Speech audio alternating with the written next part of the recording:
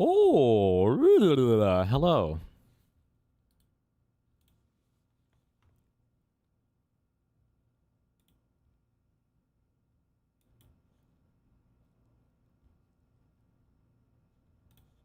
I need my hot chocolate. It's coming. Hold on.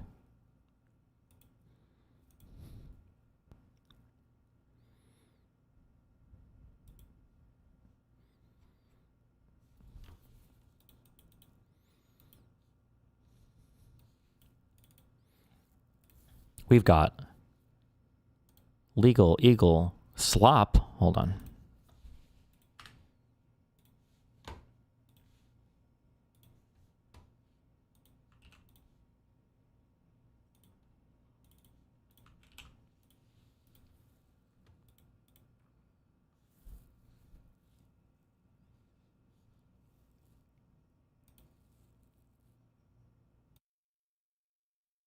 Boiling in its own water. America, like a frog boiling in its own water, America is slipping towards authoritarianism, and it may already be too late.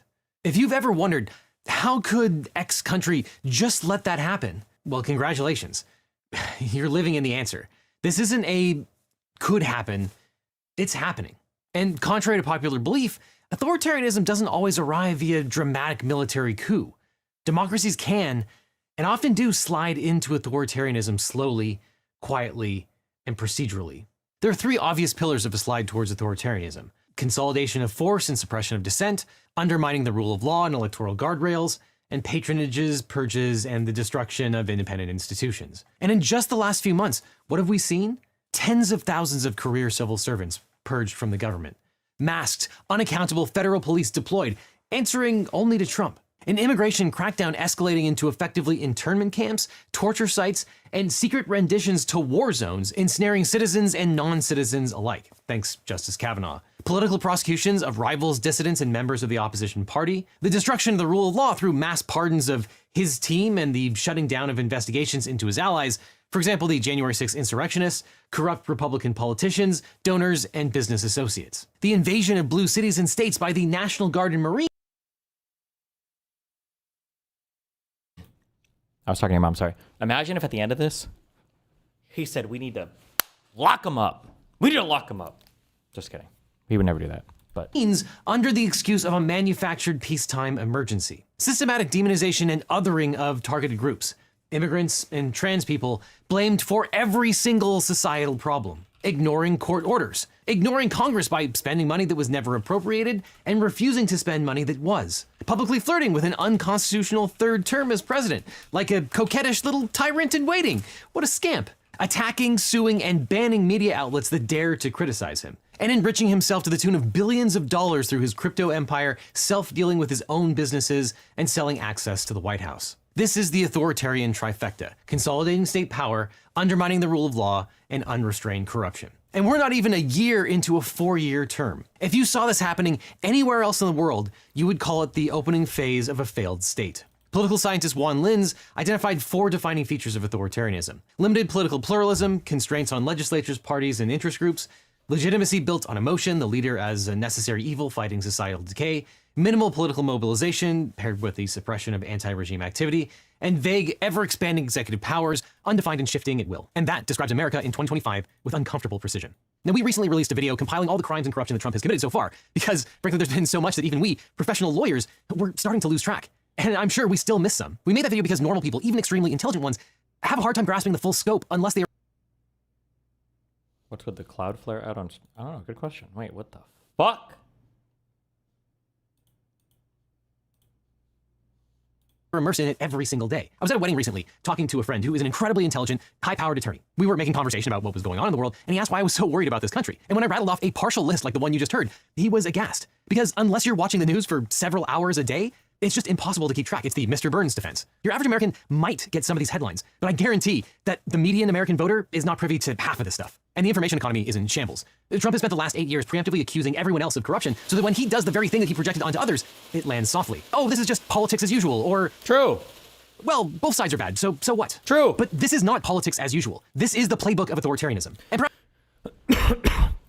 I've said this and it might come out, I don't know how long it's going to take that Israeli dude to compile the interview, but it is very annoying that every time I talk to, I'd say like a normie, but not even a normie, like even like a relatively politically inclined person who's like kind of in the know about political stuff, when I start rattling stuff off, they don't know anything. They haven't heard of any of the things that I'm talking about. And I'm like, okay.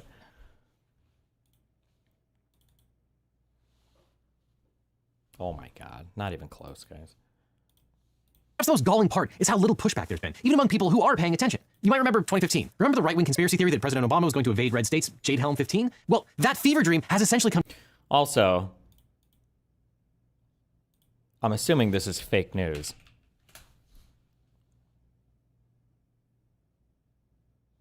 There's no way I'm getting... Somebody tried to troll me, I think, in my DMs. Somebody said that yesterday Hutch was justifying that there might be some merit in giving Trump a pardon. There's no way. That was absolutely a troll, right? Hutch would never, ever do that, right? True, except it wasn't Obama, it's actively Trump, and it's going on right now. And all those Second Amendment tyranny resistors are suddenly mysteriously silent. Even worse, Trump and his surrogates now whine that simply calling their behavior authoritarianism itself is an incitement to violence, thus justifying further crackdowns. This is the logic of a wife beater. This is gaslighting on a national scale. And early in Trump's second term, we were asking, is this a constitutional crisis? Well, yeah, it was. But the constitutional crisis is over. We lost. Yeah. Trial courts have fought valiantly, but the Supreme Court has repeatedly abdicated its role and handed over unprecedented power to the president. Not any president, certainly not a Democratic president, but to one president, Donald Trump. The Supreme Court will not save us. And for reasons that I cannot fathom, they seem to welcome the turn towards authoritarianism. Now, I recognize that it hasn't been seamless. There has been plenty of buffoonery. Trump exists in such a dense bubble of misinformation that I think he truly believes everyone else is as corrupt as he is. And that delusion has led him to empower some of the most incompetent loyalists alive, Lindsey Halligan, Alina Habba, and Emil Bove, who have bungled his revenge fantasies. And some of their ham-fisted schemes have exploded in their faces. And certain institutions, especially lower courts and juries, have pushed back. But the terrifying part is this. Their corrupt plans might have worked if they weren't so dumb. And eventually, a more competent authoritarian will step in and finish what they started. As Professor Nicholas Grossman put it, in normal democracy terms, we're in bad shape and things are getting worse. In consolidated authoritarianism terms, we're doing pretty well as the regime is haphazard, meeting resistance and growing increasingly unpopular. And I think he's absolutely right, but I'm not confident that that will still be true 3 years from now. And look, I don't think we're beyond salvation yet. We do still have a choice. But 3 years from now, a whole lot of these bastards are going to need to go to jail. There will be enormous political pressure to just move on and pretend like this never happened. I still need to find a better way to use this. Wait, hold on. I misheard. Wait. As Professor Nicholas Grossman put it, in normal democracy terms, we're in bad shape and things are getting worse. In consolidated authoritarianism terms, we're doing pretty well as the regime is haphazard, meeting resistance and growing increasingly unpopular. And I think he's absolutely right, but I'm not confident that that will still be true 3 years from now. And look, I don't think we're beyond salvation yet. We do still have a choice. But 3 years from now, a whole lot of these bastards are going to need to go to jail. There will be enormous political pressure to just move on and pretend like this never happened, arguably like President Biden did after 2021. But authoritarianism... Hey, whoever's writing this guy's script, fucking... Thank you. I feel like he got every single point in here. Hell yes. ...is like cancer. Ignore it and it spreads. Pretend it's gone and it comes back worse. And President Trump is a malignant tumor on this nation. Look, we no longer have a Republican Party and a Democratic Party. We have a democracy party and an authoritarian party. True. And unfortunately, electorally, there's not a lot we can do right now. But we still do have a choice. So keep pushing back. Keep protesting, keep recording, and keep talking. Yes, maybe it's time to bring politics back to the dinner table. A lot of people simply don't know the scope of what's happening. Because it's bad. But I believe there is still time. But just...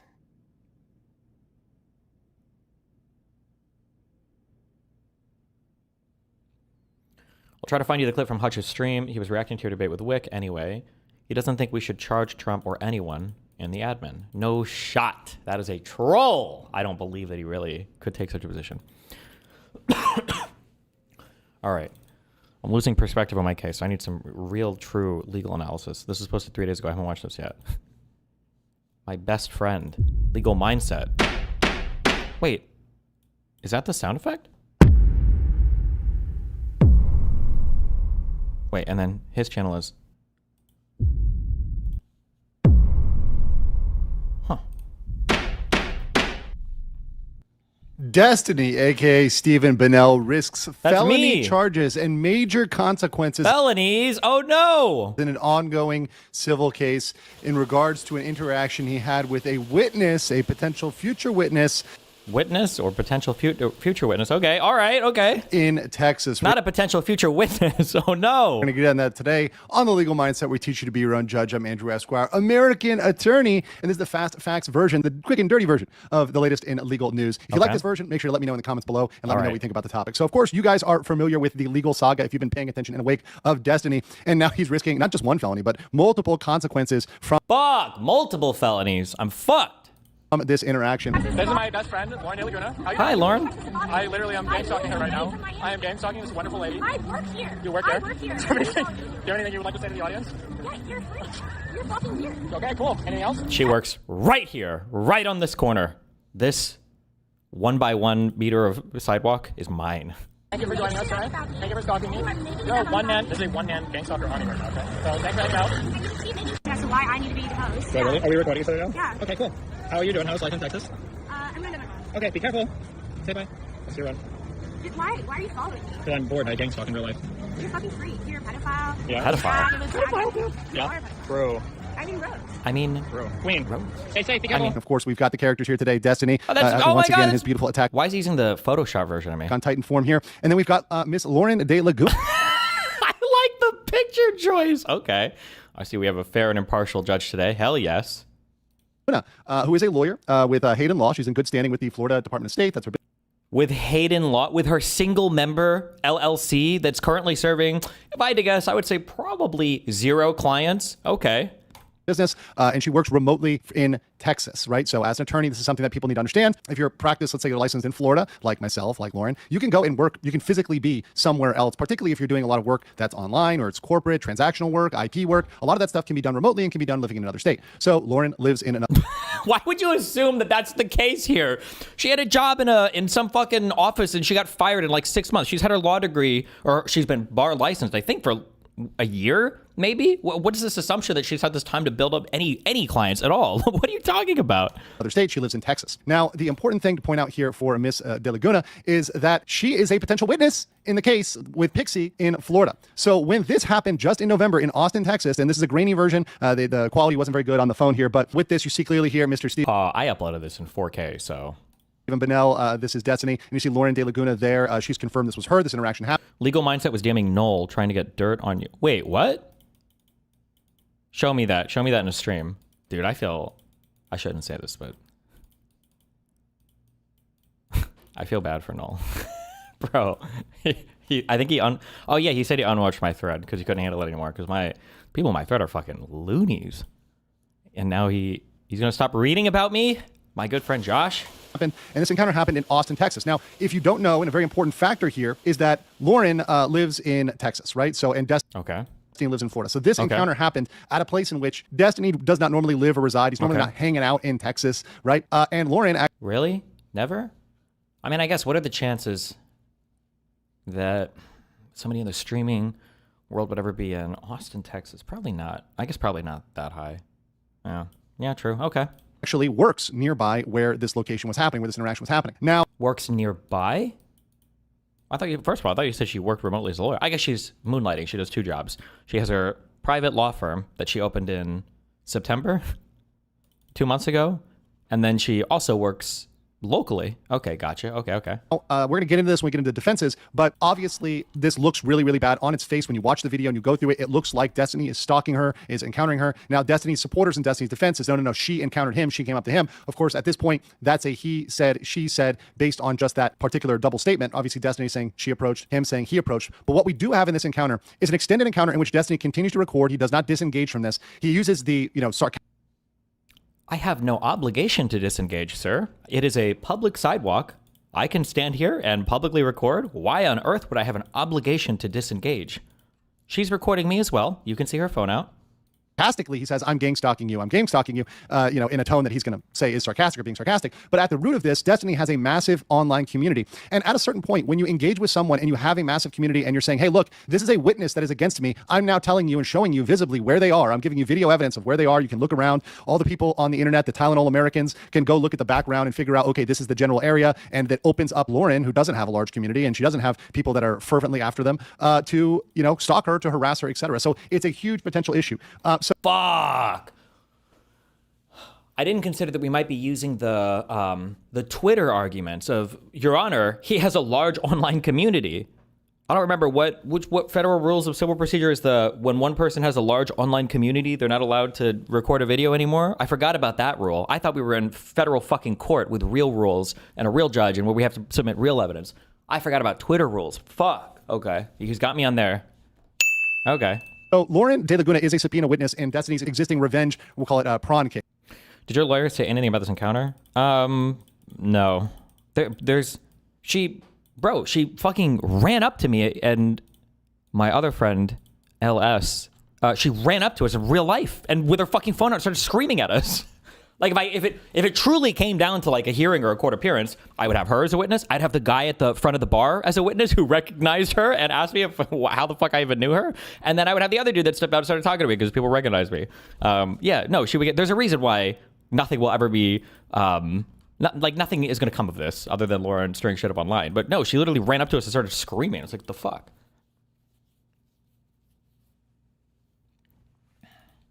Why didn't Lauren record this Ellis person? I'm sure she did. My guess is she was probably trying to get either of us to say something crazy or stupid, but I don't know.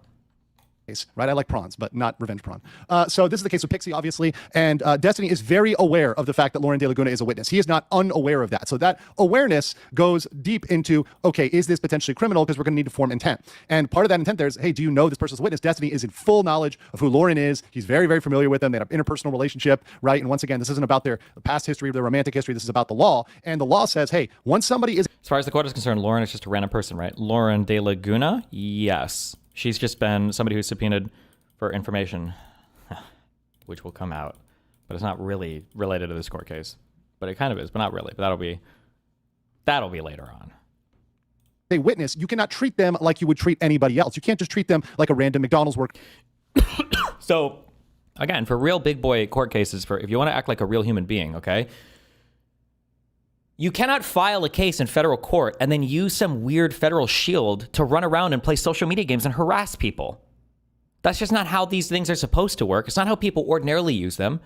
And nobody's going to take this seriously in terms of, what, am I going to get sanctioned? Forget sanctions. This guy's saying I'm going to get a felony charge? Like, I'm sorry, but you can't be involved in a court case and then weaponize that to run up and start recording me and screaming at me and screaming at people I'm with. At 3:30. Wait, hold on.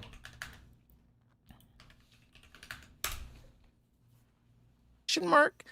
Legal Mindset came after Ricada became really popular. He initially started his channel talking a lot about VTuber drama, if I remember correctly. He's an expat living in like Thailand or Vietnam or something, I think Korea even, and he's got a wonky eye.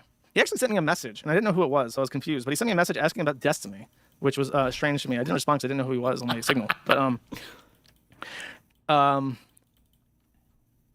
by the way, the Destiny lawsuit is going horrifically for Pixie. And if she loses, that's expected at this point because her lawyers are apparently incompetent.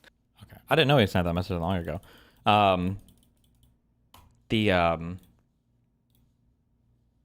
Yeah. Listen, me and Noel have no problems interpersonally, okay?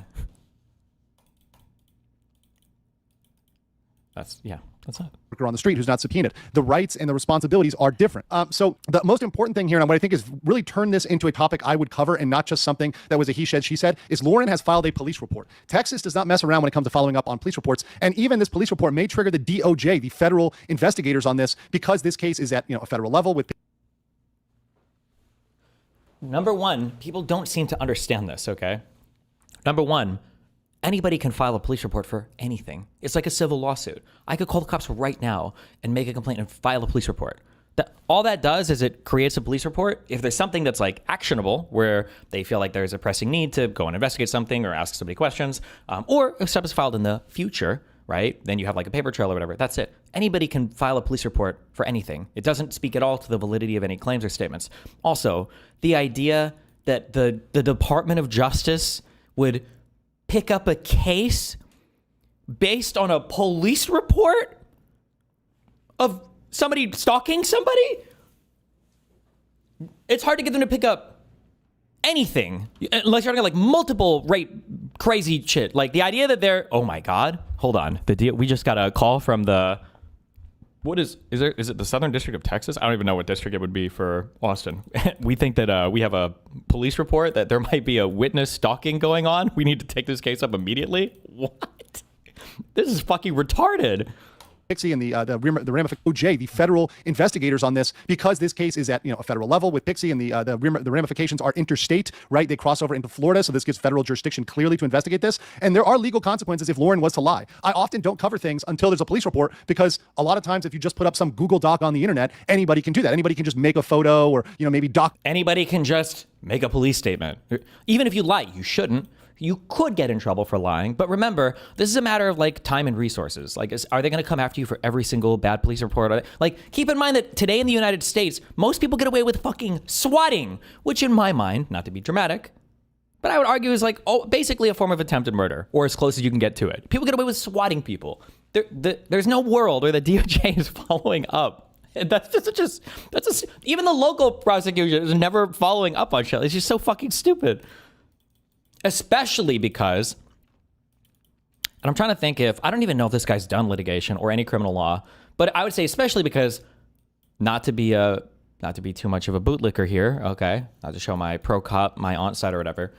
Cops, we see the worst of them on YouTube, but generally speaking, cops have like an okay, like bullshit detector. When you call in and you're making a report, cops gonna ask you questions, and they'll generally like, okay, this is kind of fucking retarded. This is kind of actually some real ass shit, Generally, they'll figure this out. Generally, not in all cases, and some cops are pieces of shit. But just this whole thing is just. I wasn't gonna talk about this until there's some proof. But then when she filed a police report, it's like, okay. If you just put up some Google Doc on the internet, anybody can do that. Anybody can just make a photo or, maybe doctor evidence or do whatever else without filing that police report. But once you file that police report, there is something that can be held against you. And for all of those who may not know, I know a lot of you remember him. Let's just remind you of Juicy Smooth, Jussie Smollett over here, who suffered consequences for a false police report claiming he was beat up by MAGA. Funny enough, there was actually an incident recently about a woman who faked a attack. So he didn't just make a false police report. Didn't he call one? He called 911, I believe. And two, he literally fabricated an entire hate crime out of whole cloth. And then three, was getting a ton of media attention about it as well. All of these factors played heavily against him in court. The idea that it was just a bad police report, there was way more than that. Just now in Trump's second term, cutting herself, having a fetish artist, I believe, cut her up with razors and pretend she was attacked. These sorts of things, when you file a police report, when you fake it like Smollett faked it, you can face real consequences, and you should. We should not have people and incentivize them to be filing fake police reports. Like, honest to God, here's like the easiest way that you could just cook the fuck out of me. Like, I'm so buried right now because I know for a fact the only reason I pulled my phone out is because Lauren De Laguna was recording immediately. That's why LS, the other person, that's why she ran, because she's like, I don't know why the fuck this crazy person ran up and started recording us. Lauren De Laguna could just release the footage. Just show her phone with me stalking her, with me running up to her, with me and the other person, approaching. Just do that, and then I'm cooked. Because she was recording the entire fucking time. She has way more footage of this than I do. And that's it. And then I'm cooked completely. Dump it. Why not? I know she was recording for multiple minutes because she ran down and tried to talk to the other person that was with me, and then I eventually ran down to see what the fuck was going on, and yeah, just release it. Why not? She's got all the footage on her phone. So to the extent Lauren De Laguna lies on her police report, she now has consequences. So I have to take it with a level of seriousness that is more than just an empty online accusation. Then why not ask Lauren for the video to review privately? This isn't just somebody angry tweet. Do you think this guy's actually schizo or just an unhinged hater? Well, it's really hard with this guy because I think he is kind of an unhinged hater, but he's also posted stuff that has like reeked of manic, like some kind of mania. This was a while ago. It was a Fast Facts one. I don't know if he still has it up or not, but it was weird. Was it this one? No.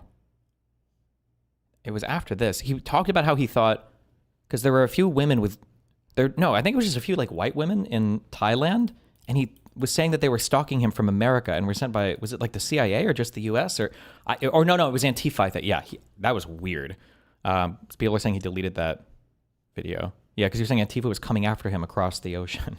I have to take it with a level of seriousness that is more than just an empty online accusation. This isn't just somebody angry tweeting. This is somebody that's actually gone through and followed up on what they said. So let's talk about the legal consequences for Destiny here if he was found to be engaging in this, because once again, as a party in a lawsuit, you have different responsibilities to the witnesses. You are not just like a random person on the street. So the first thing, and we'll talk about the federal crimes, the state crimes, and the civil kind of consequences for his ongoing case. And there's a lot here, guys. So if you see 18 USC section 1512, we've got all of these crimes under various subsections. The first is intimidation and corrupt persuasion. So knowingly, and once again, he knew she's she's a witness, right? Intimidating, threatening, or persuading a witness, or attempting to influence testimony. So here's the thing. Was the behavior he was engaging in by Destiny going up, approaching her, or whether he was approached, whatever, but by filming that, by engaging in this, by talking about gang stalking, by publishing this to his very activist community, a community that we have all the evidence for, the online community is a clear testament to the fact that they will go out and do things on Destiny's behalf. Go out and do things?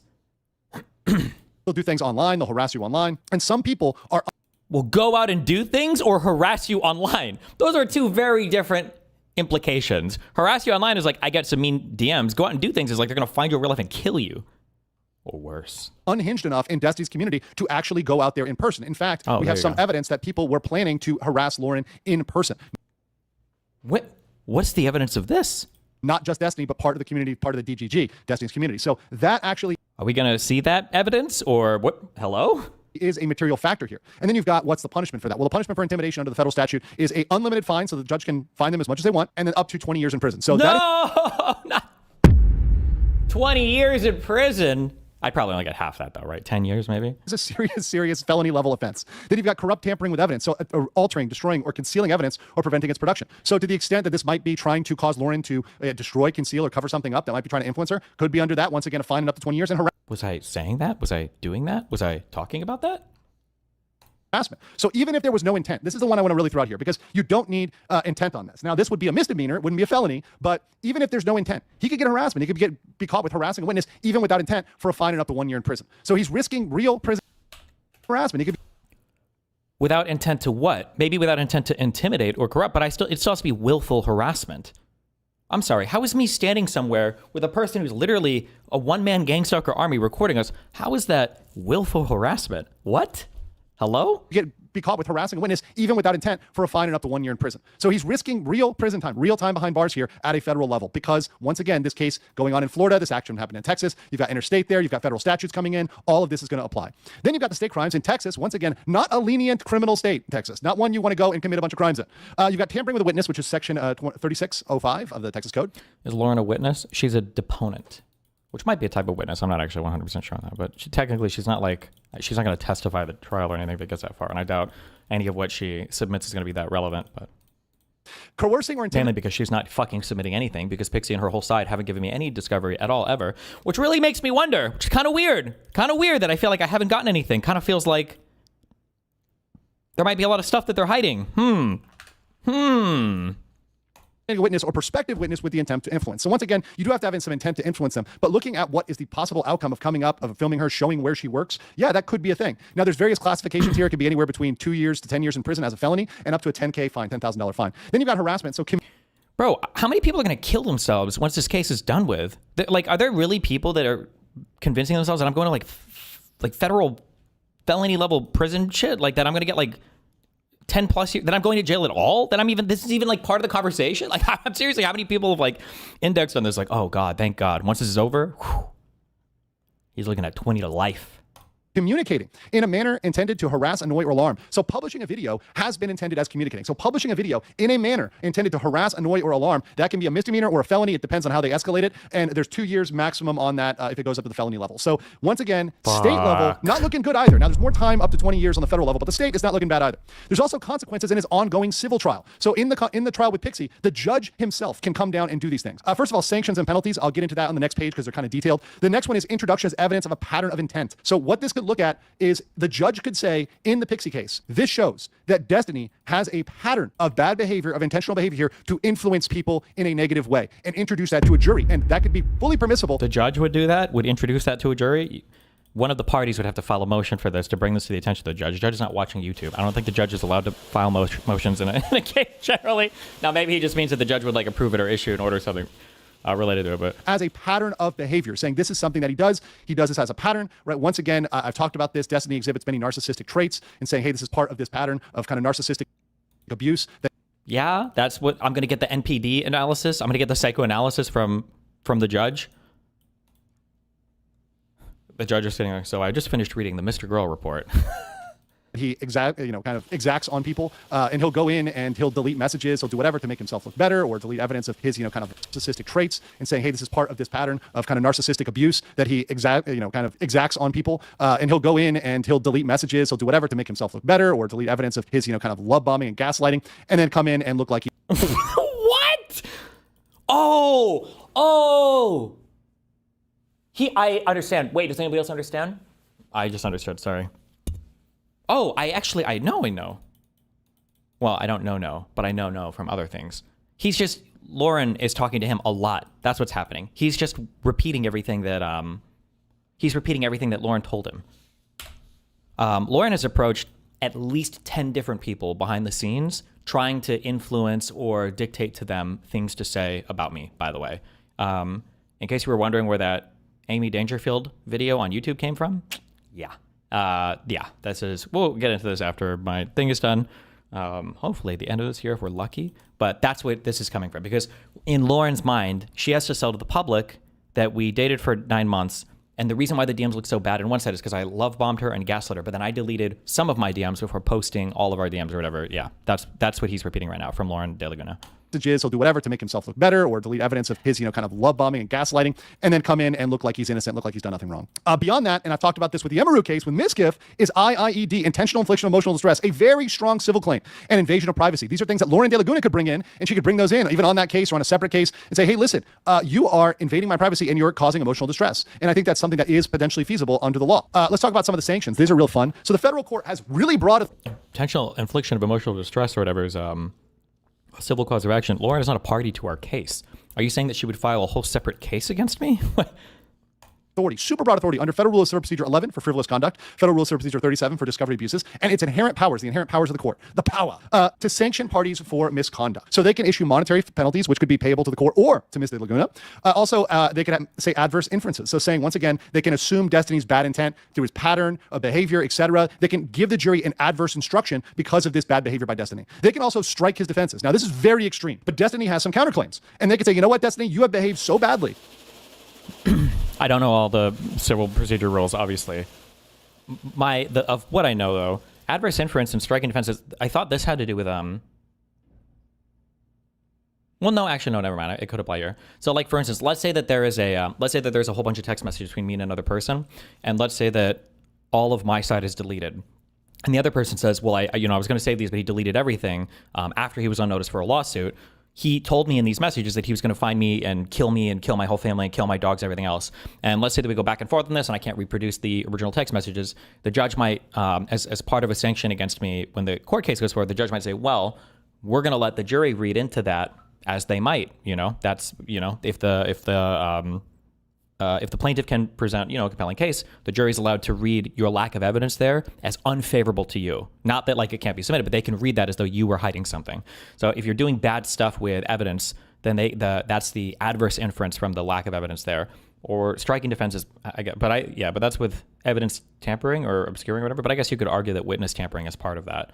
So like if let's say somebody was going to be the lead witness, and then let's say that I found that person, and I don't even know what that would look like, actually. I'm not sure. But they decide not to testify. Maybe a jury could look into that unfavorably. Maybe that would be like an adverse. Maybe. Yeah. You are so bad that we're just going to remove those. Now, that's extreme. I don't think they're going to go there yet, but it's possible, ladies and gentlemen. You also have contempt of court. We've talked a lot about that. That's a broad power they can exercise. Elevated punitive damages. So let's say Pixie was to win, they could issue harsher punitives because punitive damages are meant to stop harm to others. And the judge could look at that and say, hey, look, listen, if this isn't stopped with Pixie, other people are going to be suffering this thing under Destiny as well. He's going to go out and repeat this pattern of behavior. He's going to go out and do this again to other women, to other people. Once again, women and men, I don't think Destiny makes much of a difference there with either one of them. So other men and women are going to be hurt by this when he engages in romantic and or deviant relationships with them. True. Also, there could be a permanent no contact order issued for Ms. De Laguna that she could obtain from the court. Please, I have no problem with that. I would co-sign it. I don't know if you can do that. If she wants to do like no contact or some kind of restraining order, I'd be fucking A-okay. Actually, I'd have to look at it to see if it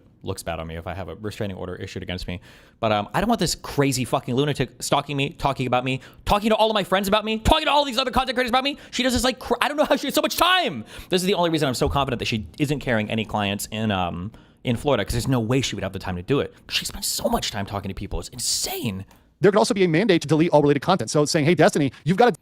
Maybe I'm being retarded, but have you ever considered suing people like Legal Mindset, or is there no case there? This feels like defamation, especially because he's a lawyer. Well, I mean, like he could reasonably just be an idiot and think these things. I would have to prove like a malicious intent, actual malice or whatever. I have to prove that he was knowingly lying about these things at the time. And I don't know what the bar for that is quite high. And it's a lot of money in cases. And listen, I'm done. After this, my legal adventures are over. Okay. De Laguna that she could obtain from the court. Well, one more. Master, I have to go all out one more time after this one. There could also be a mandate to delete all related content. So it's saying, hey, Destiny, you've got to delete that video. You've got to go in there and delete that because that is harassment and that is leading your community even to harass. I believe the damage is already done nowadays because things just go up so quickly. But I think it would be a step to show the court does not approve of what he does and make him actually come back and behave. Because listen, if there's anything with Destiny, he's not going to listen to people on the internet. He's not going to. The funny thing is that what the court doesn't like is when you play stupid fucking games and waste the court's fucking time. It's so annoying that like, it's just a game to these people, I guess. It's annoying to me on a personal level, obviously, reputationally, psychologically, monetarily, but it's also an annoyance to the federal court system. You're clogging up the docket, you're wasting time of a federal judge that could be looking at a real case otherwise, and you're playing games with all these protected statuses, you know, trying to use the court to shield you from public accountability when you're engaged in weird harassment campaigns. And the funny thing is, if he would have just read anything that the judge has written about my case, he would see that more or less the judge is saying that, right? You know, there were a billion different people saying, oh, Destiny's talking about his case, he's screwing himself over, blah, blah, blah. But it was Pixie's public statements about how she wanted to hold me accountable and she wanted to financially punish me that hurt her when she got ruled against for her preliminary injunction. This idea that I'm doing something wrong or bad when like these other people are acting like lunatics is just unhinged. It's crazy. Listen to people that are trying to advise them, even give them good advice. The only thing Destiny's going to listen to is the cold, hard consequences of the law. So let's talk about his defenses. The she approached me defense. He claims, of course, self-protection. The recording was in self-protection. Well, yeah, but that's not a legal defense. That's just why I started recording. The presumptions are against Destiny here, though, because let's even take that at face value and say that she did approach him. First of all, you're not a Texas resident. What were you doing there in the first place? Maybe, let's put it out this way. He was walking around in that area and she approached him, but did he happen to just stumble upon the place where she works? It's 6th Street. And what was I doing there? God damn it. What was it? I don't even know what the oh, was it this? If only there was a huge fucking political event that was going on. If only there was a massive political event that was going on over the weekend where this happened, that would have been a reason why I might have been there. And then why would he have been on literally the most popular street in the entire state of Texas? I wonder. Nah, no shot. Must have been a coincidence, I guess. He was walking around in that area and she approached him, but did he happen to just stumble upon the place where she works, where her workplace is? Was that just really random coinky-dink that he just ended up in a place where she works? That's questionable. There's also What? a large activist community, which, as I've mentioned, is against Miss De Laguna, does not like her, and they've been known to go out and do unhinged things, right? They might be trying to swat her, they might be trying to chase her, stalk her, who knows, with some unhinged people in the DGG. The other argument, this one I heard, was it's a street, bro, it's a street. Yes, if you're just two random people on the street and you happen to run into somebody on the street, yes, that is just a street encounter, and as long as you move on, right, you move on quickly, there isn't necessarily a problem there. Here's the issue. This is a witness. Witness can't be harassed anywhere. It doesn't make it okay to harass a witness in the street. It doesn't matter if you're in McDonald's, it doesn't matter if you're on your car, it doesn't matter where you are. You can't, there's no exception. The law doesn't say you can harass a witness. You can't harass a witness unless it's on the street, right? Again, she's told you so much, Legal Mindset, and I know how fucking pathetic you are. I know that you've only fucked women that can't speak English, that you've whatever lured or trapped in your little weird fucking web of methamphetamine-induced lunacy overseas. And I know that Lauren De Laguna might be the first white woman in a decade that's given you attention, and you're captivated by her and her big boobies, and you miss it so much, and that's great. And I'm glad that she spun her little web of lies for you, but all you would have to do to, I need that, bury me, bury, no, I don't, I would never use that. All you have to do is ask her for the video. She was recording the whole time. Ask her for the video from the start. Send me the video. Especially because she was recording. If I approached her, she should have it. It should be so easy, right? No, you can't harass them anywhere. period. So that it's a street bro doesn't really work. Also, the engagement was extended beyond necessary. He did not need to stay in that and stay on that as long as possible. She didn't need to stay there. She's the one that left at the end. She could have left at any time. I'm not holding her there. I'm standing on one of the most popular intersections in the entire state of Texas. I think we're like a block from the mothership. If anybody's down there, you know, I think we were going to go to that, I think the bar was called like the Shakespeare or whatever. And then we moved to something. But this is like, it's literally, it might have been the most popular corner in the entire state of Texas. Maybe. But like, it would like literally, she could just walk away. She doesn't have to stand there at all. Why is she sitting there talking to me, recording me? Like, I'm not chasing her. I'm not following her. If he wanted to record it for his own safety, he could have recorded it and walked away and not talked about references of gang stalking and not made a reference that she works around there. Ooh, I wonder if he's personally upset by the gang stalking thing since he's like schizo a little bit. Pushed her, right, and made that accusation that she is the stalker, and therefore she responded. She works there. He kind of baited that out of her. Therefore, now the whole community knows that and can come harass her. I baited that? How am I baiting? Oh, she could just walk away. Why is she running up to me screaming at me? So I think that burden is there. Also, saying Lauren is lying and calling her a liar, well, she filed a police report. Did Destiny file a police report? No, he did not. So I didn't file a police report because she didn't do anything illegal. She's just a fucking weirdo. Why would I file a police report because somebody walks up to me and starts shouting at me? What do you want me to? Why the fuck would I file a police report on that? I don't think she did anything illegal. She's just a fucking weirdo. What? once again, I tend to believe the person with legal consequences behind them, not the person who has nothing on their side to prove it because they haven't actually filed a police report. If Destiny is really serious that it was Lauren who came up and harassed him, file a police report in Texas, Destiny, because I don't have any evidence. Well, I guess actually that's true. I could get the guy outside the bar, and I could get the other L that was with me. What would be the point, though?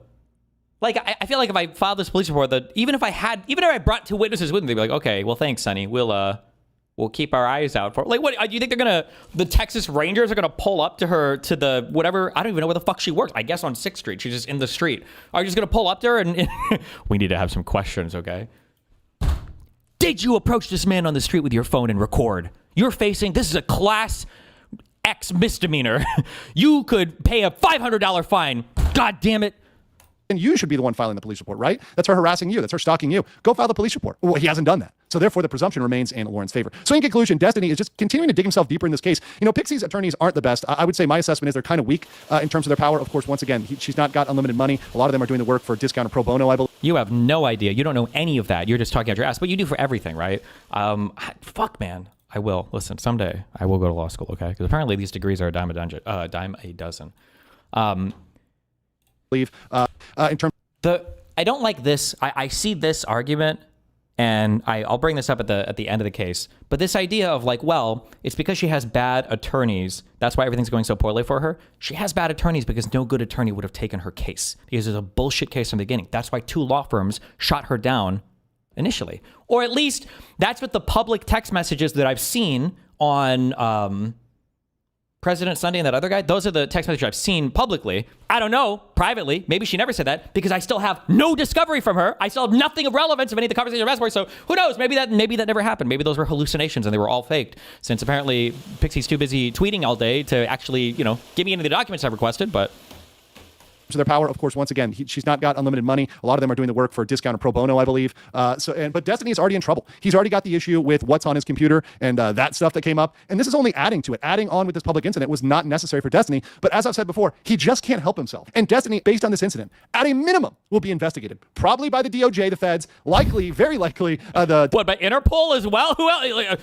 L is on the case. Like, what? At a minimum, will be investigated. Probably by the DOJ, the feds, likely, very likely, the Texas is going to go hard on him, even harder than the DOJ. But we'll see. They both might go very hard on him. But he's going to be investigated for these multitude of potential crimes. Guys, what do you think about this? What do you think is going to happen with Destiny in this case? I will catch you on the next one. Aren't you supposed to have access to Discovery? Yeah, you are. Crazy, huh? Kind of weird how that works. Who's going to take over? Mr. Mooten? He can do a stream with Nathan while I'm in prison for 10 to 20 years.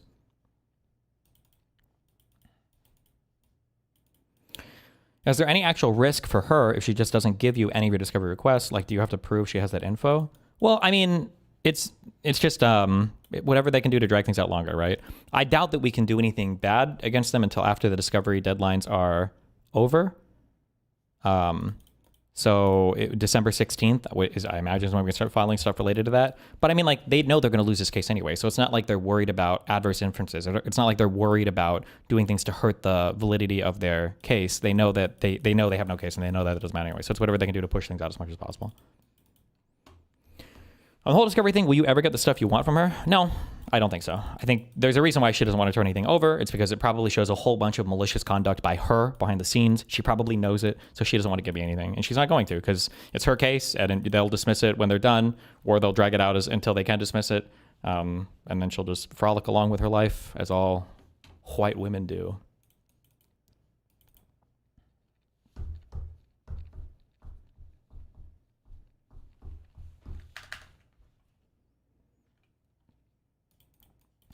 What did she turn over so far? I can't speak with specificity to what was turned over because the discovery stuff is governed by a confidentiality agreement, I think, like the protection order. But like of all the stuff she turned over, basically all of it is just like messages from a shared group chat that we were in with 6 other people. There was a group chat that we had for me and like 5 other people that all lived in Miami.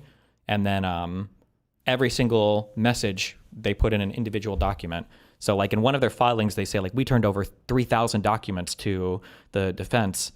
Of those 3,000 documents, like 2,800 of them are just messages from that group chat, which I don't even think I asked for, but you know, it's cute. Good waste of time. Good memes.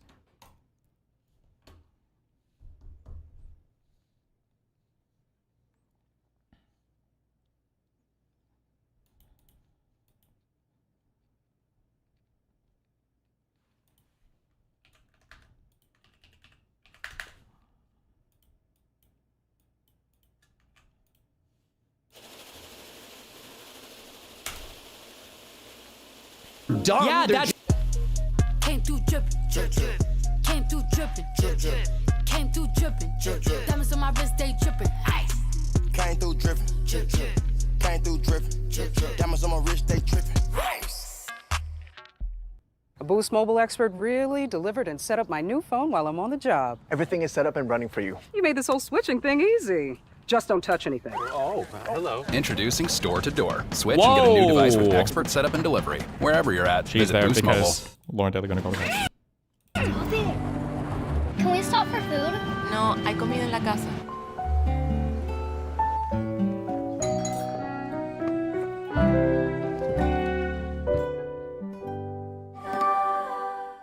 Fine, and those people are enemies to my stop. Fuck. Country. That.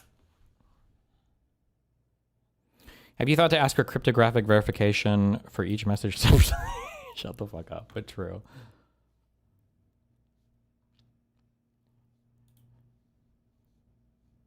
Wait.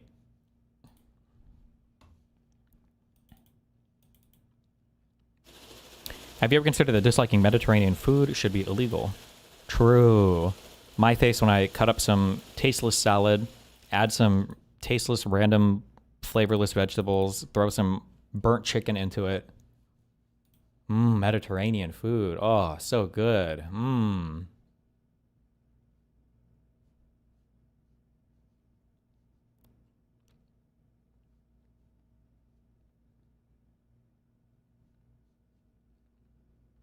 Hold on.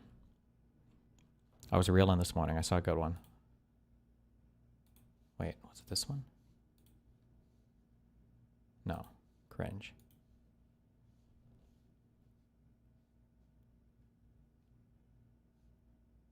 Wait. Oh no. This is Pixar's next movie, guys. Excuse me, would you like to join our meeting tonight?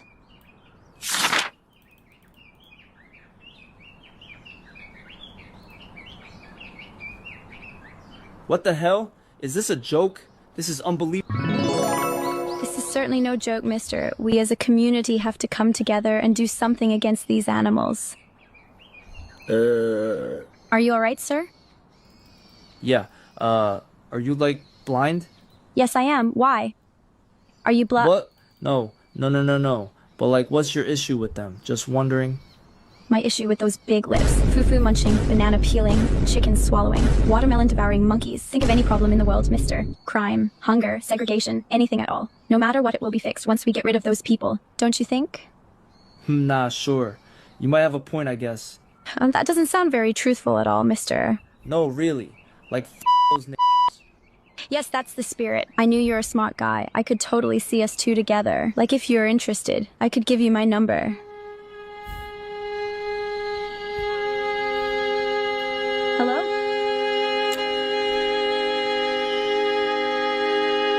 You still there?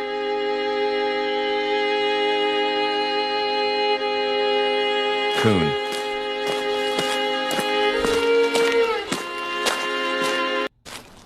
Excuse me. Unbelievable. Okay, sorry. That was my good poll today. Wasn't me in position, bro. They're dumb. Gun fanatics. Wait, what is this?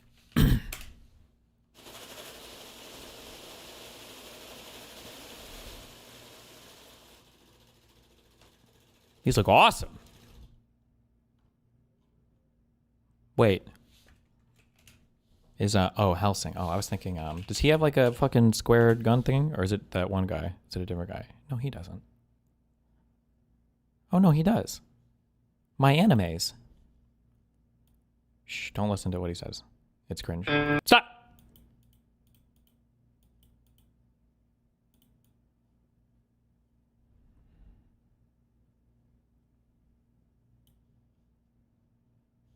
Okay, I don't remember. Don't remember, don't care.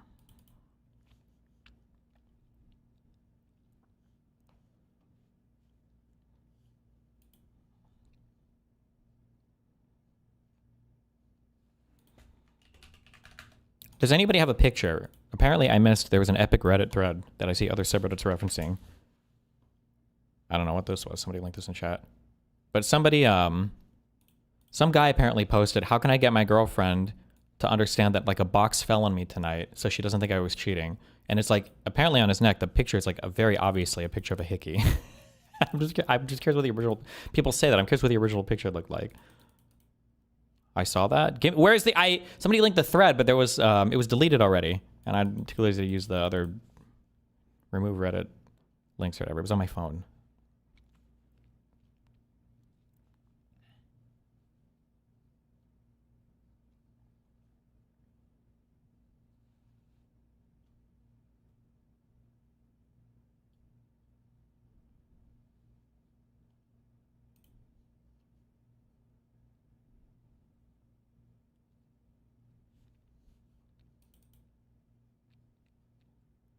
Using that thread to convince us GF?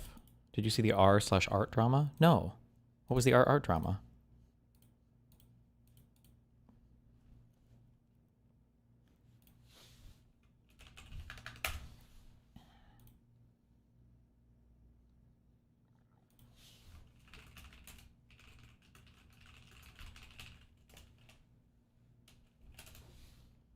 All the mods quit.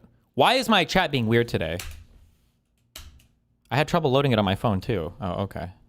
r/art drama. You want to know a thing? I realized this in the past, and I even bullshitted myself into believing this. And I think I even gave this advice, but it was always bullshit. Every time you had weird issues come up with your internet, and no one actually knew what was going on, who knows what the equivalent to just restart it or turn it off and on again? Does anybody know what the equivalent advice to that is when it comes to internet? Yes. It's your DNS, bro. How does that make sense? What does that even mean? The page is lagging. I'm connected. I'm not trying to translate a word to an IP. How is it the DNS, bro? It's just DNS, bro. You got to reset. Are you using Google DNS? Or are you using your default? Oh shit, you got to try. Did you try ipconfig/? Did you try flush DNS? Did you try that, bro? Like maybe that'll. Oh, sometimes you got to like. Oh my god. But I would even say it to people, and I would even mindfuck myself sometimes into doing it. It must be my DNS. That's why my ping is so high. Oh my god. Try changing to the Google DNS, bro. Try using a different. Oh, it's because you're using your ISP's DNS. You know, it's not that. Okay. While you're on the site, unban me. I donated last night, bro. You are schizo. Okay, you are quarantined to kick chat for now until you get medicated. I'm sorry.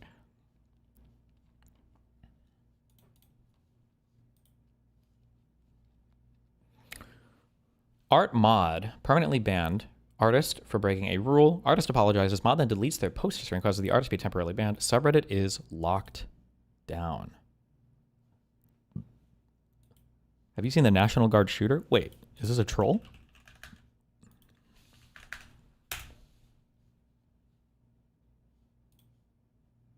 Is this Mr. Mohammed Boutin? This is a troll. You edited this. Not funny. That guy's a murderer.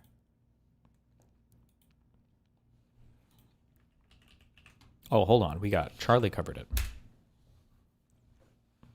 In life, there are few things in life as pathetic as being a proud Reddit moderator.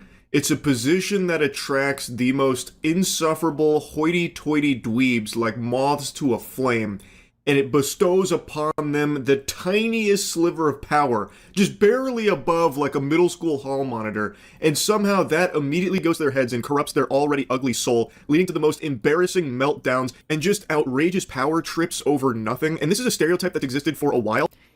Oh my god, I just thought of the most Kino fucking shit in the world. Fuck, this would be so fucking Kino. And I bet the guy would do it because he seems like a funny, cool dude. I think he gives interviews and stuff. Somebody needs to go find Zimbardo, okay? Not the guy from, this is not Bronn from Game of Thrones, okay?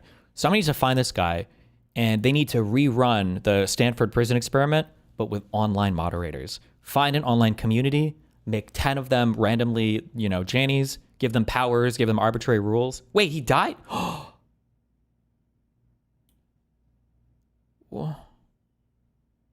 No. He was only 91. Damn, he was like 85 in this picture? He looks pretty good for 85, 86, no? Bro, these boomers are never dying. We need the homes back. We need the homes back. They're like fucking... They're like Google Chrome with memory. We need it back. We have to kill the process. We need the memory. We need it back, okay? The RAM is too expensive. We need those homes. We need those homes. Just kidding. I love the boomers. Okay.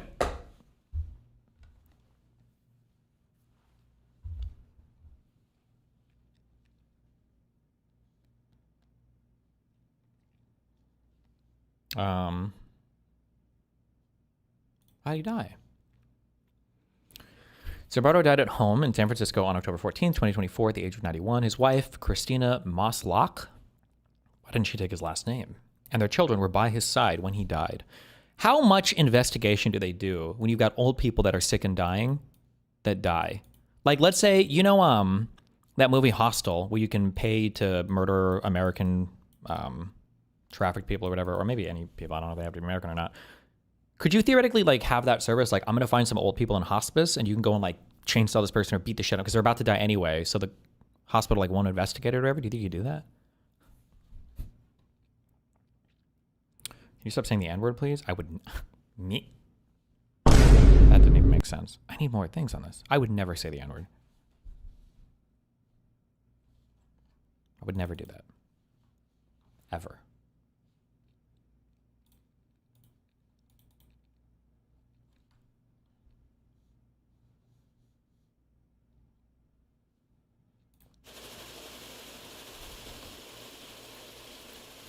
And it seems like it's just the truth of being a Reddit mod. Like, this is just the sad reality of the people that take up that mantle. They think of themselves as fucking Batman, but what they actually are is down some hostile mods. So I'm going to go over the most recent one from, I think it was yesterday. And then I also want to give you a little, blast from the past from a previous instance where one of these mods went nuts. But this one I think is quite special. So what happened is there's an artist named Hayden Clay who posted his art on the subreddit. It got very popular, and in the comments he was replying to somebody asking for more information about... Uh-oh. Did the AI art accusations come down? His work, and he mentioned that, you can find my work here, and there's also some prints available too. Please let it be about AI. Oh god, I'm about to come. Oh god. Very quick reply to a nice comment. And one of the rules of the subreddit is you can't be like self-promoting your work, so you can't be like advertising prints or anything. So because he used the word prints, it got the whole post removed. Just blasted to the shadow realm. They smited it. So Hayden Clay was pretty upset, so he messaged the mod about it, trying to get further clarity, and maybe he could try and find a way out of this pickle here because he felt it was unjust. There you can see the comment that got him banned. I have a whole...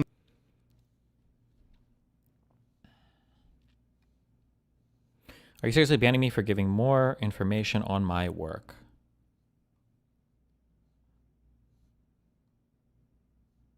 Ooh. A miniseries called Clear Boundaries with Prince available.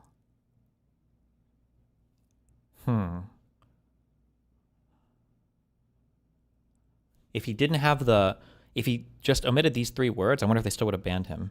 Maybe not. So one of the big issues with the subreddit drama post has all this info, sure. One of the big issues with some of these subreddits, this is legitimate, it's like a very hard thing to moderate on, is back in the day, like 15 years ago, back in the day, you had these communities that popped up and people were posting stuff in them because they like contributing to the community. They're artists, they're, OnlyFans girl, not OnlyFans back then, whatever, porn people, I don't know, people that took nude selfies or whatever. And they posted stuff and it was like, oh, cool, we'd like to come here and enjoy this and come here. Oh, I get it. And it's a cool community of people. And then eventually people start coming in and they're like, hey, look, I did an artwork. Also go buy all my shit here. Or, hey, look, here's like a partial nude. If you want to see the rest, go to my, buy my Snapchat here, whatever, right? And then the issue that you run into is soon these communities just become massive advertisement boards for anybody that wants to go and post there. And I was like, oh, well. And then it just kind of feels a little bit lame. So a lot of these communities will usually explicitly ban, advertising of your material or content. But if somebody asks you like, oh, hey, this is a cool picture, like, what do you do? Or can you give me more about it? And then somebody responds, well, hey, it's part of a miniseries I do. I feel like the boundary gets a little bit unclear here. But if you were to say, well, no, this is fine, then obviously the next step would be every single person would just post stuff and then make a bot or have another account come in and say, oh, can you tell me more info? And then say, oh, you can buy it all here. Yeah, I don't know. Miniseries called Clear Boundaries with Prince available. Just a very offhanded remark about having Prince available, and it was removed because of that. So he said, are you seriously banning me for giving more information on my work? No, I banned you for breaking our rules. But I can also remove all your old posts as well if you'd like. Damn. Oh man, this guy's no nonsense, tough as nails. You don't tussle with a muscle, r/art mod. Oh, brother, watch out. He's coming down with the iron fist. This is so fucking silly. So, like I said, the rule is like no self-promoing or whatever. You can't be mentioning where they can purchase your art or anything like that, which he wasn't really doing. It's an offhanded reply to someone that was saying they'd like to have the art in their office or whatever. Like it's such a stretch to even have that be like a violation of their rule in the first place. I wouldn't say it's like such a stretch, but like it seems like the guy didn't link his stuff. It's not like he'd link like buy here now, Black Friday sale, go buy my print. If somebody's asking, I feel like it's kind of weird to say, well, I can't tell you anything more about this because I'm worried that I'll be in violation, that fucking Janny Batman is going to come and fuck me up. That's not what the rule was. What is the rule? Hold on.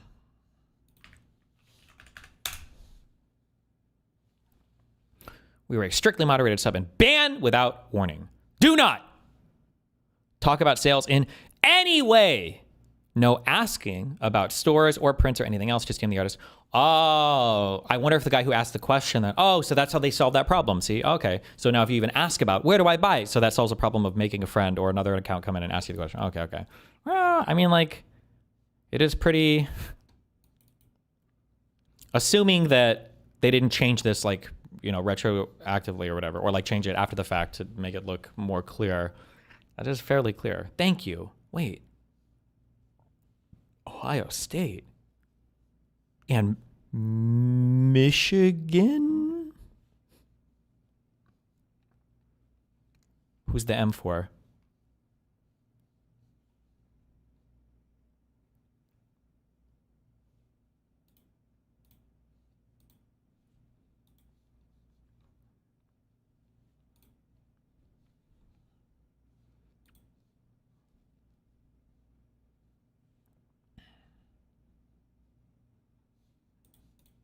It is solely because the word print is there. What sheets did you end up getting? I got the whole Lux bullshit from that one site. And you know what? I've used them for 3 days, and so far I like them. Okay. Supposedly they get better after you clean them a few times too. They or wash them, they get softer or whatever. So far, I'm okay with it. I also bought a big boy blanket. I bought a real adult thing that I'm still going back and forth on called a duvet. So you have like a thing, and then you put the thing in the thing, and then you close it with buttons, and it's like a thing, a real thing. an unbelievably stinky loser. This guy is working for free as the moderator of a subreddit, and he thinks he's doing the Lord's work here. He's treating himself like he's fucking Jason Bourne or something. Oh my god, it's so sad. I can literally smell this guy through his messaging. I already know when he's a villain. I'm sorry I mentioned the word. Oh, he's such a worm. Fuck, okay, I don't listen to this. Okay. Are you seriously banning me for giving more information about my work? No, I banned you for breaking our rules, but I can remove all your older posts if you'd like. Just delete the comment and move on. Sorry I mentioned the word print. I would permaban this guy. I would do it. Just delete the comment and move on. Excuse me. What, are you my boss right now? Excuse me, what?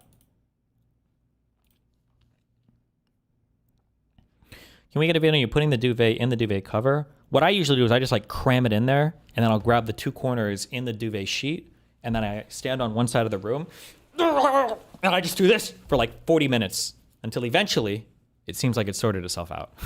That's what and then I throw it on the bed.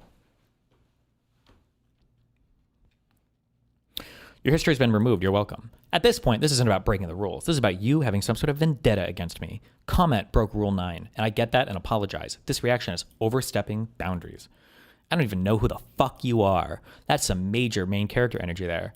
This Janny is like, he's Janny tripping for sure. But this user is also protagonist tripping, okay? These guys are made for each other. Both these guys are made for each other. Says the power-hungry mod who deleted all my posts because I asked a question. You've been reported for harassment. Have a wonderful day. Nice job making this a worse place for artists and those who enjoy it.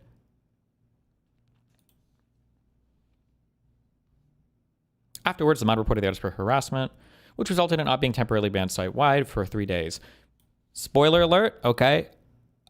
Be careful. In my opinion, I would never message a Reddit mod for anything, because my understanding is that basically any time a Reddit mod doesn't like a user, if they report them for harassment, you basically always get 3-day banned.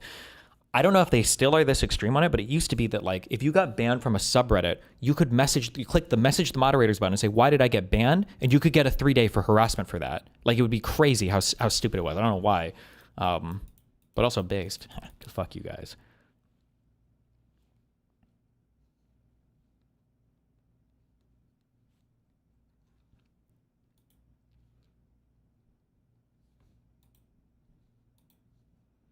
Fuck Reddit. Permanently banned from posting art because I mentioned the word print. Damn.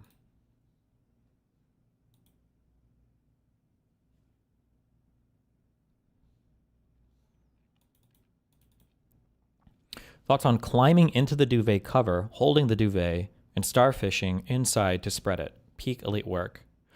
I usually try to think of things, like sometimes before I embark on things, I try to think like, if I get caught dying doing this, would this be one of those like really stupid, humiliating ways to die? That sounds like a thing that you could do that like seems funny, but somehow your leg would get stuck a little bit and you try to move and all of a sudden you'd start suffocating and then you would die in a very retarded way. Like I feel like one of the worst, most humiliating, stupid ways to die was that,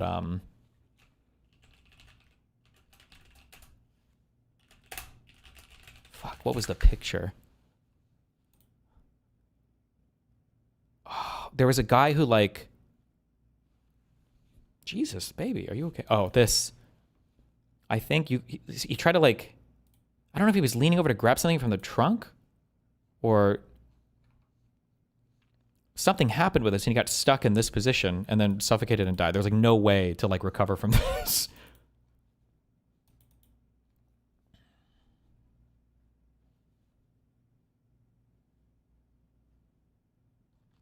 You only bought a duvet because of the anime song from Lane, You Weeb Admit It. No, I bought the duvet because when I put the things in the cart, the thing said, do you also want to get this? And it was like duvet and duvet cover. I'm like, fuck, I should, you're right. And then I clicked add, and then I got it.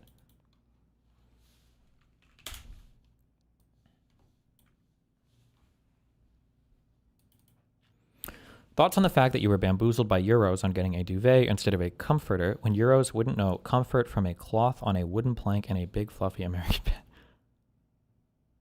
What is a comforter? Is that just a big blanket? That's a big, huge blanket, right? I don't know why you would do a duvet over a comforter. Maybe the comforter doesn't fit in the washing machine? I honestly have no idea. How do you pronounce that last name? Kyle Plush? What did you do before? Just have sheets? Yeah, and a blanket. But like I can sleep with sheets. I'm a warm person. I put out a lot of heat at night, okay?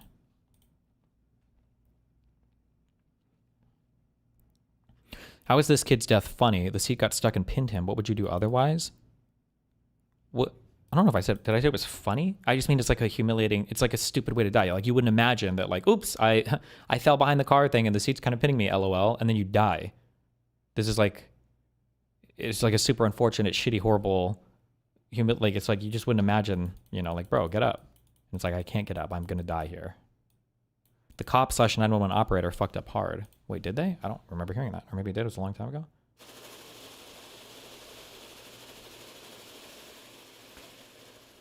No, I am not going to subscribe to the Atlanta Journal-Constitution News website. Fuck you. Don't care.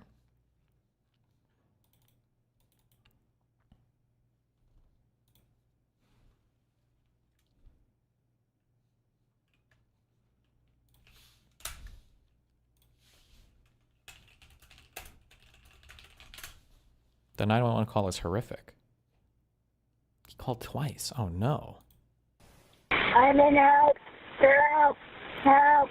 When 16-year-old Kyle Plush was trapped in his minivan out of reach from his cell phone, he used voice commands to call 911. I'm stuck in my van outside the 7 Hills Hotel parking lot. The 7 Hills what parking lot? The teen, who could not hear operators, tried to relay his location in a school parking lot. The rear folding seat had somehow flipped over and pinned him. I'm gonna die here. After a dispatcher called... Oh, man. I 100%... I'm glad I'm not the person who answered this call. It sounds like a kid who's just like stuck in a closet who's like scared, but they're not like in any danger, right? That's what it sounds like. I'm gonna die. I'm stuck in some area. I wonder if that's what they assumed on the phone. Oh, that sucks. Called Plush back. The teen made a second call to 911. I probably don't have much time left to tell my mom that I love her if I die. This is not a joke. This is not a joke. Today, since... That sucks. It doesn't sound like he's in any distress at all, right? Oof. That's a rough one. I wonder what the, That's such a rough one. Jesus. Aren't they supposed to treat all calls as serious? Well, they use their best judgment, right? Because you only have so many resources when you're running dispatch. So like less important stuff is going to be deprioritized depending upon how busy the cops are that day. How did he even die? Was the seat crushing him? I don't know how to explain this, but there are positions that your body can be in where if you relax, like it requires a lot of like strain or muscle to breathe. And as soon as you start to relax, you lose the ability to breathe. And there are certain positions you can be in where like once that happens, you'll slowly suffocate to death. I think that might be able to happen with crucifixion with your arms up. That doesn't sound right though. Maybe. George Floyd had an issue where there was compression on his body and eventually he was not able to breathe. And then it sounds like for this kid, basically, he was stuck behind the seat with the top of the thing was like pressing on his chest or whatever. And I guess he, over time, slowly lost the ability to have enough muscle power left, I guess, to breathe and then suffocated, yeah. Cincinnati police confirmed 12 minutes... Somebody said positional asphyxia. There you go. After the first call, officers couldn't find the van. But the police chief now says the dispatcher who received Plush's second call... Send officers immediately. I'm almost dead. Never conveyed the detailed information to officers who may have feared the call was a prank. Something went wrong here, and we need to find out why we weren't able to provide that help that we hoped we could have. I wonder, the thing is, I wonder how many calls they get from, I wonder how many calls they get from kids who get locked in areas and then think they're going to die or whatever. Oof. 6 hours later, Plush's father found his son dead in the van. A dispatcher has been placed on leave as police investigate. Miguel Almaguer, NBC News. Hey, NBC News fans, thanks for checking out our YouTube channel. Subscribe. I wonder what the full call was like. I feel like the way to, no, actually, you know, I feel like the counter to this would be you would just have to ask more questions about where the person is. Because, like, you could determine that, like, oh, like, why do you feel afraid or whatever? They're like, well, I'm stuck in a closet and it's really dark. And it's like, okay, you know, and, you know, you have time or whatever. It's just some kid being dumb. But if they say, like, oh, like, I'm folded over, I'm bent over, I'm stuck, I'm trapped, I'm squished between two things, then maybe he couldn't hear them. Why not? Was the phone, like, dropped on the thing, or? First 6 minutes is more info here. He used voice commands because he couldn't reach it. Ah, damn. 35 minutes? What the fuck? Oh, this is the whole 911 call. 911.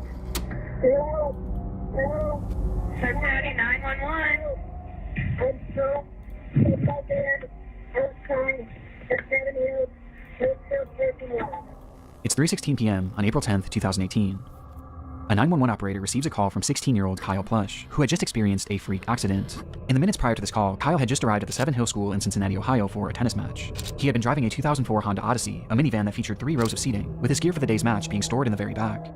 In order to retrieve it, Kyle climbed to the back of the vehicle and reached over the 3rd row seating, extending his body as far as it could go in order to grab his equipment, when suddenly, the seat's folding mechanism was engaged, causing it to collapse into its storage position, taking Kyle with it.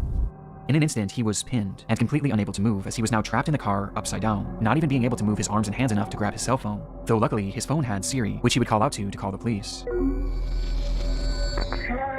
Hello? Hello? Where are you? Hello? Where are you? I can't hear you. While on the phone, Kyle couldn't hear anything given how far away he was from the device, but he stated as clearly as he could that he was in dire need of help. Due to the position he was stuck in, he was already struggling to breathe, and he knew he was likely not going to survive much longer, which he made very clear to the operator. I'm in desperate need of help. Hello? I'm in a doctor. Less than 1 minute later, the call would cut out. In the recording, Kyle clearly portrayed to the operator where he was, that Okay, I can't watch this retarded fucking YouTuber, sorry. Okay. Anyway, tragic story. Okay, done with this. Who has the hickey picture? I need it. Keep watching, there's more info. I don't care. The YouTuber is too retarded. I can't bear it.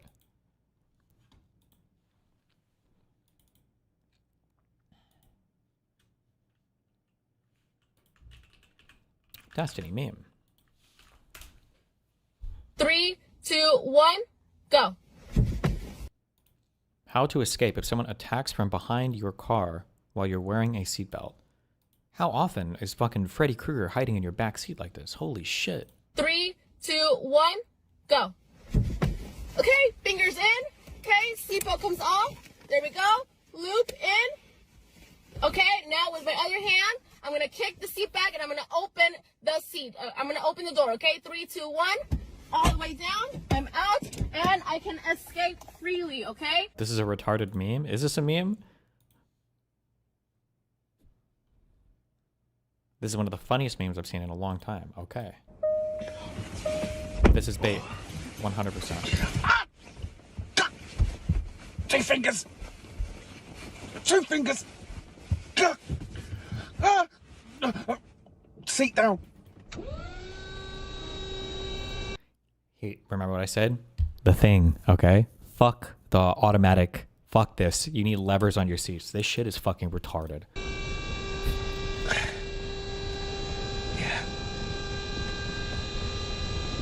In the arms of the angel, fly away. Right.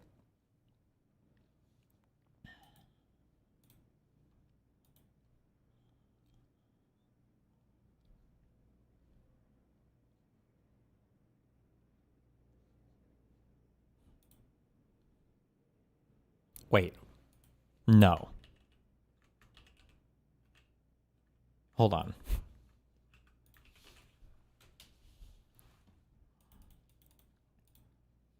She's not pregnant, right?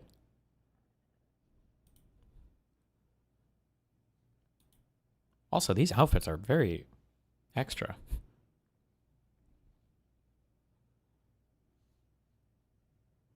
No, she's not. Okay. Found the hickey post. Removed by moderator. Wait, do I have to go to old Reddit?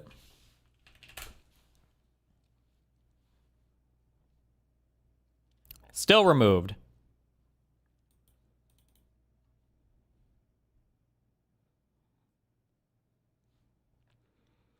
Every time I hear Hutch talk about your positions on Republicans or leftists, it feels like it's the first time he learns that these people are crazy.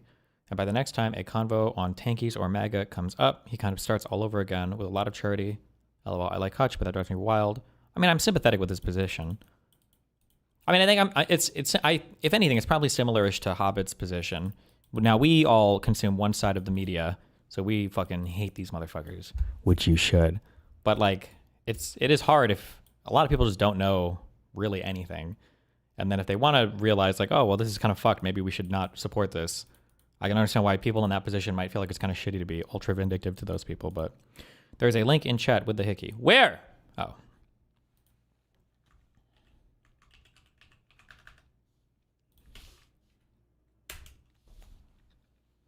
Oof, with the fuckboy chain on and everything.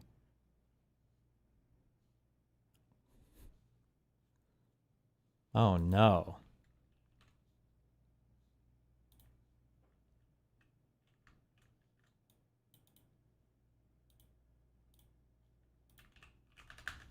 Who is this? Well, this guy apparently made a Reddit post this morning saying, I dropped a box on my neck. How do I make sure my girlfriend understands this so she doesn't think I was cheating last night? And everybody in the subreddit didn't believe him. They said, I think it kind of looks like a hickey, bro.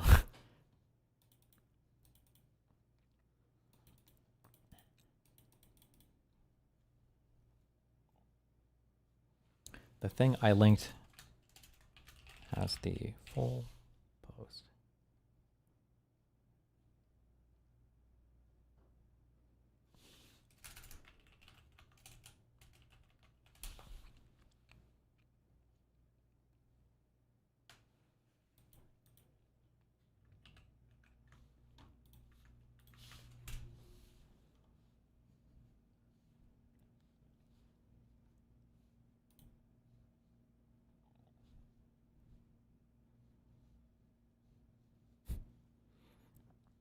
Dropped a box on myself at work and now my girlfriend thinks I'm cheating. I know the title makes this seem fake, but it is way too painfully real. I work at a department store with a very chaotic and unsafe warehouse in the back. Yesterday, I was handling a huge shipment of stuff specifically for Black Friday.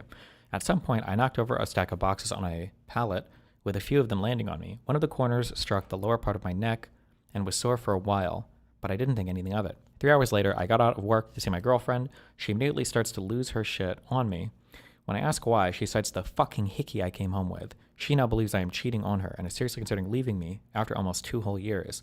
The worst part is that it really does look like one. Although it's a bit small, it's perfectly placed where a hickey would be. I immediately tried to explain what happened, but she doesn't believe me. She told me she won't believe me unless I show her the camera footage, which I can't possibly do. Why couldn't he show her the footage? Multiple people saw this happen, which they can vouch for. I would never do something so horrible to her. I truly love her and have been nothing but faithful. Oh no.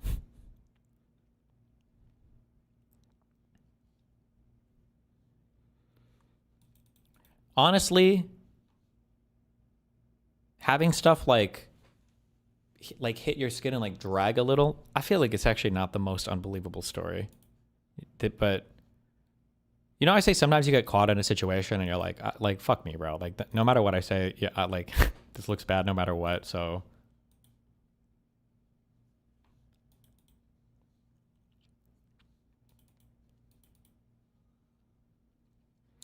Destiny, retailers won't pull CCTV for shit like this.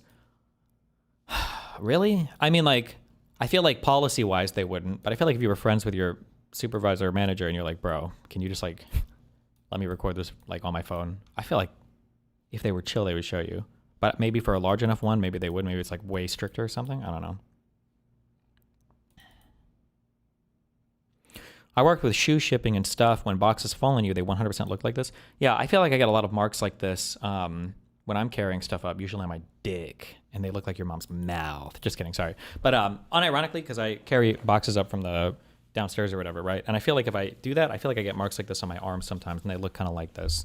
But rip. But if the girlfriend doesn't trust him at all, then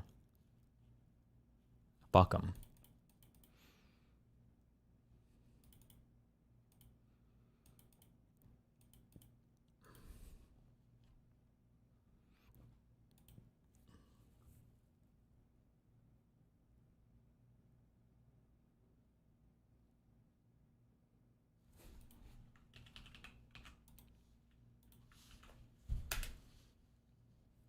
Can we talk? Uh-oh. Sure, bro. What's up? Is everything okay? Yeah, it's just, well, as you know, we've been seeing each other for a couple weeks now as friends. And it's been great. I really like you, bro. I enjoy hanging with you. Glad to hear you say that. So what's up? Well, I hope this isn't too forward or too soon, but,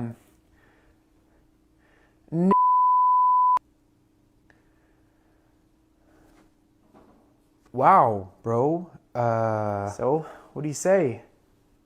Look, dude, I like you and all, but Oh, yeah, no, I'm sorry. yeah, look, man, I just don't know if we're there yet. You know, it's only been a few weeks. I'm still trying to figure out what I want between us. This is a lot to take in. No, of course, it was stupid to even... It's just a bit too big of a jump. What about a middle ground? You know, like a step in between that? Yeah, what if we move in together? Let's buy a house. Yeah, that or having sex, but we need to work up to being able to say the N-word around each other.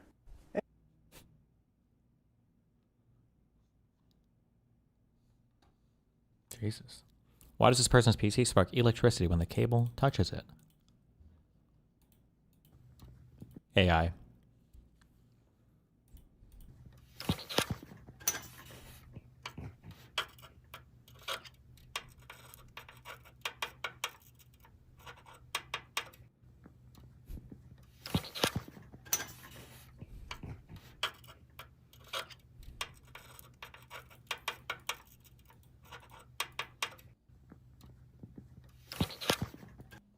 I have no idea what the answer is, but I know what the answer is not, and what everybody in chat's probably typing right now is, "Oh, he didn't ground the motherboard. He didn't use a standoff." Let me get it right about 1 sec.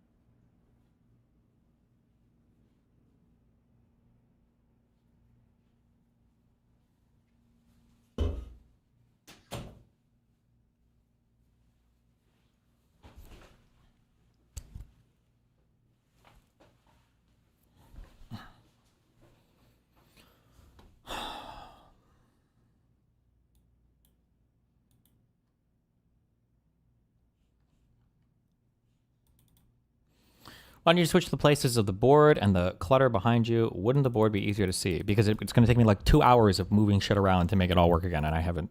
I'll do it in like 2 weeks, or when I move to my next place.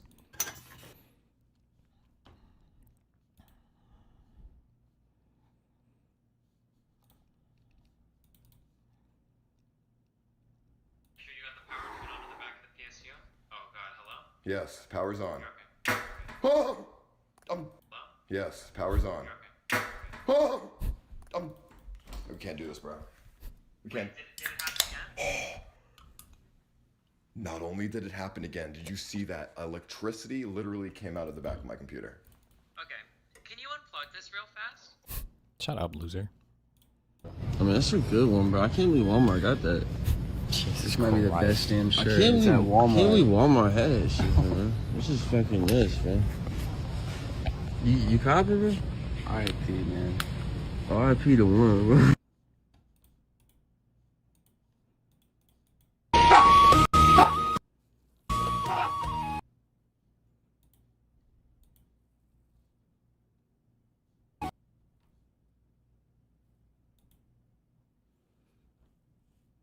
Okay. What if we took the most annoying puzzles on the internet and forced scammers to solve them? Now, fourth line, second word. I see one. I see one. I see one. Toe. It's going to work. No It's a word shot, right there. bro. Toe. Oh, it's not gonna work. That was the idea behind my recent Code Jam event. You have been Wait, real quick.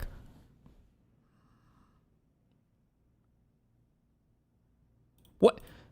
In a debate, let's say that I'm setting up my own debate and I get to choose my own rules. How long should the opening statements be by both sides?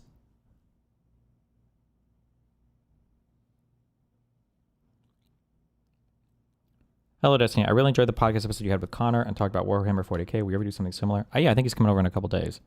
Okay, fuck all of you in chat.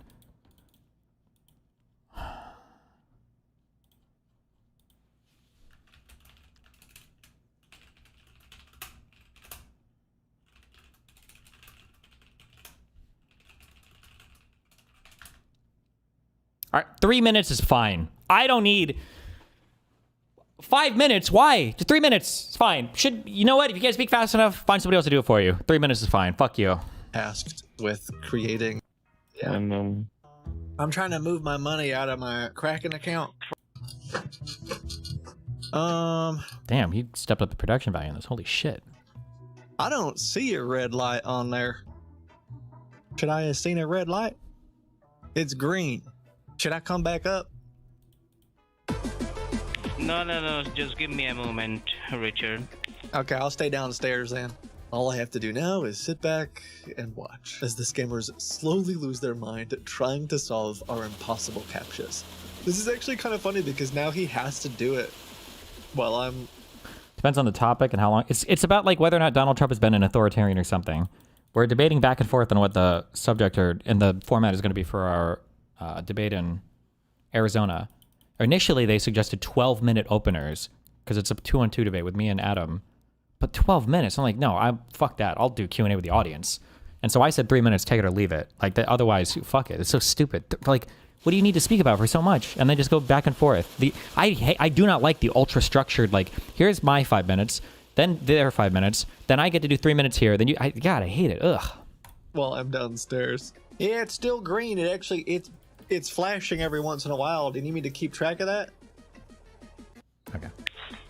Sir, because we are refreshing the network, that's the reason. It will... Stop.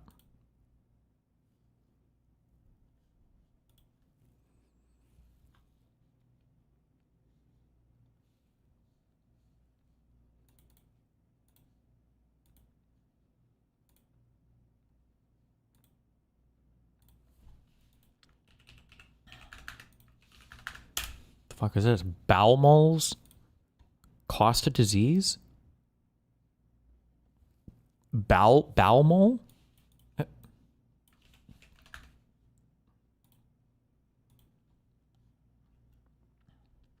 Can you get 1 mil on YouTube already? Yeah, if we make it next year without any lawsuits. There's a thing in economics called Baumol's cost disease. Baumol's cost disease. Okay.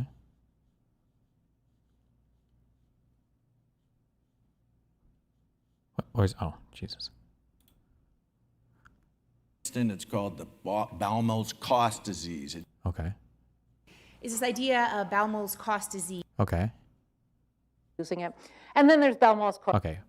Baumol's cost disease is an economic phenomenon that describes how wages in labor-intensive, low-productivity sectors such as the arts, education, and healthcare tend to rise in tandem with wages in high-productivity sectors like manufacturing.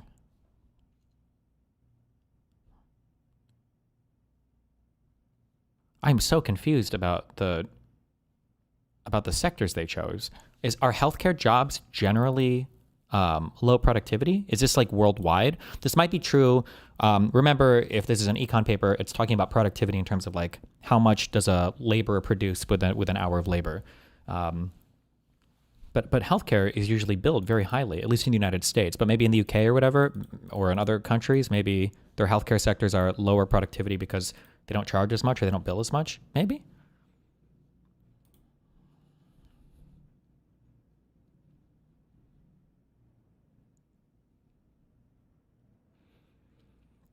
The theory highlights that while productivity in manufacturing can increase, leading to lower costs and higher wages, sectors reliant on human labor often cannot achieve similar productivity gains. As a result, they must raise prices to keep pace with rising wages, even though their productivity remains relatively constant.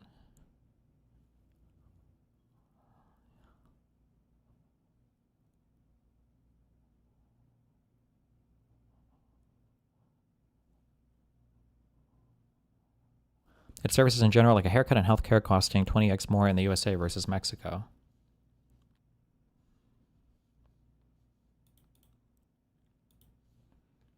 For example, a musician performing a piece today is no more productive than a musician performing the same piece a century ago, yet, due to wage increases driven by broader economic trends, the cost of attending performances has risen. Oh, I don't know what they mean by productive. I'm sorry, I don't know what this means. I don't know what... Productivity Investopedia. My understanding is productivity is measured by how much can a person produce with a unit of labor. Productivity compares the level of input with the output. Yeah, wait, stop! Jesus Christ! The input may be labor, equipment, or money, and the output may be a good or service. Economic productivity is calculated as a ratio of gross domestic product to hours worked. A musician performing a piece today is no more productive than a musician performing the same piece a century ago. That just seems so on its face absurdly wrong to me. No?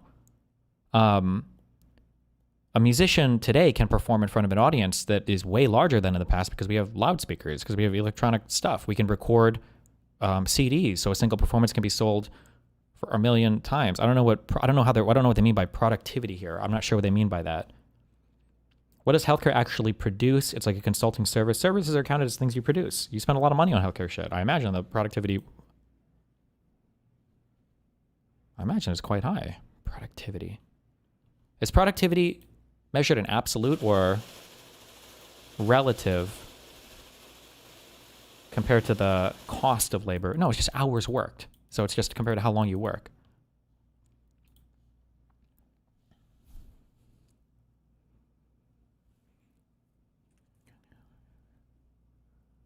Due to wage increases driven by broader economic trends, the cost of attending performances has risen. This dynamic creates financial pressures for nonprofit organizations within these sectors, often forcing them to struggle with compensation for artists and personnel while trying to maintain accessibility for diverse audiences. Consequently, Baumol's cost disease can contribute to broader economic implications, such as rising costs for essential services and slowing economic growth, as consumers may find themselves allocating more of their budgets to these labor-intensive services. Baumol's cost disease refers to salary increases in jobs that have failed to achieve higher productivity over time, simply because salaries have increased in jobs that have increased in productivity. This phenomenon suggests that paying more for labor-intensive, low-productivity services has a negative impact on productivity growth across the economy. Isn't there also a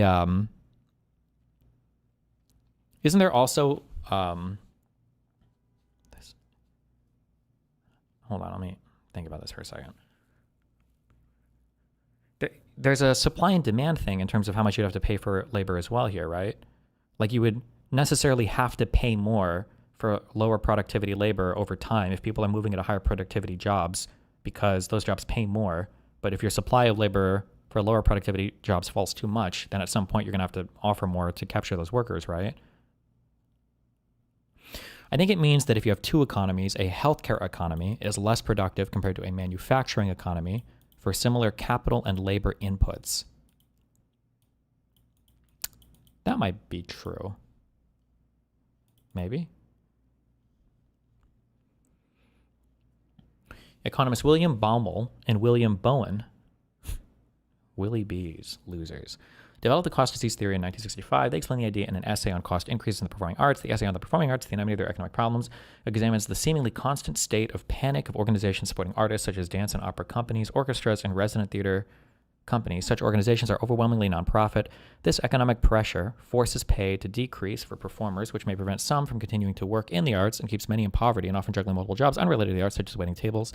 I feel like the arts is such a bad example. There's so many other like non-economic things that are factoring in here, right? Like I feel like this sounds mean to say, no offense to my fellow musician people, but I feel like there are so many pressures in the academic world sometimes to maintain like classical music or to have performances with like the classical arts, but really there's just not a demand for this stuff. But nonprofits will do it, and people will go to these because you feel like you have to, or you just want to see a classical performance. But like the demand for this is going to be so fucking low. No.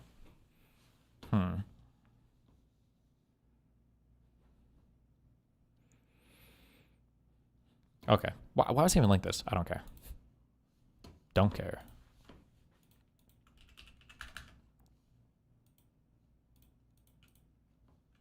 Some things are not. This graph will change how you see the world. Some economist wrote a response to that 140K is poverty article you read the other day. Uh-oh. Jesus. Oh, actually, you know what? You might read this.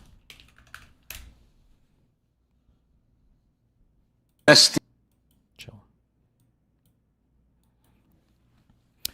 Haven't the arts always been feast or famine? Maybe, but you know, it wouldn't surprise me if, in a way, I guess it depends on where you measure the productivity, but because these jobs, I would argue that in the upper arts, those jobs have probably become more productive.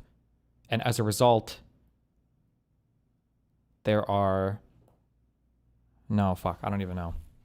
Like, imagine, let me put it this way. Imagine 200 years ago, you wanted to listen to music. You would have to, like, go and find musicians to play, right? Or when did is it the phonograph? I don't know. When did the first records come out? Like, anytime you wanted to hear a song or hear music, you would need musicians. That puts a huge demand on musicians. Like, you need them anywhere. If you want to have music at a venue, if you want to have music for literally any event, you literally have to have musicians there to play it. But if you had the ability to perform a song one time and then have that recording and then have other people play it, I would argue the productivity for that labor seems to definitely have increased. You're producing way more output, economic output for a single performance, for a single hour of labor.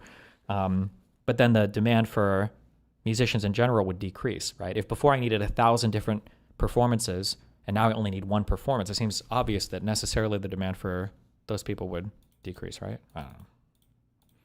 Are those attributable to better input capital rather than the labor input? Well, but it's both, right? Capital and labor mixed together to create, this is our Marxist labor theory of value, right? It's like capital plus natural resource is improved upon by labor, and then that produces your final good or service that you sell to somebody or something like that. This is the best, show Putin can hope for. Not a single straight answer. It's not about how many weapons you have, ammunition. It's, are you willing to fight and die? Oh, it's nice. You have a Canadian-led brigade in Latvia. What's the order for this brigade? Will they shoot if Russians cross the border? We know the answer. It will take ages to negotiate. I still didn't hear a clear response to, it's not, I can't even imagine this. How can we discuss seriously the deal made by Trump's business partner? It's a real estate deal to enrich Trump's family and sell Ukraine. And how can we seriously discuss that Ukraine will have to give up fortifications that are saving Europe? We're celebrating NATO. NATO is not strong. NATO doesn't exist. It's a fake. It's NATO, 4 letters. The reason you are still sitting here and celebrating it, Ukraine is dying every minute. It's a massive sacrifice. If not for Ukraine standing in front of Russia, Russian tanks would be already in Poland. You all suggested that Ukraine would give up. You offered Zelensky a right. And he said, I don't need right ammunition. 4 years Ukraine is fighting for the whole Europe. NATO was built to fight only one war, not to go to Afghanistan, not to go to Syria, one war to save free Europe from Russian aggression. Ukraine is the only country that is fighting this war, and we're still discussing, should we include them or not? Ukraine is the only country that is fulfilling NATO's destiny. And we all... Oof. That is kind of historically ass-pained that, like, NATO was formed as a response to Soviet expansionism and to protect other nations from falling under like the Soviet umbrella, but all the NATO missions have been aggressively basically bombing things in the Middle East, I guess. Them everything. Oh, let's. Or wait, the hold on.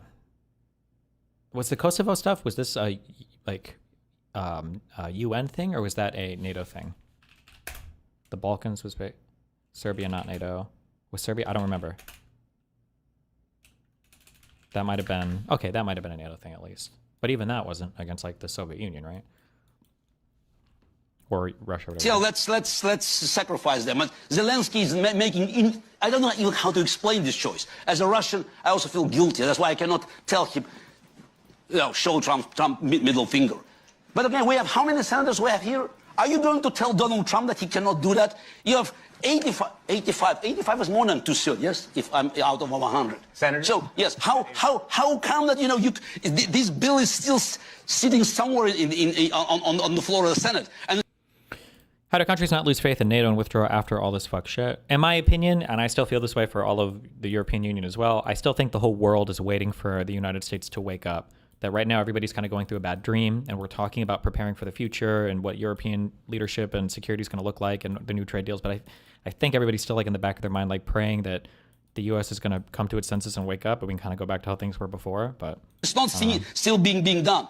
Putin, Xi Jinping, all others, they are celebrating it. And by the way, Russia has North Korean, they have Cubans, they have Africans, volunteers. So, and we're still talking about escalation. We have everything, military, political, economic powers on our side, and we're still losing the war. It's thanks to Ukraine, Russia is not fulfilling Putin's dream of restoring a Russian empire. But if, God forbid, Ukraine is forced to make this deal, then it's very clear, Putin will realize his dream. And then, guys, you're next. But you're not willing to fight. I'm tempted to get you to respond, but let's keep moving.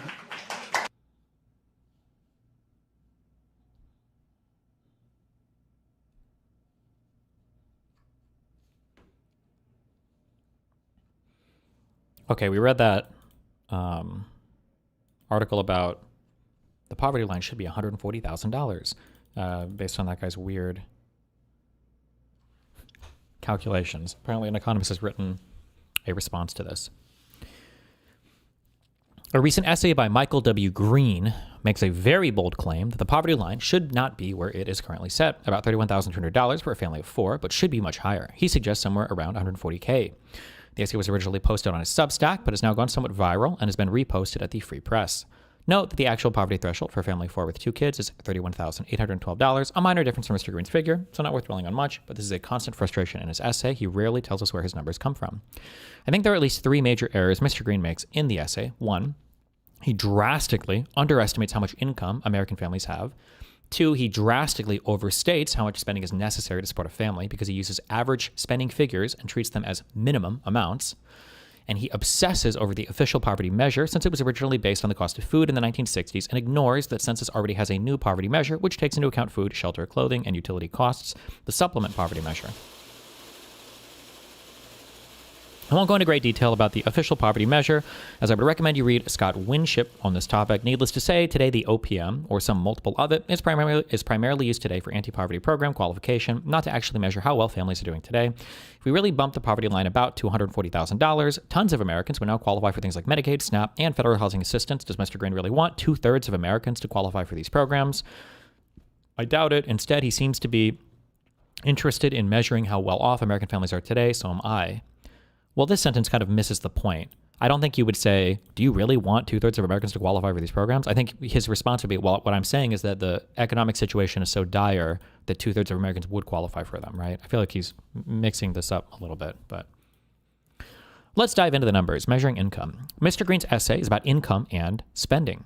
He mentions income 26 times in the essay, but he never, so far as I can tell, links to any measure of income. The only hard number he references from any data source is median household income, which he mentioned several times as $80,000. Note, again, this number isn't quite right. It was $83,730 in 2024, but median household income probably isn't the best number for his analysis. Households include people living alone, elderly couples, and various non-family structures. His essay primarily focuses on a family of 4, 2 earners, 2 kids, and we have some measures of income that come more closely to approximating this type of family, and they are all much greater than $80,000. That's probably true, actually. Median household income would be pretty worthless because a retired couple would count towards that, but they would probably pull the median down a bit. Or a family of, or just like individuals living together, or no, I'm sorry, not individuals living together, just an individual living on their own might also drag that number down a bit. But they don't necessarily need higher incomes because they're not supporting a family of 4 or something, right? Maybe? That's a good point. For example, a very readily available number he could have used is median family income, which was a much higher $105,800 in 2024. But that's all families, regardless of whether they have kids or how many earners they have. For married couples with children, regardless of number of earners, it is a much higher figure, $132,959 in 2024. God damn, really? I wonder. We're still reading. I shouldn't accuse him of bias, but I wonder if, like, for married couples, I wonder how many couples together with children who aren't married there are versus couples that are married with children. But for families with 2 earners, median income is even higher, $142,200 in 2024. I can't find in the publicly calculated census tables a number for married couple dual earner families with children, but it would likely be in this $140,000 range, if not higher. So we can already see that $140,000 is not some mythical number that is unattainable by American families for the type of family Mr. Green is interested in, and half of the families are already at this income level. True, that does mean that half are already below it, but the $80,000 figure he keeps using as a baseline isn't anywhere near the right number. When he says things like, if one parent stays home, the income drops to $40,000 or $50,000 from the supposed $80,000 baseline, he's drastically understating the financial situation of a typical family. Again, Mr. Green, to reach the median household income, Destiny, the married couple is going to be more weighted towards older people because younger people marriage rates are extremely low now compared to previous decades. While that might be true, it can't be weighted too much because, like, if your children are 40, they probably don't live at home anymore, right? So the married couple with children ideally shouldn't be there, right?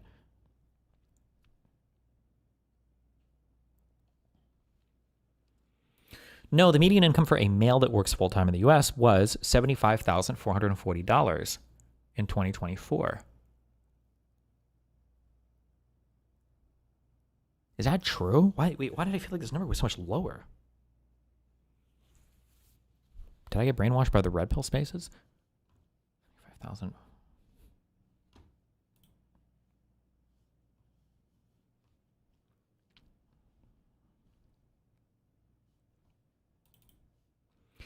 Full-time, year-round, all workers by median income and sex. Woo, yeah. Male, median income.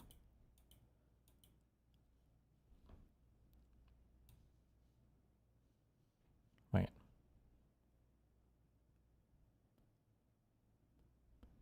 No, the median income for a male that works full-time in the U.S. was $75,440. Oh, this is going to be all men, so this includes married men and everything else as well, right? Sure. That's still higher than I thought it was, though. Damn. Okay.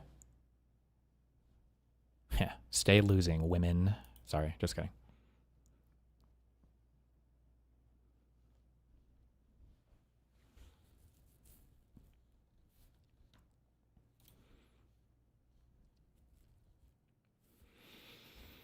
So many narratives about American decline claim that one male income isn't enough to get by these days, but remember, anytime you see that median household income figure, this is basically what the median male earns, not what a dual income family earns. For the median female working full-time, median income is $61,020. If the median male and female full-time worker are married, they earn $136, $460, just adding those two medians together. Once again, right in the range that Mr. Green thinks is necessary to support a family of 4. You couldn't necessarily just add these together for reasons, but we're just kind of approximating or whatever, maybe. Mr. Green has understated a typical family income by something like 70%. Knowing this fact alone would, I think, cause him to reconsider his entire essay, but it's worse than that. He also overstates the amount of spending required to support a family. Family spending. Mr. Green uses what he calls conservative national average data to construct a basic needs budget for our family of 4. He lists spending data for childcare, housing, food, transportation, healthcare, and other essentials, undefined, but actually his third largest category, then throws in an income tax estimate to get a figure of $136,500 as the basic needs budget. He also then just refers to this number as $140K throughout most of the rest of the essay. Again, He lists no sources for any of these numbers. I could probably track most of them down, but that would actually miss the main error he makes. He's using average spending levels as minimum spending levels needed to support a family. But the average spending levels probably represent a lot of spending that is not necessary to support a family, but is merely a reflection of how wealthy we are today. Take food spending. The essay says the family needs to spend $14,717 on food as a minimum. Oh, that's true too, using that as a minimum. Damn, $1,000 a month? This number probably comes from the Consumer Expenditure Survey, which shows a family of four spent $14,325 on food in 2023, and maybe adjusted it up by food inflation since then. But that's how much a family actually spent, which will include, for example, at least some discretionary dining out experiences. Groceries are just 60% of this total. What's a better number? Thankfully, the USDA puts out regular estimates of the cost of a thrifty food plan, and their reference family is 2 adults with 2 kids, perfect for our purposes. Unfortunately, in 2021, the Biden admin increased the cost of this thrifty food plan by about 21%. That is above the cost of food inflation, so I'm not totally confident in this number anymore. Nonetheless, the figure can be useful. The USDA says it is currently $1,002 per month, or about $12,000 per year for our family of 4. Prior to the Biden revision, that figure was $687 per month in May 2021, which if we adjust for grocery inflation since then comes to $850 per month, or about $10,200 per year.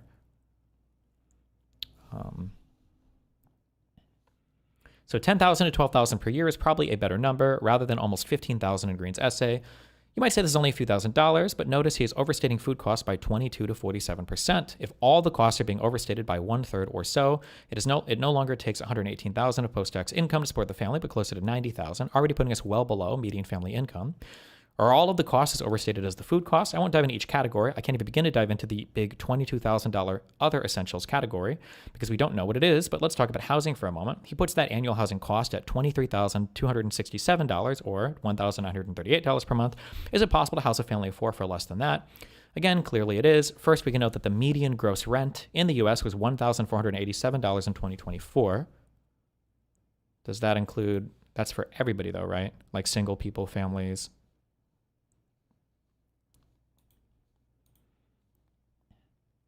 Of course, most Americans aren't renters, but rent is a useful figure to use because it generally resets annually at market rates, whereas homeowners are somewhat insulated, so averages, including long-term homeowners, aren't especially useful. And we don't need to add in things like property taxes or maintenance. The rent already reflects those. If that number is reasonable, then housing costs have been overstated by 30%. Can a family of 4 house themselves for under $1,500 a month? Probably not in New York City. Well, I feel like he's making kind of a big... That chart had figures for size of home. Wait, did it? Hold on, sorry. Units and structure. Total housing units. Hold on.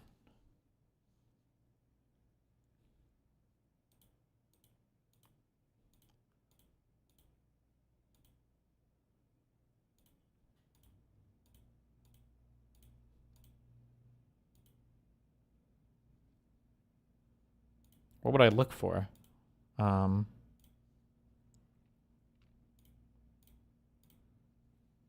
Rooms? Bedrooms, maybe, I guess? So we could say 2 or 3 bedrooms. If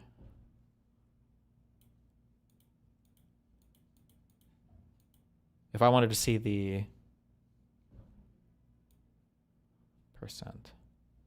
If I wanted to see the average rent, what would I be?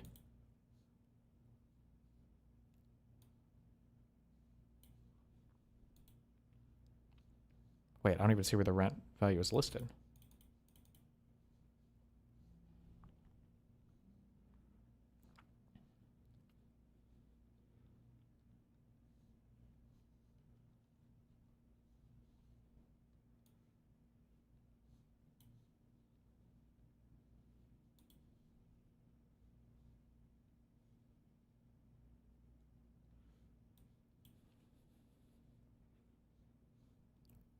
Q equals rent.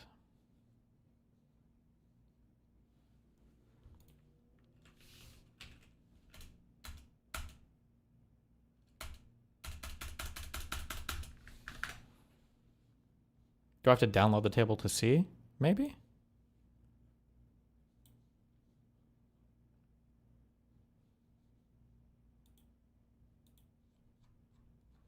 Okay, whatever.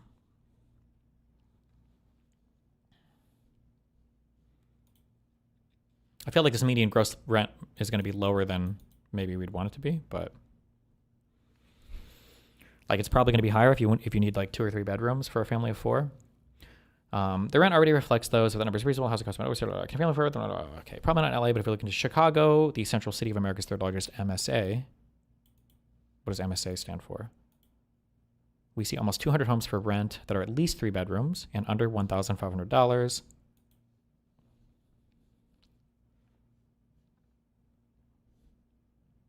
Three bedrooms.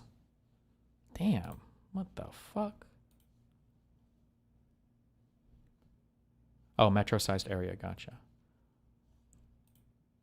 Wait, show me pictures. 3 bedroom. $1,500 a month. Chicago.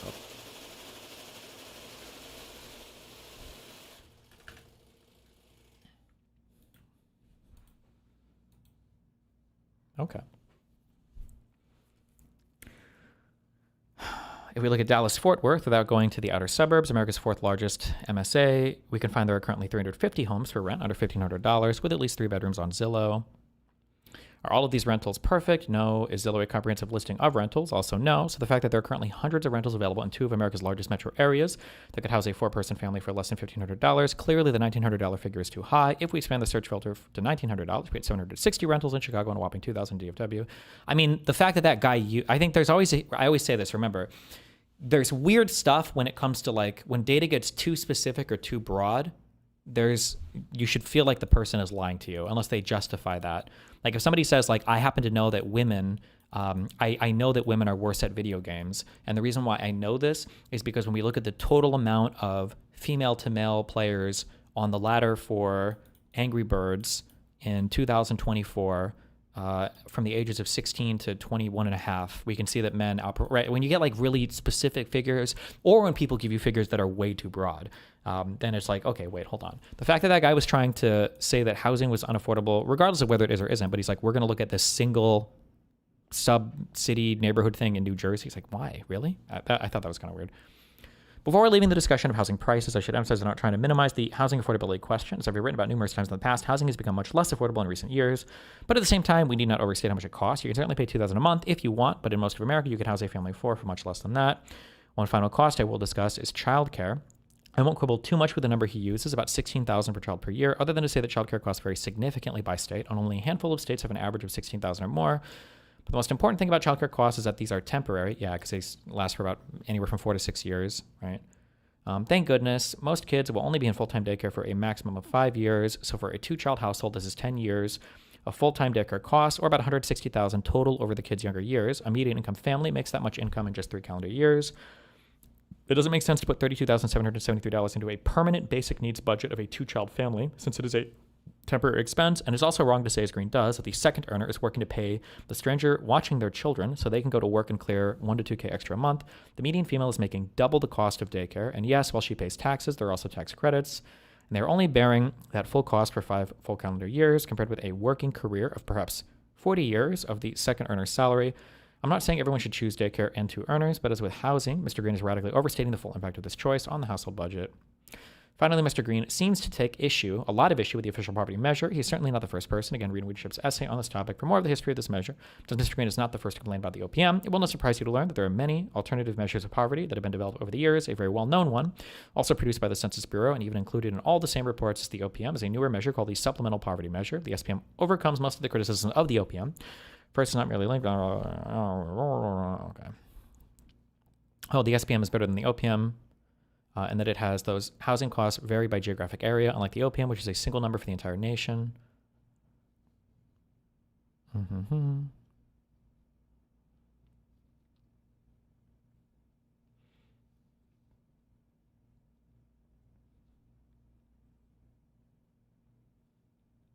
San Jose is right next to San Francisco, right? Am I making that up? I think it is.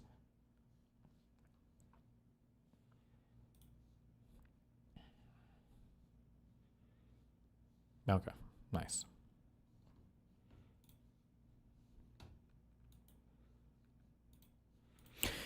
I didn't really go over that much this thing on stream, but there's like really weird shit.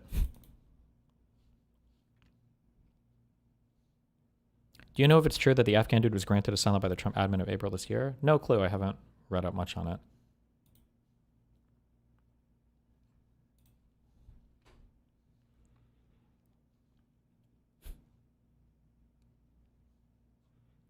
Somebody, fuck, I retweeted this guy, I think.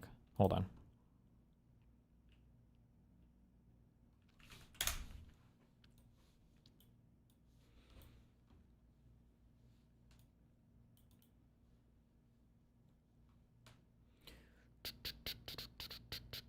Also, this was just fucking wild.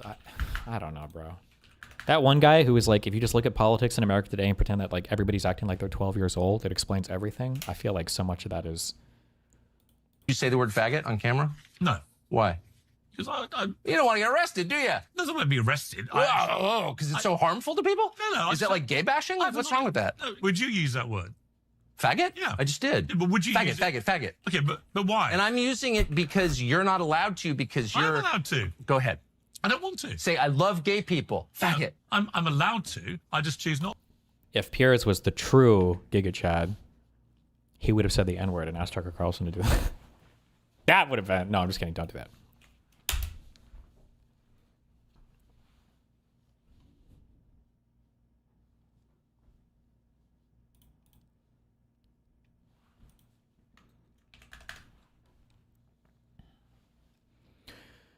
So this has to do with the leaks coming out. This guy tweeted out some shit. There was an interesting analysis of this, but we'll read a little bit more to this. Chaos.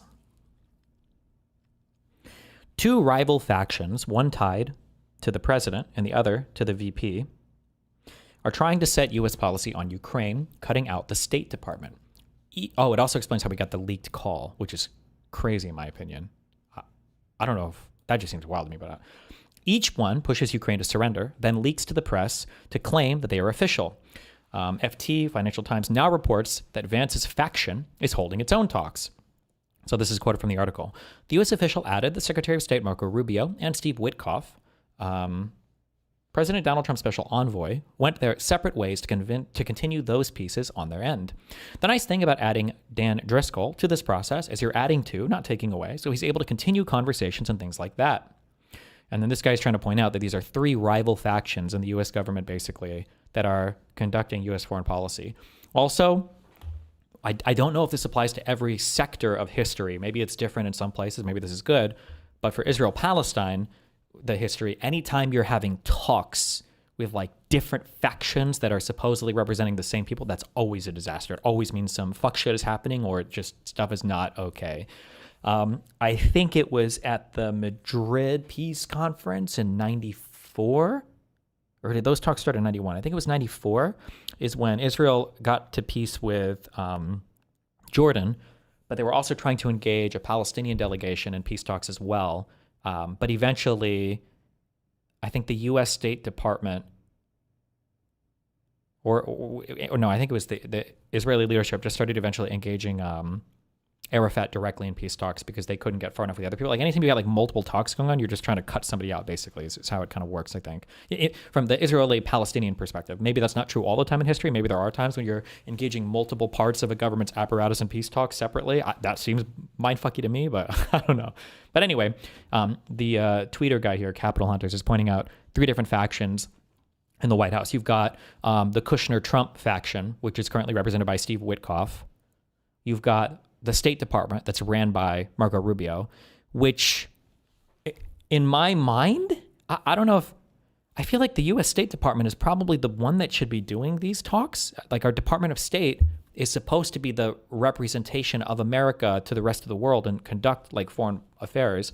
It's kind of weird that special envoys in the White House are doing all of this with no collaboration with our Department of State. That seems kind of fucking not right, but okay. And then you've got this Dan Driscoll guy who I guess is part of the J.D. Vance, Peter Thiel faction. I don't even know who. I feel like I've heard this name a lot and I know I've seen this guy. Is he just... He's currently the Secretary of the Army. Is that right now? I have to look at that chart again to see where this guy even fits in on everything. This is a civilian. Okay. Is Secretary of the Army, is this subdivision of the DOD? It's a senior civilian officer within the U.S. Department of Defense with statutory responsibility. Okay. Yeah, okay.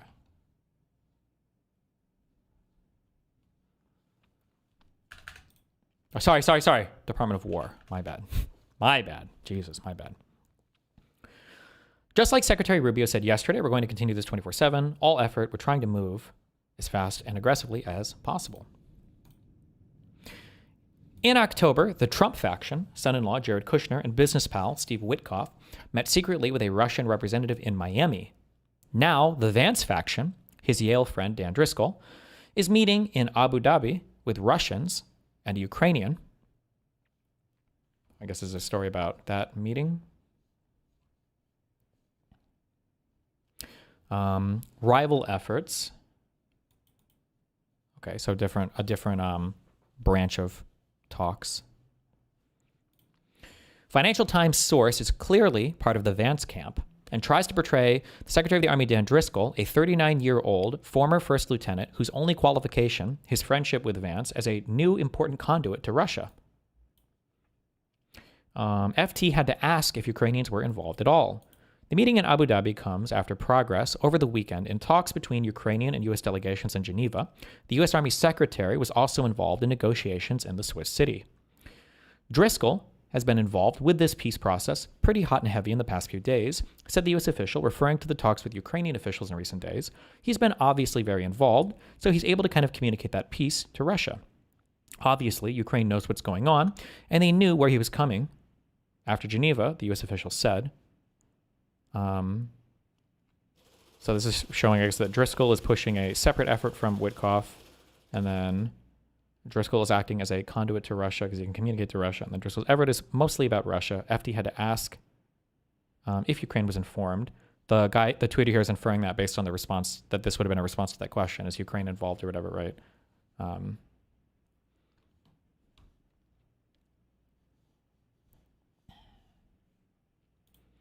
Unlike the early Axios reporting on Kushner/Witkoff, FT uses direct quotes that show how irregular this is. Driscoll's outreach is new, separate, and aggressive. The takeaway, Putin, out of cash to pay his soldiers, is desperate for a ceasefire and calling all of his helpers. The U.S. official added the Secretary of State Marco Rubio and Steve Witkoff, President Donald Trump's special envoy, went their separate ways to continue those pieces on their end. And this is just a restatement of before. Okay. It was unclear whether the three sides in Abu Dhabi were meeting together or talking separately. Putin's economy is crashing and he's out of money. All this chaos in U.S. foreign policy began the week that Russia began selling off its gold reserves. What we're seeing is weakness. Putin is calling out all his U.S. assets to stave off catastrophe. The leaks are the story. Someone, the State Department, is now pushing back against the freelancing by leaking a full recording of Witkoff's October phone call with a Russian official. Witkoff is dimmer than had been reported and clearly on Russia's side. The fact that we had that phone call is kind of crazy, I think. Right? I don't know if we've gotten a leak like that before.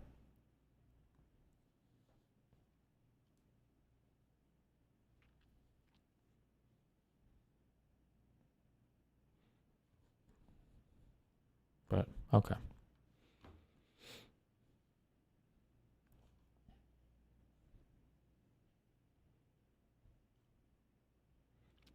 I saw reporting that a European intel agency leaked it.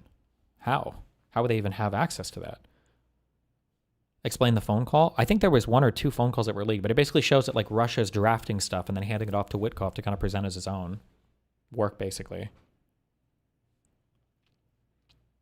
Let's listen to it. Is there a recording of it or just the transcript of the recording of it? I don't think we've heard the actual phone call. I think it's just a transcript of the recording.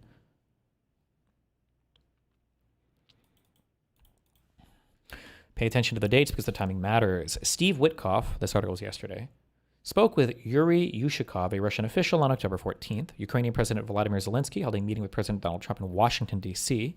on October 17th.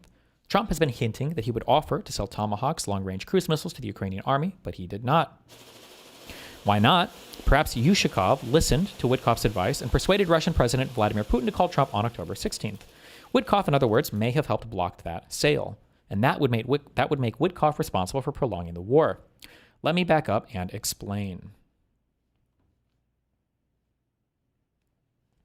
Witkoff, a former real estate deal. Wait, hold on. a former real estate developer, is supposed to be negotiating a peace settlement between Russia and Ukraine. He's in theory acting on behalf of the United States, but also on behalf of millions of people who want peace in Ukraine and security in Europe.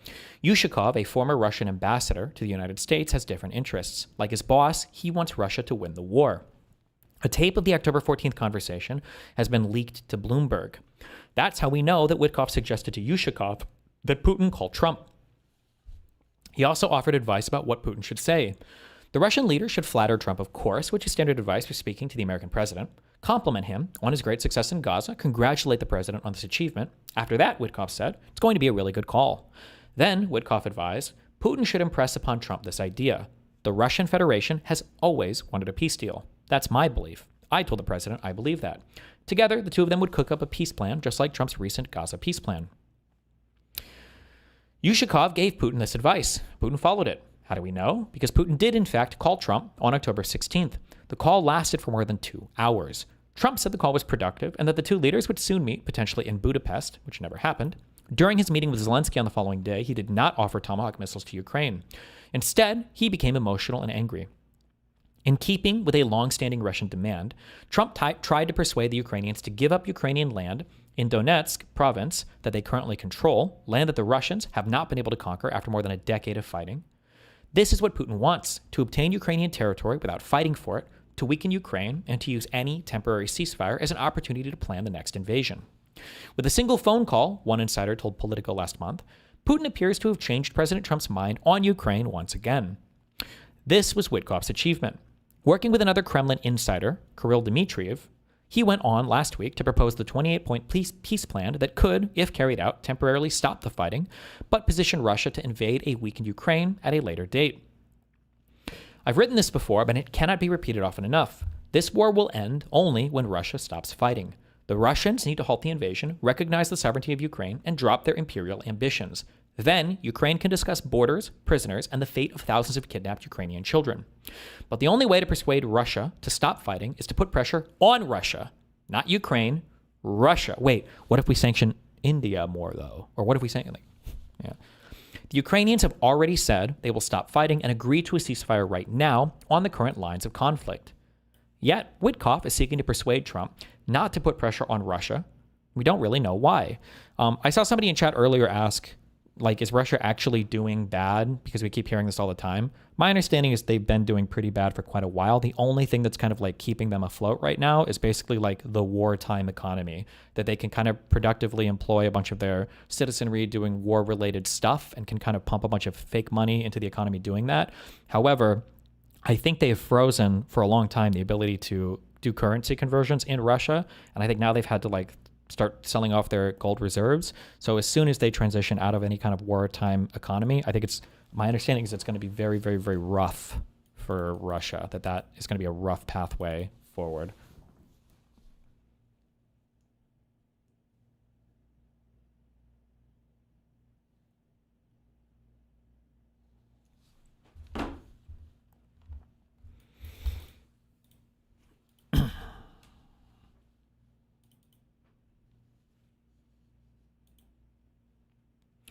Witkoff has no previous diplomatic experience, so perhaps he's naive. He spent many years in New York real estate at a time when Russians were spending fortunes on property, so perhaps he feels gratitude. Maybe he's helping Russia win because he has the deepest respect for President Putin, as he told Yushakov, and admires his brutality. Maybe he or others in the White House entourage have business interests tied to Russia, or hope to.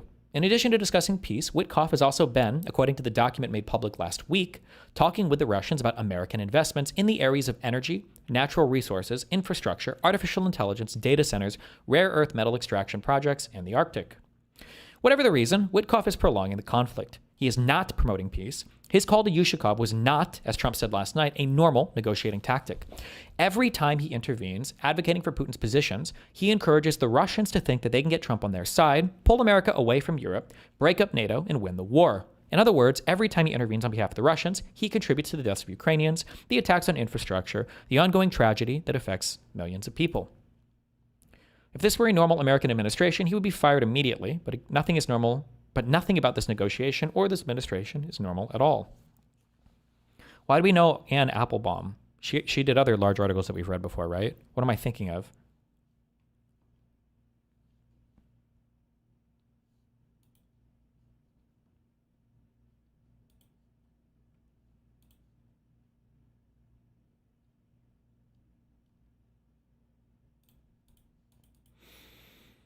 She was at that one event, no? I feel like there's a huge article or something. Wait, is this the Atlantic?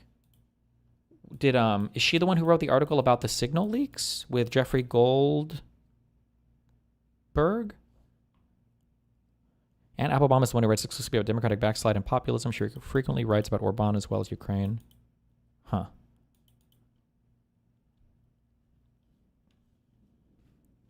I don't remember. Okay.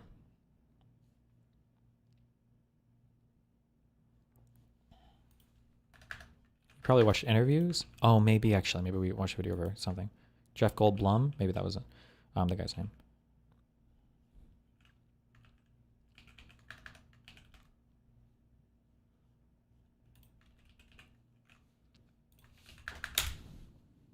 Is it really a diplomatic offensive if there is no salacious leak that comes with it? Well, if so, then good news. We now have a salacious leak. Yes, Bloomberg has gotten a hold of an alleged phone call between a U.S. envoy and a Russian advisor. And the information revealed in it shows just how broken the mindset inside of the White House is. So, on the agenda for today are 3 points. First, I want to go over just the facts of the Witkoff phone call. Then we will try to understand what Witkoff's mindset is here, which is perhaps more mundane than the current narrative suggests. Afterward, I will switch things up and point out that the leak itself is the bigger story. You see, someone else has interjected themselves into the situation, and we need to understand why. That is where the real intrigue is. Like, I just... Sorry, it's just frustrating. You have a federal government, okay? You have this little office here called the White House office, okay? Which is the office of the presidency. So this is like his chief of staff, maybe helps him communicate with other departments, schedules meetings, whatever else. And then you have these other huge offices that do like really big, important things. You've got your Department of Justice. You've got your Department of State. We call it the State Department. You've got your Department of Defense. You get these huge departments that do things. You have this whole department here. I'm pretty sure, somebody could correct me if I'm wrong, but when you hear like a U.S. ambassador or like all of our foreign diplomatic communicators are all part of the State Department, part of the Department of State. This is your big boy. Let's see, what is the Wikipedia? U.S. State Department.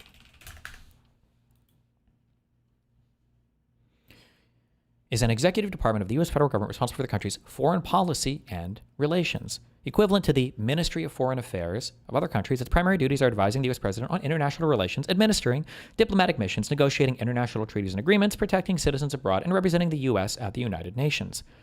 When you have this whole ass department to do this, why are you hiring fucking no-name loser, like retarded fucks like Witkoff? Anytime you see like special envoy, why? Why are we using... the reason why is because Trump is a corrupt fucking loser who's just trying to enrich himself personally, and he just trusts his personal gangster fucking friends to go out and do shit because Witkoff has huge mutual financial interest with Trump and his family. But like, that should just... it should immediately come off as like, wait, what? Why are you sending why do you have like a friend from the White House? Because the special envoy means that like it's just a person that Trump appointed. Like it's not like an official person who necessarily has any qualifications or any training or whatever. It's just a guy Trump said, "Hey, I trust this dude. He's going to be my special envoy from the White House." Why not use your fucking State Department? Hello? You have a whole ass department here dedicated with collectively millions of years of experience in these types of foreign affairs. Why are you sending these fucking losers from the White House to do these negotiations? Just cringe. But let's begin with the U.S.-Russian phone call. On the U.S. side, the main figure is Steve Witkoff. You will remember him as the special envoy who is currently negotiating a ceasefire between Ukraine and Russia. You may especially remember him from earlier this week as the main U.S. entity behind that 28-point non-starter of a peace plan. On the Russian side, the main figure is Yuri Yushakov. Yushakov is the former Russian ambassador to the United States and is currently one of Putin's top foreign policy advisors.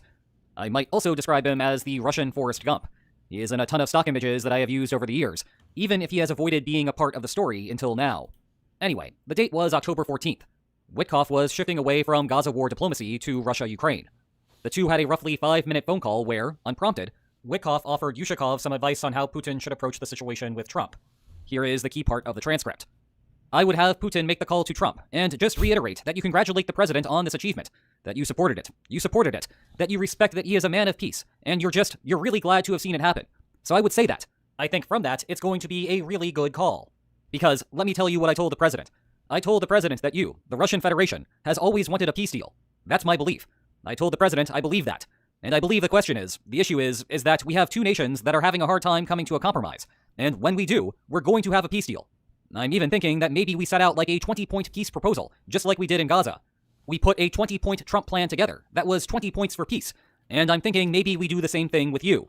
Maybe Putin says to President Trump, you know, Steve and Yuri discussed a very similar 20-point plan to peace, and that could be something that we think might move the needle a little bit. We're open to those sorts of things, to explore what it's going to take to get a peace deal done. Now, me to you. Wow, there's like some Game of Thrones tier shit.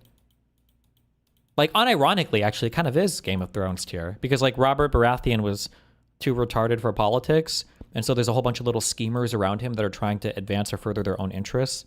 Like, unironically, like, it's just so crazy to me. I know what it's going to take to get a peace deal done. Donetsk and maybe a land swap somewhere. But I'm saying, instead of talking like that, let's talk more hopefully, because I think we're going to get a deal here. And I think, Yuri, the president will give me a lot of space and discretion to get to the deal. And with that, let's switch to understanding what Witkoff's mindset is here. We need to do this because, substantively speaking, it is hard to say whether his advice to Yushakov directly altered the fate of the world in a significant way. But it does speak to a certain naivete in these negotiations, which you can see directly in the discussion, and which certainly is playing a major role in shaping the substantive outcome of a potential deal. You will recall that Witkoff had a successful career in real estate before taking positions in Trump's administrations. Now, it is not uncommon for individuals like that state before taking positions in Trump's administrations. Now, it is not uncommon for individuals like that to want to move to government positions so they can leave a lasting and positive mark on the world. Spend enough time in Washington, and you will start to see them everywhere. The problem is that all of their experience is in business. They do not have experience on the government side of things, and those worlds operate in completely separate manners. For the current situation, I am sure that Witkoff has a basic understanding of what is happening. There is a war in Ukraine. War is bad. People die. Economies plunge into dark depths. The rest of the world suffers negative externalities. And thus, a noble goal is to end the war. Witkoff is happy to parachute in, because he thinks that he can contribute. He is an expert negotiator, after all. Why not just apply his expertise to this new domain? The problem is that he does not understand the substantive problems in the region. I just need that one thing on repeat. Somebody linked me I think I might have tweeted it out a long time ago. That clip of Witkoff talking to Tucker Carlson, where he didn't even know the names of even like Donetsk and Luhansk or whatever. He had no clue. And this was the guy that was going to become our lead negotiator to take point on these issues. Oh my God. And I am not saying this like everyone working in diplomacy needs to have written a dissertation on the subject to be helpful. Someone like Marco Rubio, for example, has done nothing of the sort. But Rubio has someone at the State Department desk on Russia. I am not saying this like everyone working in diplomacy needs to have written a dissertation on the subject to be helpful. Someone like Marco Rubio, for example, has done nothing of the sort. But Rubio has someone at the State Department desk on Russia and Ukraine who can help him. Moreover, Rubio has been around long enough to understand that he needs that help, so he is not working on an island. The other half of the problem is that Witkoff has spent his entire life operating in a world where externally enforced contracts govern business behavior. And therein lies a problem. You see, the bulk of business contracts are about negotiating services for payments. In contrast, international relations is completely different. You rarely are exchanging money for goods or labor. Rather, both parties are competing for the same good. Failure to reach terms leads to bloody battles, and none of it is externally enforced. In other words, you want someone negotiating who understands less about business and more about the mafia. Don't give me Steve Witkoff. Give me... Was it this? Well, first of all, I think the largest issue in that conflict are these so-called four regions: Donbass, Crimea, the names Lugansk, and there's two others. They're Russian-speaking. Yep. There have been referendums where... Like what? This is the guy. This is Witkoff. This is Witkoff. Okay? March 21st. This year. This is our special envoy that is negotiating the Ukraine-Russia. Like, this is him. It's just, like, unbelievable to me.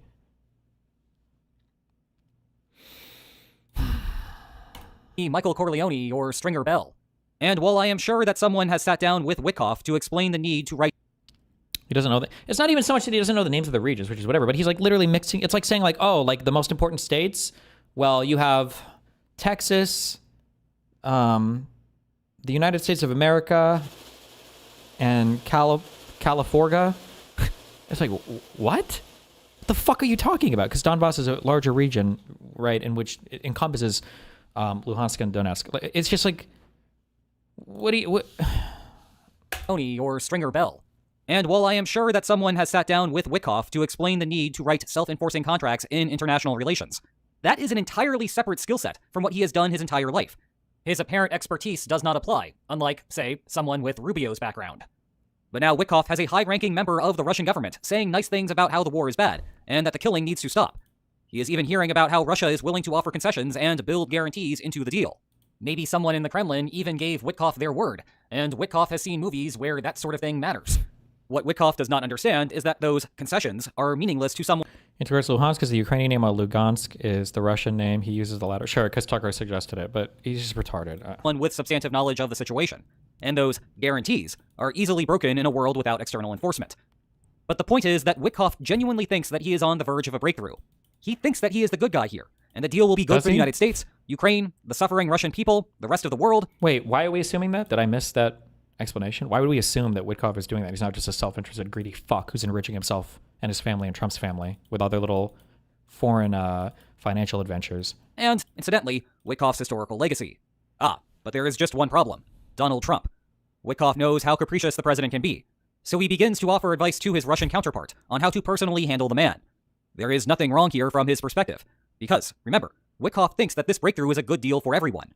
The last thing that he wants to see is Russia fumble the ball right at the 1-yard line. My apologies to international viewers for that analogy. So Putin needs to know the best way of extending the offer to Trump, so that Trump will accept this path forward. What Witkoff... He said that Witkoff thinks he's a good guy, not that Witkoff is a good guy. No, but I'm saying, does Witkoff even think he's a good guy? I don't know. Does not understand, of course, is that Russia is playing him. Yushakov and anyone else who meets him in Moscow is not his friend. And now he has divulged information that will allow Russia to continue playing the United States government at the highest level. Now, I said earlier that I am doubtful that this had a meaningful effect on what has happened over the last month. Witkoff's advice on how to deal with Trump is the same information that everyone has been saying about Trump for the last 9 years. But it is still not something that Witkoff should be doing. Yeah, why is the special envoy giving advice to foreign leadership on how to handle the president? I mean, handle him, not like have a productive conversation, but like manipulate him. He definitely should not be structuring the negotiations in the manner that he has, and that this alleged phone call confirms. Overall, the affair immediately demonstrates two things about the Trump administration. One, it is not a good look when the determinant of a foreign policy is how that policy is getting pitched to the president. What should matter is whether the policy itself is good or not. Two, Witkoff's coaching runs contrary to the conspiracy theory that Trump actively wants Russia to win the war, due to compromise or otherwise. At least from Witkoff's perspective, Trump needs some massaging to follow the Kremlin's recommendation. I guess for some, this will be a perverse silver lining. In any case, as I said at the top, the bigger story is the leak itself. The media and online commentators are spending too much time analyzing the words in the transcript, and not enough time analyzing the fact that there is a transcript for them to analyze in the first place. For such a transcript to reach the public, someone had to have leaked it, and trying to work out the motivation of the leaker is far more interesting than the transcript's direct content. After having spent yesterday discussing the White House's internal power struggle between Rubio and Vance, it is tempting to look at this as an internal hit job. Witkoff is closer to the Vance perspective of just get a deal done.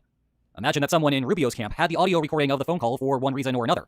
They also recognize that Russia's 28-point plan is terrible, but it is also associated with Witkoff, so they can release the call and undermine his position. It is a reasonable enough theory.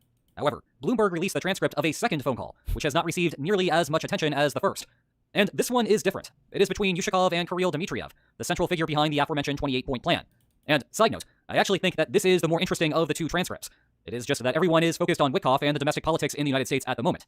So, fair enough, I am focusing on just that part for today. Yeah, this one is really weird too. I think I read this off stream though. I'm gonna use the restroom real quick. Hold on. But bet on us returning to the contents of the Yushakov and Dmitriev phone call in the future. Anyway, the key here is that these two are exclusively Russian figures. So unless you think that it is an incredible coincidence that both transcripts came out at the same time, the only conclusion to draw is that the recordings came from tapped Russian lines. Consequently, the recordings are part of an intelligence operation, not a political operation. To be clear, this does not rule out the possibility that the leak came from the White House. The recordings of some of the phone calls may have been available to a bunch of officials there, but the origin would still be from an intelligence organization. The next question is, which intelligence organization? If it is a foreign intelligence organization, then we can end the speculation that the source of the leak came from the White House. Rather, this is someone, somewhere, also frustrated by the contents of the 28-point plan, and wanting to do everything they can to sink it. Discrediting Witkoff is a great way to do that, and the contents of the phone call are a great way to discredit him. And if that was the intention, then mission accomplished. It is hard to get the general public to still care about what is happening in the war.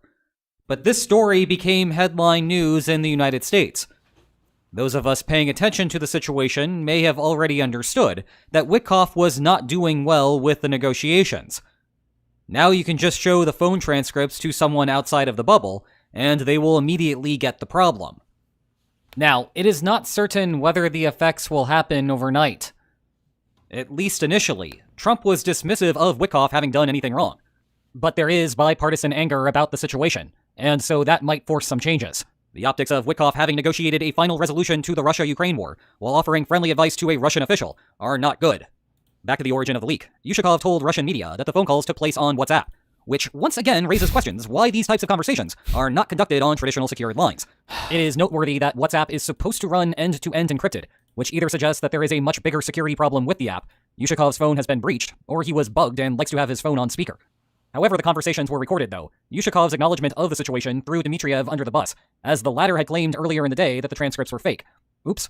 But the unsecured line means that it may have been fairly easy for anyone from any corner of Europe to leak it. Ukraine, Estonia, the United Kingdom, inside or beyond. Nonetheless, we must also consider the possibility that it came from US intelligence. It is worth remembering that, as of a few years ago, it seemed that US signals intelligence had completely broken Russia. On the eve of the invasion, the United States was sounding alarm bells that it was going to happen, and was under the impression that Russia was going to make short work of Ukraine. One way the United States would have such confidence about the first point, and also believe the second point, is if someone was listening to all of Russia's internal communications. Such a person would then know that Russia indeed planned to invade. They would also be hearing the optimistic expectations that Russian officials had for the war, which would have contributed to the US intelligence assessment that Russia would win quickly. Regardless, a leak directly from US intelligence would serve the same purpose as a leak from abroad. There are plenty of people inside of the United States frustrated with Trump's handling of Russia, and this is a good way to force a change. And they mean business too. The leak reveals that someone had the ability to gather that information. You can bet that Russia is taking steps today to seal the leak. Whoever leaked the call would know that doing so would likely burn the source, and so they would not be willing to release it unless they thought it would bring change indeed. Meanwhile, nothing from today is changing the end of this video. There are still 2 excellent books on the war. Check the video description for more information about them. And if you enjoyed today's video, then please like, share, and subscribe, and I will see you next time. Wow. Take care. Former President Barack Hussein Obama and his family spent the day serving Thanksgiving meals at the Armed Forces Retirement Home, showing up for veterans in a way this country talks about rarely delivers. More like a cheap photo op.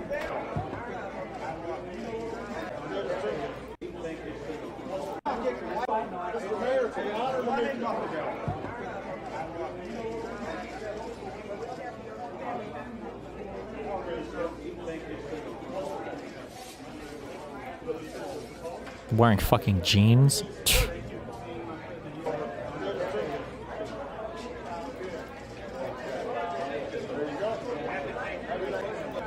Yeah, and I bet it's a tax write-off too. True.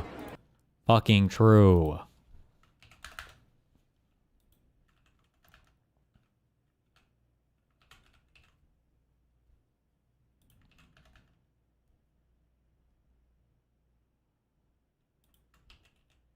What?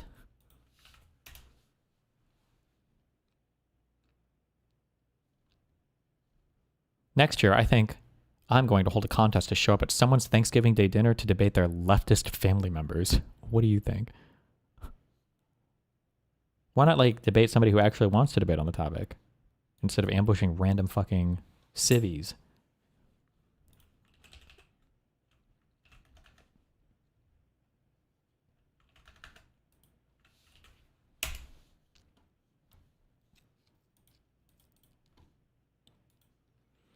German nurse gets life in jail after murdering 10 to reduce workload. Oh, somebody linked this earlier, so somebody already did this. Injected his most elderly patients with painkillers or sedatives in an effort to ease his workload during night or during shift overnight.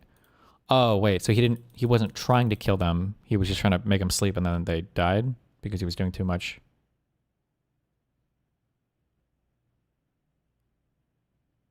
Maybe? Jesus.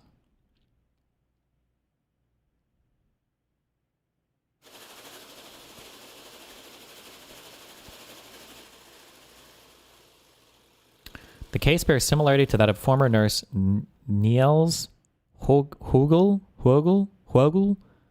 who was handed a life sentence in 2019 after he was convicted of murdering 85 patients at 2 hospitals in northern Germany. Holy shit. A court found that he administered lethal doses of heart medication to people in his care between 1999 and 2005. He's believed to be the most prolific killer in Germany's modern history. What the fuck? Oh my God.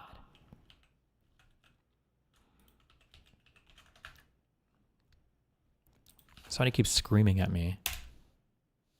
With what seemed to me the most legitimate arguments against Trump, the person, and Trump, the president. Yeah. One line of evidence would just be everything that's going on around his instinct for vindictiveness and revenge against anyone he believes is his political enemy. And so I guess you can make some case that, as you quoted earlier, if you send a wind out there and whirlwind comes back, that's sort of the way of things. So if Letitia James tried to bankrupt him on a kind of BS lawsuit, well, now he's doing the exact same thing to her.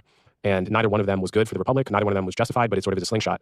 But then what do you do with the fact that he seems to just be vindictive towards everyone, regardless of whether they've done anything specific against him? I mean, he passes executive orders banning law firms from entering federal buildings, which is really just meant to bankrupt them. And it wasn't even something I knew was possible. To file a lawsuit against a pollster for releasing a poll he doesn't like, even though he won the election in question.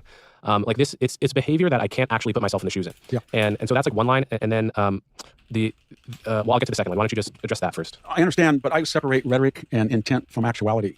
So Donald Trump rages and screams, and then we look at what actually happens. Now think about the law firms. I'll give you an example. Where did that come from? That came from after January 6th. Fannie Willis, on the direction, after all, Nathan Wade met on November 18th with White House counsel, the same day Jack Smith was appointed special counsel, the same day that Michael Colangelo stepped down from the third spot at the DOJ after coming in from Letitia James's prosecution to go back to Alvin Bragg's, all 3 days after Donald Trump on November 15th of 2022 announced his re-election campaign. So there was a coordination there, but what did they do? I mean, they went after almost every lawyer that had anything to do with Donald Trump. So there was a colleague of mine, just to take one example, on the Bradley board, Cleta Mitchell, conservative, well-known lawyer, big law firm, very well compensated, very effective. Her expertise was not in politics, it was on 401(c)(3)s. What happens? She's down in Georgia. Donald Trump calls. He did not say to the registrar of Georgia, get me votes. He said, I know they're out there, find them. 10,000. Well, I've talked to a lot of candidates, and I said, when you have a close race, you ever call up? Yeah, we call up all the time. We say, you're not counting this district. Can you recount? Everybody does it. They're out there, find whoever this guy is, I wouldn't trust him on anything. This guy is a fucking loser.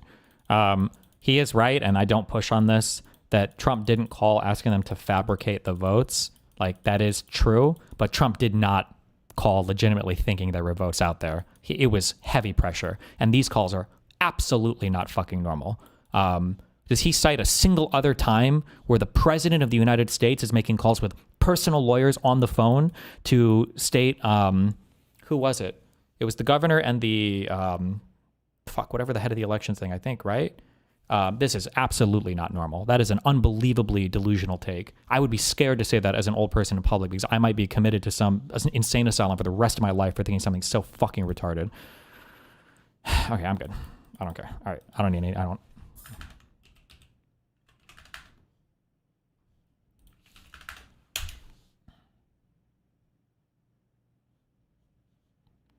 Piers Morgan seems to be in a role recently as he notched up another W for exposing Rubin Report as a stuttering, lying shill.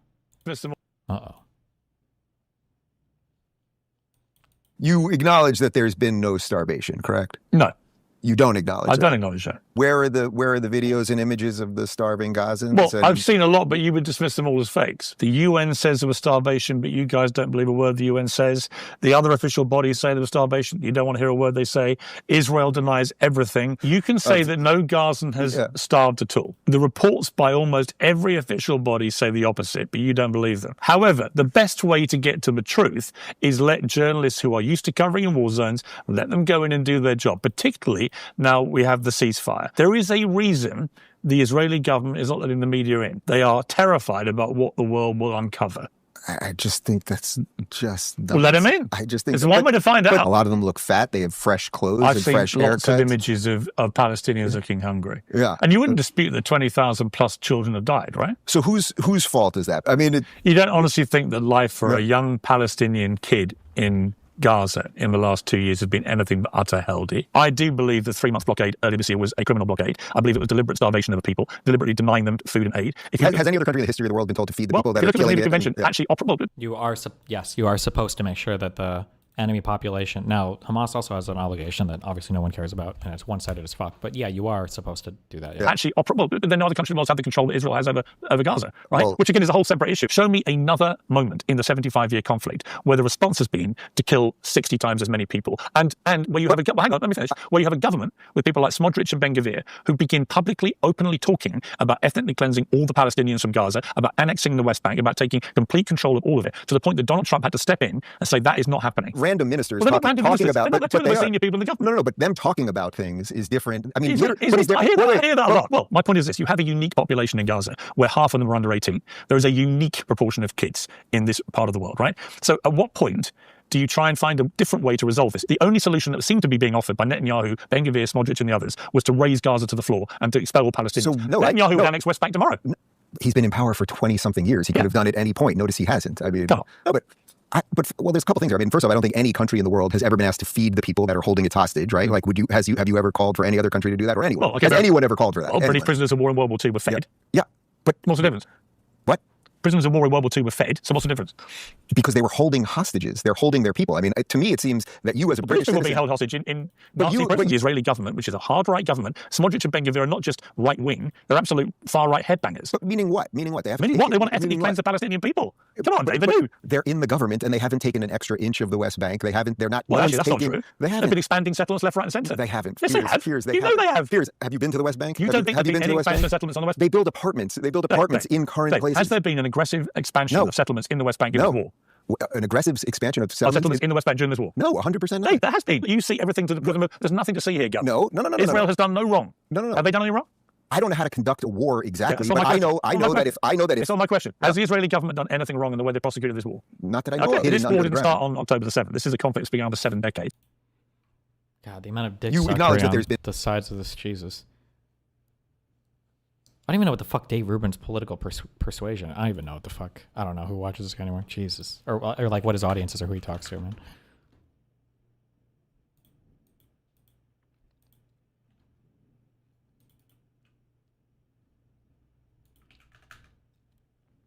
Bro. Uh-oh. Ray J, what are you doing? Now I got my kids in here with me. Like, I'm not, like, ain't nobody taking my kids away from me on Thanksgiving, bro, on the animals.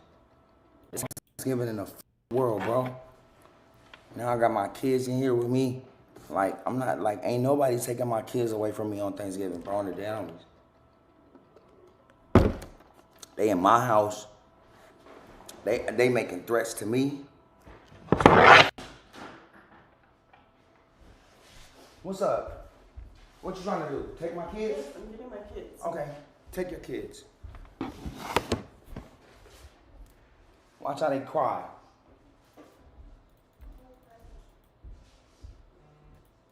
Take my kids because y'all drunk. Y'all want to drive drunk? Y'all want to drive drunk? Drive drunk. What is this? Drive drunk, princess. Right, you just drive pointed, drunk. You just pointed a gun. Drive drunk. You just pointed a gun. Drive drunk, princess. Go ahead.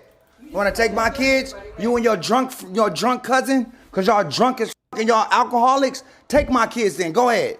Who's gonna drive? Tony, he's been drinking too. I'm not driving. Who's been driving? Everybody. I didn't point nothing at y'all. You pointed a gun at us. I didn't point nothing at y'all. You pointed a gun at us. Yeah, whatever. You pointed a gun at us. Why are you waking my daughter up? You pointed a gun at us. Why did you just wake my daughter You pointed up? a gun at us. Why did you just wake my daughter All up? I wanted to do was have a good Thanksgiving. Why did you wake my daughter up? Ray.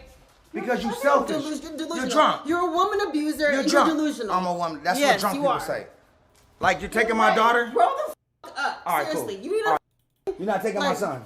Ray. Like I know you're gonna take my son. Hey, don't touch. Hold on, bro. I swear to God, I'll shoot the fuck out of you. Y'all get out of my house. Y'all get out of my house. Shoot me right now. Oh, I swear to God, Shoot me right now. take my son. No. I hate you over the fucking head, bro.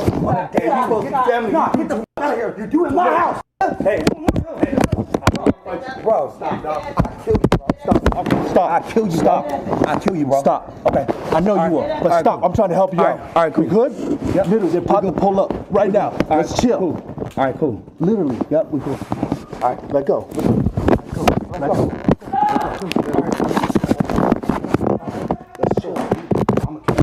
I'm gonna kill you. I'm trying to help you out. Let's go. Let's just get out of here. They really have to get out of my house. Why should you right now? I got a gun on me. I'm trying to help you. Get out of here, bro. If I shoot you. I don't want you. I would never do that, bro. I can shoot the out of you, bro.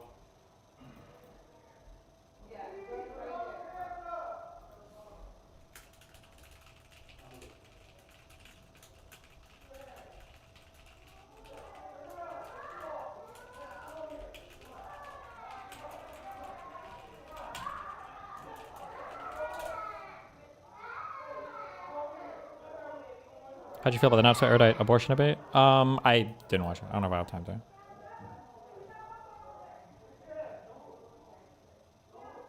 Why is she freaking out so much? Just because he pointed a gun at her one time? There's a balcony to my left. A room to straight ahead. Okay, so I'll hold this and then we can just scoot up and bump up, okay? Ready?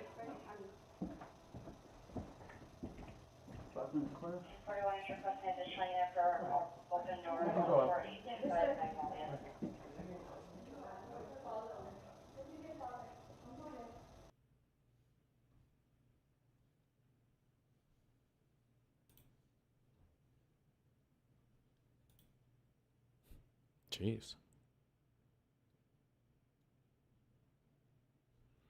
There's a whole fiasco in Israel about the military prosecution, leaking a video to the news and lying about it for months. And now Netanyahu's justice minister wants to appoint someone of his own accord to investigate it.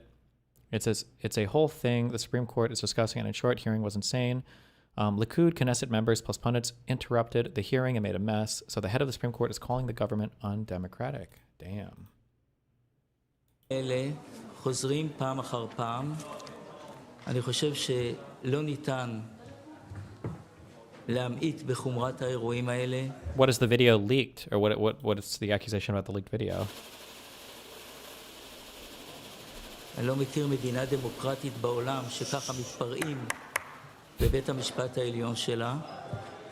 יש כאן פגיעה חמורה, ישירה, גם בהפרדת רשויות וגם פשוט בדמוקרטיה הישראלית. Okay.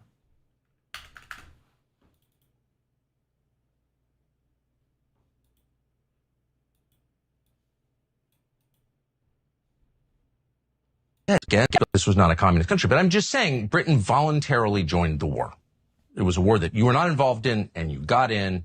But my question is, why did it destroy Britain? I don't understand. As the victor nation. It didn't destroy Britain. Well, look outside. Look outside. We're in the city of London. Hang on. There's Tower Bridge. It's the Tower of London. Magnificent office blocks here. It changed London. Why do you look at this and see a wrecked country? I don't. Well, I don't see an English country. So we're in the city of London now. What do you mean there? What do you mean by that? It's not. Well, people whose ancestors built Stonehenge are not here anymore. So the city of London is 36% white, and that's happened in the last, 40 years. But England is about 70% white. That's it? No super chats on YouTube. If you're seeing this, Destiny, just want to let you know that you own that commie Kim Iverson. Thanks, buddy. Hopefully they're back in 2-3 weeks. I think on the 16th of next month, I can apply for monetization again, I think. England. Yes. Okay. Well, it was 99% in 1945. Okay, so we've evolved. But you're on the way to becoming the minority in the country. So no one wants to say that. I think you can get arrested for saying that here. Well, no, that's not white supremacy. This is the indigenous population of the country. Well, it's a statistical fact that I think by 2100, we will be a minority white country. 2063 as of today. Well, I've read a bit later. But these are dynamic numbers, so they change. Yeah, but here's my question for you. So what?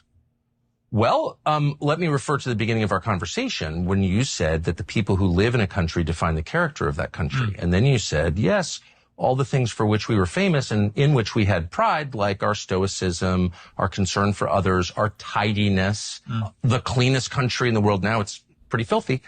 All those things change when you get new people. Wait, I'm sorry. I had to look this up. Or am I being retarded? When he says Stonehenge, is there like an English new thing that like a building or something from like the monarchy or the middle? He's not talking about like the big stones, right? He's not really talking about that. What? Do they really trace their ancestry back 5,000 years? Is that true? Maybe they do in England. I don't know. I'm American. We only go back a few hundred years. Does that really happen? Okay. Jesus. moving there. You said that. I mean, you're the racist, not me. So I'm just using the parameters that you set, I did not say that was down to you didn't say you didn't white people coming to the country. Well, that's who lived here. I don't believe that. No, but that's what you said. I said there was creaking pressure on public services. No. From the increased but population. You also maybe foolishly admitted the truth. You could get arrested for this. So I know the stakes are high. But you said that when the people who live in a country change, so does the culture, which is like the most obvious. It's like when it rains out, it gets wet. That's not a controversial observation, but it's illegal here because it is true. And my only point is not against. I've already said I like the Bangladeshis better than I like the liberal whites in your country. A lot more. They've never yelled at me. I'm not attacking them. I'm just saying the things that made Britain, England. Is there still an England? I have no idea. What does he mean? You should ask him. What makes England England, or what made England? What do you mean by that? Make him answer that. I'm curious. Those are going away because there are different people living here. And if you think that those are good things in the same way that the Swedes or the Chinese or the people in Burundi and Chad, they like their culture. It's their ancestors' culture. And now it's gone. And why can't we say that's bad? Well, because you may think it's bad. It's good? I love living in a very multicultural But you're rich. I mean, you're rich. And you go to the white parts of London, and they're exactly the same as they were when I was a child. I've been coming here for 50 years. They're exactly the same. What neighbor I'm saying is exactly the same. Which do you think is a white part of London? I'm not going to tell you. Well, that's a little test for you. Because he hasn't visited any place he doesn't know? Which area of London do you think is white? The one I'm staying in right now. The one where my relatives live. Where? I'm not going to say. No, you don't want to say, because you know that I'll immediately say, come on, there's loads of non-white people living there. There's no By the way, I'm not against non-whites. There's no exclusively white area of London. Okay. There's not. He should have pushed him harder on that.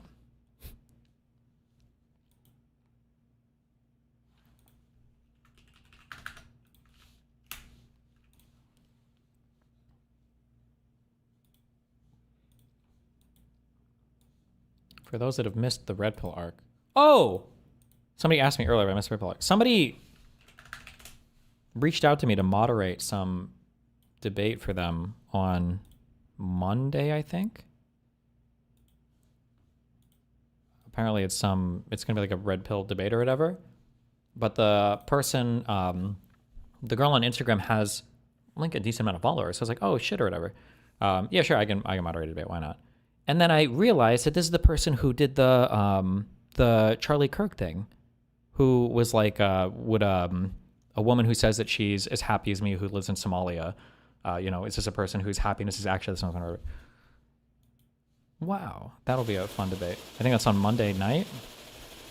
Wait, Monday at 7 EST. I have it on my private calendar. Yeah, the British girl, woman, person. His argument will be something like English is an ethnic group indigenous to England, like how Arab is an ethnic group indigenous to Arabia, based. It's really What is this? hard to get women.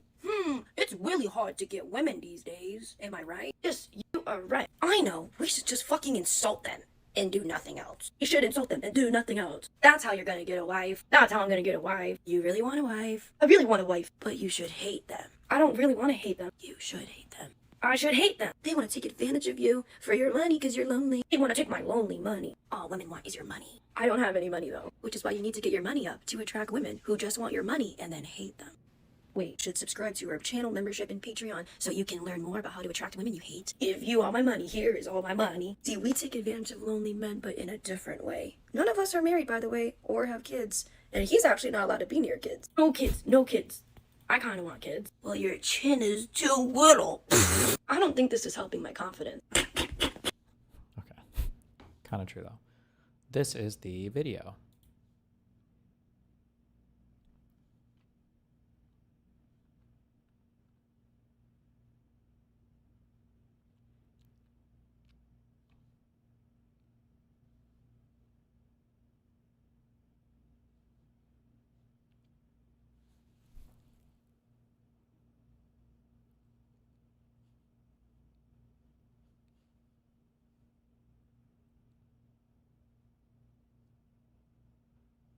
I don't have any sound. What is happening? Did they just kill these people for?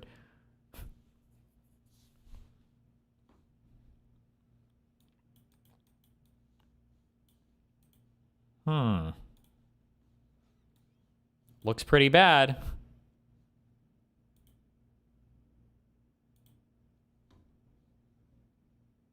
What was the official story to explain this?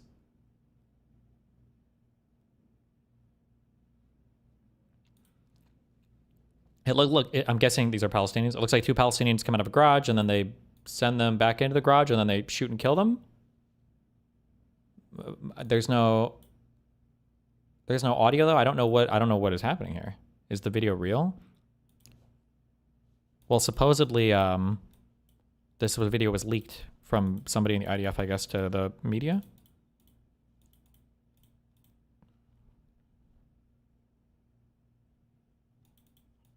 So I don't know why we would assume it's fake. Or apparently the IDF said it was fake initially, but now that people have seen the video, they know it's real. I don't know. I don't know what's happening here. I don't know what the government explanation could be. Doesn't look good. Did Germany attack Britain? Is that how you got into a war with Germany? Germany attacked Poland. Oh, but not the UK. No. This is just so easy to flip if you want to do this. Did Ukraine attack Russia? Tucker? Did Ukraine attack Russia? Oh, they were threatened by NATO. Did NATO attack Russia? What's the excuse for Russia invading Ukraine then? Did Germany attack Britain? Is that how you got into a war with Germany? Germany attacked Poland. Oh, but not the UK. No. Oh, okay. Because that does get lost. They wanted. So you voluntarily joined the war. Yes. Okay, right. I'm not defending Hitler, of course. Oh, thanks. Because it definitely didn't feel that way. But it's just a fact that you weren't attacked. So when you say that Churchill saved Britain, well, Britain got into the war voluntarily. Well, not voluntarily. One of our neighboring European countries was attacked, and it was quite clear that Adolf Hitler and the Nazis wanted to take over Europe. This was an existential threat to Europe and therefore to the UK. So you're arguing that he would have come for the UK? 100%. Even though I think it's very naive to your politicians and there's like not one person who was saying that in 1939-40. Well, no, Neville Chamberlain wasn't, because he totally misread what was going on. Winston Churchill completely read correctly what was going on and came out of the wilderness to actually come and save us. I think without him... you signed a treaty with Poland that locked you into a course of action that destroyed your country. I'm just saying. You don't honestly... Destroyed your country? Does he think that them winning World War II is what led to multiculturalism or something? Or do you think the Nazis would have stopped at Poland? Look, I'm just going... Pussy won't answer the question because he's a fucking pussy-ass bitch motherfucker. God, these guys are all fucking losers. It's so boring. I wish I would have got involved in politics earlier. 20 years ago? There's no way that it was this bad, right? These are adult men who are supposedly spending their whole lives doing politics and studying shit, and like this is the level of argumentation? Like, this wouldn't pass for a high school debate. Stopped at Poland. Look, I'm just going by what contemporaneous sources said. I have no idea. Hitler invaded Russia, so obviously that's deranged and incredibly destructive. So I don't know is the truth. He was focused on communism. No one doubts that. This was not a communist country. But I'm just saying Britain voluntarily joined the war. Like, this is just such a stupid word game. Like to use the word voluntary here is just so fucking retarded. Like, if I aim a gun at you and I tell you to like get on your knees and suck my dick, it's like, okay, so you did. He didn't actually like physically force you, right? You did get on your knees. You voluntarily did that. You didn't have to, 100%, right? You didn't have to. It's just like such a retarded use. It's such a like to abuse the word voluntary here, like miss it. It's like this is like a retard's approach to, and it's not. No, hold on. It's not, because retarded people would be more smart than this. This is just a bad faith approach where you're trying to hyper constrain the use of a word so narrowly to win whatever Hitler dick suck argument. It's not even a Hitler dick suck argument. It's just an anti-Western argument. This was not a communist country, but I'm just saying Britain voluntarily joined the war. It was a war that you were not involved in and you got in. But my question is, why did it destroy Britain? I don't understand. As the victor nation, it didn't destroy Britain.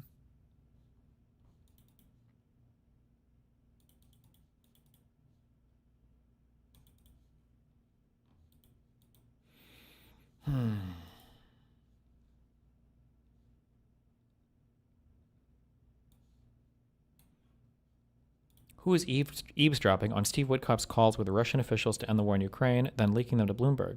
It's the same thing the NSA did to Michael Flynn when he was negotiating with Russian officials.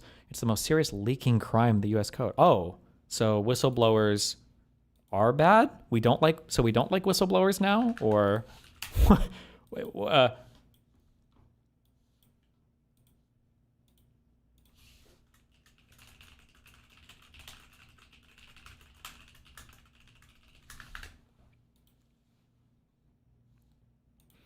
does Glenn care so much that Russian communications were leaked, never shown? I was going to bring up this Victoria Nuland call that we obsessively talk about that was a huge nothing burger that people use as proof that the United States staged Euromaidan in 2014. That Victoria Nuland call, they obsess over. Every single pro-Russian cocksucker, all of them obsess over that fucking phone call.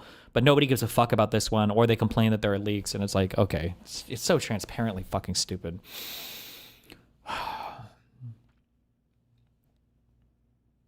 Never shown any deference towards Victoria Nuland's leaked phone call. Going from the Snowden leak to this today is quite the transformation.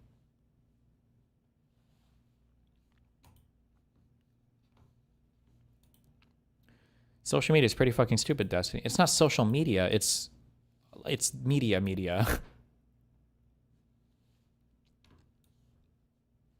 Girl streamer does the Pokemon Classic. What? Okay, Nick. Ah! You're not funny. I did it. Why? Is she I sound just like her too. dark enough to say that? I don't know. Wait, what? Ben fucking Shapiro. Okay. That's right. Chat, listen. He's just mad. He said no to this debate because they wouldn't put the collar on him. Let's keep it a bucket. Ben wouldn't wear the fucking the collar, and if he can't shock it in a debate, he's not doing it. He doesn't want to do it. I think it's unfair. They literally want me to do a CBS News debate with Ben Shapiro. And I said I would do it as long as it was about Israel-Palestine, and they want to do it over capitalism. And I was like, that's boring, you know? So it's so funny that she's like saying this. It's so funny that she's talking. It's just so crazy that you would have an offer like that and you would dodge. Like, bro, if you care so much about socialism, mainstream media debate with one of the largest alternative media figures, how could you say no to this? God, he's such a fucking loser.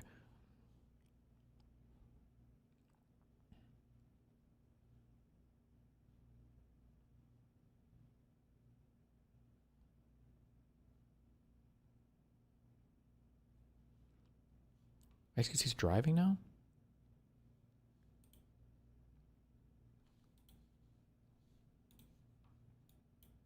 Or is it a video game? More spin, but it didn't. I don't get it.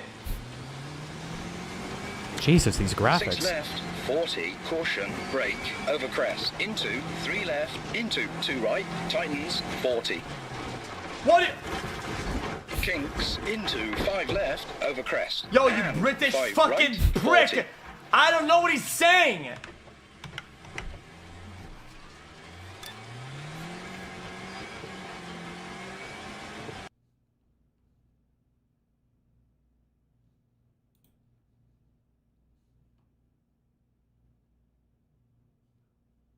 Asmongold owns this subreddit, bro. It's crazy. Dude, I saw the wackiest comment. Oh my god.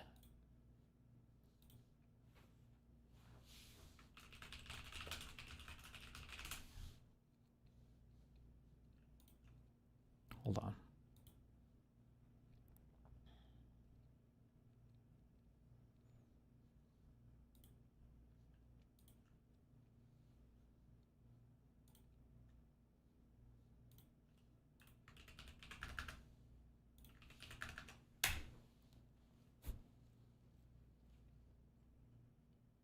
Damn, I even got downvoted. One of the most delusional comments I've ever seen in my life. Bravo. That's fucking hilarious. Coming from you. This is why people like Trump, and I feel like anyone could have told you that's how it was going to go. Edit, why are people downvoting the truth? You got downvoted because these people literally just despise the man. It is what it is. Not much you can do about it. It's been nothing short of some of the best foreign policy decisions I've ever seen. The guy has assembled an insane team on his side. While I don't agree with how he's getting the illegal immigrants out, I do think this was long overdue. Even Obama made his name on this, and to sit back and allow this to happen when there are millions of law-abiding legal immigrants is like laughing in their faces. It is unacceptable. I also think those tariffs are working, and smartly so, because he has the power to increase or decrease or withdraw them entirely. Most of the people who hated him are on Reddit, so you're always going to come to this website full of people who simply just don't have enough life experience or real-world exposure to know how any of this actually works. What they don't want to hear is that the tariffs actually produced results. Manufacturing construction didn't just tick up, it surged. We went from barely building anything to over $200 billion in new factory construction. Steel plants that were dead in the water reopened. Semiconductor, battery, and solar production saw the biggest domestic investment wave in decades. Companies had to start reshoring and diversifying because the pressure finally forced them to. And yes, tariffs brought in tens of billions in federal revenue and gave the United States real leverage in negotiations again. At the same time, there are negatives, and pretending there are none is just dishonest. Tariffs do raise prices in the short term, especially on consumer goods and intermediate parts, so regular people feel that. Some businesses get squeezed because their supply chains were built in a world where everything came from overseas, and there's always the risk that retaliatory tariffs hit American exporters. None of that is fake or made up. It is the cost of trying to rebuild an industrial base that was hollowed out for 30 years.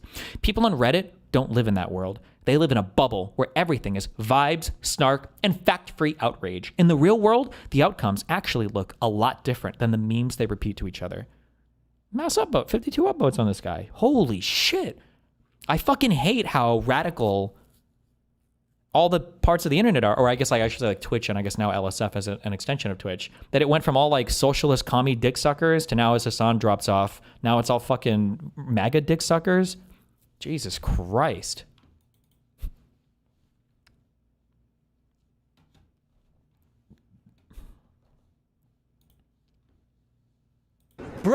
Dark breaking news moment. News, they're dead. Both members are dead. Wait, is that true? Are both of the National Guards people dead? Breaking news, they're dead. No. Both members are dead. Oh my gosh. Both soldiers are dead. That was before the governor of West Virginia has confirmed that both soldiers are dead. The governor fucked up? Nice.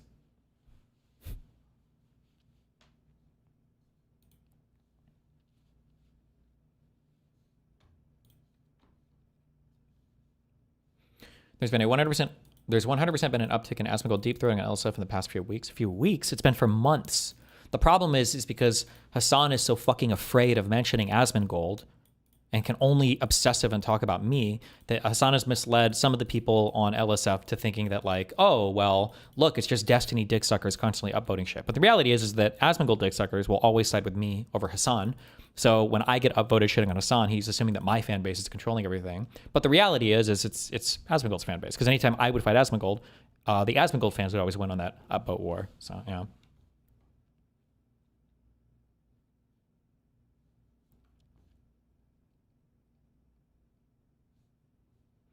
Trump orders review of green card holders from countries of concern. The Afghan national accused of shooting 2 West Virginia National Guard members in Washington worked with several U.S. government agencies in Afghanistan, including the CIA, according to multiple reports. The New York Times and the Wall Street Journal reported that Ramanullah Lakanwal worked with a CIA-backed military unit in Kandahar. Lakanwal, 29, came to the U.S. in September 2021 after the withdrawal of U.S. troops from Afghanistan. Trump and Homeland Security Kristi Noem confirmed that he arrived in the U.S. under a Biden-era program that allowed Afghan nationals fleeing the Taliban to enter the country. Lakanwal is accused of shooting the 2 Guard members on Wednesday, not far from the White House, in what federal authorities purposed a targeted attack. What are we thinking? That like he was a radical? Like when he's saying like we need to review the green card holders, is the idea that like he got radicalized in Afghanistan and was like a sleeper unit for 4 years in the U.S. or?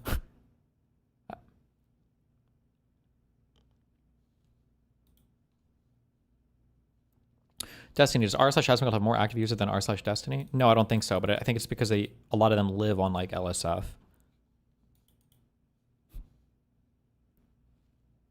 Yeah, the Winter Soldier. Well, he was from Afghanistan, so it'd be the Summer Soldier, right?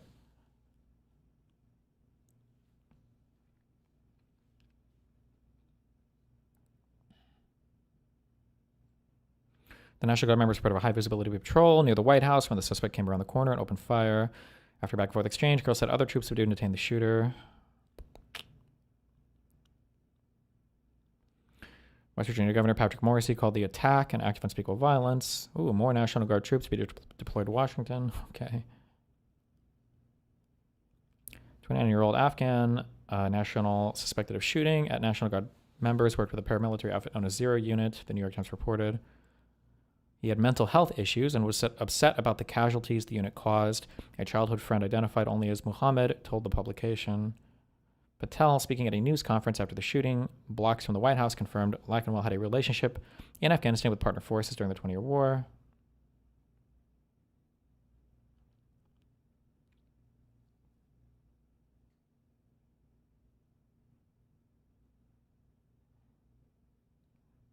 Do we not know we don't know anything more about the guy himself? Okay.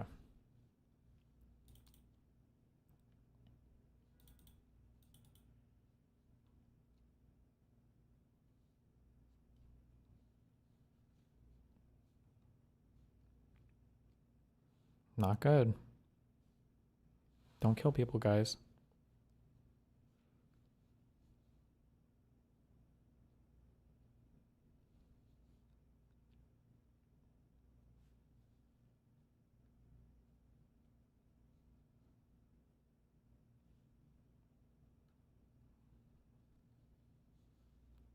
Is help the all this does is help the capitalists accumulate more wealth. Oops, so sorry. Every video lately has turned into a Marxist criticism, but yeah, here we are. Your obsession with policing the health of everyone around you only reinforces the narrative that individuals are solely to blame. Wait, is this a meme? The fascists want you thin. If they fall outside the Yeah, this is a perfect way of describing it. I think she's saying all the things that need to be said if you if you can pay attention to it.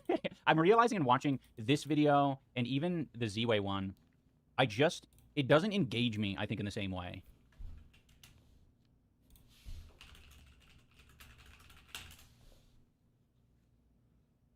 Two days ago. Hi, it's Monday. Okay.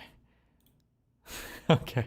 Personally am a clash. Even if you think I personally am a clash trader as a bourgeois, capital owner who is saying like, no, better things are possible for the working class. Why the fuck are you mad at me over it? You're literally broke. You are a member of the working class and you are defending the interests of the super wealthy. Dumbass. It doesn't make any sense. I don't understand it. These guys will get mad at me for saying that a better future is possible for them. And it's wild that there's like no counter argument beyond, this guy is a rich socialist. What a fucking hypocrite. It's like, okay, dude, well, you're a poor capitalist. You know what I mean? I'd rather be a fucking rich socialist than a broke boy defending capitalism. You know, you are advocating against your class interest. If you consider me to be a part of the capital owning class, then you did a bad job defending the immigration points they had. Ooh. Yeah, I had no fucking idea what they were talking about because they constantly wanted to talk about UK, and I'm not as tapped into like UK immigration points. Then why bring it up?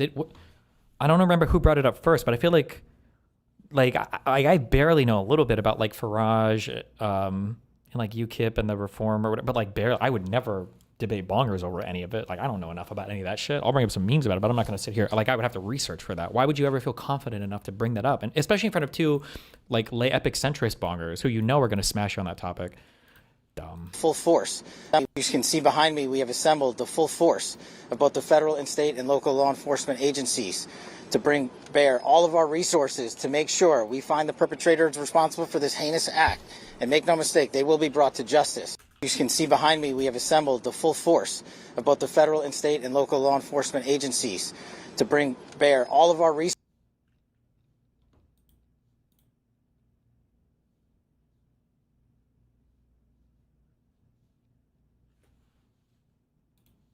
Apparently he was already in custody. Good one.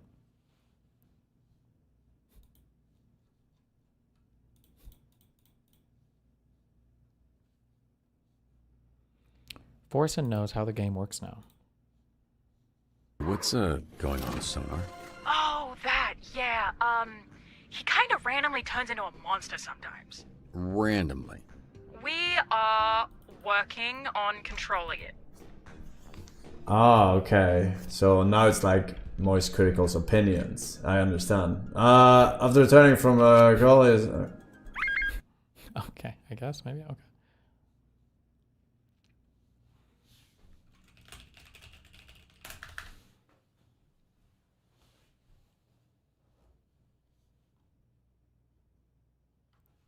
Okay, real quick. Any DGG stuff before I go over these videos? This will radicalize a generation. Charlie voice acted for the Bat Dude. Oh.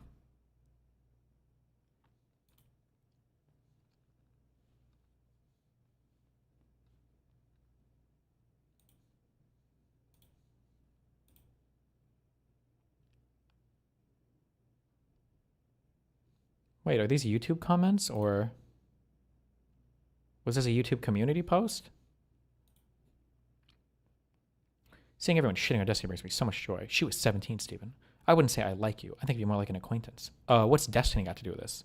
Ain't interested in giving him a single cent. Can liberals really not do better than Destiny? It's an indictment of the movement when Destiny can't be banished to the corner like they did to Steve Bannon. Like they did? Liberals to Steve Bannon? Or Weinsteinstiny?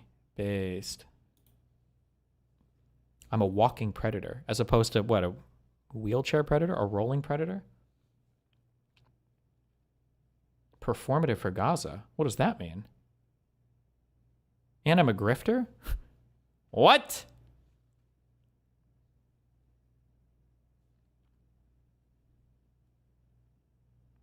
Who admits to having an attraction to kids and denies the Gaza genocide. Based. Are you going to debate Destiny on his views on ethical CP or him being a sex criminal?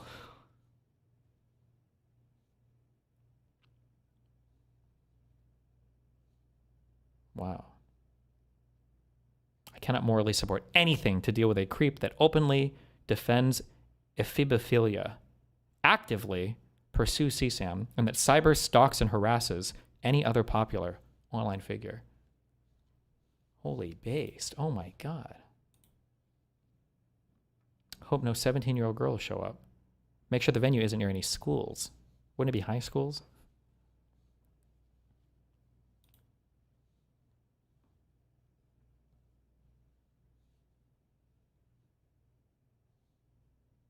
Predator. God damn.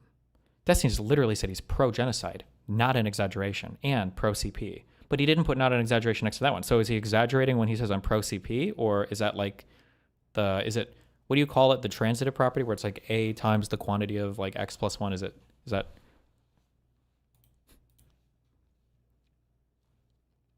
Based.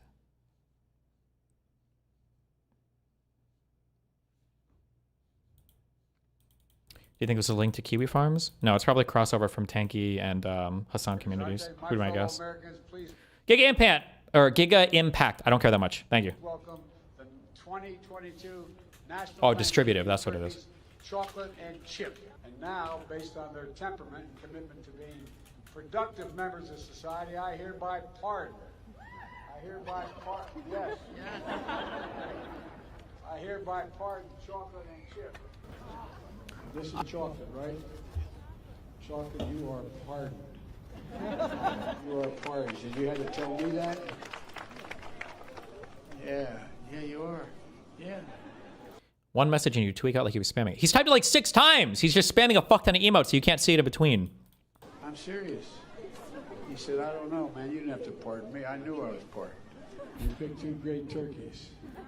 From the Biden family to all of you. Wait, why did they pardon 2 turkeys? Trump's Thanksgiving pardon, on the other hand. Today we continue a time-honored American tradition. Well, that's a well-trained turkey. See how happy he is? In a few moments, I will grant a full, absolute, and unconditional presidential pardon to 2 handsome Thanksgiving turkeys, and this is their lucky day. This is a lucky day for them. The turkeys being pardoned today go by the names of Gobble and Waddle, When I first saw their pictures, I thought we should send them, well, I shouldn't. Wait, Destiny, you were right. Yeah, no shit, I'm right. Why? I thought you were trolling me. What, do you think I just randomly...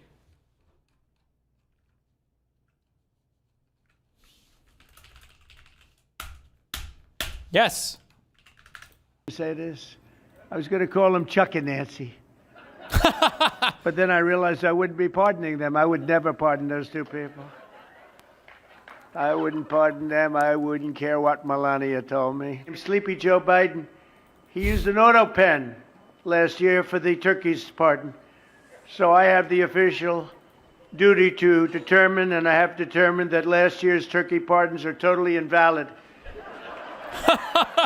They're hereby null and void.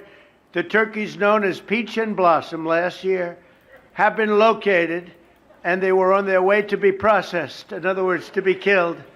But I have stopped that journey, and I am officially pardoning them, and they will not be served for Thanksgiving dinner. We saved them in the nick of time. This one has plenty of time, but they were saved. Why even carry on the tradition if you think it's too mean to not pardon both turkeys? Oh, they have to choose one? Oh shit, that's crazy. Oh my god, so much pressure. Do they really kill the other one? There's no way. They must, like, be chill. Maybe, right? In the nick of time. Looks like a rather violent bird. Anyway, are you ready? They kill it live and the president eats it. What the fuck? That's crazy. Gobble, I just want to tell you this very important. You are hereby unconditionally partnered.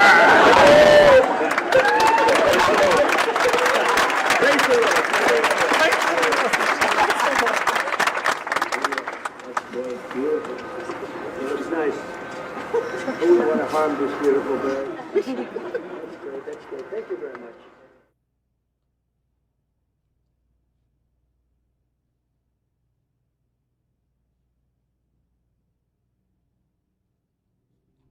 Well.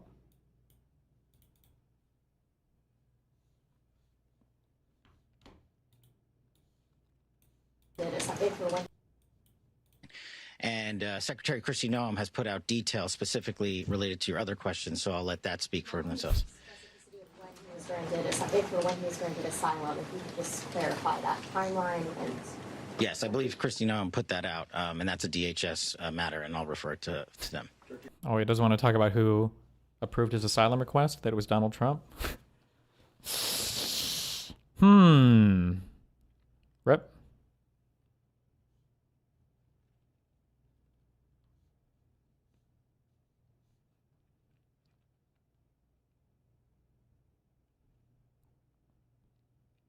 This is true, by the way. Don't let the virtue signaling mega demons deceive you. They operate just like Hamas did in Gaza. They love dead civilians, dead soldiers, dead cops, whatever they can watch die, because they will always try to angle it in a way to grow their power or control. You can always tell by the way they talk. None of them seem to call for peace or call for both sides to lower their swords. Instead, they are constantly rallying their troops, praying more violence follows, so they can stoke enough outrage to induce enough conflict to expand their power. It's always the goal. You can always tell by the way they talk. They're so excited. You can always see the excitement. I can't believe they killed these people. We need to crack down. We got to send more people. We need to, like,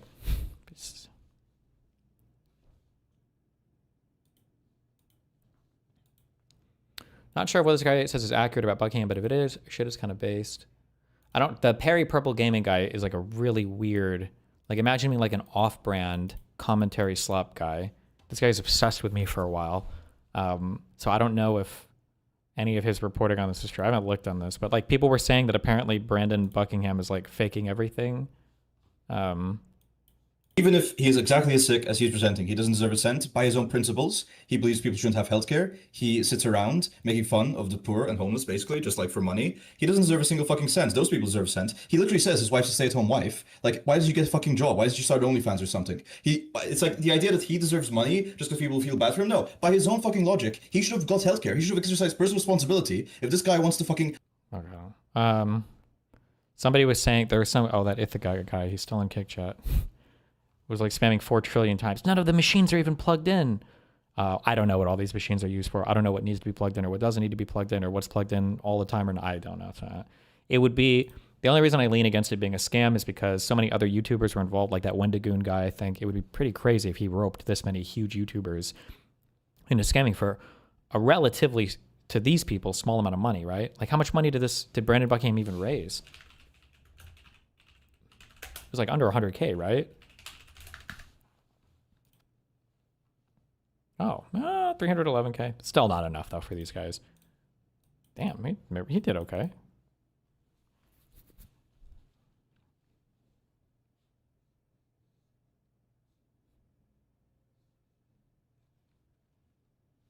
Was Mr. Medicare's illness a scam?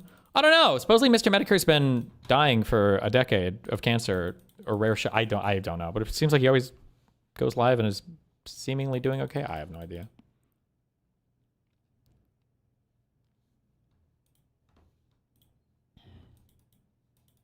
Yeah, but I don't know if Mr. Medicare ever did like a huge grift where he was like, I need to raise a ton of money or accept donations in order to cure me. I don't know if he ever did that.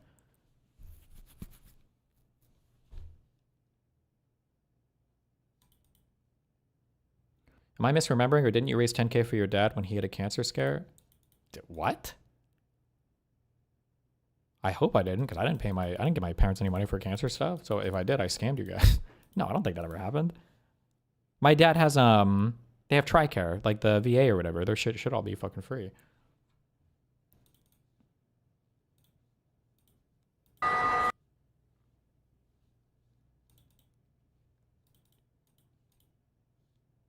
Was Boogie's cancer a scam too? Yes, Boogie was 100% lying about his shit.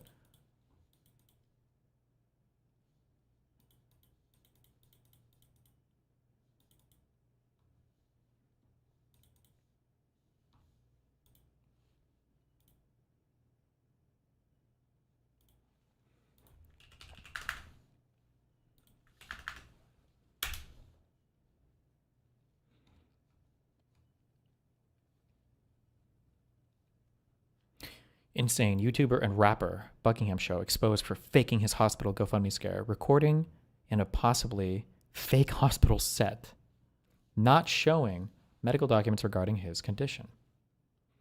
And then Wendigoon said, crazy that he also rented out a hospital for us to visit him in. This goes deeper than we thought. Absolute commitment to a bit. You lied about Waco. Either post medical documents or stay quiet. I do think, while medical documents are fairly invasive, I do think that I feel like you should probably post medical stuff if you're doing a GoFundMe, right? Because if you're literally begging people for money for help for your medical thing, I don't think it's ridiculous to say that you should be able to prove that you have a medical thing, right? But I guess if people are donating anyway, then. Destiny defends the progressive tax system. Destiny, what? Oh, it's a tweet. Okay. Feels like only illegal eagle in Destiny. Really get the gravity of Trump too. Cool, that's me. It's my separate. Huh. Holy shit, Amfest. The Mogler. Get your tickets, December 20th. Phoenix. Wow.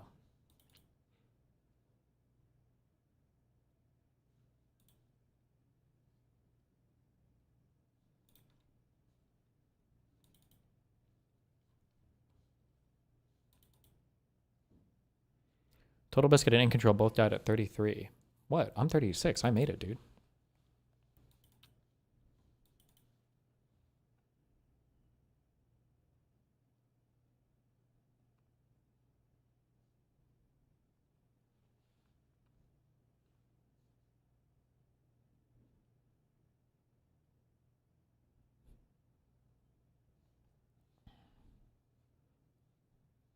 I love this clip. Do you think that your response to the cold-blooded murder of Charlie Kirk has been appropriate? Yes. Amazing clip. Have you ever taken MDMA more than 2 to 3 times a month? No.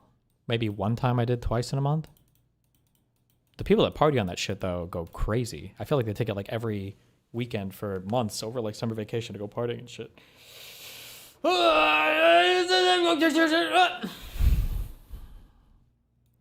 Okay. Oh, man.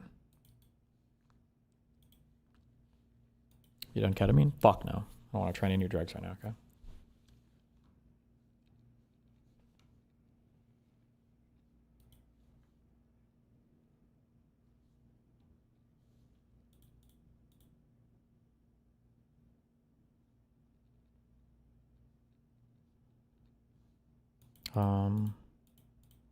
Oh, Reason Riffs. What's up, buddy? Sorry, I was just writing on Reddit. Thanks for dropping by on the debate the other day. I get the impression that we turned Connor into a tit for tat member. Nice. I wrote an article, I don't know if you saw it in the Pragmatic Papers, with regards to not just game theory, but also the studies on rhetoric and dealing with popularism this way. I have not seen it, but here it is. Okay.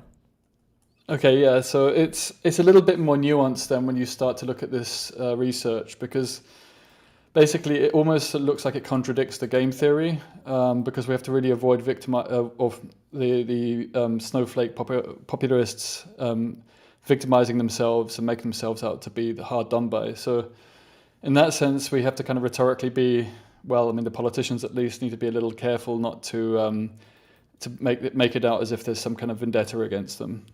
But this doesn't negate the fact that our actions should be pretty hard when they're not cooperating.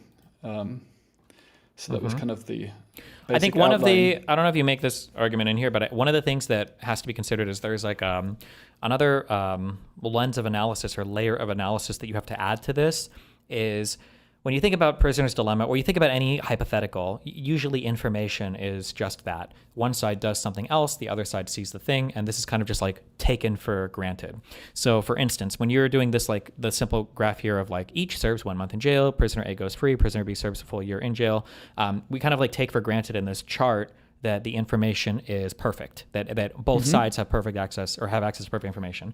Something that is fucking things up right now a lot, that I try to stress to people, but it's hard to get this out, is that like the information right now is not only not perfect, but you're in a world where the information is kind of like flipped, or it's the opposite of what it actually is, which in some ways helps, I think, my tit for tat argument, and then in other ways it can just the obscurity of information makes it harder for people to tell what's going on. Yeah, it's been covered in the research, and I infer it in the article, but I don't go into detail about the specifics. But it's in the bibliography. So then you're talking about stochastic models. So models where you might intend to cooperate, but you randomly come across as non-cooperating. And so the information isn't perfect. And so it's actually goes into information theory and a whole host of other interesting topics. But basically, you then have variants of tit for tat. So we were kind of talking about this with Connor, and it was kind of a bit of a tangent to go down, so I didn't go down it completely. But a tit for tat, like the strict tit for tat, in a noisy environment, a stochastic environment, is actually not the most optimal game theory when dealing with random other theories that you're dealing with. So you have to also consider specifically what is the theory of the person or the group you're playing against. Sure. But even in this case, that's when generous tit for tat becomes very advantageous, or win, stay, lose, shift, which is another tit for tat variant, because there's a lot of reciprocity in this. So even in these cases, it's still most of the time, because remember, it's like 5-10% of the time in generous tit for tat is when you actually just say, okay, I'm just going to cooperate randomly. And that's one of the strategies that deals with the noisy environments. Even in this case, you basically still have variants of tit for tat. That's the strongest. Sure, but I think you have to be careful, because I'm not talking about necessarily a noisy environment. I'm talking about an environment, because noise implies some level of random obscurity, not deliberate obscurity, right? Like, I don't know if we would say that somebody intentionally trying to misrepresent a thing in one direction at the same time all the time is just noise. I feel like you would use a different word to describe that. The only reason I bring this up is because like when we're thinking like the tit for tat thing, one of the big fears that keeps getting brought up, that people keep saying, is that, they're gonna, it's gonna justify their political rhetoric. It's gonna make them feel like they're prosecuted. But then the question is, well, if they've literally been running on this idea that they've been prosecuted for a decade, can they actually yank that chain anymore if they're actually prosecuted, or have they exhausted the goodwill on that side? And then I don't know what research you've seen. I had somebody email me 2 articles, but I didn't go through with them. But from the 2 things I was emailed, I think these might both come from 2023. One is 2023, one is 2025. In these, the emailer, at least, his summary of these, and again, I haven't read these, but his summary of them was basically that, like, if you're a hardcore Trump fan, then politically prosecuting Trump doesn't really do anything to embolden you because you're basically already maximally emboldened on all those opinions anyway. There aren't very many people in the middle who are like, wow, they prosecuted Trump. That looks bad. Now I'm going to become more radicalized. But rather, the people who think that all prosecution of Trump is bad are already, like, maximally MAGA anyway, so you don't really move any of them. But I don't know how Travis ever read this yet. God. Well, this was kind of partly why I wanted to write this article. I argued for this quiet non-cooperation. So what I meant by that was you had the strategy rhetorically to actually be quite neutral, quite calm in what you're saying, but the actions themselves, in terms of political actions or the judicial actions that you take, can be quite harsh if they've been harsh to you. So you have to be kind of careful about sounding like, yeah, we're going out there, we're going to go and wreck them. You know, because you can do the same action but give 2 different framings to the action. Of course, the third moving part, which you don't necessarily then engage with, is of course how they're going to frame it. But, yeah, I was going to say we don't have the freedom over. We don't have the freedom over that. So well, but you kind of do, right? Because when you frame it away, they have to contend with your framing rather than allowing them to frame it, because then you have to contend with their framing, right? Sure. That's the game of chess. That's the rhetorical chess we play, right? So it's a bit like in the debates you're going to have. So I mean, it's a kind of a nice relationship with this. You have to. One of the things you're doing in your prep is foreseeing what their move's going to be afterwards when you do that, right? So of course, if you frame something rhetorically, you know what their countenances are going to be, and then you need to be able to respond to that in a reasonable way and appeal to those quiet voters who simply are sitting at home going, well, maybe they've watched Hassan stream one too many times and thought, well, they're all the same, because they're the people that you need to reach out to, right? Like you say, the really kind of crazy MAGA people, that they're lost and gone. But there's this other third of the electorate that just doesn't vote.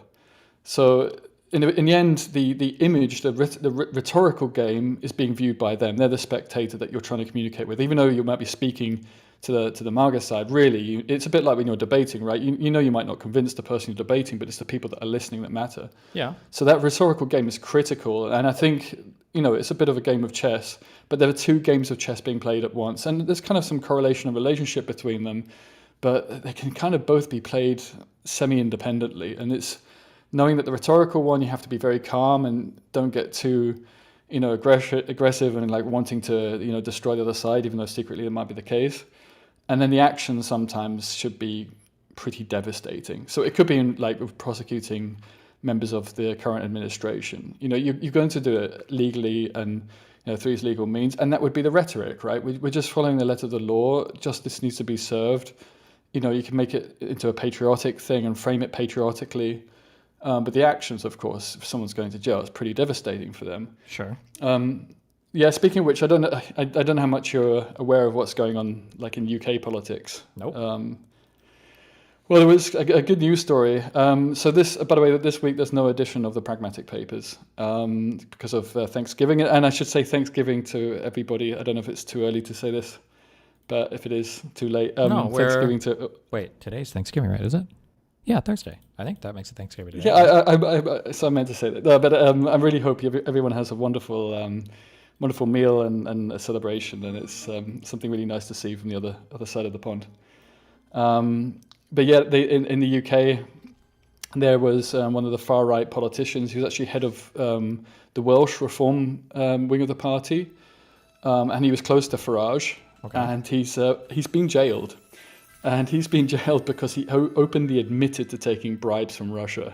So it's not just that he's been found guilty, but he admitted to it. And so this...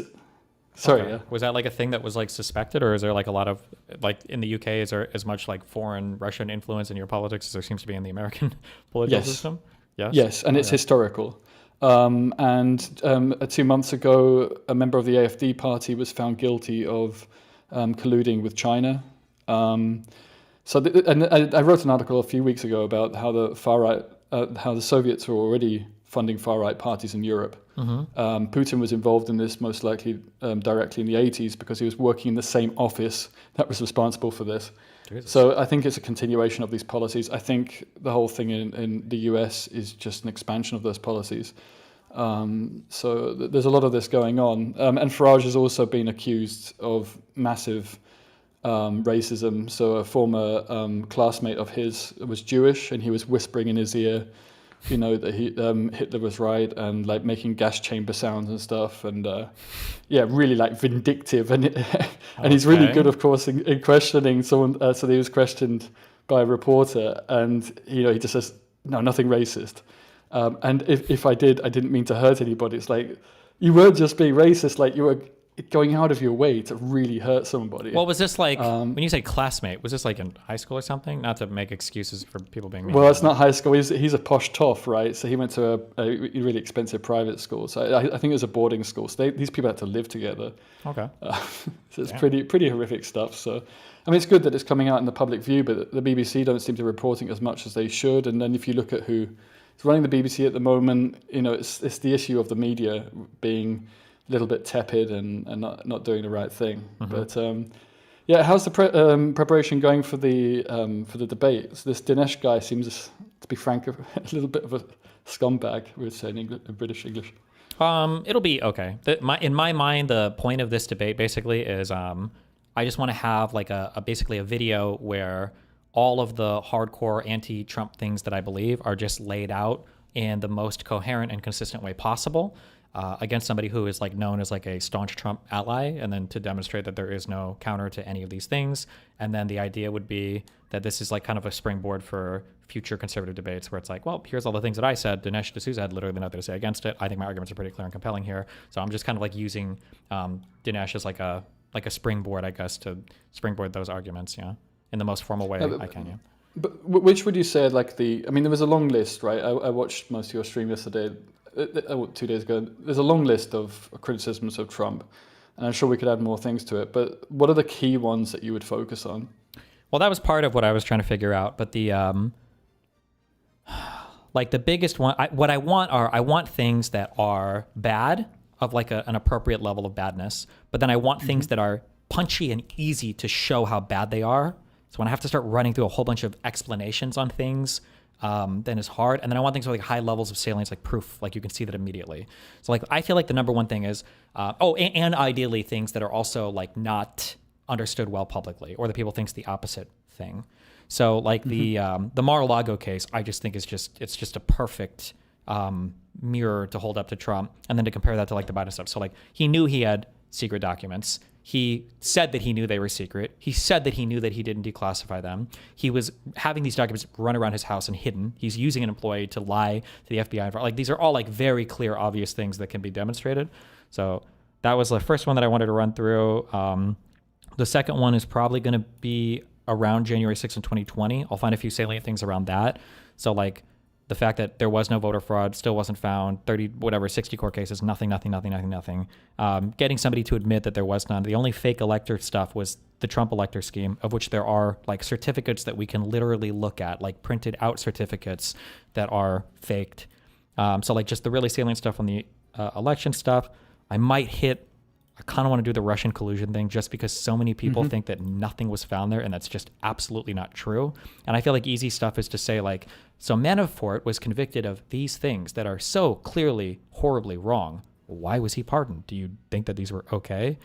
DOJ stuff, so them writing executive orders to target law firms. I want to be able to ask questions of like, can you give me an example of anything like this ever happening in the past? Anything with Biden, anything with Obama? And the answer to all these will be no.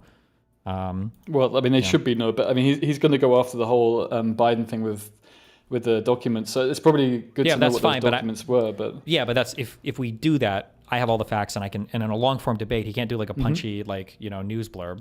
Like I can very clearly point out like, well, this is what the statute says. You have to intentionally withhold these. What was the evidence of that? There is none. He'll bring up the Her report. I know the Her report. Her report didn't say that.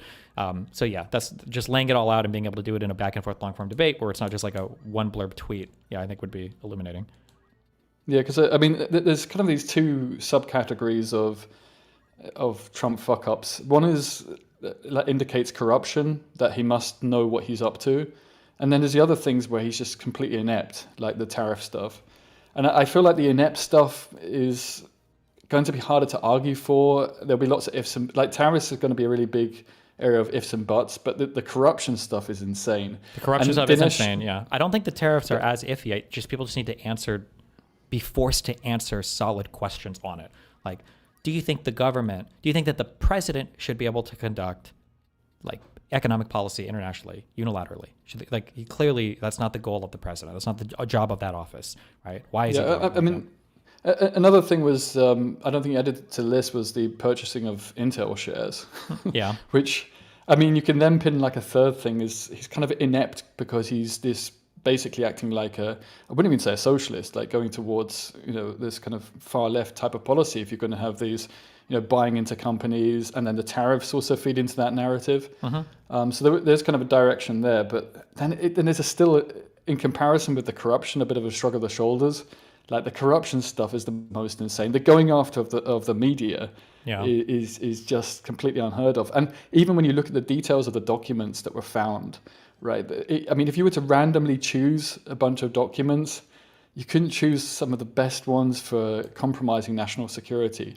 Showing what America knows about its enemies in terms of their nuclear weapons stockpiles. I mean, that's the kind of thing you probably would share if somebody, it's like in the top three, especially if you were sharing things with Russia, right? That's the kind of thing you'd want to be sharing. Sure. And Dinesh lied about that in his documentary. He said, "Oh, well, these documents were, they're just." And I know this because one of the crimes he was charged with, there's a special subsection for documents, I believe, that are related to the Department of Energy, nuclear weapons. These are things that even, I believe, if I recall correctly, even the President of the United States cannot declassify these things. There's a special, exceptional process that you have to go through for Department of Energy related stuff. So, like, if you wanted to do the psychic declassification, which is dumb, I'll fight that, even on its face. That's already stupid because of the fact that Donald Trump, like, he didn't say, "Oh, I didn't need to declassify these things, so here they are." He said, "I should have, but I didn't." Like, So I think that Donald Trump he fucks himself so hard on all of his language. Yeah, what he should do is just a question of checks and measures being able to be implemented, which at the moment under this administration, I mean, it's struggling. I mean, it's holding some, back some of the worst parts of Trump, but it's a real shame to see how long it took for him to be prosecuted under all these things. And like if it'd been a bit earlier or a different judge, maybe. I mean, we shouldn't look back too much, but yeah, there is a bit of frustration or something to learn from for future administrations of basically just getting on with it. Yeah, if you want to do it, you got to do it fast. The fact that Garland waited until 2 years or 3 years to appoint a special prosecutor is, in my mind, unacceptable. I don't know the reason why. I would have to go back and listen to it because Pisco was always the one arguing that was okay. But like, I guess I just didn't know enough details at the time or enough about law, I guess. Because it's like, if you want to say that he really wanted, because I think Pisco's argument was like, well, they wanted to make sure that they got it right. That's fine. But it wasn't that they were making sure they got it right because there was nobody investigating. There wasn't even a special prosecutor, right? It wasn't until Jack Smith was appointed that investigation could even truly begin. And that wasn't until 2 or 3 years into the administration. Why not do that on day one, Yeah. I mean, this kind of goes back to my article, actually, because even though we're playing these two games, they're not entirely separate either. So, of course, there's the rhetoric around him being prosecuted of, "Oh, poor me, they're going after me, what have I done?" It's like a snowflake in the sunlight. And so if it doesn't get resolved properly, which it would have done if it started earlier, then it's kind of left, as far as people that might vote for him, up in the air, and it looks like they're really trying to, he's under an act of persecution. Yeah. And so then you actually feed that rhetoric, but you don't get the resolution either in terms of the action of him actually being behind bars where he belongs. Yeah. So if you left it too late, it's actually potentially more destructive than if it hadn't even happened at all. Because it's almost like you're justifying, like, okay, well, nothing literally came of any of this, so it seems like that Trump was right the whole time. There was nothing going on. It was all bullshit. Yeah. And also I think it muddies the waters with if he can be prosecuted later on, then so if you could have held back and hoped that you get the term after Trump. But yeah, I still this seems like one of the biggest points I would go after Dinesh with, definitely, because also he's been caught lying about it. And I mean, you can also try and get Dinesh to say something bad about Trump, because I think this is a really strong line of argument you've used before. If you're not worshipping the guy, there should be something critical you can say. Sure. And if you get him not saying that from the beginning, it's like, okay, that's a bit weird, because you have your criticisms of Biden, right? Yeah.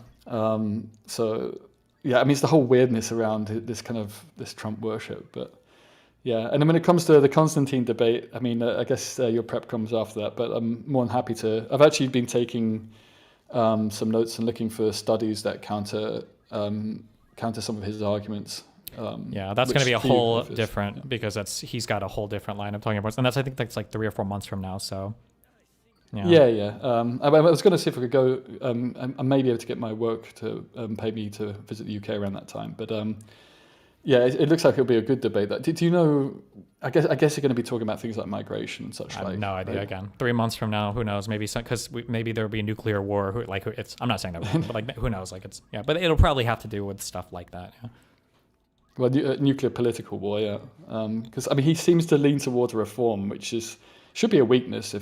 I guess he's not going to pin his colours to any mast, but ultimately he seems to appeal to reform, and not just on migration, but also reform after denationalising the healthcare system and having an insurance-based system.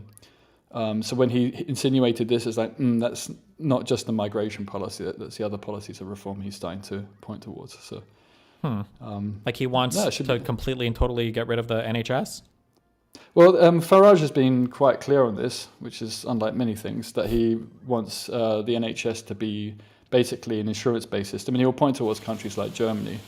And having lived in both countries, I can safely say that you pay a lot more money, especially as a lower earner, in Germany than you do in the UK. And everything's decentralized, and because of data protection, you have to take papers between different doctors, and it's very fragmented. Where the UK system has loads of advantages because it's centralized, so all your information is on one system. So you go between different doctors at different hospitals, they all automatically have your information, and it's just a lot more efficient. And there's studies behind that being a very efficient system. So the NHS the average person per capita needs to spend a little bit more. Gotcha. And then it would be a good system. And it was a very good system until about 15 years ago. Yeah, I mean, that's a little bit more of a difficult argument, but if he's going to bring up healthcare and issues like this, then yeah, he's looking with rose-tinted glasses at an insurance-based system. Sure. But, yeah, it'd be interesting to see where it goes, and also the migration topic. It must be a big one that comes up, and yeah, migration to UK is. Yeah, there's the good and the bad. You know, I can't. It's just I'm not going to be one of these crazy lefties saying open the borders, which is the Polanski position. He's the head of the Green Party, which is like the de facto far left party in the UK now. And he's like, there should be basically no borders and no limits. And maybe at the moment that could work, but there should be preparation for the future, and migration could go massively out of control. So yeah, of course you can take that position and show there'll probably be some understanding between you two. But he's I think a crazy Islamophobe for one. So yeah, a lot of them there's that. Get to that point. Yeah, I feel like Sam Harris has that issue too. Anybody that talked a lot about like immigration or Islam in like the 2010s that is a thing that stuck with them really hard. Yeah. Yeah, I mean they get stuck in a corner, and then it's like, well, if you're going to be I mean. I don't have a problem with criticizing religions, especially if it becomes dogmatic or it's people that are following it in a very conservative way. But then you're going to have to criticize all religions, and not just religions, but other dogmatic systems, right? Sure. Well, it'd be the ones that you think are the biggest threat, to be fair, right? Like there might be issues with like some like clusters of like radical Islamic people or whatever in the UK or whatever. I don't know personally, but I mean like it seems like there's more of an issue with that than there is in the United States at least. Possibly, but I mean, it pales in comparison with far right activities. And I wrote this article about Leon Greenman, this Holocaust survivor. He died with bars in his window, right? And he was a openly Jewish man, right? And he wasn't afraid of Muslims. It was the far right who were throwing the bricks at his window, the far right who were sending him death threats. And so that's been a continuity in British society since the 1970s. And of course, UKIP and Reform, Farage was always kind of the far right suited and booted. But they have friends who have been involved in this. And yeah, I mean, that's just been a continuous threat to British society. And they want people to live a certain way, which is, the small minority of Muslims who are not just conservative, but think other people should live the same way as them, it's actually the same problem. And statistically, in terms of murders and in terms of physical violence, and that does compare with in the US. If you look, I mean, the biggest amount of political violence comes from the far right? Maybe, I don't know if that's the case. Or in the US, yes, but I don't know if that's the case in the UK, yeah. Yeah, the last time I looked, I mean, I'll look for more papers and studies on this, but yeah, that's been, I think it's still the case, frankly. Mhm. Of course, they pick because another thing he's going to pick up on is these gang rapes that have occurred. Yeah, I'm going to have to go back and revisit or reread on a lot of that because I don't know what the fact of the matter is or the truth of the matter is around that because I hear different things and yeah. Yeah, I mean, there isn't enough really statistics to talk about it, but there is a fair argument that gang rapes are perhaps more likely to be conducted by one ethnic group over the other, like the British Pakistanis. Mhm. But that's not to say that rape overall, it's just the nature of the type of rape that's committed by the people in those communities is more likely to be gang rape, whereas... Okay. I don't know how much better that sounds, but okay. Well, I mean, it's not any better or worse. Like a rape is a rape, right? Well, and it's all pretty terrible. Not to say I would play favorites, but I feel like gang rape is probably worse than rape, I guess. Would be my assumption. Is that not the assumption? I don't know, can you compare types of rape? I think you could, yeah. I think you absolutely could, yeah. Okay. No?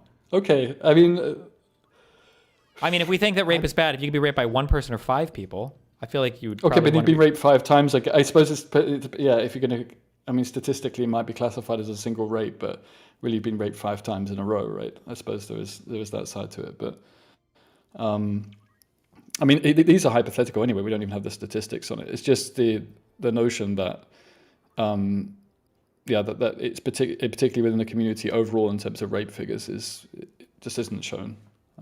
Okay. And and also then you have lots and lots of statistics of migrant communities. I mean, you have to consider demographics. That's the other thing that they'll bring up, because I've had this on X. I've shared statistics or seen statistics, and then people from the far right countenance this stuff. And so, for example, if you're coming from Romania or from other countries around Europe, you're far more likely to commit a crime. But they're not accounting that these are working age males. Yeah, that's a big thing in the United States is you have to break out by age because immigrants will almost always be massively overrepresented, especially in populations as they age, because like people past the age of 50 just like don't really commit crime. So you have to compare with like age groups, sure. And sex, of course, yeah. Yeah. And so that's another big thing that they tend not to do. And so then the statistics start to look a little different. But and I've also seen statistics completely proving the opposite, like on Muslim communities, and it had in Europe, or there was something to do with some crime statistic in Europe, and it had UK at the top, and it's like, look, UK is terrible. It's because the Muslims, and one of the lowest ones was Bulgaria, which per capita has one of the highest Muslim populations. It's like you've just shown the opposite. And of course, they weren't particularly happy by me mentioning that. But sure, yeah, it'd be interesting to see this stuff come up with Constantine, and maybe with Dinesh goes after, why refugees and immigrants in general are a massive danger to the US. How many is it now? Like 50 million that have come over, or I think we're up to 30 million was the last number, but who knows what the next time Trump speaks, maybe the number will go up. Yeah, exactly. Maybe 50 by Christmas. Yeah. Maybe, yeah. So, so there's no pragmatic papers this week, but there's still the edition from last week, and it's worth reading. And if you want to see the debate also about tit for tat, I left it on my YouTube channel. It's pretty late here, so I should head off. Okay. Well, I love you, buddy. Stay safe, be careful. Yeah, take care, man. Yeah, I love you. Bye. Bye.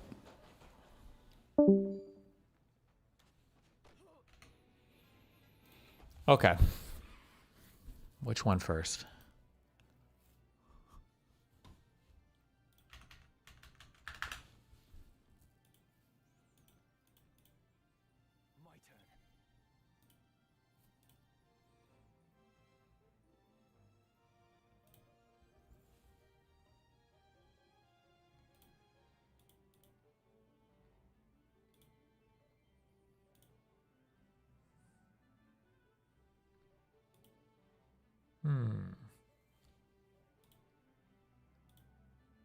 How did I have this set up before?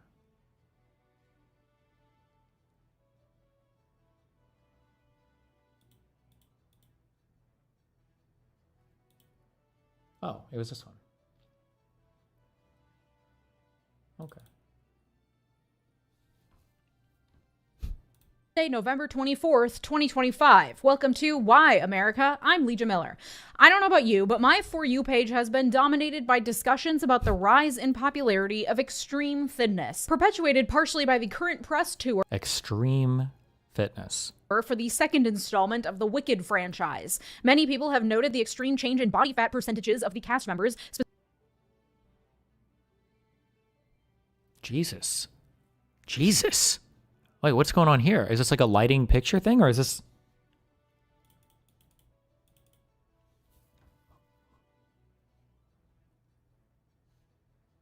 Okay. Specifically Ariana Grande, Cynthia Erivo, and Michelle Yeoh, all of whom appeared on red carpets Oh, I've seen this Auschwitz style. It's in fashion, apparently. Okay.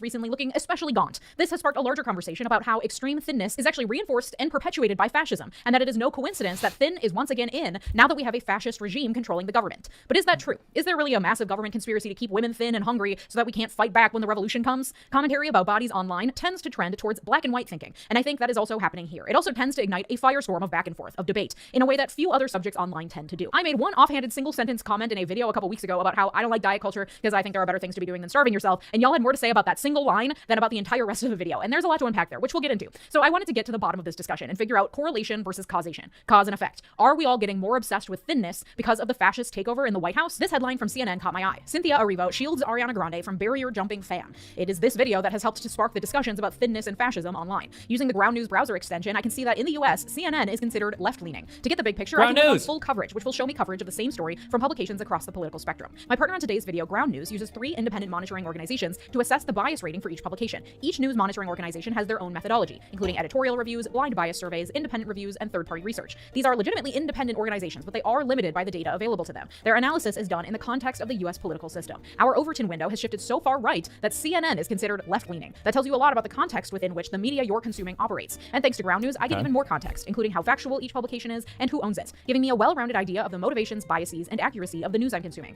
Wouldn't it be great if everyone in America had that much information about the news they consume? Because depending on where you or your family members get the news, you're going to get very different takes on the same story. This is where Ground News comes in and why I've been using them for over a year. Today's partner, Ground News, is an app and website that offers tools to help you critically analyze the news you read, providing context to understand the full picture. I feel better equipped to make sense of what's happening in the world without being influenced by just one perspective. And I'm not the only one who loves Ground News. The Nobel Peace Center even called it an excellent way to...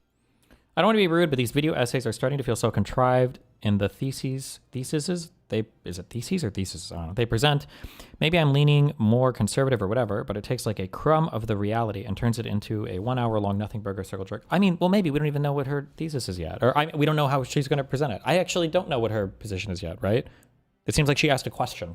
She presented that some people are saying that fascist regimes want women to be thin so they can't fight against the regime, but is that true? And then it seems like that's the video. We haven't seen the arguments yet, no? Stay informed, avoid echo chambers, and expand your worldview. I'm always really impressed with Ground News and genuinely think they're a great resource. If you want to stay informed on US politics and more, subscribe through this QR code or my link below at ground.news/Legia for 40% off this unlimited access Vantage plan. It comes up to $5 a month for unlimited access to all the features I've mentioned. Thanks, Ground News. First, let me take a step back to quickly define fascism, because it is a term that has been thrown around a lot lately, I think for good reason, but people tend to dismiss it as just an epithet that doesn't mean anything anymore because we use it as a label for everything. And the reality is that fascism is hard to define. It doesn't fit into a box like other isms tend to do, and it is entirely dependent on the state in which it arises. Robert Paxton's book, The Anatomy of Fascism, helps to give us a kind of definition. Under Paxton's interpretation, fascism is a mass anti-liberal, anti-communist movement, radical in its willingness to employ force, where nationhood and membership in a dominant class is put above all else, and where national unity and distinction from a class of deplorable others is reinforced by the state. And by anti-liberal, he didn't mean liberals like we use the term in modern United States, like liberals versus conservatives. He meant the term like liberalism to mean liberal economics, the idea of unrestricted free trade, a la neoliberalism, or what some might call globalism today.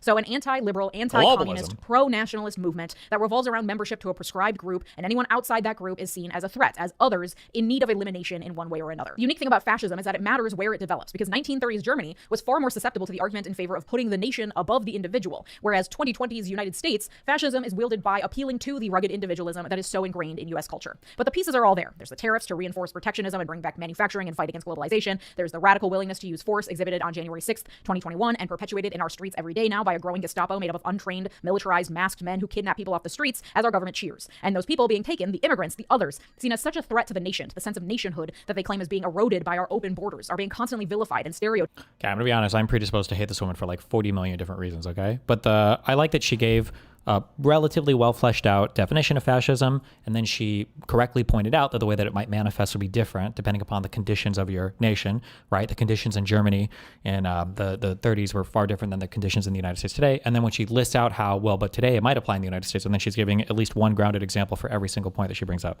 That's a good way to present an argument. Typed in seemingly never-ending propaganda pumped out by the government. The pieces are all there. Robert Paxton himself, after January 6th, determined that Trump's regime can rightfully be called fascist, okay? So it's important to take a moment to acknowledge that it is not an overstatement to call Trump a fascist or his regime fascist. Leading scholars of fascism use the term to describe this regime. We are not being hyperbolic when we are saying that we are living under an increasingly fascist regime, okay? And it is true that historically, fascist regimes like Hitler's, like Mussolini's, placed a lot of emphasis on bodies, on the physical human form as a symbol of nationhood. Arno Breker was Hitler's favorite sculptor, and he helped create the mythology of the Aryan race in Nazi Germany. Perfectly proportioned, lean, muscular male figures and slender athletic women. The agile athletic body ideal was directly tied in Nazi propaganda with the strength and health of the nation, which was a really enticing image in a country that was struggling to regain its strength after World War I. The first president of the Weimar Republic in Germany between World War I and the rise of Hitler, Friedrich Ebert, was photographed in a bathing suit next to Defense Minister Gustav Noske, and the two were openly mocked for years afterwards because of how unfit they both looked. Damn. The public seeing this as a metaphor for the weak and flabby state of the government of Germany after the First World War. Of course, Hitler Oof. Depending on where she goes, there's a lot of different things that she could draw from. You could arguably point to the idea that like the obsession with like trans women or what is a woman or whatever is some type of like body enforcement. Although that's more understandable. But then you can go into the like the Mar-a-Lago look, the obsession with how all the Trump women need to look on Fox News and everything in conservative media today. And then you can even take it a step further and go our civilian commander of the military, Hegseth, obsessing over fat generals and that we need to do PT for old guys behind desks or whatever, all kind of like plays into this a bit, maybe. I don't know. Let's see what she does. Himself wasn't exactly the model of perfect athletic Aryan beauty, but we've all seen Trump in his golfing whites. That doesn't really seem to matter. As Robert Paxton told the New York Times, quote, focusing on leaders, Paxton has long held, is a distraction when trying to understand fascism. What you ought to be studying is the milieu out of which they grew, Paxton said. For fascism to take root, there needs to be an opening in the political system, which is the loss of traction by the traditional parties. He said, there needs to be a real breakdown. Fascist movements succeed, Paxton wrote, in environments in which liberal democracy stood accused of producing divisions and decline. But nobody cares about how this applies to Trump, no? Well, I mean, she just said it right. That this standard never applies to leaders ever. They always are, for some reason, they're exempt or they never fit the same standards that they talk about ever. Succeed, Paxton wrote, in environments in which liberal democracy stood accused of producing divisions and decline. And that was true in post-World War I Germany, and it sure as hell is true today in the United States, where income inequality is at an all-time high, and people are going bankrupt just trying to pay for housing, food, education, childcare, and medical bills, the basics to keep themselves alive. The MAGA movement has capitalized on this desperation and directed it into hatred for their chosen other, immigrants. And much like the current milieu in the United States is ripe for fascism, it's also ripe for the re-emergence of the heroin chic aesthetic. But the thesis that I would like to present to you today is that while I think it serves the fascist agenda, I think that this is merely a happy coincidence for the fascists and not the result of some vast fascist conspiracy. Because it turns out we've been policing bodies and weight for a long, long time, and that policing serves not to uphold fascism, but instead to uphold the various ideologies that happen to serve fascism, like eugenics, the patriarchy, and neoliberalism. And listen, I can already picture the comment section. Some of you may think it's really not all that deep. In fact, I went unwillingly into the bowels of Reddit to understand some of this health-based body policing ideology, and I found myself in a subreddit called Fat Logic, which, as far as I can tell, is a community of 35,000 weekly visitors who see themselves as healthy or aspiring to be healthy and promoting health and feel that they are diametrically opposed to what they call FAs, or fat activists, who are engaged in, quote, lengthy diatribes about how everything is society's fault. According to the page's About section, quote, falling victim to fat logic means accepting misinformation that will harm efforts to keep your body at a healthy weight or lose weight if you need to. I think there are a lot of different sides to this. I think it's annoying when people do this like weird fat acceptance thing, or they're like, oh no, you can be healthy if you weigh 400 pounds or whatever. Like, I think that's cringe. I feel like if I was a woman, though, if I was a woman who wasn't retarded and knew that, like, yeah, obviously being fat is bad, I think I would be more annoyed, though, by all the men who claim to really care about fat acceptance because they're so worried about women's health. And it's like, no, you just want to look at people that are fuckable. You don't give a fuck about women's health. That absolutely is. It's like all the men who all of a sudden, super cared about women's sports, despite years of shitting on the WNBA. And you even saw, actually, even after, where... Was it at the White House where they threw like a fucking dildo on a basketball court or whatever? Did that happen at the White House? Or am I making this up? Really, because like women basketball players or whatever. Like, you guys don't give a fuck about women's sports. It's like, this is some weird anti-trans agenda. Like, don't pretend you give a fuck about women's sports. It's fucking cringe as fuck, It's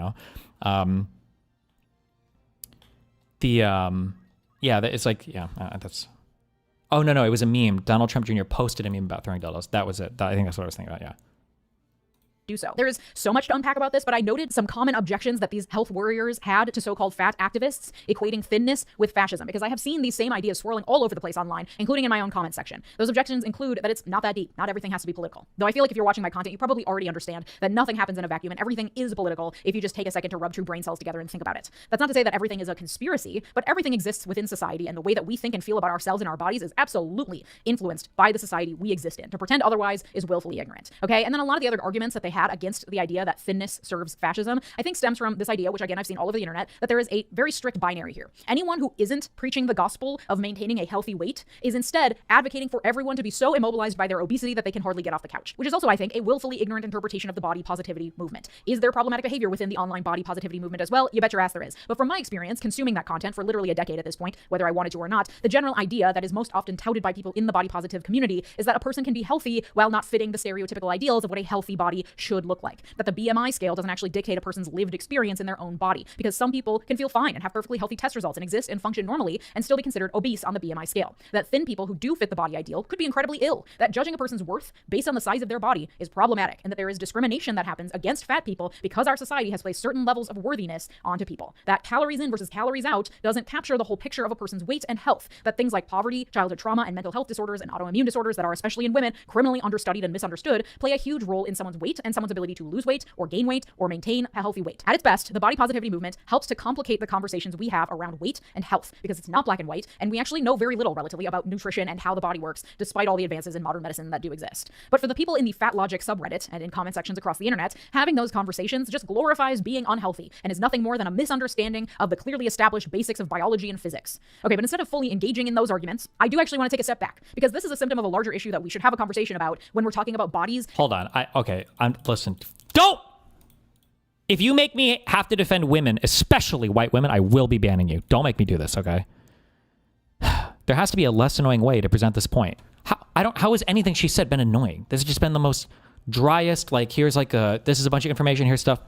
If you're like ultra annoyed at this point, you have to just like hate women. What? I don't understand what could possibly, she's literally just talking about a bunch of stuff. She's like barely even made, I don't even think she's made any jokes yet. How could you hate? How could you be so irritated and annoyed? What's wrong with you? Chill. Jesus Christ. Oh my God. And how they are. I do actually want to take a step back, because this is a symptom of a larger issue that we should have a conversation about when we're talking about bodies and how they are policed in order to serve the ends of the government. Because what all of these conversations revolve around, whether within the Fat Logic subreddit or the body positivity movement or elsewhere, is this ideal of being quote unquote healthy. Not only that there is one singular ideal of what healthy looks like, but that it is assumed that all self-respecting people should strive for that singular ideal of health. And whether or not someone strives for health determines their worth on some level. This pervasive obsession with health, or even trying to convince people that health can exist at every size, kind of turns us into the proverbial fish that is so surrounded by water they don't even realize they're swimming in it. In trying to convince people that fat people can still be healthy, we're taking for granted what health is, and that it should be the ultimate end goal for everyone, and that someone's failure to at least attempt to be healthy is a deep moral failing. Once we step back and identify that assumption, now we can start having conversations around the politics of bodies. Instead of infighting in the comment section over whether or not Ariana Grande is healthy, let's discuss why we have placed so much moral emphasis on health to begin with, because that is its own social construct that has been orchestrated and promoted by individuals and governments for centuries. I'm of course not the first person to ever make this point. There's a great book called Fearing the Black Body, the racial origins of— She's got the leftist voice lilt that makes it sound like we're retarded, and she's spitting gospel. As somebody who hates being condescended to, especially by a fucking woman, I don't know. I just don't hear that at all. What? This is like in my mind, this is like a very dry presentation. Fat Phobia by Dr. Sabrina Strings. So if I haven't convinced you that it is, in fact, that deep, please consider giving that book a read. It's really revelatory, because when we start examining how notions of health and what is the correct body to have shifted and changed throughout history, that's when we start to see how these notions perhaps are not orchestrated by fascism, but are certainly convenient for fascism to thrive. If we go back to the Renaissance, which was the 1300s through the 1600s, the aesthetic of the Rubenesque woman was the European beauty standard. These women were stately, to say the least, often somewhat muscular thanks to the influence of Greek art on the Renaissance, but also full-figured. Some might say, God forbid, fat. Fatness equated to wealth, but also fertility, especially where you have a societal system dominated by feudal lords and the peasants who serve them. Then came the transatlantic slave trade, the growth of the sugarcane trade that allowed for imports of larger and larger amounts of sugar into Europe, making it a lot more affordable and accessible to the everyday commoner. It was the increase in sugar consumption that helped precipitate a growing awareness of fatness and body mass, because, oh no, now the pores are getting fat. But she's not saying slightly overweight people can be healthy. She's saying obese people are. Obese people are almost always have health issues. It's not really what she said. She just said that theoretically health can exist at different sizes, and just because you're one size doesn't necessarily mean you're not healthy, which is true. strictly speaking, it's going to be pretty hard to find somebody on the obese side of the scale that's healthy.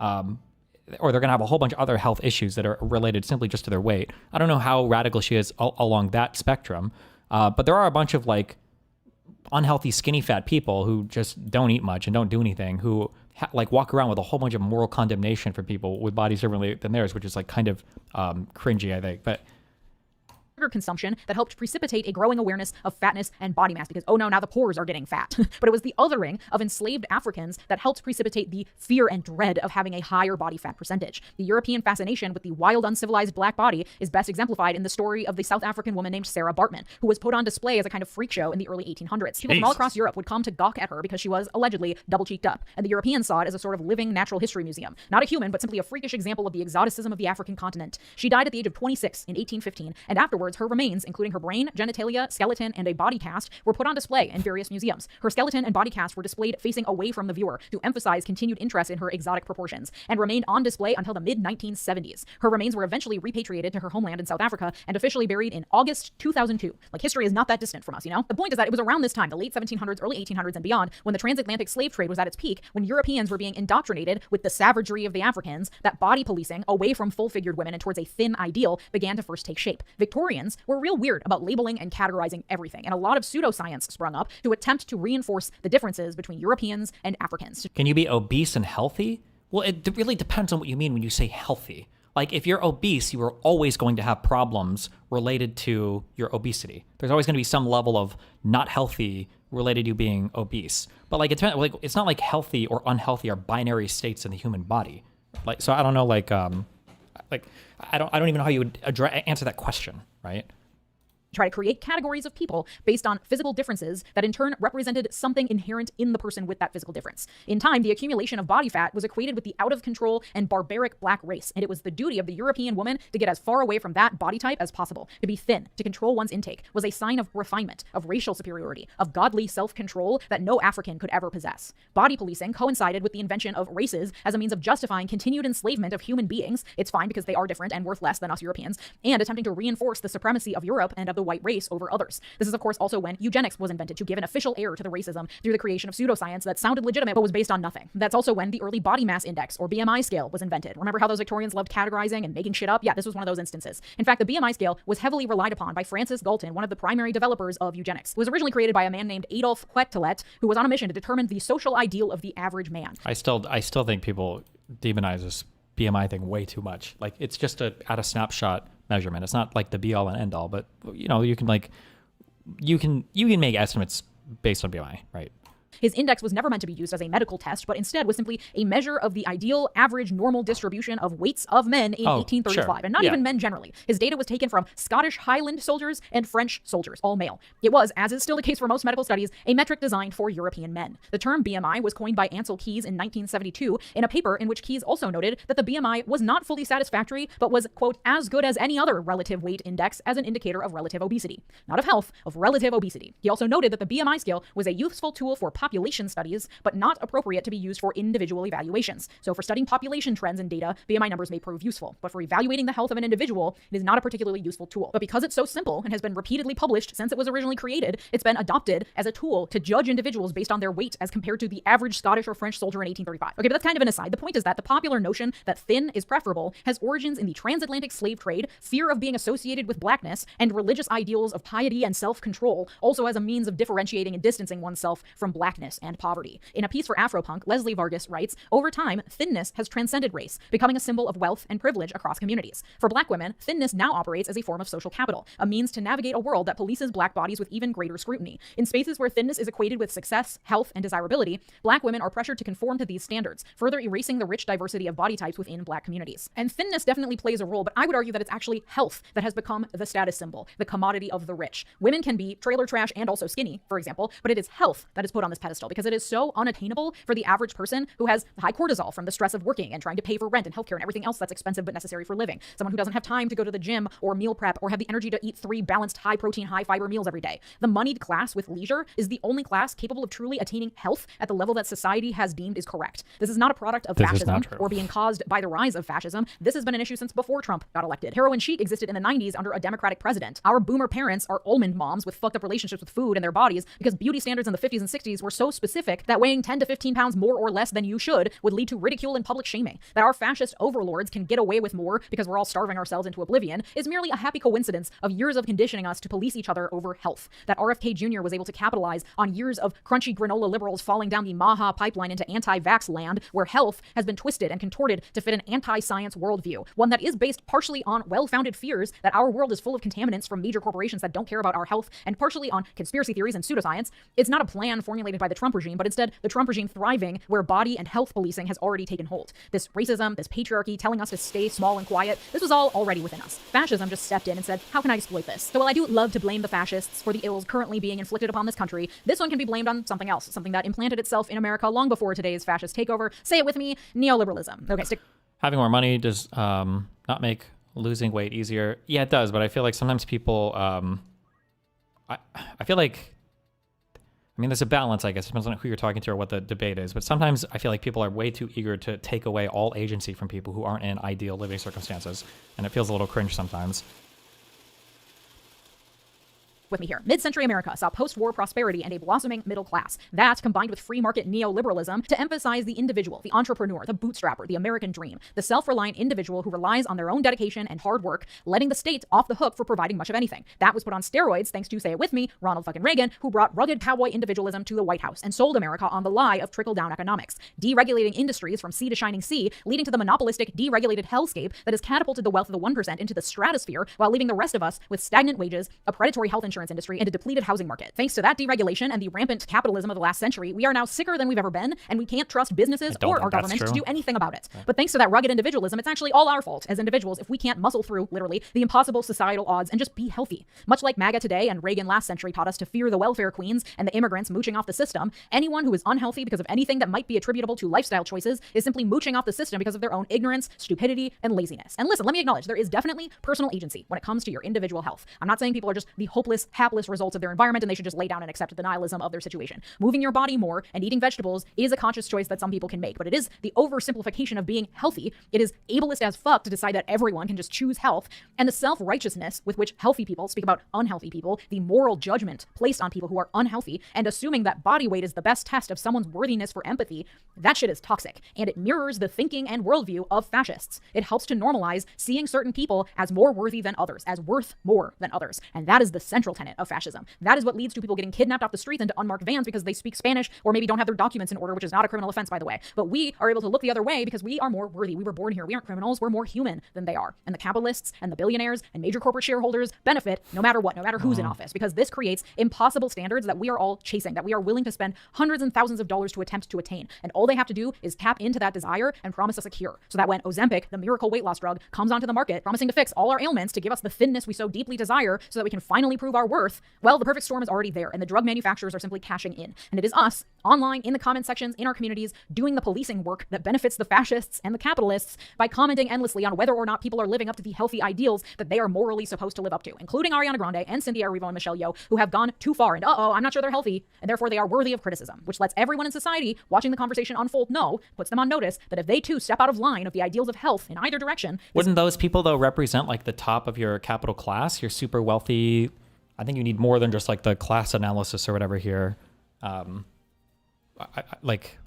don't understand how these people are victims of the system rather than perpetuators or benefiters of it, unless you also bring in like a gender analysis or something. I don't know. Mob of criticism will come for them too. All this does is help the capitalists accumulate more wealth. Oops, so sorry. Every video lately's turned into a Marxist criticism, but yeah, here we are. Your obsession with policing the health of everyone around you only reinforces the narrative that individuals are solely to blame if they fall outside the confines of what you think is healthy. And in fact, what you think is healthy has been dictated mostly by centuries of men just making shit up, usually influenced by the patriarchy or racism or both. And therefore, it is up to individuals to force themselves to conform to these body standards. And if they can't manage to do that, then they are bad and lazy, because the end goal isn't really health. Because if these people policing other people's bodies genuinely cared about their health, that would require a level of empathy that people seem incapable of extending to those who have been othered, those seen as morally reprehensible because they aren't healthy. And it abdicates the state's responsibility to provide for its people. Hot take, this is kind of true. When you look at like online fucking women's workout shit, and like 95% of it is like how to grow a bigger butt. Like, this is not working out for the sake of getting healthier or for becoming more flexible or for getting more bone density or for increasing your overall lean muscle mass. It's literally just the most autistic, retarded shit in the fucking universe. And it's like, why? the basics necessary to sustain life, which is what I think the state ought to be responsible for. But for capitalists, the primary usefulness of the state lies in its ability to protect property and nothing else. So by assigning blame to individuals and letting the state off the hook, you are playing into the hands of the 1% who say, yes, good, shrink the state so that I can continue to exploit people's labor and pay no taxes while everyone who works for me remains just sick enough to be too tired to organize against me, but with just enough access to modern medicine to remain alive, to continue to labor for me because they have to, because otherwise they will have no health insurance and no home. And oops, here we are, back where every single episode has ended lately, and that is class struggle. Hello. A person can be perfectly healthy and also technically obese based on their BMI. Whether or not a person is healthy does not and should not determine their worthiness. Like, I don't like the adjectives make this too much. A person, like, I don't even know what it means to be healthy. Like, that's a weird, that's like everybody's health, like all health is going to exist along some spectrum. Like, can a person who has like an autoimmune disease or whatever, like, can they ever be considered healthy? Or are they like perpetually fucked because they have some, like it's just a weird binary. But to say that like you can be obese and be perfectly healthy, well, I don't know if that's true. If we're going to use the adjective perfectly healthy, for empathy and respect. You can be the epitome of health and die of a heart attack tomorrow. You can struggle to maintain your health through no fault of your own. There are so many huge industries that depend on keeping us unhealthy in order to make their money that the odds are frankly stacked against us. You actually can't tell a person's health by just looking at them. That's literally why we have doctors and scanners and blood tests and urine tests and DEXA scans and all the other shit we rely on so that doctors can try to see what's actually happening in our bodies, because turns out it's really complex. And while we all fight each other over whether or not we're healthy enough to deserve empathy or food stamps, meanwhile, Elon Musk has made $10 million in the time it's taken you to watch this video. You may think it's not that deep, but it so fucking is, okay? So what do we do about this? I would challenge you to decenter capitalism from your life as much as possible. That's kind of a major fix for a lot of the ills of society. Ugh. Can you borrow the thing instead of buying it? Can you make do with what you already have? Do you actually need the thing to begin with? When it comes to your body and the impossible standards being set around what is and is not the perfect health that you're supposed to be, that is being capitalized on by various industries to try to sell you shit, whether it's protein powders or greens powders. The sad thing is it sounds like she knows a lot of facts and she's read a lot of stuff, but I feel like it's like the Marxist, the leftist brain rot, like fucks all of her conclusions up. At-home workout equipment or protein bars or special weight loss programs or weight loss drugs or an at-home infrared sauna from Costco. Like, we are inundated with shit all fucking day because it's our responsibility to make ourselves healthy. And if we don't, then we're bad people. So we're willing to impulse buy shit to try to make it happen. Speaking from experience, a lot of the fat phobia that has been ingrained in us, we use to self-police, to shame ourselves. And it doesn't work. If shame worked, every fat person would be skinny as hell, okay? Because the society provides enough shame to go around. And yet we have an incredibly unhealthy population. So a major step is also trying to contend with the preconceived notions you have about your own worth inside your own head. Food deserts, childhood trauma, stress, anxiety, expectations of productivity from 9 a.m. to 5 p.m. every day. None of this is conducive to being healthy. The food industry spends billions of dollars every year on food science that is literally specially formulated to fuck with your lizard brain so that you cannot stop eating even when you want to. The system is specially formulated to make you ill and then make you feel bad for being ill. And the standards of health that we are all being held to were largely made up and based off of centuries of misogyny, eugenics, and racism. That is so much to contend with. It's okay if your relationship with your health and there are aspects of this that are true, but I feel like she's just over stressing a little bit. But I guess everybody does. Depends on what your video is on.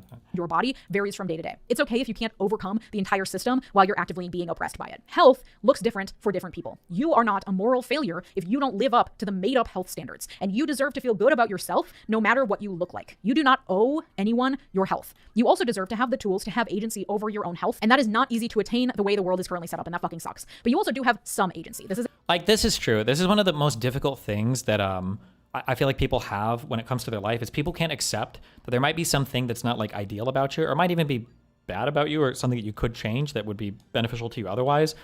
But because you haven't, you're like a horrible person. So like people have to go two ways. Either one, they get down on themselves way too much. And people do this related to food and weight. Or two, they cope and they try to make it sound like that bad thing isn't actually a bad thing at all. It's just some other thing that's not really bad, and people are exaggerating how bad it is. For some reason, like people can never just say like, oh, like here's the thing about me. I wish it were different, or it could be different. It'd probably be better if it was, or I don't even care that much about it. I'm not going to do much to change it, but it's a bad thing or whatever. But like, I don't hate myself as a result of it. That's a really difficult thing, I think, for people to do, to have that position. yes and situation. We can acknowledge the societal hurdles and bullshit and also work towards feeling better in our bodies if we do not feel healthy. Whether or not you choose to do so does not make you morally superior or inferior. However, I personally have worked through my relationship with my body with a therapist and some EMDR sessions, which is a privilege not many people have access to, but if you do, I highly recommend unpacking the self-loathing, perfectionism, and self-policing that comes with especially being a woman in this fucking cesspool. And then I have found spite to be an incredibly motivating factor when it comes to my health. Like, I do it for me too, but learning about how the BMI scale was just invented by some dude and was never meant to be an individual indicator of anything, learning about how racism and sexism shapes how society places worth on individuals based on body type, learning about how white nationalism benefits from enforcing gender norms wherein women should be small but not so small because we have to be healthy because we must bear the Aryan children. All of that I find really inspiring to never have children and instead spend my life figuring out how to be able to deadlift a small vehicle. You know what I mean? I also have hypermobility and experience joint pain no matter what my weight is. So I'm on a mission to figure out how much muscle it takes to no longer experience joint pain, which may not be within my control, but also makes me acutely aware of the aging process and concerned with having mobility well into my old age. So I try to extend my self-empathy while also maintaining a sense of hope and agency over what I can control and my own wellness and over feeling good in my body while maintaining realistic expectations and not buying into the unrealistic standards for health or thinness. And that's a lot to juggle, and I often really struggle with all of that. But doing that work inside of yourself means that you will also be less likely to extend that judgment to other people who are likely dealing with things that are not apparent just by looking at them. And once again, we come back to empathy and community as an antidote to the fascist hellhole that is currently engulfed this stupid country. Become ungovernable by showing empathy to yourself and your neighbors, because that's radical. Also, feel free to drop in the comments all the reasons why you don't agree with me, because this subject really gets people riled up, and I can't wait to hear what you guys have to say. And if you'd like to support my work, consider joining here on YouTube by clicking the big join button below, or supporting me over on Patreon, patreon.com/Legion Miller, where you get access to all these episodes completely ad-free. Thank you to my multi-platinum patrons, Mark, Sarah Shelby, Art, David, Latranger, Lucas, Thomas Johnson, and Tay. Your generosity makes this channel what it is, so thank you. And if you like this episode, you'll like the one from last week about why rich people are obsessed with Saudi Arabia. Thanks so much for watching. Have a good day. Bye-bye. Gonna have mandatory women viewing content, okay? Until you guys are cured of your hatred. Jesus. Okay. We've got Hutch, Veritasium, and how Trump broke America's information system with Mehdi Hassan. Somebody really kept spamming me to watch this. Eddie, thank you for joining me to talk about the, I don't want to be too maudlin at the start of this, but wow, what a world in which we live. What do you make of the divide and the poisoning of the media landscape extending, or the information landscape extending to small towns in other parts of the country? Yeah, it's depressing. It's depressing because we all kind of knew this was coming, and it is happening. I think people are in denial about what is happening at every level of government, every level of journalism, every level of the country. Just local journalism, Alex, as many of you. Man, I don't know if it ever got that. I don't think it got anywhere near as much coverage as it should have. But reading the minutes or whatever, reading the court transcription, not court transcription, the transcript of the city council meetings, where the people were talking about how, like, we can't accept the Biden money for our city in that flooded Texas county or whatever because we know that they're going to use it to come and steal our homes. That's insane. That's fucking crazy. That's like criminal levels of disinformation for how mind-fucked those people were. Kerr County, yeah. Jesus. Your viewers, listeners may know, was the last trusted bastion. When you look at polling of the American public, the public's kind of gone off mainstream media for a while now, not just Republicans, people on the left as well. You can go back to the Iraq War, you can go back to the financial crisis. You've seen kind of trust in media plummeting over the last couple of decades. But one area where it held up a bit better was local journalism. And I think Republicans and the right, and for want of a better word, the fascists trying to take over our country, understand that. And therefore, if you're going to keep on ensuring that your followers are in a little bubble, and not part of a reality-based universe with the rest of us, then ultimately that assault that we're seeing on media in Washington, D.C., on late-night comedy shows, student newspapers, has to also reach local journalism as well. And it's very easy because, again, the financial pressures at the local level are even higher than at the national level. So, I admire those editors and bosses who are supporting their reporters in places like Pennsylvania and all of these towns. But it's only going to get harder because, and we saw this, by the way, during the Biden administration with the school board meetings, if you remember. A lot of the stories, a lot of the things that roused people at school board meetings turned out not to be true. They were viral stories. They were internet stories. You now have kind of... Say the big one. That big stupid fucking story that, like, again, just like a proper sanity check. Like, really, guys, that Joe Rogan took part in spreading. And even he, like, laughed, like, oh, I can't believe I fell for this misinformation. How many times has Joe Rogan had, like, a strong opinion on his stupid fucking podcast? And then he's like, look that up. It's like, wait, that was AI?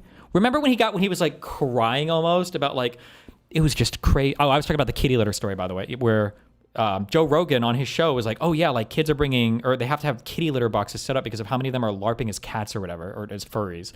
You remember the one where he was crying about the dad, beating the shit out of his son in the boxing match or whatever? And he's like, I can't believe this. Like, these guys are related, and this dad is, like, he's just, you shouldn't be causing this much, damage to your son. You could be injuring him for life. And I think the boxer's name was like, what was it, like Dad or something? I don't know. That was like the guy's name.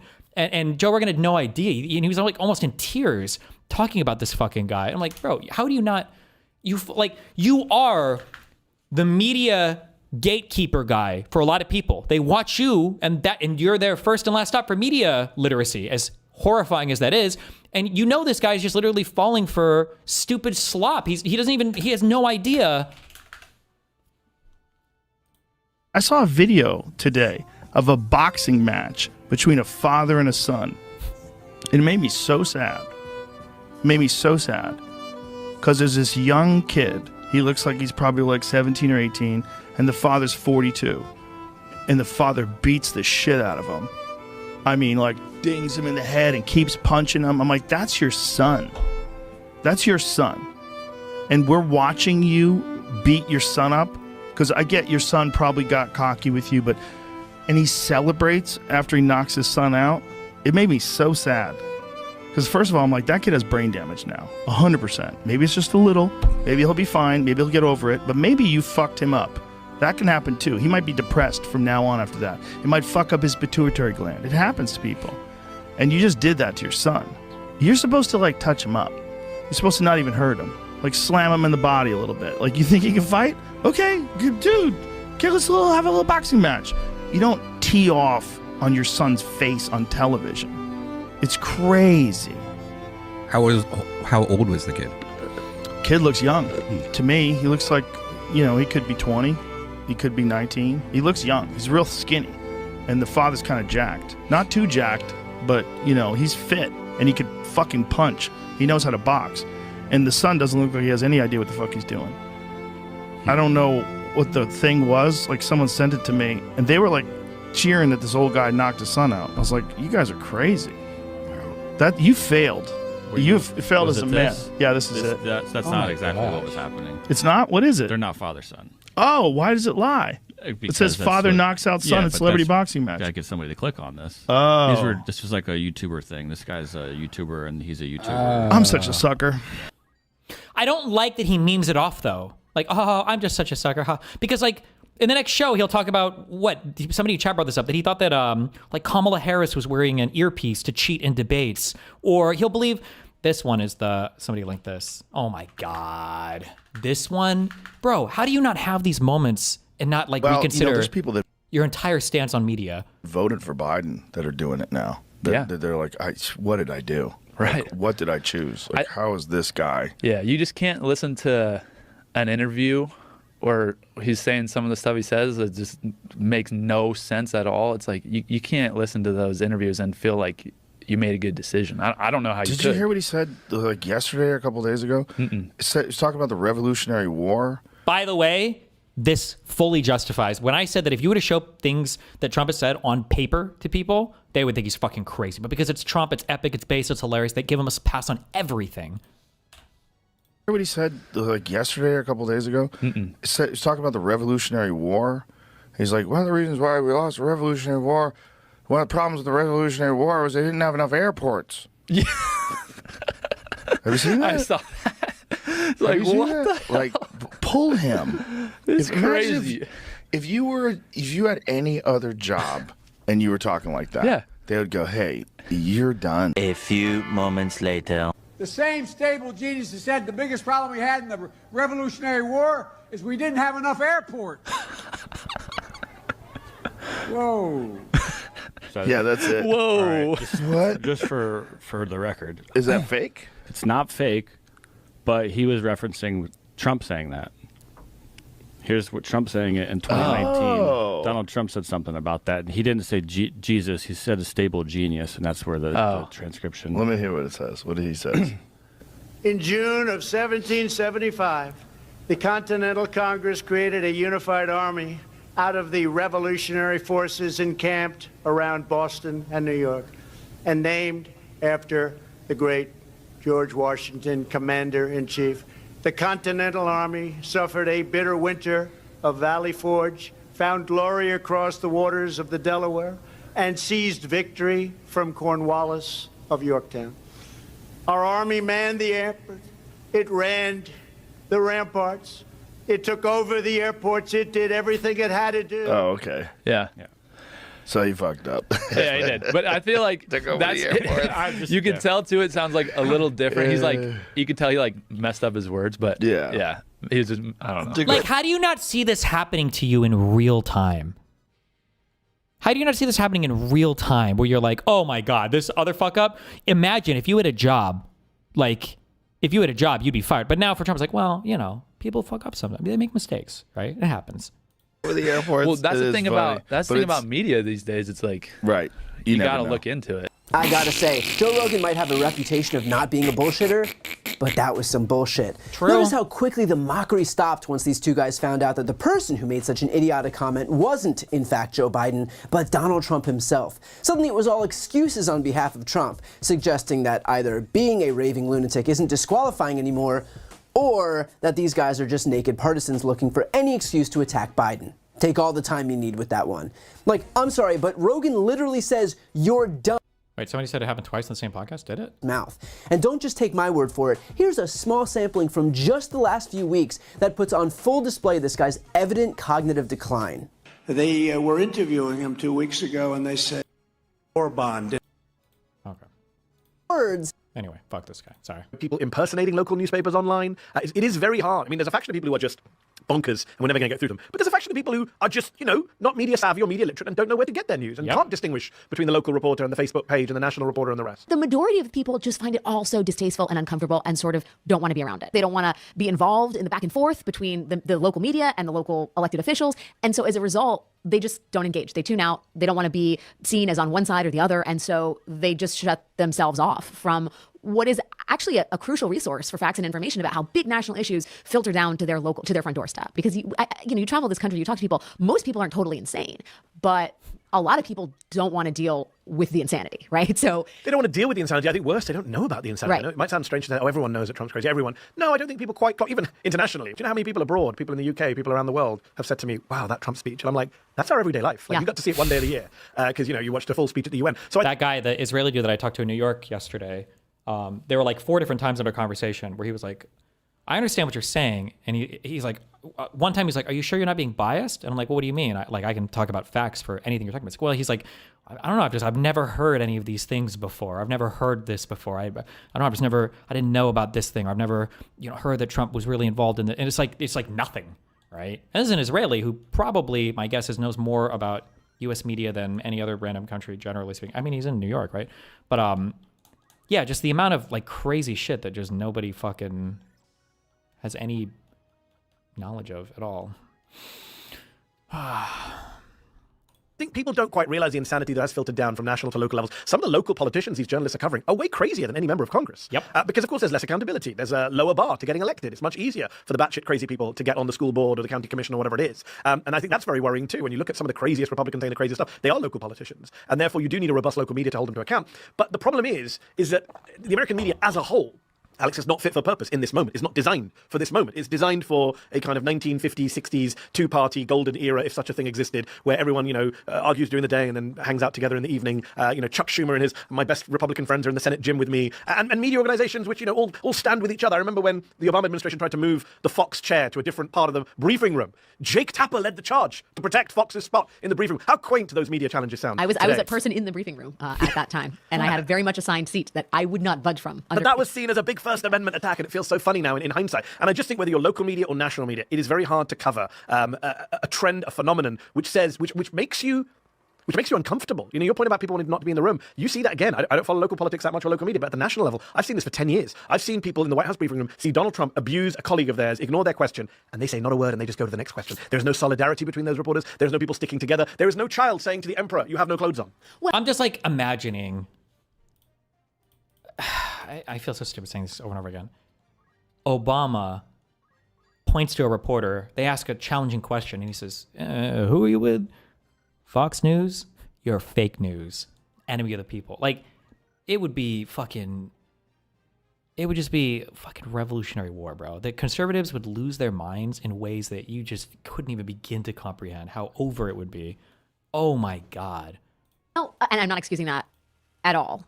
I do wonder what you think about the phenomenon that is now accepted as kind of just the way things are, which is, Republicans don't talk to the press. I mean, there are these kind of confections, these kind of fantasy outlets that are now populating the White House briefing room that are sort of made up far-right propaganda. Only the ones that will play ball, right? This is the issue. And this issue is actually, there's complete parity in my world now too, where for about a year or two, right, no more debates, no more critical conversations, because what people have realized is if I can just build up a caricature of what my adversary thinks, I never have to actually talk to my adversary. I can just beat up the straw man every single day. And when you live in an environment where you have 24/7 wall-to-wall news from your side politically, you don't really ever have to show the opposition in any meaningful way. Whereas in the past, maybe, you don't have the ability to saturate a person's newsfeed as much, so they're inevitably going to see something from the opposition. So you have to be somewhat tethered to reality because they're going to see something that person is saying. But now you can just flood their brains constantly with your side's logic and create whatever caricatures you want of the other side. The outlets, but it's become completely acceptable for Republicans. And Tom Lissy talks about this. The Republicans either on the county commissioners board either don't talk to him or refer him to the public affairs official. And so what happens is if you can't talk to them, you have to talk to who will talk to you, which is in many cases Democrats. And then you become a reporter who is quoting not Republicans. And if people want to say, oh, your coverage is so biased, it's this insane negative feedback loop, right? It's like, oh, you never talk to Republicans because Republicans talk to you, but you don't talk to Republicans. I mean, like and then you lose more conservative readers. And which is what they want, right? I mean, let's be clear. This is, as you said at the start, this is not about polarization. This is about Donald Trump poisoning the water for years to come. And it was a concerted strategy. It worked. It's been replicated. It's not just been replicated, Alex, down from national to local. It's been replicated upwards from national to international. I interview a lot of foreign politicians for a living. And over the last 10 years, I've seen them all start to sound like Trump, right? They all use the same tics, the same verbal tics, the same abuse of the press, the same fake news defense. Why wouldn't they? They're like, well, Donald Trump can get away with it. Why can't I? I don't blame them. Like, it's a use. Ooh, right? You see what he says there? This is the tit for tat thing. This is the accountability thing. I feel so stupid because this is so obvious. You learn this from birth. Why would you not repeat exactly what Trump does when you see the massive reward there is for acting like that, right? There's no accountability. There's no punishment. There's no drawback. So why not? You should. You really should. The same abuse of the press, the same fake news defense. Why wouldn't they? They're like, well, Donald Trump can get away with it. Why can't I? I don't blame them. Like, it's a useful, effective strategy. Yep. And that's, again, journalists are so not cut out for this moment because it's not, oh, I will quote Democrat today, Republican tomorrow. I'll do a Democratic scandal today, Republican scandal tomorrow. It is one faction of the political spectrum wants to destroy you, wants to destroy your credibility, wants to make sure you don't exist, wants your companies to go bust, wants you to be fired, wants you to be pulled off the air. You have to acknowledge, there was a line from, was it Marty Barron, when he was editor of the Washington Post? They said, how do you feel about this? And he said, we're not at war, we're at work. And oh, what a great, I thought that was the dumbest thing you could ever say. You don't get to choose if you're in a war, right? They're attacking you. You are in a war. Yeah, and so, I mean, one of the things that has been asked of people like Tom Lissy, who kind of got into this to be that kind of classical, like 1960s reporter, is... Straight down the middle, man. Exactly. You got to be a warrior. And it's with such deep reluctance that someone like him finds himself at the center of the story. But I think what you're saying here, and I tend to agree with it, is if you're going to survive as someone who's trying to document the truth and share that information with the public, i.e. be a journalist, you got to be prepared to go to battle. Like, it's sorry, but that's the hazards of the job. And that's the world in which we now live, where, it's either really a free and fair press or you are part of, the authoritarian propaganda machine. Yep. You also have to be willing to say this is not normal at the start of every day, at the start of every report, at the start of every segment, at the start of every piece, because that is absolutely essential. The context is so important that we are not reporting in normal times. None of this is normal. It is not normal for the White House to be able to just pick which journalists go in the poll. It is not normal for the White House to say the AP can't come into the Oval Office because they called it the Gulf of Mexico, which is what everyone in the world calls it. It is not normal to do, have a comedian pulled off the air because you didn't like his joke, then deny that you pulled him off the air, and then have the president say, well, I was told he was going to be pulled off the air, I'm going to sue ABC now. So none of this is normal, and that context matters. I do think our J schools need to step up here. The journalism schools that are producing journalists, they're producing them with that old school mindset of like straight down the middle and view from nowhere, and you have no biases. Journalists should have biases. Also, view from nowhere is like really just not a compelling argument for journalism. Any time it's not a compelling argument, it's certainly not in the current time. But also this idea of like journalists shouldn't have biases. I mean, I've been railing against this for years. Of course we should have a bias. We should have a bias towards democracy. We should have a bias. Yeah. The issue is the bias shouldn't be politically partisan, but you should be biased towards your institutions and systems that allow you to even function as a journalist, right? Like if I have a choice between a pro-rapist candidate and an anti-rapist candidate and all else equal, like it's okay to have a bias there against the guy that you feel embodies your liberal democratic norms, which might include things like rule of law, which might include things like bodily autonomy, which might include things like laws against rape, right? It's okay to have that bias. It just shouldn't just be like, oh, well, he's Republican, so I support him, or oh, he's Democrat, so I support him, right? Towards freedom, we should have a bias towards the truth, we should have a bias towards factual reality. The idea that you just drop that and you say, oh, well, this person told me the election was stolen and this person told me it wasn't. That is not the same thing. To do that. But I kind of wonder if in like the decades from now, whether we will really look at COVID as the kind of breaking point in terms of just basic trust between the right wing and the rest of the world. I mean, and I would say here in the United States, it just feels like half the country like fell off in a way that I think even today I haven't wrapped my arms around fully. No, I agree with you, and I don't think any of us have. I don't think we still quite understood the shock and awe of that moment. I mean, we're seeing it even now with RFK Jr. and the vaccine schedules and all that nonsense. But I think you're right on the broader issue of trust. Like you hear Republicans, you hear conservatives, you see people online often saying, "Well, they lied to us about COVID." Exactly. Ergo, and it's almost like a right-wing version of the Iraq War for the left. The difference being the Iraq War was a bunch of lies about WMD, whereas in COVID, Anthony Fauci was not trying to trick you. There really was a disease that was going to kill you if you didn't, mask up. And people died from it. Millions of them. Did they? Did they die with COVID or from COVID? No, but this is the insanity. Like they've managed to question everything about it. Thing. And again, sorry to be the kind of liberal left basher, but I do think the Democrats, liberals, progressives, the left, across the board, again, acted like this wasn't a war on truth and reality and left the ground empty, the terrain for the right to occupy. So even today, it has become almost a fact of life that school closures were all bad, that it was all a big mistake, and there's no interrogation of that claim, which actually lots of experts and scientists and people who looked at the evidence say not necessarily the truth. That's just one example, but there are many examples where the ground was just laid open, and therefore the right were able to jump on and say, well, they lied to us, they lied to us, they lied to us. And again, use that in a very cynical, very deliberate way to again undermine the media, but not just the media in this case, expertise, scientists, doctors, to the point where today now RFK Jr. can be health secretary. If you'd said in 2020, Alex, on your show, if you'd gone and said, well, I'm worried that the next health secretary is going to be RFK Jr., people would have laughed you off the air. But he is the health secretary, and the only reason he is the health secretary, and even Trump was able to get away with such a contentious appointment, is because they ceded the ground to say we were lied to, we were misled, the media covered things up, the scientists were all part of a conspiracy. I think you're right, brains were broken in 2020. It's understandable in some ways that brains would be broken. It was a traumatic, once in a century, once in a lifetime event. We're all stuck in our houses, people are dying en masse, but it was cynically abused. I mean, what we've learned is there is nothing that some of these people on the right will not cynically abuse. There is nothing that is not beyond them weaponizing to push their agenda, to undermine everything they want to undermine. It's really depressing, but it's also in a kind of evil genius impressive. I would also add to all of that, I think, there was the assertion that people were lied to and the government bureaucrats were out there to just control people's minds and bodies and immune systems. There was also, and there is, this desire to rectify the loneliness and the sense of displacement and the existential dread by blaming someone for it. I think it was really hard on people, and people think back to those years and they're like, I was miserable, and I was miserable because of the left wing. I was miserable because it was someone else's fault, and people have a very hard time. I think it's an existential thing. It's people have a hard time acknowledging that often in the battle between man and nature sometimes wins or triumphs in the match, if not the war. But we as Americans have a sense of invincibility, and we are supposed to always be winning, and it felt like we were losing, and people could not grasp that or make sense of that and accept that. And so especially Republican leaders look for someone to blame. Like it didn't have to be this way. This was not because of any fault of our own or any vulnerability that's built into human DNA. It's because of bad people who are on the left who wanted to silence you and keep you at home and make you miserable. And it's the nanny state run amok. 100% looking for blame. And Elon Musk pushed that narrative very early on. Also, uncertainty, right? We don't deal well with uncertainty. It was do you wear a mask? No, actually you should wear a mask. And then that was sign of a conspiracy. I remember the clip of Rachel Maddow, our former colleague, going viral on the right, where she said, now you've had the vaccine, you can't get COVID, because that's what we were told at the beginning. And then people realized, actually, no, it doesn't prevent transmission. And people saw that as some kind of conspiracy as well, not as scientists feeling their way towards what is right or wrong, or through the dark for a brand new illness that no one's ever dealt with.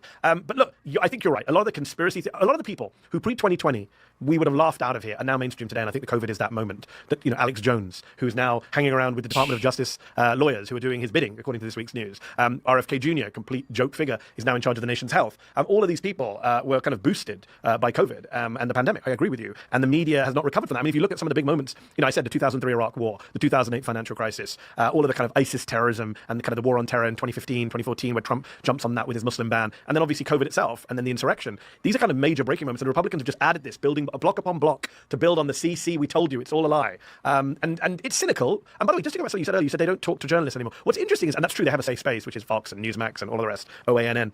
But actually, you look at, for example, the CNNs of this world and some of the network news, they've gone out of their way, bent over backwards to get Republicans on air. And they are back now. There was a period where Republicans didn't go on CNN. And now you can't switch on CNN without seeing Mike Johnson and all the rest of them on all the time, Ted Cruz. And again, that requires, not just CNN, but the media broadly, to basically pull some punches. Like Ted Cruz, in any normal universe, every time he comes on TV and says anything, it should be prefaced with, but you called for the overthrowing of the election.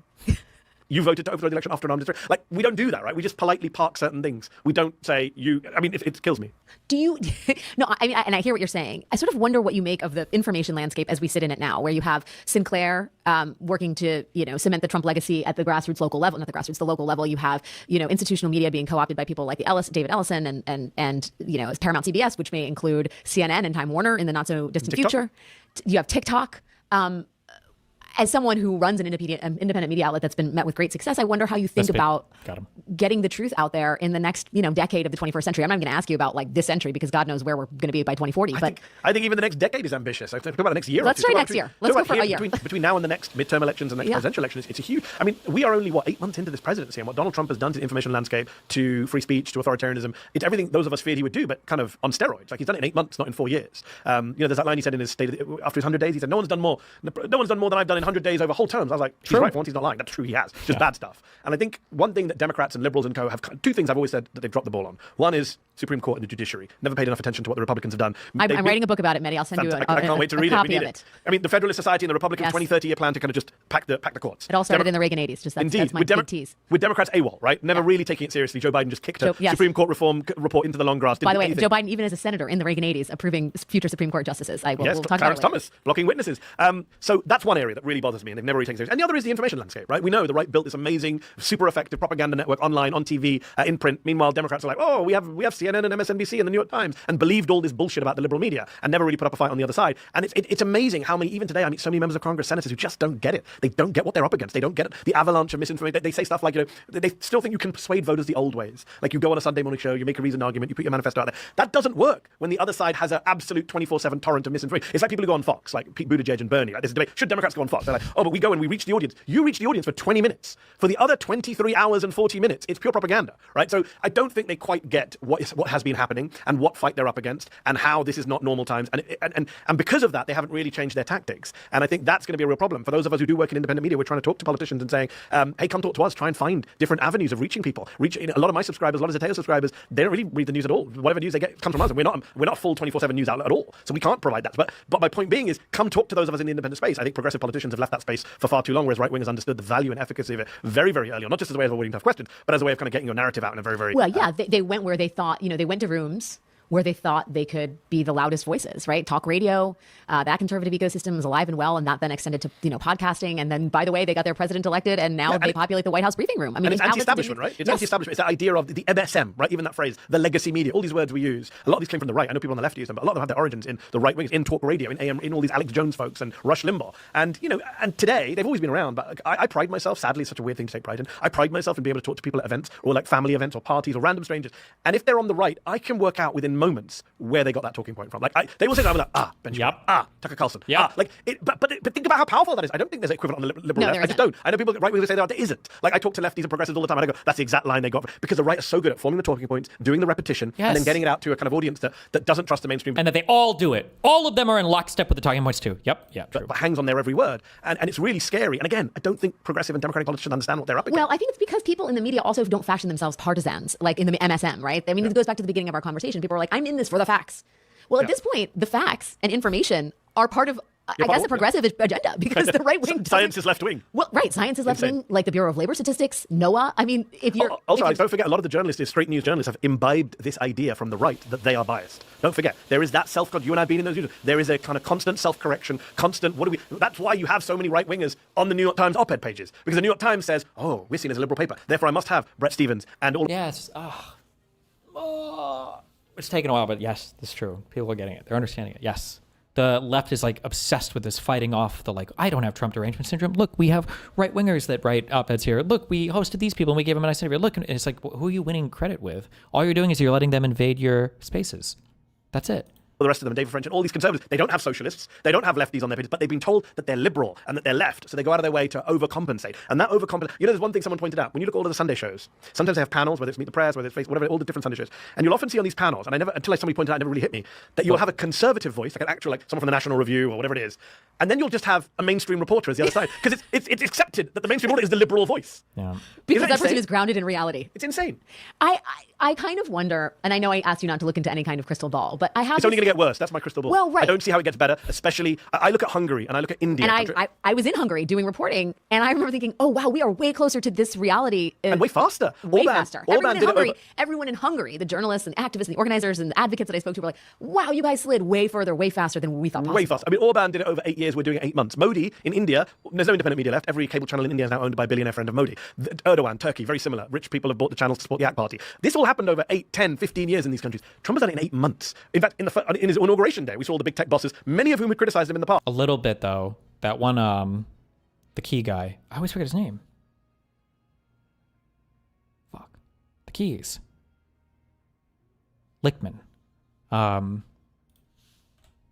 was the most valuable thing I got from that conversation, was that it's not just Trump. It's been a long time coming for the Republican movement. They've always been building up to this kind of stuff. They've always been having these types of entertainers, engaging this kind of like weird half lie, half entertainment, whatever rhetoric. They've always been doing this. This is just like the next extension of it, the next version of it. These countries. Trump has done it in 8 months. In fact, in his inauguration day, we saw all the big tech bosses, many of whom had criticized him in the past, the Sam Altmans and the Mark Zuckerberg. They were all lined up loyally behind him. Tim Cook, all these people who once attacked Trump fell into line. Then you have the Ellisons immediately taking over, as you said, CBS, maybe CNN, TikTok. Obviously, Fox is still a dominant player. You look around and you're like, wow, in 8 months, he's done to our media landscape what other authoritarians have taken 8 years to do. That is super scary, especially when the American media obviously is so dominant in the world, too. It's not just America. It's English language. It's propaganda being pumped globally from these outlets. And that is super scary. So I don't see an easy way forward. Even those of us in independent media, we still rely on the big tech bosses, right? We're still on the social media platforms sharing our stories and our clips. So it is very worrying. Unless the Democrats can get their acts together, get off their asses, win back control of some levels of power, and then use that power to somehow rebalance the playing field in those two areas that I mentioned, the judiciary and the media, then we are in serious long-term trouble.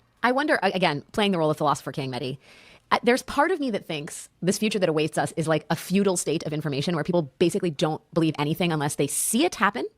Because we didn't talk about AI, but I'm not qualified to talk about AI right now. But we're super fucked with AI. We're super fucked with AI. There's a YouTube video doing the rounds of me talking about Saudi Arabia, and it's not me, but it sounds like me. I thought it was me. Somebody sent it to me. Said, wow, this is a really interesting monologue from you. I'm like, that is not. Like, in some ways, I don't know if this is hot take or not. I actually don't think the AI shit matters that much for political stuff. People have been lying in media for decades. Like, the lies have gotten really bad over the past decade. But, like, I don't know if AI is significantly going to change that. Like, people have been able to tell lies without it. You know, people are going to tell lies with it. I just don't know if it moves the needle that much on it. Wow, this is what I'm saying. So you have this atomization of information, right? Everything's nebulized. Then you have the sort of disinformation, misinformation, and then you have virtual reality and artificial intelligence, which erode people's people being fastened in the real world. And I kind of wonder whether what we're barreling towards is this, like feudal state, like a pre-industrial revolution, pre-printing press even state where it's like the only experience I know is true is the one that I experience firsthand. And like, what are the implications there for trust in information? Is there a possibility that like all of the erosion one day leads to a mass desire for institutions once again? Is that like being way too Pollyannish about what could just be I think decline? No, I think it may be sorry to be the party people. It'll happen. I mean, believe. look, if we go down this road, we've talked about, we have authoritarian precedents, right? We can look at history and see what happened in other countries and see what happened in places even more recently, like the Hungaries as well. What we don't have is we don't have a precedent for the technological side of this. So as you say, we don't know how AI will pan out. We don't know what the Peter Thiel Palantir role in all of this will be. We don't know how effectively Donald Trump 2 will secure all methods of communication and how free we'll be to receive that. Your point about only believing what we see, even that, like, is it what you see in your personal life? Because even what you see on TV, people don't believe. Like Charlie Kirk got shot on TV. I've seen multiple conspiracies suggesting that didn't happen. So the kind of believe your lying eyes, even that I'm skeptical of. Like I said, we lived through a pandemic and now people will tell us it was all fake and all exaggerated. It was just a flu, even now. So I do think we don't have a precedent for the technological side of this for sure. And I think my worry with the US in particular is we are a society that has very little awareness of what happens outside our borders. So we're not aware of what's happening in other countries to try and even learn from or be afraid about. And Trump can weaponize that very well, kind of the ignorance, if I can call it that politely. And then you've got, obviously, we're a very violent society in general compared to most other Western democracies, which again plays a role in the COVID paranoia and the anti-government state and the distrust. In other countries, you distrust the government. You moan and whine in a bar or in a pub or online. Like in this country, you can go and shoot the CDC, as someone did the other day with 200 bullets, and kill a police officer, who Donald Trump and RFK Jr. have never mentioned.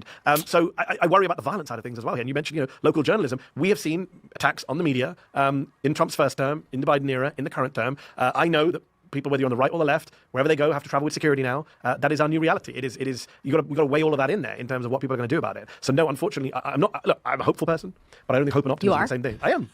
I have hope that we will get through this, but I'm not optimistic. Well, you have to have hope. You started a media company. Exactly. Right? And also I'm a person of faith, so the hope comes with it. But optimism is very different to hope. Optimism means, hey, we'll be fine next year. No, we're not going to be fine next year. I'm super pessimistic. I think things are going to get much worse before they get any better, and they're only going to get better if we keep at it despite our pessimism. Mehdi, you're a fount of wisdom and information. Thank you for taking time out of your important work and busy day to do this. I really appreciate you.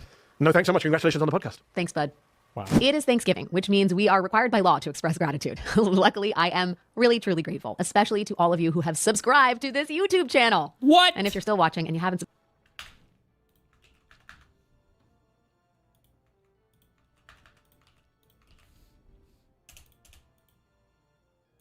There you go.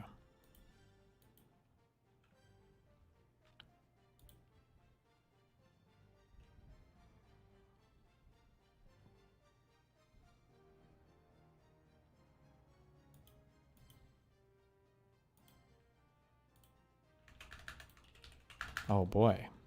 We got a meme? What's this? Hold on. Our queen? This is my impression of a social media app. Open me, open me, open me. Ooh, you open me. Here's something you're interested in. Refresh before you could click. Never find again. Blah.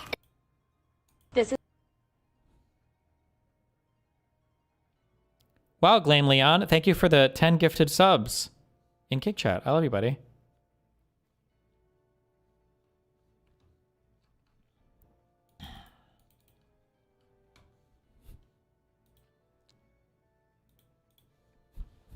Use the restroom 1 second.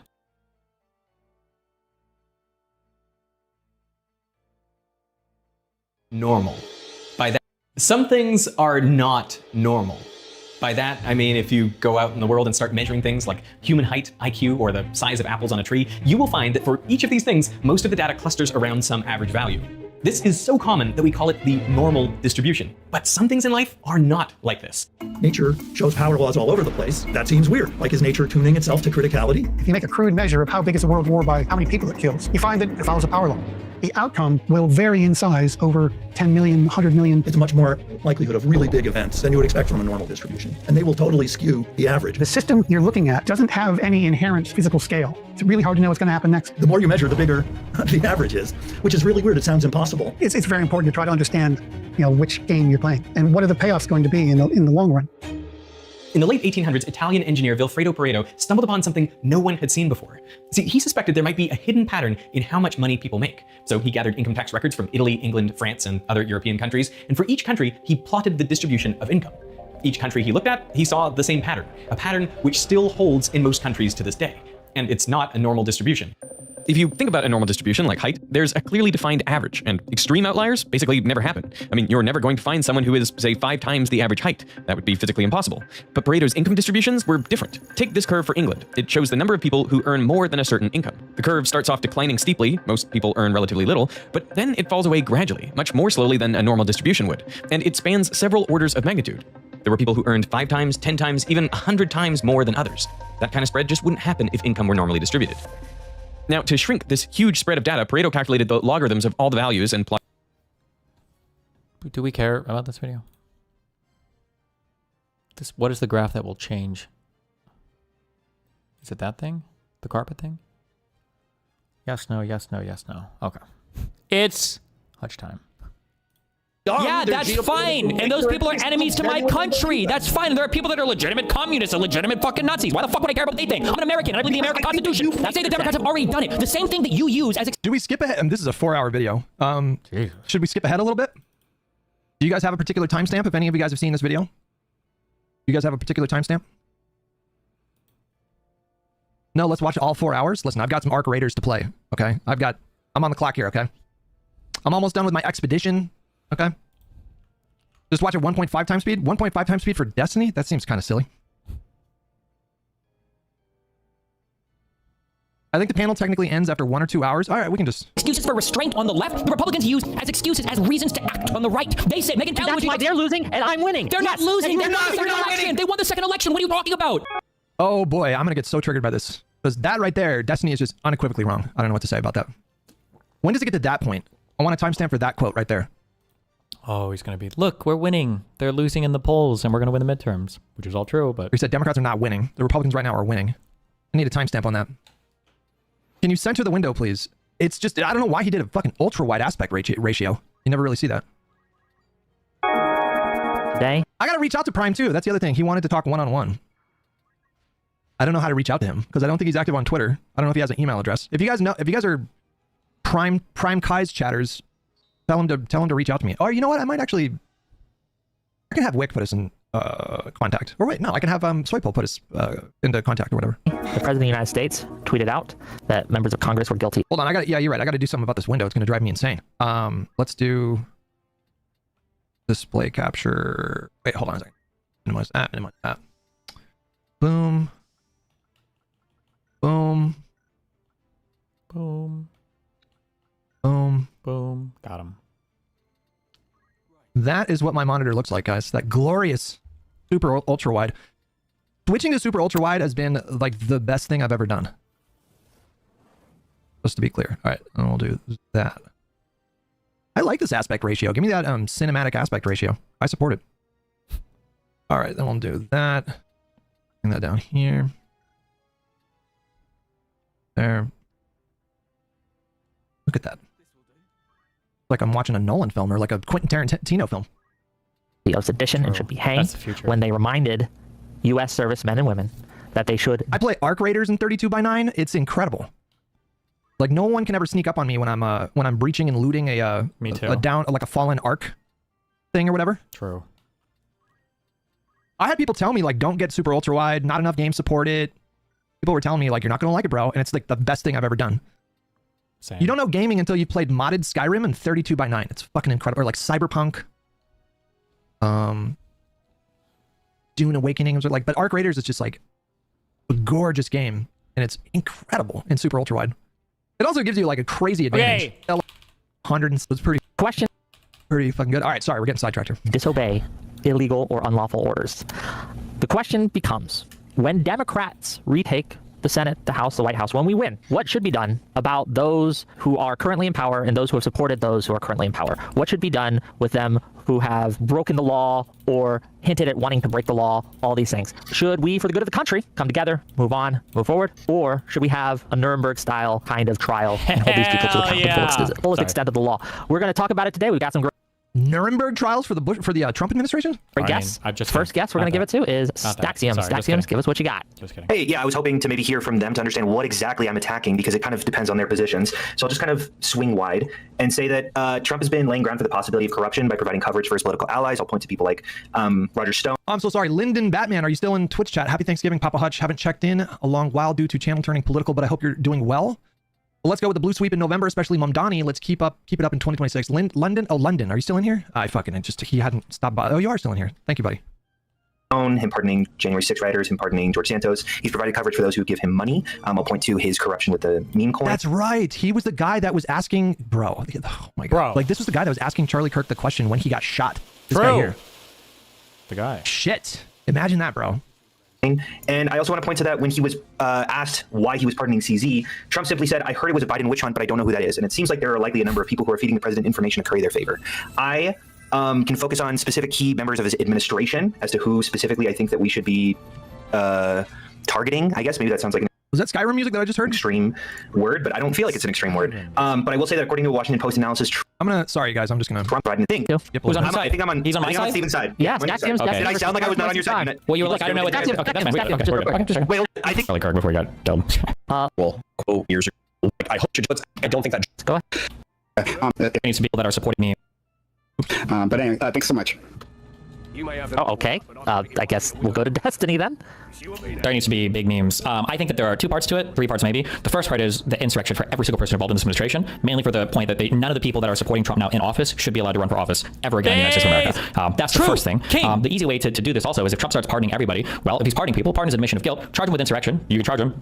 Is he memeing? Is that what this is? Is this a meme? No. I'm going to assume this is a meme. There's a pardon, and now they qualify for being charged, convicted, and they've been pardoned the crime. Doesn't matter. The pardon doesn't get rid of the part of the 14th Amendment that would say you can't hold an office again, so fuck them. So that's number 1 and 2, okay? Number 3, the smallest criminal thing, investigate every single person as part of this administration and get as much out into the open as possible. I think the important thing about stuff like Nuremberg, the important thing about these big public trials is there needs to be a public accounting of everything that's happened. And for whatever causes lead into people wanting to vote for Trump, they are absolutely fed into by the misinformation and by the historical rewriting of everything that's happened. And we need to be able to have an honest account of what's happened historically. Right now, half the country doesn't believe that Trump lost the 2020 election. Like, we can't go forward in an environment like that and simply 3 of spades. Cheers, buddy. Thank you. Thank you so much for 9 months. Changing leadership. Oh no, Driznar, thank you for the gifted sub. And the Conservative Party is not going to undo all of the incorrect things that Republicans believe have happened. Trump was not a mistake. Like, Trump was a natural consequence of Republican demagoguery and Republican rhetoric and Republican strategy for the past 3 decades. It's no surprise we wound up here, and to act like it would be to ignore the fact that Trump too could come, right around the corner. True.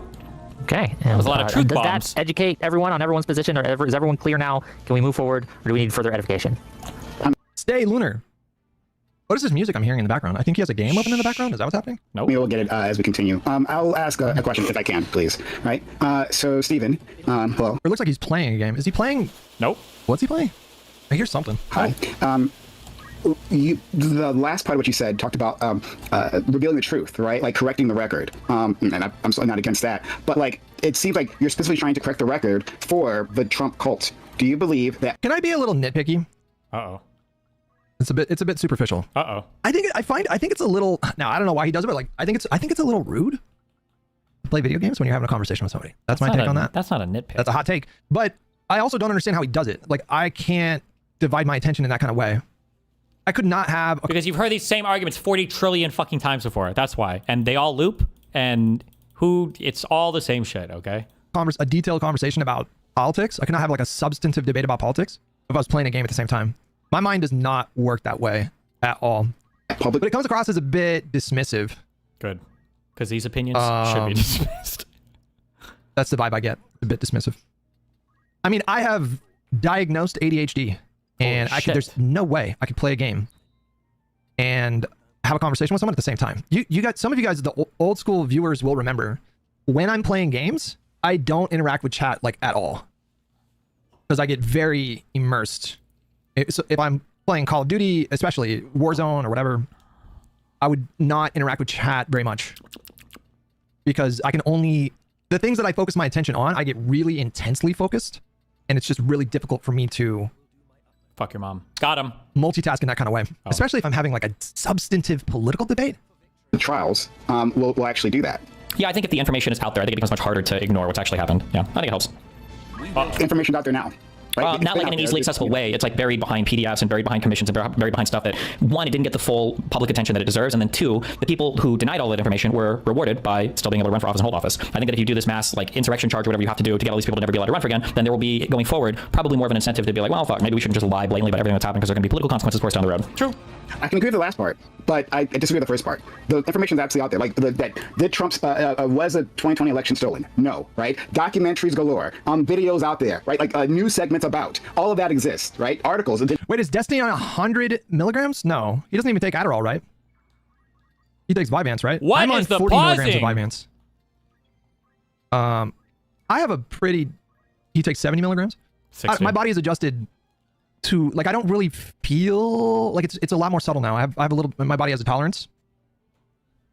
The first week of taking Vyvanse, I felt zooted, my friends. Zooted. And it was a little conflicting for me being a drug addict in recovery. Jesus. Because I liked it. I was like, wait a second, this is not good. There was a little bit of euphoria, but thankfully that only lasted like 4 or 5 days. And now I'm not like chasing a euphoria or anything like that, but it was a little conflicting for me for sure. Digital ink spilled. Yes, it persists. So I disagree, at least for now, I can convince otherwise, but I disagree that simply having some grand trial where the heroes of MAGA are put before a tribunal. Did you get panic attacks? The first... Do you not use these flails? I haven't had a panic attack. Sorry, I'm getting a little sidetracked. Yeah, a little bit. I think flails are worthless in this game. You should just use daggers, huh? Attack? Oh my god. The damage variance is Maybe insane. 4 or 5 times. Okay, 4 or 5 times. And I never had a panic attack until it was after I was grieving. I lost a loved one, and I got kind of stuck in that grief, and I was abusing substances. Not good. And so there was a lot of like repressed psychological stuff going on for me, because truthfully, you guys, I had always thought that panic attacks were kind of bullshit. Damn. Can I be honest with you? I thought they were kind of bullshit. That's crazy, chat. I was like, that seems like bullshit. Like it's all in your head. Oh, skills that use You're just being dramatic. When I heard people describe panic attacks, I had experienced intense anxiety before. I knew that experience. But when people described hyperventilating and feeling like actual panic, I had always thought that was just people being dramatic. True. And then I had one, and I was like, what is happening? Cringe. I had like a little miniature one. I was like, what was that all about? I thought there was something physically wrong with me. And then I had one that was, and I've told this story before, but like I had a panic attack that was, I was hyperventilating. I was having trouble breathing. I would take breaths in, but it felt like my body wasn't absorbing oxygen. And the craziest part about it, you guys, is my hands did this. Ooh, my hands curled up. Like both of my hands did that. And I'm looking at my hands. I'm like, am I having a stroke? Is this a heart attack? And it turns out that the reason that happens is because your blood is pumping. There's a physiological reason for it. It's like your blood is pumping so fast that your blood like leaves your extremities or something like that. And it was like the weirdest thing. And I was like, Esme, you got to take me to the ER. She's like, I don't think we should do that. Let me just call the hospital. And then I think the person that we called just did like a breathing exercise over the phone. I think Esme put the person on speakerphone. And I just, it was like controlled breathing. You take like 5 seconds, inhale, hold it, and then 7 seconds exhale or something like that. It's like 5-5-7, or there's like a 3-number block where it's the number of seconds you inhale, number of seconds you hold the breath, and the number of seconds you exhale. And that shit worked like right away. That's so crazy. Because usually when I go into when I was having issues with panic attacks and I would go in and I would ask for suggestions, they would always say you probably want to do breathing exercise for about 6 to 7, 6 to 7, 6 to 7, 6 to 7, 6 to 7.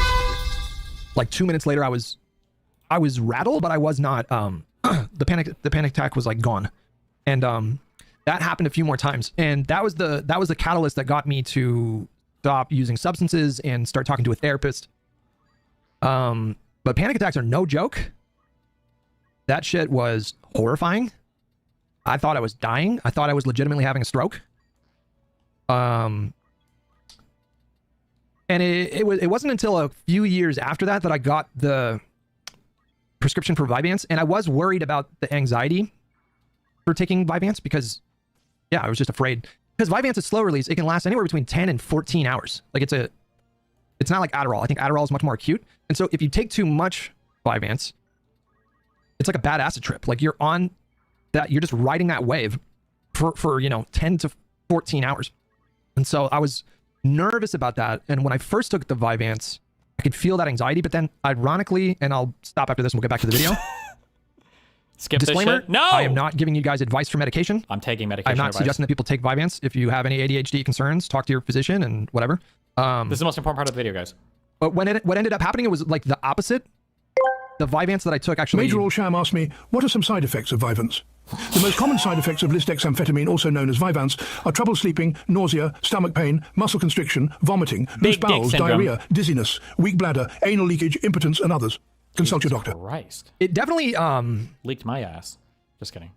Reduces sensation down there. But it didn't make me impotent, but... Okay.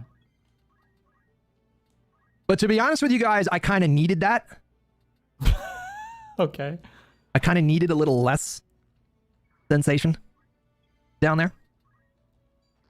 Okay. Cool. I used to be like a 45-minute champ in my 20s, just a young bull. Not so much these days. What ended up happening is it helped with my anxiety. Type shit, guys. That was strange. I was not expecting that. And it did it in an interesting kind of way. Interesting, such a bullshit term. Okay. I'm sorry.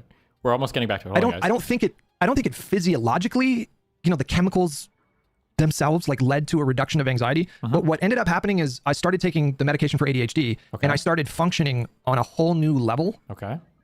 It really did, I would say, dramatically change my life for the better. And so it gave me a newfound kind of confidence. Okay. Type shit. And that reduced my overall anxiety. Okay. So that was interesting. I wasn't expecting that. But that rant started because somebody asked me if I was concerned that Vyvanse would give me a panic attack. And it ended up helping my anxiety quite a bit. I haven't really had like intense anxiety in a really long time. Okay. I believe streamers discovering amphetamines is partially to blame for that shortage last year. Maybe. Okay. Maybe. I used to really gas out at about 4 hours into the stream. Just my battery was totally depleted. I felt very drained. And now it's more common for the streams to go 5, 5.5, 6, 7 hours. I was like a little sick this week, and so like he almost did it. I just didn't have a lot of energy. So the streams have been a little bit shorter, but yeah, I mean that's a pretty big difference for me for like my career. Going 50% longer in streams is a pretty big deal. But yeah, anyways. Cool. Where they can be, where Fox News can position them as heroes against the resurgent democratic regime, right? I disagree that will necessarily lead to a brand new age of truth for the MAGA cult. No. Are you against criminal prosecution writ large? Absolutely not. No, absolutely not. I can assure you I'm not. Okay, what if we find like a number of Trump officials criminally liable? No, Stack, and the thing that I'm pushing back against right now is simply that the claim that he's saying this will edify the MAGA cult. I don't think that will. I'm not sure anything can actually do that. I think that if the Mar-a-Lago case would have gone through, I think that would have been very damaging to him, and it would have been much harder to deny everything that happened there. But a lot of people don't even know the details of it because that court case never happened. I think it would have been good for that to happen. True. Okay, sorry, I just have to mute myself in 2 locations, but I do want to jump in. So can we separate out like a probability? I don't know if that's true. I don't know if the Mar-a-Lago case went forward and Trump was found guilty of those. Maybe. I don't know. That's more. The Mar-a-Lago case is rough, and Americans don't realize how dead to rights Trump was on that case. The Mar-a-Lago, we'll go over that tonight as I prepare my notes or whatever. This is a rough one. There's a reason why I want to do this one first against Dinesh, because like having to own Trump's statements, like these are direct quotes, one of which I believe there's an audio recording of. At least one.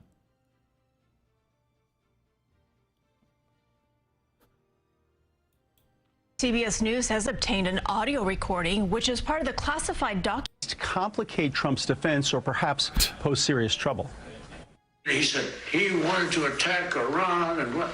He said this was done by the military, given to me.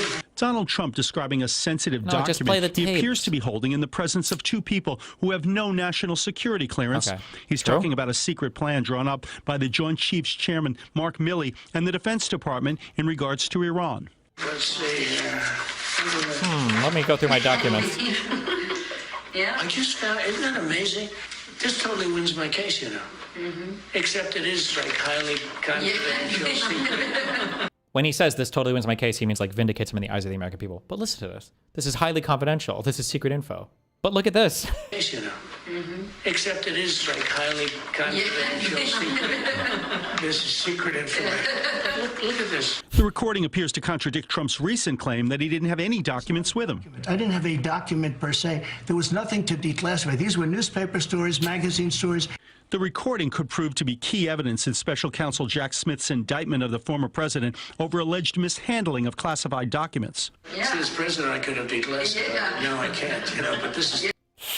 The problem is that he has a quote for every single part of his potential defense, right? No, he psychically declassified it. He literally said he did not declassify it. He literally said it. I could have declassified it, but now I can't. Of classified documents. See, as president, I could have declassified. No, I can't, you know, but this is classified. A former Trump attorney says this recording poses a real problem for Trump's defense. One of the things he's been... I don't think, but like people aren't aware to the extent of like how much evidence would have just fucking roasted him, but it never got out to the American people. Like we don't even know about this. And I think a court case would have got more of that out. The problem, you know, before all of us roasted New York State for being the ones that were the quickest with their case. Like, God, why is it the New York case is the one that had to be the one that went through? But you know what? Props to New York State, because you know what? At least they fucking got something done. So props to them. And fuck me for being a doubter. That's more of like a process kind of crime. I guess it kind of reminds me of the first impeachment of Donald Trump, which did hurt those, maybe, I don't know. That's more of like a process kind of crime. I guess it kind of reminds me of the first impeachment of Donald Trump, which did hurt him, but not significantly. Wait, also, this is another thing. I'm sorry. I kind of leaned into this, but I'm going to be leaning into this more, okay? Process and procedure is morality. It is substance. The two are inextricable from one another. You cannot say that this is just a process or procedure thing, and it wasn't really like an actual bad thing. He just betrayed a process. These processes exist for the purposes of protecting the substance of the thing. When you no longer follow the process, the substance becomes corrupted, right? Stuff is classified for a reason. Generally, I don't know if it's just TSSCI, but generally because if it got out publicly in the wrong way, it could represent a severe harm to the United States. I don't remember if it's different levels of harm for different levels of classification or how wide it impacts, but like stuff is classified for a reason. And when you're violating that classification process or procedure by taking this information out publicly, one, we're not operating like it's publicly available, so who knows who's getting burned, whose identities are getting revealed, and who knows how that information can be used as leverage against us or against other officials to do bad things, right? Like it's important. It didn't mortally wound him, but I think if he wasn't impeached the first time, I don't know if he would have lost in 2020. So I think it was very consequential, but it was hard to get people to care about the phone call with Zelensky, because there's just a lot of moving parts to that. Like the January 6th impeachment, that's a bit different, but I don't know if he would have been prosecuted. I don't know if he would have been convicted. Like, I agree, the Zelensky thing is hard. The J6 thing is kind of hard, but I feel like the classified documents, it's comical how evil. And even for the obstruction charges, like Dinesh was like, oh, there's no obstruction. That was just about classified documents. What's the obstruction? Like, Trump was on the phone telling his lawyer, telling Nauta, like, hey, I need you to move. Fuck. Was there video footage of this that was publicly seen? The Washington Post is reporting that a Trump employee told agents about being... Post. The Post reports the employee told federal investigators that after Donald Trump received a subpoena for government documents back in May, the former president specifically requested the documents be moved. According to the Post, security camera footage from Mar-a-Lago obtained by the FBI corroborated the employee's description of events. The Post reports that the Is this footage? Did this leak? Did we watch this? I don't remember if this footage was ever made available employee publicly. initially denied handling any sensitive documents. But during a second interview presented with the new evidence, the witness reportedly changed their story dramatically, describing moving the boxes at Trump's request. ABC News has not confirmed the Post reporting. The report raises questions of whether Hold on, some of you guys need to stop being so doomer and retarded on everything. I don't like, I'll just stop debating or doing anything ever. I don't think anyone gives a fuck about classified documents, to be honest. Like, even if you got them on this, the prick is just gonna go, okay, so what Biden did was worse, yada yada. Then fight on that point, you fucking retard. What do you mean no one cares about classified documents? Hillary's emails were the #1 topic driving the entire media cycle in 2016. How are you gonna sit here and say with a straight face, nobody cares about classified documents? It was the #1 fucking story for Hillary's campaign. Of course people fucking care about it. If they're made to care about it, so make them care about it. Don't just drop it immediately because you're already getting fucked in the ass by conservative media. whether Trump obstructed justice and whether he tried to hide documents that federal officials had asked to be returned, documents that he had taken from the White House after he left office. Oh, fuck. Do we have videos? Is it just photos? We're standing by as Trump-appointed Judge Eileen Cannon is expected to hold 2 hearings. All evidence, what the prosecution says, supports their case. First of all, you saw those images of Walt Nauta, according to prosecutors. That Nauta was the surveillance video. This is where he is moving boxes before Corcoran and other lawyers were doing a search of Mar-a-Lago to be able to return those documents as ordered under a lawful subpoena. What we're also seeing, John, is one of the reasons, the major reasons why Judge Beryl Howell ordered Corcoran to provide testimony. A very unusual thing, as you know. He was a lawyer for the former president, and he was claiming, of course, attorney-client privilege. But here's what she wrote as part of the reasoning for ordering that. She said, the government has proffered enough evidence that the former president was using person 18, in this case, that's Evan Corcoran, as an instrument or as a front man to obstruct the government investigation or to conceal the documents. Again, of the documents case in Florida, I don't know if that would have edified like the Trump cult or enough of them to mortally wound him. Mindy with $5 recently got diagnosed with ADHD, got prescribed Vyvanse on 10 milligrams, making gradual positive changes mentally. Think I need a higher dose eventually. No. More. I started on a lower dose for, again, not advice. Talk to your psychiatrist. But I think that's normal. I think what I was reading is that it's normal to start on a lower dose for a couple months and let your body adjust. Couple months. Sakurba says, just start taking more. Don't do that. For Christ's sakes. Jesus Christ. I'm almost tempted to time you out for that. Ooh. Probability versus should real quick. So probability, if we had to put it on a probabilistic scale of like 0 to 100, what Staxiums and Destiny, what do you think the probabilistic scale is that this, like there's even the political will for this? Oh, probably quite low, I would say, unfortunately. Yeah, no, I would tend to agree. Okay, so what we're really talking about is like moral should, where we're just this is an ideal. Well, ideally, I would fire Trump from a trebuchet into the Atlantic Ocean. Okay, ideally, that's what I would do. You're not going to find anybody sweeping for the Trump admin on this side of the aisle. I think what we're talking about is now that we've eliminated that as I am not legally permitted or morally permitted to fire Trump out of a trebuchet into the Atlantic Ocean. Now we can kind of move into like what's politically pragmatic about the situation. And when how do y'all get yourselves to have the motivation to go to the doctor? I have to fight myself just to get a checkup. It's usually Esme that reminds me.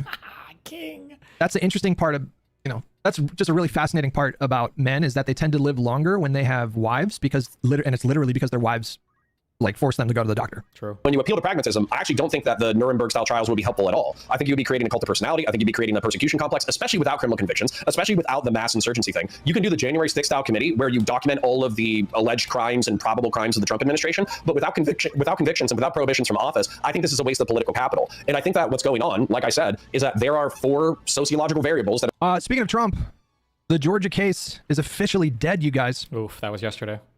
Breaking news as of a couple hours ago. This is CNN Breaking News. What? Oh, that's okay. We are following breaking news just into CNN. A Georgia prosecutor officially dropped the historic racketeering case against President Trump and others for attempting to overturn the 2020 president. That's blackpilling. I mean, we knew that was going to happen. I don't know if anybody expected that to carry through after he was elected the second time, but the fact that he just got away with that, that's bad enough on its own, but the fact that he got away with that because he was reelected is a truly blackpilling moment. Maybe I'll end up agreeing with Destiny. Yep, because that's part of my argument. They won the election. That fucking not good. Sucks. Cannot believe that guy just got away with it. No. Wait, hold on. Did I? Not good. Stop watching that too quickly? Is there a further explanation there? Good morning, Pam. Yeah, this new filing in from the prosecutor who had taken the place to. look into the Fulton County investigation of Donald Trump and others, has filed a motion with the court saying that they are not going to move forward with the case. They're dropping the charges. What he filed was known as a nolle pros, and that means that in theory, because if the statute of limitations hasn't run out, a case could be refiled. But he attached to his filing about a 20-page statement explaining his rationales for why he did not think that they should move forward with this case. You'll remember this was the case that began with Donald Trump making the call to the Georgia Secretary of State, Brad Raffensperger, urging him to find the votes. And then District Attorney Fani Willis brought this historic investigation and filed those racketeering charges against Donald Trump and dozens of others for interfering with the 2020 election. She was then disqualified from the case because of an undisclosed romantic relationship with another prosecutor, and that is how this case now fell into the hands earlier this month of a prosecutor. God, do you guys remember that? Was the prosecutor even involved in the case? I don't even know. I should have looked into that more because I should just never believe anything conservatives say ever. You guys remember that? They had televised proceedings about that. Yep. It's a big And deal. remember she got on the stand and she was super like defiant and oh God. Who was assigned the job of trying to find what a shit show that was. My God. Someone to take on this case. He said that he couldn't because there were too many conflicts and he took it on himself. Now we're seeing the results of that, and that is that he is saying that they are not going to move forward with this case. And he summarized it in part by saying that he made this decision by examining the case file, examining what the jury had been presented, and also considerations of the law. He says that contesting an election is not unlawful, but and that is part of the reasons for why he decided not to move forward with the charges at this point. But again, this is a nolle pros filing, meaning that they are dropping the case right now. In theory, it could be revived if the statute of limitations doesn't run out. But of course, Donald Trump is still in office for another 3 years. Pam, this is the last of the criminal prosecutions that have been hanging over.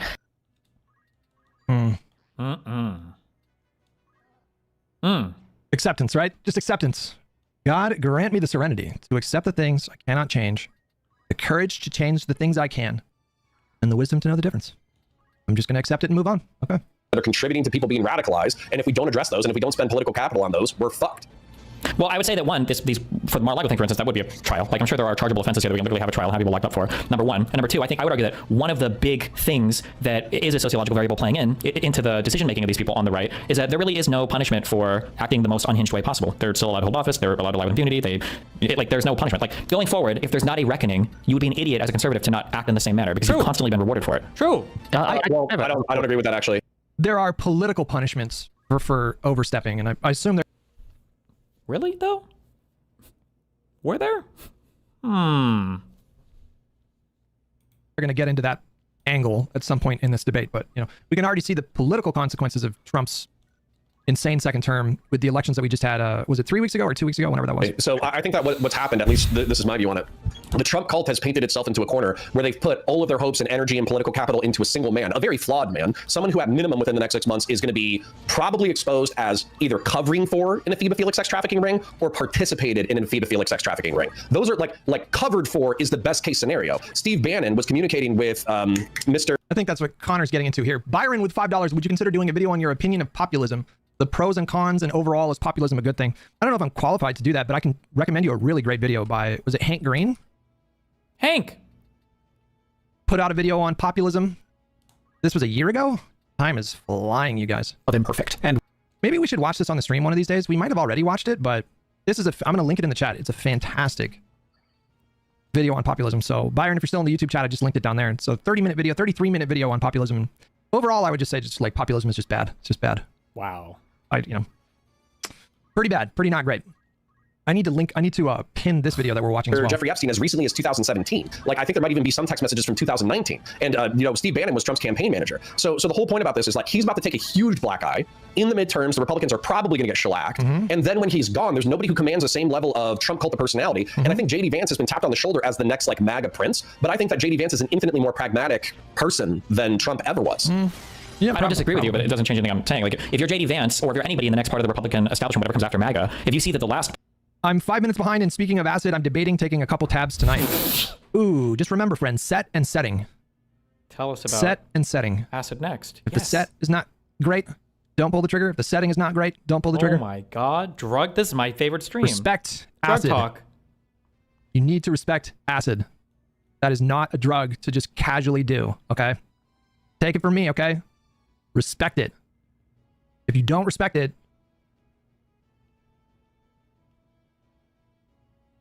that can go real south, okay? Okay. That can go real south, okay? Okay. Acid trips are like, for me, everybody's body's different. For me, Like the first 2 hours were always pretty unpleasant, I would say. I would always vomit every time Wait, my DoorDasher is holding my food hostage. He picked up the food and now he's like driving the complete opposite direction for like 5 miles. What the fuck is he doing? He's making a run for it. The fuck? Where's he going? He's still driving away.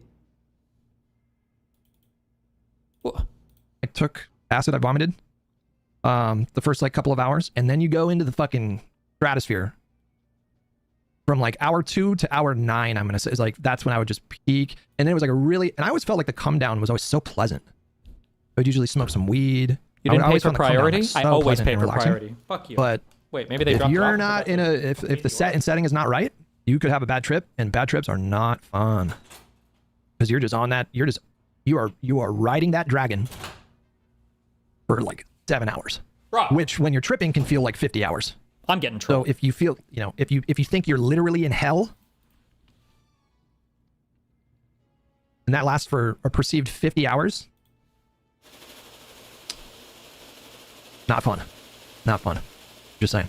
Part of the establishment got completely screwed by acting in just a blatantly illegal manner, then you have less incentive to do so. But if you see they got away with so much stuff, then that's all going to be in your playbook. Like, okay, well, what rules can I break or bend? But I don't think he has the riz. I don't think he has the Vance riz. doesn't, but Trump did. Nobody knew that Trump was even coming. Who's to say there's not going to be somebody like Trump in the future?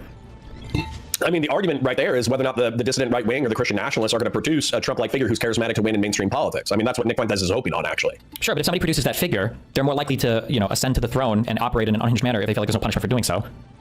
I have to say right away, I disagree with Destiny's premise here. What did I say that's seems to be disagreeable? motivated by a desire to control the outcomes in ways that I don't think are realistic in practice. What? I think that Destiny, when it comes to MAGA and Trump, struggles a little bit when it comes to the acceptance phase. But the very proposition that you can punish, the idea that you could punish Trump administration figures in a Nuremberg type setting, and the idea that this would lead to a diminishment of MAGA, I think is a miscalculation. If anything, I think there's a stronger chance that you would strengthen MAGA. No. He's going to say it. Oh my God. This is where he says it. Oh, they turned around. He's going to say it. Oh my God, he's going to say it. No, he's going to say it. Oh my God, he's going to say it.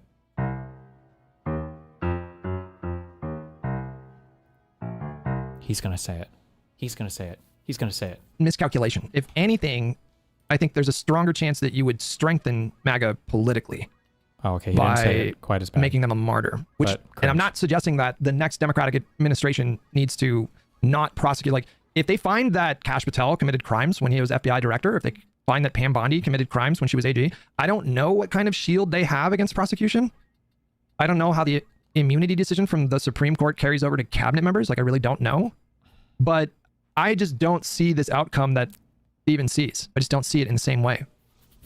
He seems to think that you can punish them out of power, and I just don't know. I don't know if I see that. Morning Dove with a tier 1 membership. Once Thanks so much, they're buddy. out of power. Feel like you're adding stuff? But I guess you can't. That's what I'm getting from him. Blue the Bear with 54 months. Thank you so much. We just are unable to Do have we just any let them break the accountability? law for the sake of politics? Well, I'm certainly not suggesting that. Just to clarify again, I'm not saying we should avoid criminal prosecutions. Oh, that's what it You know, kinda for sounded example, like. after the first Trump term, there were people that were saying that Biden should pardon Trump for the sake of the country. I will say that I understand where that comes from. So I'm not going to be overly critical of that. I know that sounds absurd to a lot of people. I disagree with that kind of thinking, but I understand why it exists. There is an argument you can make. It's not like there would be no downsides to like the next Democratic president pardoning Trump, which I know that sounds insane. And I'm not suggesting that they do that, but the argument for why you would do something like that, there is some merit there. Okay. In terms of like healing the country a little bit, bringing us closer to a kind of bipartisanship that is these days a relic of generations prior. There is some validity to that. Ford did that for Nixon. Yeah, right. I understand. Yeah, that's we have an example of that. But everybody knew what at the he end did of the was day, wrong, though, I and we think all... that the danger of doing something like that outweighs the benefits. The danger is that you just embolden MAGA to do it again in the future. Like they are right now? I think that would be a mistake. But this idea of doing like a Nuremberg type trials, They're and not holding people emboldened to right account, now? doing televised trials, and exposing them for all these crimes, it assumes a rational electorate, and I don't know why you would assume that. One of the counter arguments that I hate the most that I hear people do is this idea of, because when people say this, then I immediately disconnect. Like, oh, okay. When they're like, oh, no, the average person can't understand anything. Oh, okay, then I don't care. In that case, I super don't care. We can do a monarchy, we can do a aristocracy, we can do an oligarchy, whatever. At that point, if you're going to tell me that it is impossible to communicate anything to the average voter, then in that case, why are we talking about anything? In my mind, this is the equivalent of somebody saying, when you start to debate something and they're like, oh, you trust schools to give you good research? Okay, well, what about the government? Oh, you trust schools and the government and the pharmaceutical? Oh, well, we're not going to trust anything. Well, you should have said at the beginning, we couldn't waste our time with a fucking debate, right? Okay, fine. Whatever you say, you're right, I guess, because I literally can't bring up any source that disagrees with you because you're going to say you don't trust any of them. Like, at that point, the conversation is moot. So if you're going to run with this thing where it's like, well, I don't think the population is ever going to be able to understand that somebody did something really wrong, then it's like, okay, well, then why? Then we shouldn't be allowed to vote, right? We do not have a rational electorate. I don't know if we've ever had a rational electorate. They know stuff. Show them. Hutch, Biden already tried this approach. No, Biden never pardoned former Trump officials or cabinet members or Trump himself. Hutch, they got away with it the first time, and look where America is now. I understand that, but I don't. I think we've talked about this before, but I think if Merrick Garland on day one of Biden's administration, January 20th, well, I guess whenever he was confirmed, I don't know when that was, sometime in March or February, if the first thing that Garland would have done as Attorney General was announced a criminal investigation into Donald Trump, I think that would have backfired spectacularly. I think Democrats probably would have gotten... After January 6th? Might have actually been a red wave during those midterms. Like, at the height of Trump's you can't just entirely unpopularity? ignore the politics of it all. You can't just ignore the potential political implications for your decisions, which is why I'm sympathetic with Garland waiting a little bit before appointing a special counsel. I just think he waited way too long. I agree that Garland was the wrong choice. I understand why Garland was nominated and appointed, but I think he was the wrong choice in retrospect. He was too concerned with the political considerations. It's not that he was wrong to consider them entirely, but he was wrong. He considered them too much. The FBI knew that Donald Trump was blatantly breaking the law. Within a couple of months, the FBI knew that he was lying about the documents that he had. They knew that he was telling his subordinates to break the law. They knew that he was trying to destroy evidence. They knew that like 3 months into the Biden presidency, I think. I'd have to double check the timeline. Maybe it was like 6. What? I don't understand why you guys are so cocked. Destiny, haven't much recent debates? Why do you think Nuremberg for the Republicans is needed? I agree, by the way. Is it for a return to normalcy? Because I agree with Hutch that the MAGA base will be inflamed from it. They're already maximally inflamed from nothing. They're just always inflamed. Why would you let your actions be dictated by the delusions of the other side? Like, do we not believe in any right or wrong? Have you guys become ultimately relativistic and everything is just politics based? Every single possible thing you do? Like, there can be right or wrong things. The way that the Republicans have conducted themselves is wrong. There's a moral wrong. There are legal failings. There are legal wrongs. There are constitutional wrongs, right? So, but the idea that like we can't do anything about any of these things could maybe make some people a tip of mad. The Republicans never think about this. When was the last time the Republican was like, well, man, if Trump says or does this thing, it might really piss off a lot of Democrats. They never have this consideration. Ever. 6 months. But they knew pretty early on they should have done that raid, that FBI raid, right then and there. But they were so concerned with the appearance of political motivation that they held off for, I think, was it over a year before the FBI raid happened? They waited way too long. Perthamson, sorry. Is what you're saying that either way we go, Dems will lose? 1, we do a Nuremberg trial. We risk that MAGA will get worse. So 2, we shouldn't do anything. Doing nothing means that there's no risk from maggots to try it again. So I'm not saying you should do nothing again. Oh, what are we saying we should do? It seems like sometimes people have a difficult time. There's like 2 extreme ends of the extreme ends of the spectrum here. On this extreme end, you actually go out of your way to not punish Trump and the Trump administration for possible crimes that they're doing because of the political consideration and out of a desire to like heal the nation. That's on this extreme end. And then the other extreme end is like Nuremberg 2.0. And the next Democratic administration, they hit the ground running and they just boom, boom, boom, boom, boom. There is a spectrum of choice in between these 2 extremes. I think you do it, but I don't know about Nuremberg trials, but like hold people accountable for any kind of criminal misconduct. But, you do need to be somewhat considerate. You definitely don't want to take any actions that would make them a martyr or make them sympathetic. But your most brain rot take is that the country isn't just a whole new thing now with a lot of damage. I don't quite understand what you mean by that. Pigos, sounds like you're looking for the balance of like accountability within the existing rails of justice against unprecedented times and actions from MAGA. Well, I don't know about you, but the MAGA movement frightens me in terms of what they could become in the future. So we In terms better of the kind of groundwork kowtow that to they're them laying constantly. now True. could sprout into something truly nightmarish at some point. And so it's a pretty simple calculation. Whatever you do, you don't want to make any kind of decision that would potentially strengthen them. And that consideration requires a kind of thoughtfulness. I think you need to be extremely calculated with how you do something like that. And I think there is a way to hold people accountable without making them a martyr. Like, what the fuck is the point of the criminal justice system if it isn't used on the most abhorrent crimes? So just to be clear again, I agree. So does Hutch think letting them go will not strengthen them? Okay, guys, I'm getting a little frustrated here. Uh-oh. Come on, what are we doing? I've said it like 3 times. Uh-oh. That I'm not saying, don't do anything. What are we saying to Said it do, like 3 though? times. Do I keep missing this? For the love of God, please listen to my words. Just explain how you would prosecute someone.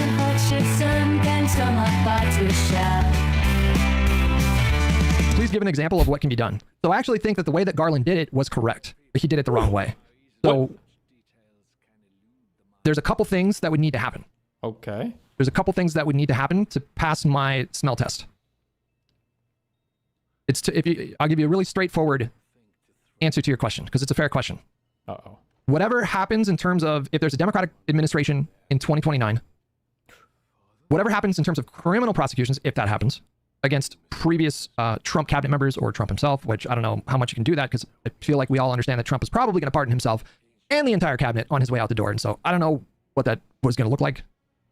And if that happens, you can't, what do you do, right? But there's a couple things, I just have 2 conditions, okay? So the first condition is that the president, whoever the Democratic president is, they cannot be a party to it at all.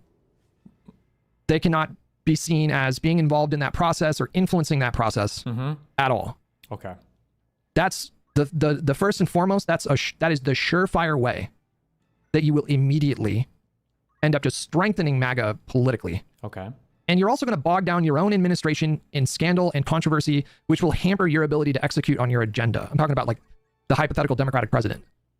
It's a similar kind of calculation to like Mamdani. So let the president focus on their agenda, their legislative agenda. Like Biden did. I guess this is kind of true because everybody like on the conservative side at least acknowledges that Biden wasn't personally directing Merrick Garland. Oh, wait, no, they did say that. They said that Merrick Garland was under the complete control of Biden the whole time, even though there's even Pisco propagates that myth a little bit. They all say this. Huh. Even though there was a special counsel literally investigating Biden.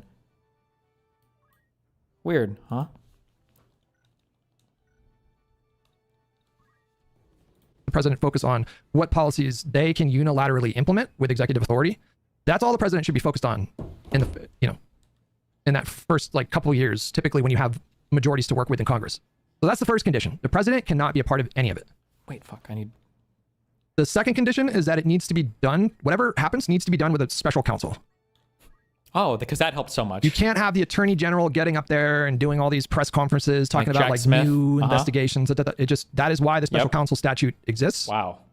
That is the purpose of the special counsel. So whoever the AG is, if they want accountability for the Trump administration, then I assume that they would pick a special counsel who they felt was like a bulldog. Like Jack Smith was a phenomenal choice for the special counsel. And nobody thought he was rigged. So fast. So that's what I mean when I say Garland actually made the correct decision in terms of how he pursued that. He just waited too long. That was Garland's biggest mistake. Garland was not wrong to not want to be the figurehead of that investigation. Okay. And he chose a fucking bulldog. Like Jack Smith prosecuted people for war crimes in The Hague, and Jack Smith moved so fast.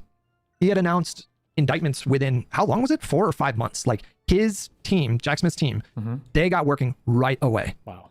And so if Garland would have appointed Jack Smith a year before, which is what I think he should have done, he waited literally a year too long, then I think Donald Trump would have faced a trial, would have gone to court, and I'm pretty confident that Jack Smith would have secured convictions. Perthamson with $5. Okay, now we have all the preconditions and maybe even the right guy. What should this person do? Let the law guide their decisions.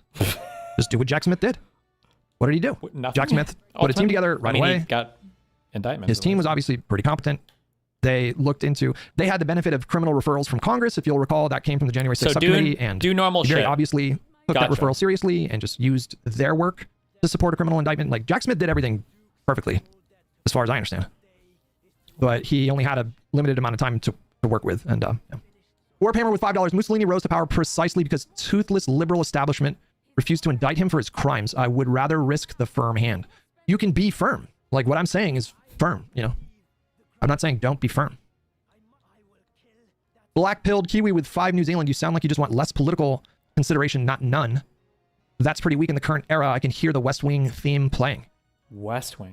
No, I think the West Wing, they would have, like, it would have been like West Wing style politics to just pardon Trump, I think. Perthimson with $2. So what we do? I think I answered your question. Hopefully I answered your question. All right, let's get back to it. Well, I agree, but then, okay, so right now, let's talk about it from a process of function, okay? So we have a process of function where effectively what you're saying is we could still do, if they did mass pardons of the Trump admin, what would you charge Marco Rubio for as the person who was running the Department of State under Trump too? I think if they... Historically, a pardon has been seen as an admission of guilt is part of it. So if they are pre-pardoned, then I would just formally just charge them all with insurrection and then say that they're pardoned from it. And at the very least, that bars all of them from running for any public office again. But what's your evidence? Because as far as I know, Marco Rubio wasn't involved in the fake elector scheme or January 6, 2021. So he's a part of it. He supports the current administration. Participated in insurrection. He participates in the current administration, and he's more or less a support. He's a cabinet member. So how? No. Sorry, no. What is this? He's memeing, right? This is a meme. He's mad. I think this is a meme. Just to be clear, how far does that go down? So we to every single elected person in the Republican Party right now. Based. Except for the never Trumpers. Every single person in the Republican Party right now, except for like the never Trumpers. So like your Masseys, I guess, maybe your Rand Pauls. Yeah, that's obviously political suicide, wasted political capital. It's effectively a meme position. It's not even a real position. Okay, I thought the meme position was where we pretended that the 2020 election didn't happen, and then we doubled on every single thing we believed, but then we still managed to win in 2025. I thought that was a meme position. But are you saying even like state senators, like not even national positions? Yep. Yeah, so disbarring half of the political process is not an option. Yep. Wait a minute. So city council, right? You would say if they're Trumples, hell all yeah. of them. Get them. Well, city council people very rarely position themselves in party. But you know, people run. Anyone who runs. He's saying anyone who runs on the R ticket, right? Yeah, city council members usually don't have R tickets. I understand that. I'm saying, but the point is, he's saying everyone, right? So mayors, right? Okay. Whatever. Anybody that supported Trump, if they weren't actively calling out the Trump admin, if they were ever playing into whatever, then they're going. They're part of it. Listen, I'm gonna let Brian talk, but it's genuinely hard to kind of parse through because like he's smiling and everything. It feels very memey to me, right? I know why I would feel that way. Why the fuck do you feel that way? What do you mean? Because I think that all of these people have contributed to an authoritarian regime that is the most anti-American regime in U.S. history that has almost brought our country to the edge of destruction. Okay, but at the same time, we have, when it comes to like the deportations of Andre Hernandez Romero or Kilmar Abrego Garcia, ultimately the courts were still able to reel them in. When it comes to January 6, 2021, and by the way, I'm not defending Trump. Again, I think we should fire him from a trebuchet into the Atlantic Ocean. But when you're talking about this process, Marco Rubio, to my knowledge, did not participate in January 6, 2021. And what he's guilty of is overseeing the decommission of USAID and PEPFAR, which is going to lead to approximately between 3 million and 14 million preventable. There was a report recently.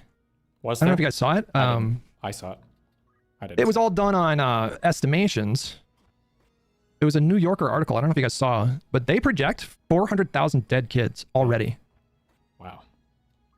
From the USAID cuts. That's crazy, chat. We are now witnessing what the historian Richard Rhodes termed public man-made death, which he observed has been perhaps the most overlooked cause of mortality in the last century. Brooke Nichols, the Boston University epidemiologist and mathematical modeler, has maintained a respected tracker of current impact.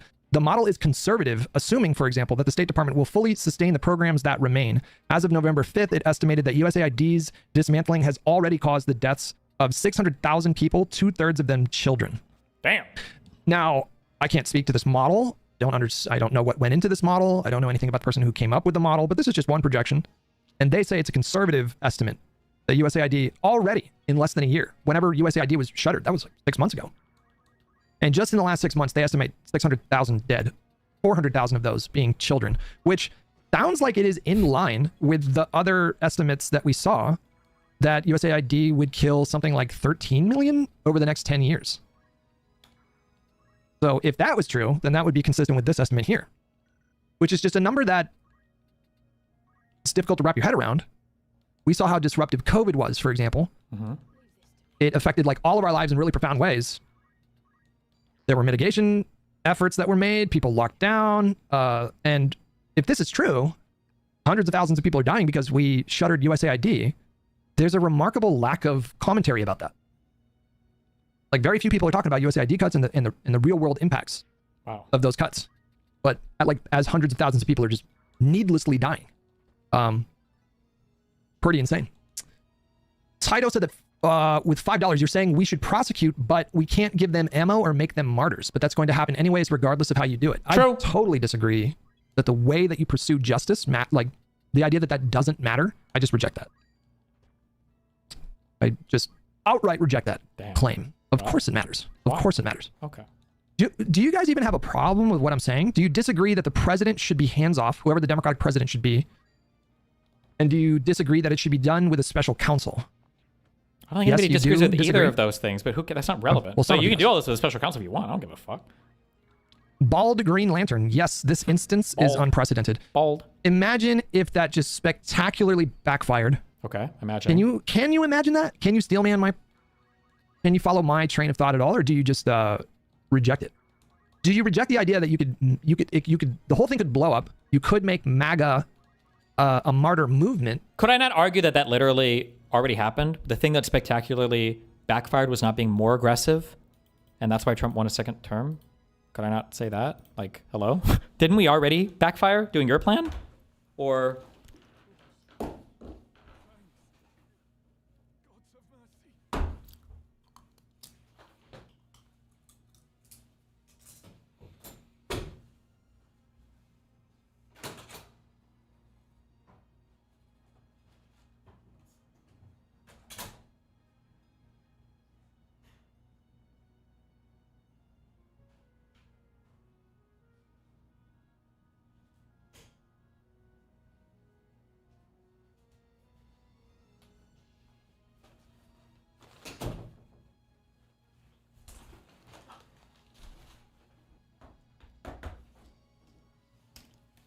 This motherfucker took way too long to bring this back. And this could stifle the president's agenda. Now the president is that's going to just take over everything if the president is directly involved. What? How does he have to be directly involved? Who's asked for this? And that is going to impact the president's ability. What does this even mean for the president to be directly involved? I don't even know what that means. Who's even said anything about this? To deliver on their agenda. Why would you not want the president just entirely focused on their agenda? Why does it have to come from the president? This is what I want to understand from some of you guys in chat. Wait, why is that necessary? Who said this? How do you think that helps the process?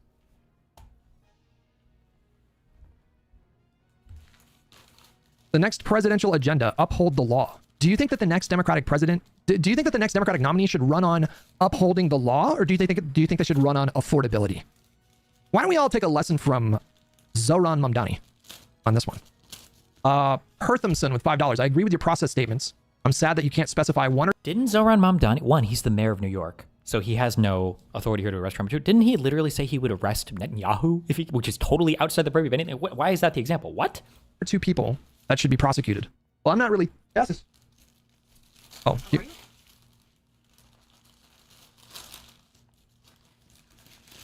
yeah.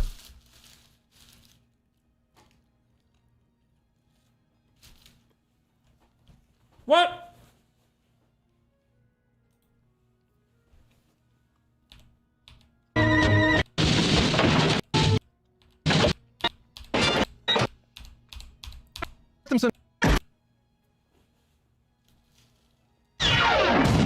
Oh, God. Oh, God. Perthamson, I'm sorry. So he said, I agree with your process statements. I'm sad to see that you can't specify one or two people that should be prosecuted. Well, what are we talking about here? What are we charging them with? Like, how am I supposed to know if Pam Bondi is, like, breaking the law? True. I have no idea. But if she did, then I would obviously want some accountability for that. It's on TV. Okay, so just give me the law. What do you mean? I'm not incredulous at the idea that the administration officials are breaking the law. She lied on her mortgage documents, I think. Pam Bondi did. I saw it with my own two eyes. I don't know what fucking statutes they could be breaking. I have no idea. I'll leave that to the special counsel, you know? Lopsided pixel with 16 months. It sounds like some of you guys are like less concerned about the particular statute that you think that people are breaking, and what you just want to see is just... Yes. You just want to see these people punished, just generally for... Hell yeah. Hell yeah. Being Trump lackeys or whatever. Hell yeah. But that is not how we do things in America.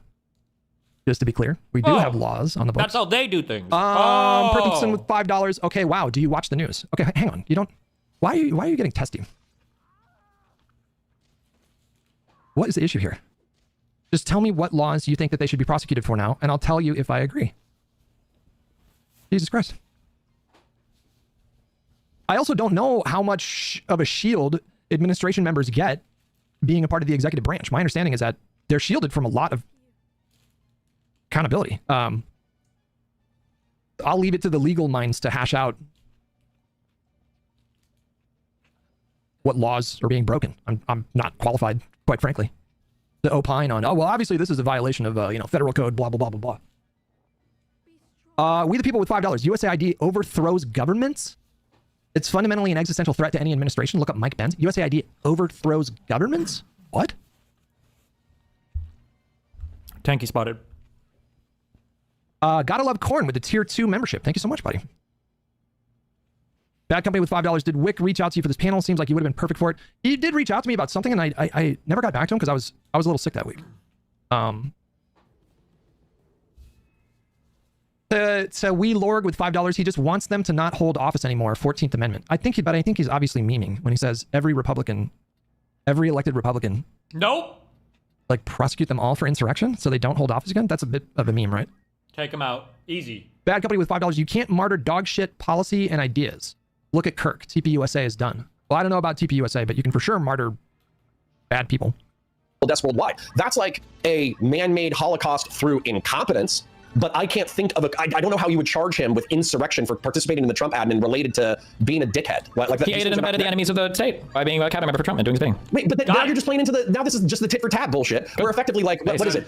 Today, the Democrats did a 1-minute video, which I approve of, by the way, saying, hey, military service members, hey, members of the intelligence community, you are sworn to an oath of the Constitution of the United States, and you have to remember your oath, and you should not follow illegal orders. Donald Trump, as Wick mentioned, said, these people are...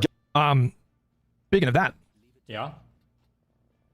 I mean, you can't keep track of this guy and what he says. And I'll tell you this, though. I'm not backing down. I mean... Speaking of martyrs, I feel like this guy, his odds of being the 2028 nominee literally skyrocketed in the last week. I don't know if he's the front runner, but... What? Okay. I think he would be a strong nominee, you guys. Oh my God, bro. I think like this guy might be potentially the strongest nominee in 2028. He said something very simple. Members of the military need to follow the law. We wanted to say that we have their backs. I think Mark Kelly would be a strong nominee, bro. Hutch, look up Mike Benz. Listen, I appreciate the $2, but I don't want to do USAID fucking conspiracy theories here. Guilty of sedition, and the punishment of sedition is death. Okay? So all you're doing is you're just playing into, in my opinion, this... Wait, would he be the first bald president? Have we ever had a bald president before? Am I about to get bald representation? He would be the first, right? I can't think of any other bald president. We need one. Oh, Eisenhower? Wait, Eisenhower was bald? No. He was balding, but he didn't like... Donald Trump? Yeah, no, he didn't shave his head. Pretty sure the Constitution prohibits bald people from being president? That's devastating. This hysteria that every single political fight is existential. Well, except it is on that side. They're the ones that are saying that everything is existential while they're being existential. That's part of their existential fight, is by saying that everything is existential. They're making it existential by saying that if you had the power, then you would disbar them from politics and wielding power altogether. Yeah, but I think I have a good reason for that. They don't have a good reason to execute sitting senators and congressmen. So, Sorry, Brian, go ahead, but I got plenty. I'm sure he's given us plenty, right? But I got...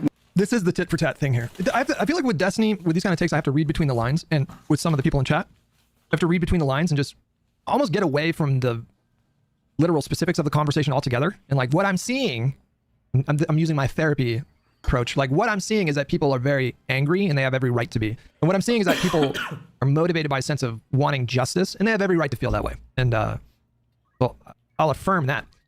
Pam Bondi, she appointed a temporary U.S. attorney for retributive persecutions of Comey and James in Virginia. Halligan was illegally installed, and the accusations were purely retributive. That is one. Okay, and I assume that they're going to get to this in the debate at some point, but how's that working out for him, you guys? How the fuck is that working out for them right now? And you want to emulate that? Do you think that is like, should be something that informs your decisions in this kind of way? How's that working out for him? I don't want to emulate the current Trump administration. He's like totally impotent. And we're not even a year into his administration. Pulse, thank you so much for 7 months. Appreciate it, buddy. one question for each of our friends here. One, to Staxium, I'm going to pull you in hear your beautiful voice. For sure. How much of this do you... Oh, I understand. You're taking away the wrong thing from the super chat. He's saying that that is an example of a crime by someone in the administration. I can't speak to, I don't know if that's a crime. Maybe it's a crime. If it is a crime, then sure. Yeah, look into it and do something about it. But I don't know if she broke the law. So we Lord, thanks so much for $5. What were the repercussions? What were the repercussions of what now? What are we talking about? Agree with? I mean, yeah, well, so to be clear, sure. Just let me ask a question, right? Yeah, to be clear, for sure. like Stephen has said, is that everyone... I am not... Okay, hang on. I just got to make a conscious decision to not get stun locked. And just, there's a lot of good faith people in both my chats. I'm 97 Okay? grade. Why I'm just did I gonna focus on you guys. auto-potion? Okay? You're the only ones that matter to me right now. Who has supported Trump, right? I'm assuming he means everyone in office, but I'm not entirely clear on that either. I think he said in office. Okay, well, everyone in office. Root with a tier 2 membership as a DGGer, this stance from Destiny is insane. I think he's taking a deliberately provocative stance to make a point. I don't know if he literally means we should prosecute every elected Republican, which would be... Based. I don't even know. Tens of thousands of people across the country? How many political positions are there in the country combined between local, state, and federal? Tens of thousands, maybe? I don't even know. Wait, what would that other... Like anyone who voted for him. Would we are people who voted? Yeah, but if you voted for them, that's also support, right? 200 million people. I assume Stephen doesn't think that. We shouldn't assume. It wouldn't be every single person that voted for him because they're also for the insurrection thing. You have to be a prior oath taker, so you have to have held public office, and we can't access people's votes. So yeah, okay. I'm not taking Stephen literally. I'm taking him seriously. Okay. Take me literally and seriously. Yeah, I'd be taking both. I'm not Trump. I don't need a translator or to speak like a retard. So. Okay. So Saxium, right? My implication of being that Trump speaks like a retard. I wasn't attacking anybody on the panel. That was my sorry. No, that's fine. No worries. Yes, that's it. No, sorry. I was waiting for him to finish his question. Yeah, so the first thing that I'm going to point out is I felt like Connor was attacking... King Meet us for $5. The Mike Benz guy, that one guy keeps saying, look up his crazy right-winger conspiracy guy that helped take down USAID. This idea that, like, just because it was Nuremberg, like, we're calling it the Nuremberg trials, it doesn't necessarily mean that we're like, making that equivalent to what the Nazis did. Like, obviously what this administration is doing is not as bad as the Holocaust. Okay, I need to watch this on Wix channel because I can't handle the video game noises in the background. It's driving me insane. Good. Stay mad. Get sidetracked again. I hope he gets sidetracked again. Trump and Congress. Okay. We have had a runaway... You're viewing Trump as a single moment, a single discrete moment in time. You did. Maybe bar them from office. Oh, we prosecute a Trump figure. Right, that is like the... And I just... but they don't have a problem. But I mean, like, hold on, it can always get... Sanders, we... Wait, just checking. So you're checking... Trump 3, if Trump 3 was legally possible. Aren't we at some point? But once... That's right. We shouldn't assume... They're being existential. That's part of their existential fight. I think it's like right here. That's fair. But since we're talking about all elected Republicans, could you tell me the never Trumpers that have run in Orlando, Florida? Nope. No, we can't. Okay. All right. So how do we? So above the top line, right? Above below the federal line, how do we determine these individuals? Because all of them may not have been very public, but maybe they had private thoughts. They said something to their friends. Is that enough? I said I disagree with Trump. You consult the record. They're public officials, so they should have public statements. So it would be pretty exceptional for them to have no public statements as public. Yeah, but Thomas Massie with the Republicans 91% of the time. Like he's still in lockstep as far as Trump's agenda goes when it comes to securing the border, when it comes to the big beautiful bill, when it comes to this, when it comes to that. I mean, he might have fought it at some point, but once again, 91% voting record that aligns with Trump over the past decade. To that point, just to throw something in. What about Fetterman as well? Would he be liable for this? Yeah, because he's like normalized. Like, I mean, I definitely think fuck that guy, but like, I don't know if he's liable for this. It's like, oh shit, this is my party should rule indefinitely without challenge, and I think it's crazy. Sure. This is why I'm trying to get those. I'm asking about details here, right? To like really nail down what the hell we're talking about. Okay, so you're saying they have to have made public statements. Okay, if they were elected within, was it 2027 is the last year of his reign, right? So if they're elected in 2027, a Republican, right? Do they count? Right? Are they up for these trials as well?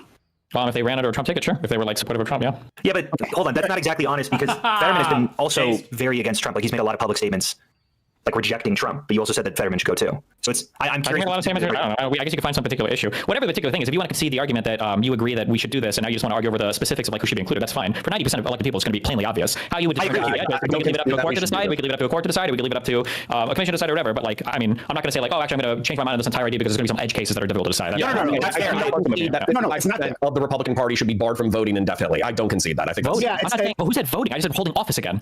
Okay, okay, 55% of the Republican Party voted in order to elect Trump as a first choice during the primary. Let's just say that correlates up to the Republican Party where 55% of the representatives support Trump wholeheartedly as a first choice. I think that separating those people from politics is fucking insane.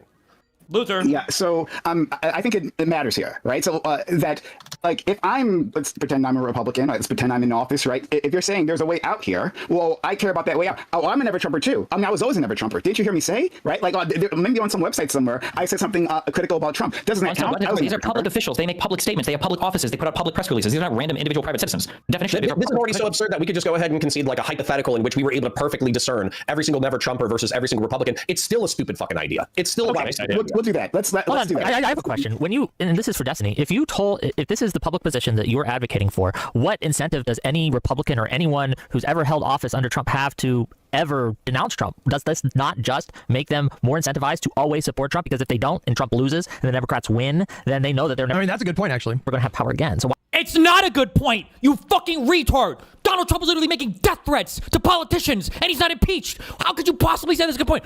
He's like, this is every single thing in politics. It's not the 12-year-old meme. It's the Hitler mask meme. Link it.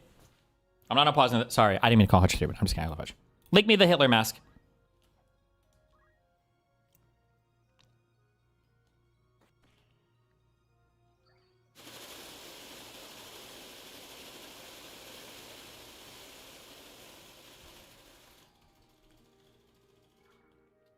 Somebody's got it. I know somebody's got it. Thank you.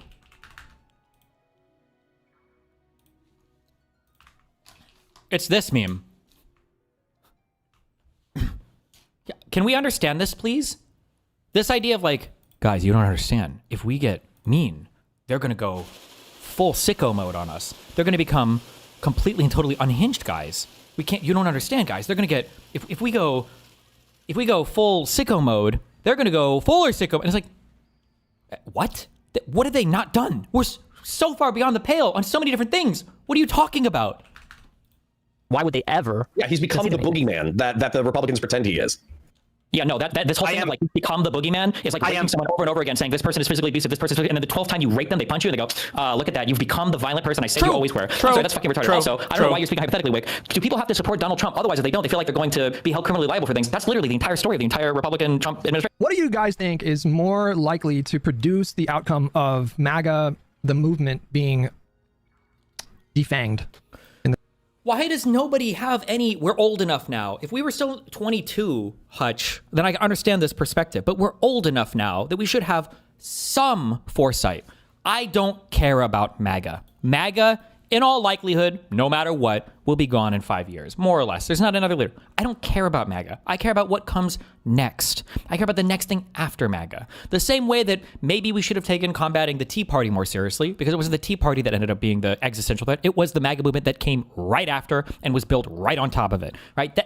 Or QAnon, right, as well, right? These are the things that you should be worried about. Not like, well, MAGA is going to be gone, right? Sure. But are you assuming that it's like, back to the neolibs. Oh my God, look, it's Reagan's son. It's Jeb Bush. Like, oh, thank God, all the Republicans woke up from their nightmare and they're all sane people again. Why would you assume that? This country. That was a bit convoluted. Okay, hold on. I'm going to give you guys two options. And you guys tell me which one you think is more likely to mortally wound MAGA as a political movement. We don't care about MAGA. It's for what comes next. Nuremberg trials. And I guess according to many people in YouTube chat, the president directly involves themselves. What? Where did this come from? Where did the president directly? Who said? Did I say this on accident? Where did this come from? I don't understand. I don't even know what the president directly would do. What are we talking about here?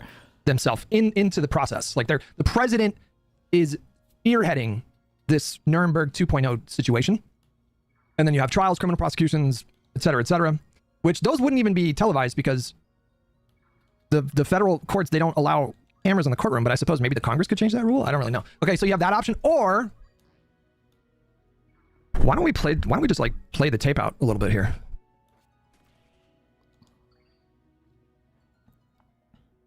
I think the path that MAGA is currently on is leading south. I think MAGA right now are already on a really bad trajectory. They are headed for a shellacking in 2026. And if Donald Trump continues to, number one, physically diminish, and number two, just act increasingly unhinged, we could be headed towards, now I'm not going to give everybody's hopes up here, but we could be headed towards like a 2008 style blowout. in 2028 if the current trajectory holds. I wouldn't put money that the current trajectory. Do you know when we had a 2008 style blowout? In 2008. What came?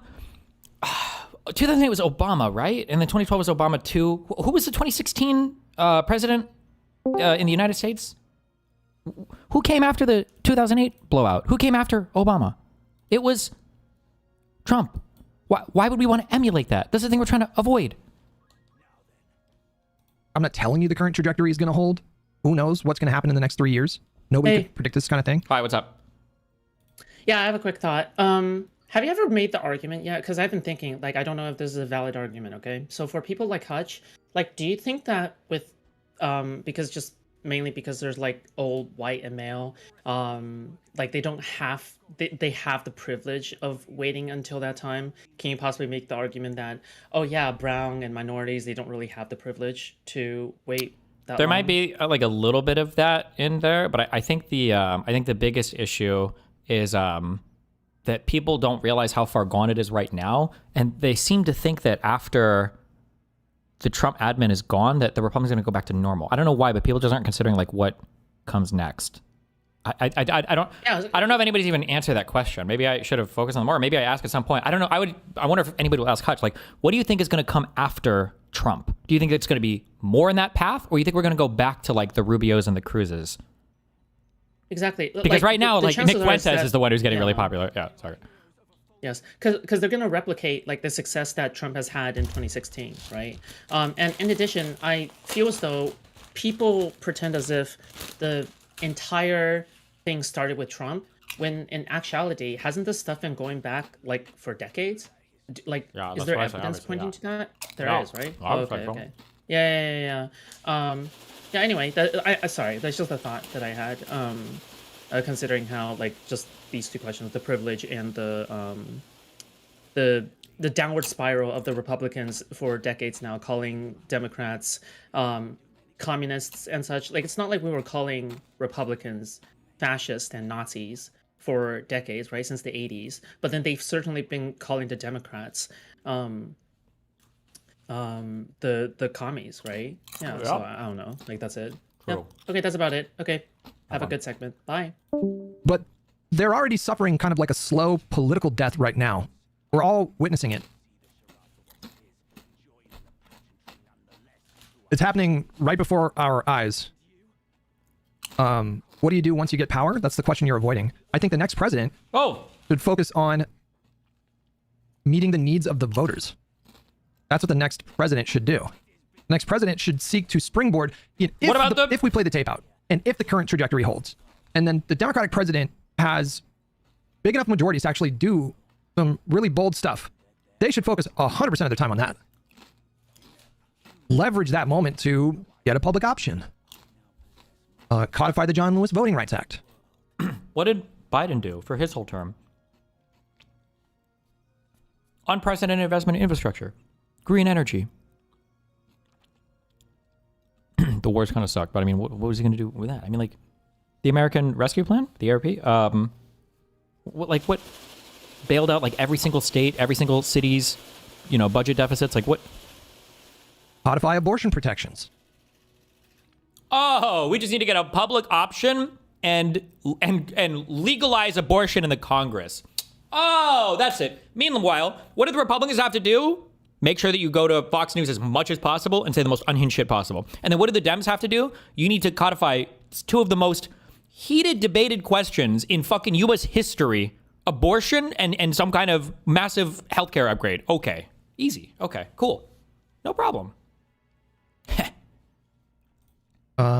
Do something really bold with renewable energy infrastructure projects.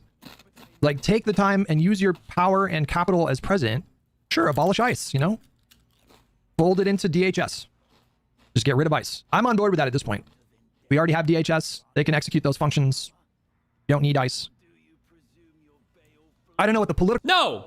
Stop with this ICE shit. ICE. is based, okay? If there is some crazy fucking, like the things that Republicans fearmonger about, if there's some crazy fucking drug dealing, raping, hostage taking criminal entity through illegal immigration, whatever that's in the United States, we should be able to fuck that shit up hardcore. We should be able to send those guys in and capture them and take them out, okay? It shouldn't be for military surplus Apache helicopters to descend upon the suburbs of Chicago to escort out families that fucking came illegally 20 years ago. That's fucking retarded. The problem is not ICE. The problem is the way that the executive is wielding them right now.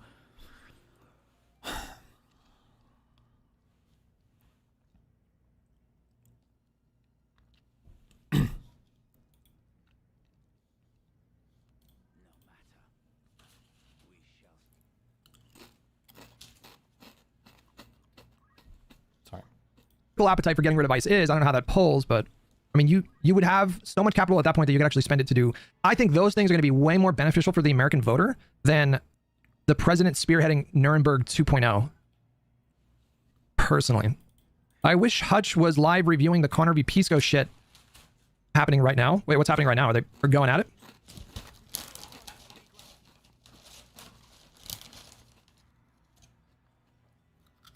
Which has to do with, like, have they proved to your satisfaction or to Hassan's satisfaction the existence of mass coordinated rape as an intentional tool?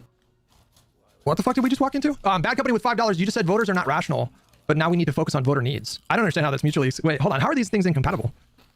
Because you said voters don't... You should focus on voters' needs because that's just good governance. That's the point of government.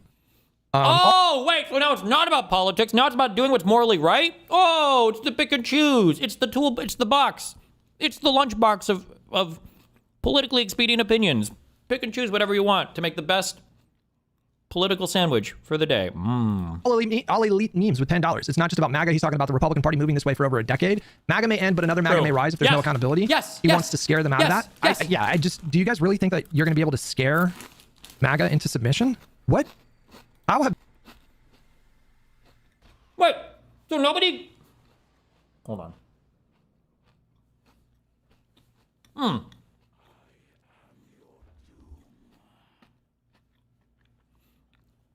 In my opinion, a really good example of this was the filibuster. Republicans aren't stupid, even if they're evil and spineless fucks. They know they're going to get fucked in the midterms. And when Donald Trump came on Truth Social, he was like, I'm going to get rid of the filibuster.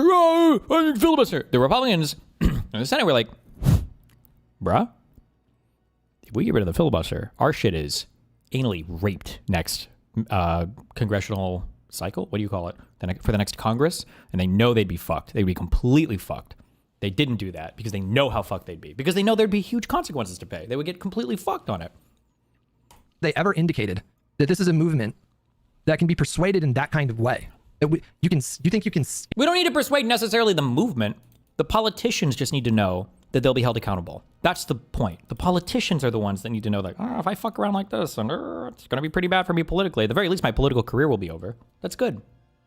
Scare MAGA into submission? Your honest answer is yes. I wish I had your confidence. I don't know what that's based on. When have they ever demonstrated an inkling of a possibility of this like being the case for them? The filibuster? Berthamson with $5. I feel like you're being disingenuous. I didn't see anybody saying that the president should be the figurehead for the trials. Well, I asked people in chat and they said yes. That's what that's in reference to. Oh, well, the people in chat said ASOS with $5. The research doesn't show it would embolden MAGA. Too long, didn't read. It indicates that prosecutions of Donald J. Trump or his officials are unlikely to change the minds of his base. And then you linked two things to throw them into ChatGPT. I'll take some time looking into these studies afterwards. What you're going on this issue. Sorry, real quick. They're not going to say shut up Jew. They're going to say shut up Zionist. But then within the same breath or the same paragraph, what is this about? 80 to 90% of Israel, and 98% of Jews in Israel and 80 to 90% of Jews in the diaspora are Zionists. Diaspora. So they're not saying all Jews because they have 20% of the diaspora population and 2% of the Israeli population that are anti-Zionist. So they're not talking about all Jews. They're just talking about 80% of the diaspora population and 98% of the Israeli population. And they'll use that as an invective. Wait, is it diaspora? I thought it was diaspora. Wait, which one is it? It's diaspora, right? I think, okay. Insult. So, I mean, that's interesting because I heard you just then say that JD Vance is like a Zio shill. Did you say that? I think so. Was that you? Was that sure most of Trump admin is Zio show? Was that you signaling a dislike and disdain for Jewish people and conflating that issue? What were you doing there? No, I think that there's an actual. All right, we should do one thing at a time here. Maybe we can review that maybe on Sunday. Yeah, you think? Noxus with $5. MAGA has not faced any real accountability, so we have never had a good example. True. They've gotten away with January 6th and so many other things scot-free. True. Well, True. To be clear, there were criminal convictions in the Georgia case because there were Criminal convictions, and what happened to them? What happened to the convictions? What happened to the convictions on January 6th? Does anybody remember? Anybody remember that? Anybody remember what happened to those? were people that pled guilty. And are there still ongoing criminal cases for? So there was some accountability for that stuff. But I don't know what are the options of holding Trump accountable for January 6th at this point. I don't know if there's any options there. How many people in pardon that have committed crimes either directly on his behalf or on behalf of his administration, or just other crimes and then end up supporting him? Like, the Republicans already have this thought process, and it needs to be exterminated. The thought process, not the people. Wait, hold on. This is such, okay. The reason why this is such bullshit is because I feel like you just either don't understand or don't want to understand the MAGA narrative and why it's appealing to Americans. But the whole narrative is that since World War II, we have had a runaway federal government that has grown and grown and grown and grown outside of the Constitution. The Republicans have been playing footsie with the Democrats forever, and as a result, we now have a wrecking ball. So regardless of whether or not you think Trump is a good person or a bad person, things like cutting PEPFAR and USAID, that's good on a principled stance because billions of dollars shouldn't be going overseas to help people who aren't American. Slashing the DOE, deconstructing the Department of Education. Well, the federal government, realistically, we're 50, relatively speaking, sovereign states who should be deciding our own local affairs. Well, that's a good thing because the DOE, since it's gutted, it's now giving local control to education. You can say that those stories are bullshit. You can say it's nepotism. You can say it's cronyism. You can say all the corrupt things, and I'm probably going to agree with you 7 out of 10 times. But that doesn't mean that people with Americans, especially with the First Amendment, with freedom of speech and freedom of conscience, that doesn't mean that that opinion or behavior should be made illegal. That's fucking insane. That's insane. You yourself are advocating for a position that's contradictory to the Republic of the United States. It makes no fucking sense. Literally not. We literally have an amendment that literally bars people from committing insurrection. Literally. Okay, how has Marco Rubio committed insurrection? Hit him up by supporting an insurrectionist. That's not insurrection. It definitely is. Read the text of the Section 3 of the 14th Amendment. Aiding and abetting. It's part of an insurrection. Yeah. There's no difference between committing insurrection and insurrection. A person actively participating in the insurrection. Trump hasn't been convicted of insurrection. You don't have to be convicted for the amendment, but we can convict by describing the crime. If you're talking about crime, it's already pled and it's already been. One at a time, please. Let Destiny, hold on. Let Destiny finish his point, then you can respond. If he's pardoned, if he's pre-pardoned, then he's guilty. Then you just say, charge him with it, have him be pardoned, nothing happens, then you bar him from running for office again. Okay, so Hunter, right now. True. I like this idea. I think it's very clever. My understanding is currently the legal theory is that more or less when you get pardoned, you are accepting that you committed the crime, right? If you accept a pardon, you're, in a way, you're saying, yeah, okay, I did do this and I accept a pardon for it, right? Well, if you accept a pardon for anything related to insurrection, then you should be allowed to be held accountable for insurrection as per the 14th Amendment, which says you can no longer run for office or hold office because you were an oath taker and you broke your oath. I think that's cute. Because you're being consistent, you're just going to go ahead and accept the fact that Hunter is guilty of FARA violations, tax violations, money laundering, and corruption on behalf of the Biden family, right? Sure, Hunter Biden can never run for public office again. I'll be consistent on that. Okay, that wasn't even the question. The whole point is that I know that's bullshit because we thought about this in the past. All you're doing is you're making a concession because the concession doesn't matter anymore. So what's actually going on here is you're saying that we should bar probably 1/6 of the country from participating in politics once again. And I said elected officials. No, wait, you keep saying I'm saying elected officials right now. Saying that elected officials should never have participated within like the cult of Trump or MAGA politics. True. Yeah. It's a little broad. It's a little broad, but I do think he's memeing a bit here. Teague Starbuck with $5. If your only options were prosecution of MAGA's leaders with the president leading the charge or nothing, which would you choose? That's a good question. Probably nothing. Probably nothing. Because I think that would stop the president from doing... The president wouldn't get... I think it would be much more difficult for the president to get anything done. To put the question in a different way, let me ask you guys, what do you think is more important for the... Let's say a Democrat wins in 2028. They're inaugurated January 20th, 2029. What do you think is more important? Why does it have this weird done? One? Their policy agenda or Nuremberg 2.0? Let's say the president has big enough majorities to get a public option done. Do them both. Would you rather have a public option or would you rather have Nuremberg 2.0? No. It's a hypothetical. They can and should do both.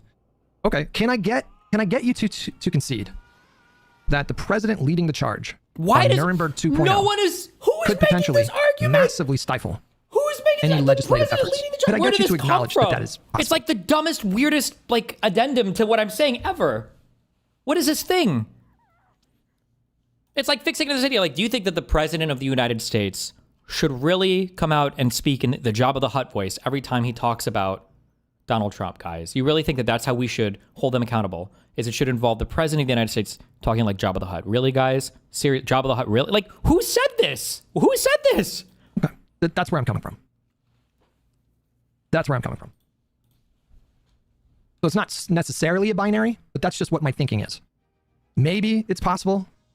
I will concede in the infinite multiverse.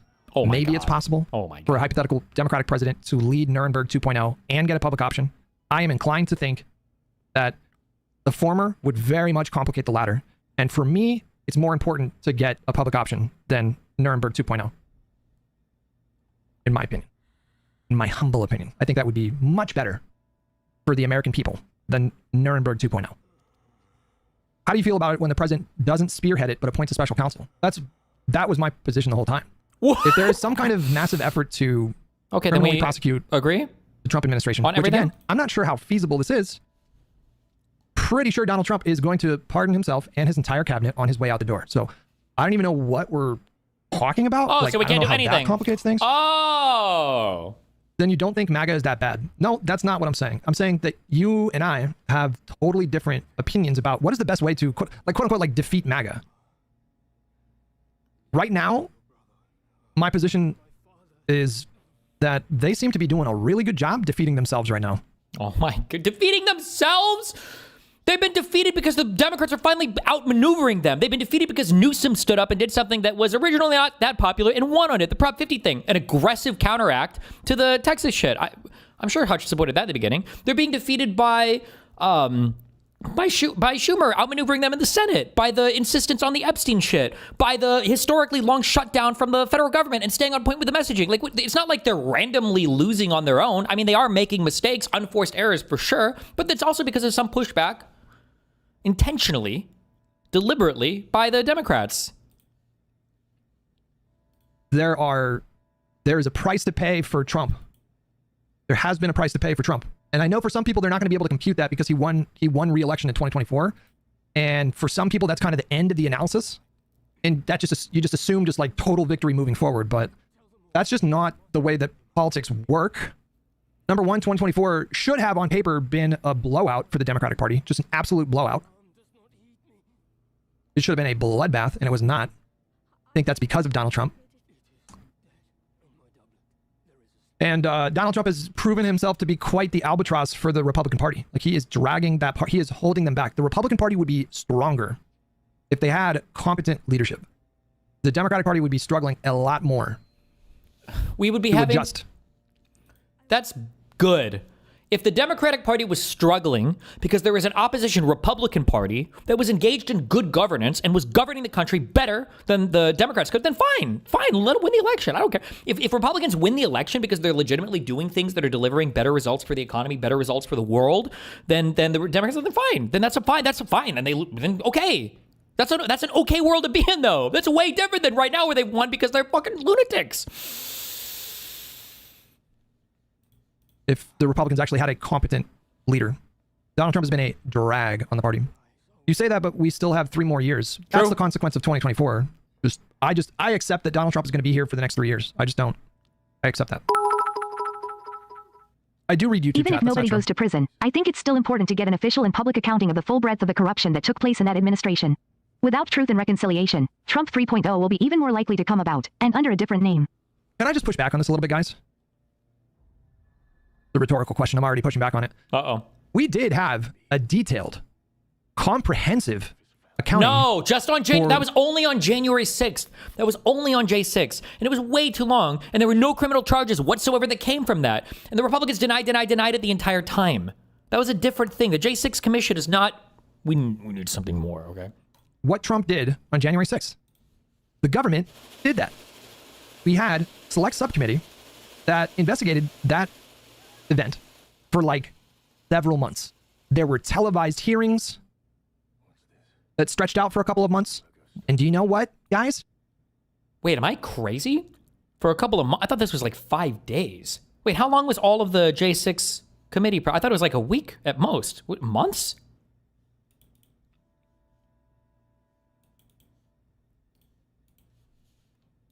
It didn't really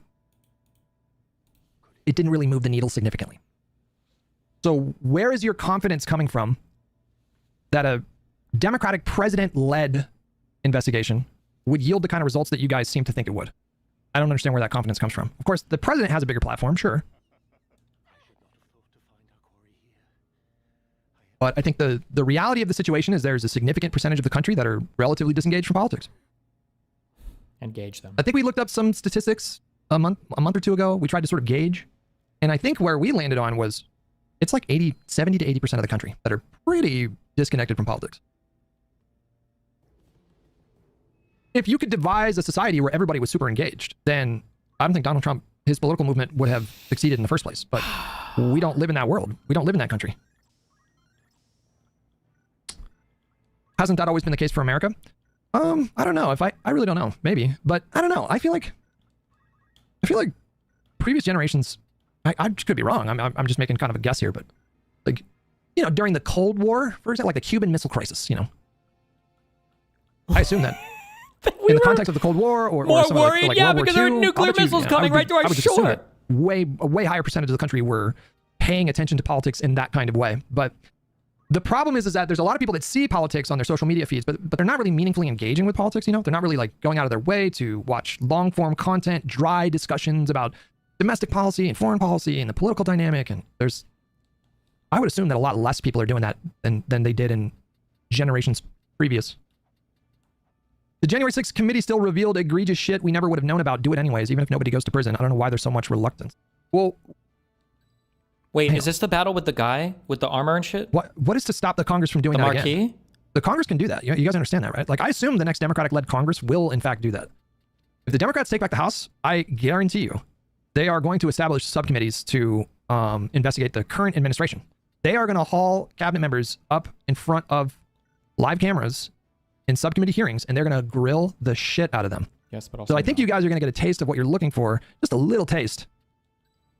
In about a year, a little over a year, when the next Congress is sworn in and Democrats are probably in the majority. And to be clear, you do not want them to do that, Hutch? He mad. Ooh, you guys are triggering him. Can you guys take a fucking breath? When did I ever suggest or hint that I don't think that the Democrats in Congress should hold hearings and grill... Take a fucking breath, man. You are arguing with somebody else. Bro, it was a question. It was a leading question. It was an assumption. Like, what have I said that indicated that I would be opposed to Democrats grilling the administration? Noxus with $10. We had accounting for January 6th with no accountability. Sure, it is great that some things were found and proven, but to what end? Committing treason without consequences is a horrible precedent that we set. I agree. But we have to. I agree. So that something. And I think it's Garland's fault. I 100% agree. It's too late. Title with $2. Search for "We Go Low, You Go High" video. Pass. I want to pass on that. Bad company with $5 under a dumb president. The DOJ would be working independently. The hypothetical. Wait, did I miss this on my first Tactics playthrough because I was too young? This guy raped a girl? What the fuck, bro? And her brother doesn't even care? That's kind of fucked up. I feel like they imply that a lot. I don't know if that's just the new translation or what. What the fuck?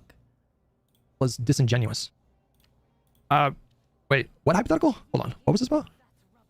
Well, that's what I'm pushing for. And if we assume that hypothetical, then I'm already on board with that. DOJ should operate independently.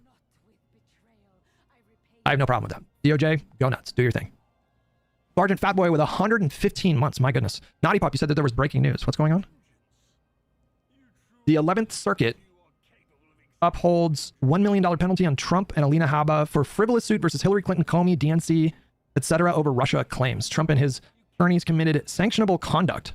Ooh, goddamn. That's a problem. That's a problem. That's a problem for the Trump sycophants. There are very real consequences. That might if you're a inflame lawyer. MAGA, though. Like, Donald Trump is out here trying to find the most sycophantic, unscrupulous lawyers to prosecute his political enemies.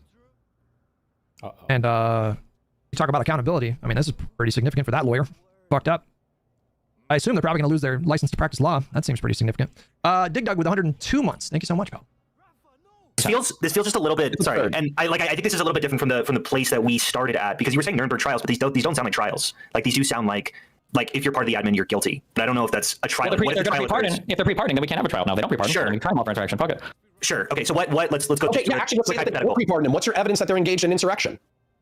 I don't know. We'd have to figure out what the historical definition of insurrection is, and then I guess we would dig up all the evidence. We do our discovery like a normal trial, and you find everything, and you go through all the emails, you go through all the phone calls, to see if they were knowingly violating. This would fall flat on its fucking face. Would it be politically popular? I'm not denying that, of course. Would it be politically unpopular? Yeah, okay, sure. so so what you're saying is you're making a moral statement that 1/6 of political representatives, or actually it would be a quarter because these are elected people. 1/4 of elected representatives should be prohibited from participating in politics. Yep. Okay. What if we do these trials? What if there's no pre-pardoning? All right, Naughty Pup, have a good happy Thanksgiving. Enjoy your time with your family. Marco Rubio gets put on trial and he's found innocent. Like I don't know if I understand even your hypothetical. He beats his trial, but at least all the evidence will be out there. Yeah. Okay, sure. So then I don't know. So, sure, yeah, I agree with that. Wait, question for the opposite side. I don't agree with this. Wait. Okay, question for the other side. Let's say that there are no trials. Let's say that another Trump comes along. Why wouldn't you support him doing the exact same things he's done now, but worse? Why?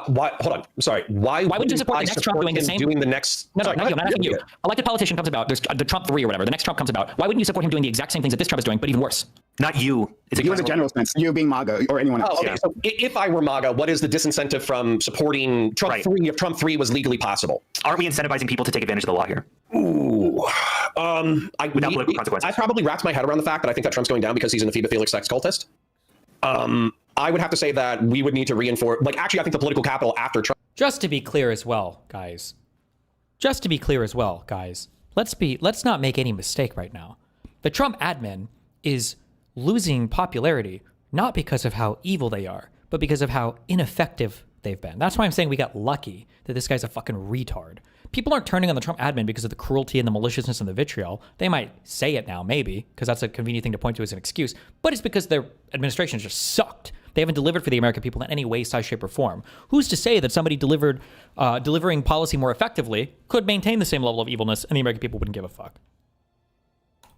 Should be spent on reinforcing the guardrails around authorization of uses around military force. It should be put to reinforcing the guardrails around executive orders. It should be put to trying to get Congress to be more of, like that Congresswoman said who just got installed, that it needs to be a co-equal branch of government. So I would actually just check. So your check against the people. Your check against the people who would support Trump, the next Trump. The people who are openly okay with breaking the law would be to make more laws. Yeah. Okay. And also, in reference to breaking the law. I need to start keeping I need to open up like a notepad document and just start keeping track of all the ways that the guardrails have checked Trump during his second term, because it has been numerous. I would love to hear those.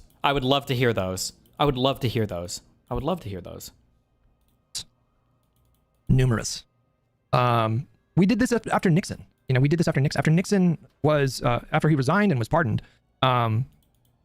I think the legislative branch passed laws regarding sort of like strengthening guardrails. I know the DOJ implemented or established and implemented new norms to reinforce or establish the DOJ as or the independent nature of DOJ. That was a very.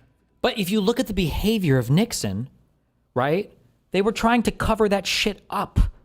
They were he knew that he fucked up. That's why the whole Black Friday thing was a big fucking deal. It's because he started firing a bunch of people because he thought his ass was grass. He thought he was fucked. That's why I said before, there's a difference. There's a level of fear that people just aren't feeling. They don't understand. When you go to a dinner and your friend and his girlfriend shows up, and you can tell the girlfriend's been beat. She's got makeup on covering her, her eye, and it's oh, shit's kind of weird here. That's a lot different than you go to dinner with a friend and his girlfriend, and he just starts beating the shit out of her right at the table and doesn't give a fuck.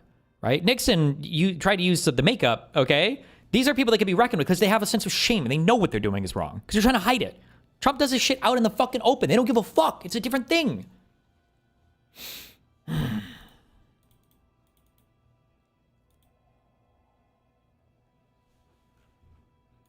Uh-oh. Trump did the thing again. The thing? I love the thing.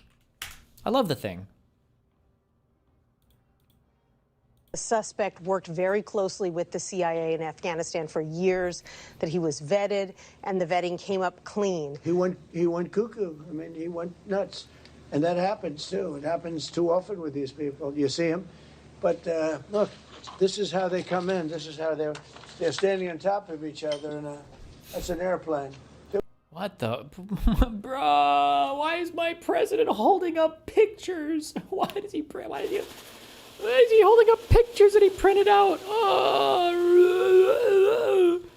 This is how they come in. This is how they're standing on top of each other, and that's an airplane. There was no vetting or anything. They came in unvetted. And we have a lot of others in this country. We're going to get them out. But they go cuckoo. Something Actually, happens to him. Your DOJ IG just reported this. Queen alert. Is that a queen? Queen status. Hello. Royalty in the wherever the fuck this is. Mar-a-Lago. Nice. Cuckoo. Something Actually, happens to him. Your DOJ IG just reported this year that there was thorough vetting by DHS and by the FBI of these Afghans who were brought into the U.S. Ooh. Uh-oh. So why do you blame the Biden administration Because for they what let this him man in. did? Are you stupid? Are Well, you no. a stupid person? Because they came on a plane along with thousands of other people that shouldn't be here, and you're just asking questions because you're a stupid person. And there's a law passed that it's almost impossible not to get them out. You can't get them out once they come in. Oh. And they came in, and they were unvetted, they were unchecked. There were many of them, and they came in on big planes, and it was disgraceful. And if you look, you'll see there was a law passed. It makes it almost impossible not to let them in, not to certify them. Like the audacity, right? The audacity for this silver spoon spoil fuck to say that to a journalist because she's asking him a question to prove that he lied. By the way, he just fucking lied. They're trying to blame everything on Biden. They'll do whatever they can to blame anything on anybody else because there's no accountability, right? Oh, you asked me a hard question? Are you stupid? Meanwhile, should we really go after MAGA after? Because I mean, like, aren't they going to be like, are we kind of proving their point that we're the bad guys if we try to hold them accountable for the bad things that they've actually done and for the laws that they've actually broken? Like, wouldn't that be like a bad? Meanwhile, on the other side, who do you work with? So to speak. 9 months, by the way. How many months are we into this administration? 10 months, by the way. Not even 1 year in. Once they come in, and they came in, and they shouldn't have come in, and frankly, the whole thing was a mess. The whole Afghanistan situation was a mess. It should have never taken place. Oh, who negotiated that? Why was it so fucked up? Why was that pullout so fucking horrible? Who fucked that whole negotiation up and didn't even include the Afghanistan government at all in that negotiation? I wonder. If we're going to go out, and we would have gone out because I had everybody ready to go, we were going to go out with strength and dignity and precision. Really? That's crazy because I thought you tried to draw down every single military troop, all the military. I think they were going to leave some private contractors in. But you were trying to take the entire military out of Afghanistan before you left. That was the thing that, is it Mark Milley or whatever, ignored that Donald Trump got so fucking triggered about when he was like, take everybody out of Afghanistan before I leave so that it all turns into a fucking shit show. And now he's trying to act like he was going to stay strong on that issue. Then why didn't you pull him out when you were in office, you coward fuck? Dignity and precision. And we would have left from Bagram, and we would have kept Bagram, by the way, because of its very close relationship to China and where they make their missiles. But are you stupid? She's the stupid one? When you left.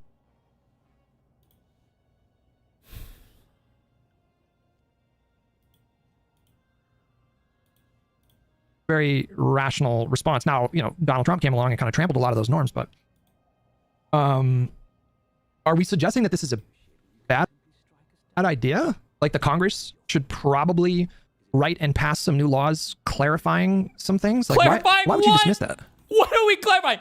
So just so you know, Congress has passed a law, HR 79269, okay?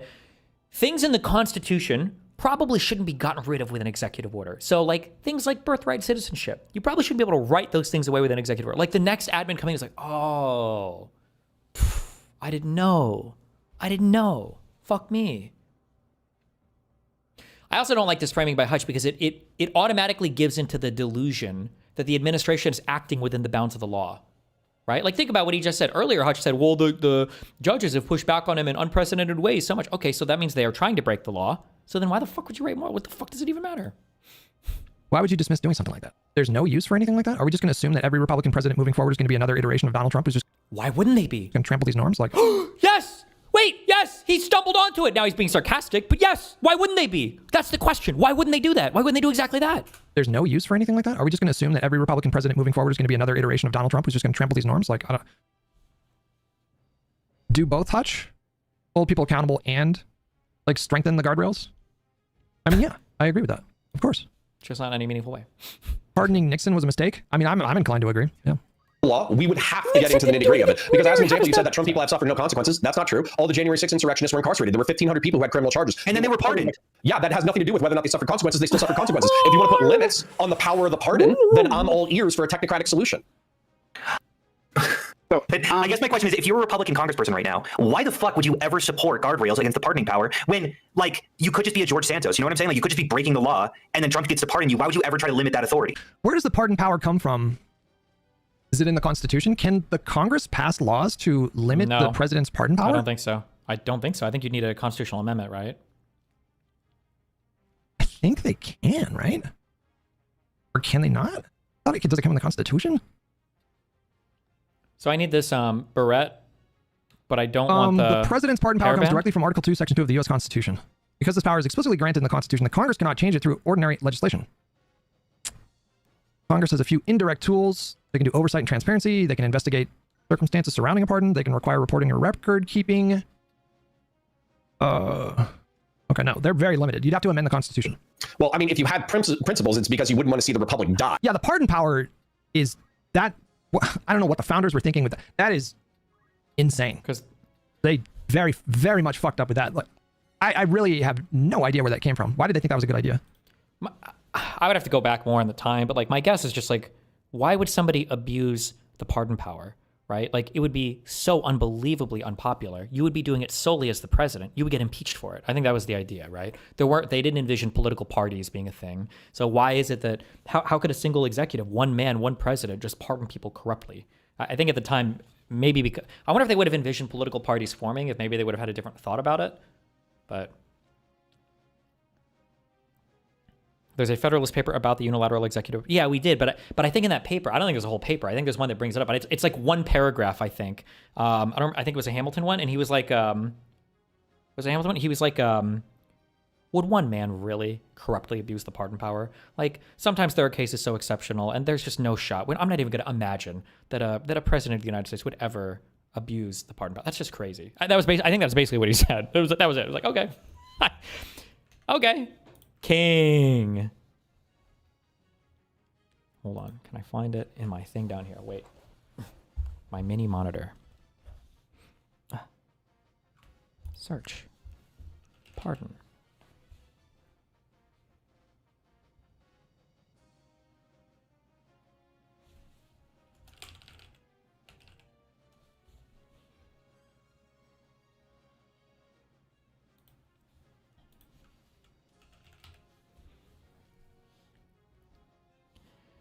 It is by Hamilton.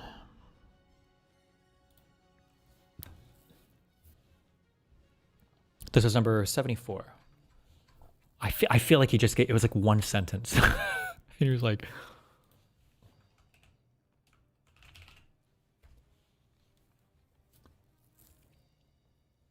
okay, maybe a little more, but he's also to be authorized to grant reprieves and pardons for offenses against the United States, except in cases of impeachment. Humanity and good policy conspire to dictate that the benign prerogative of pardoning should be as little as possible fettered or embarrassed. Like, this would be not a thing that people would do. It would be embarrassing to accept a pardon, I think, right? Like, the criminal code of every country partakes so much of necessary severity that without an easy access to exceptions in favor of unfortunate guilt, justice would wear a countenance too sanguinary and cruel.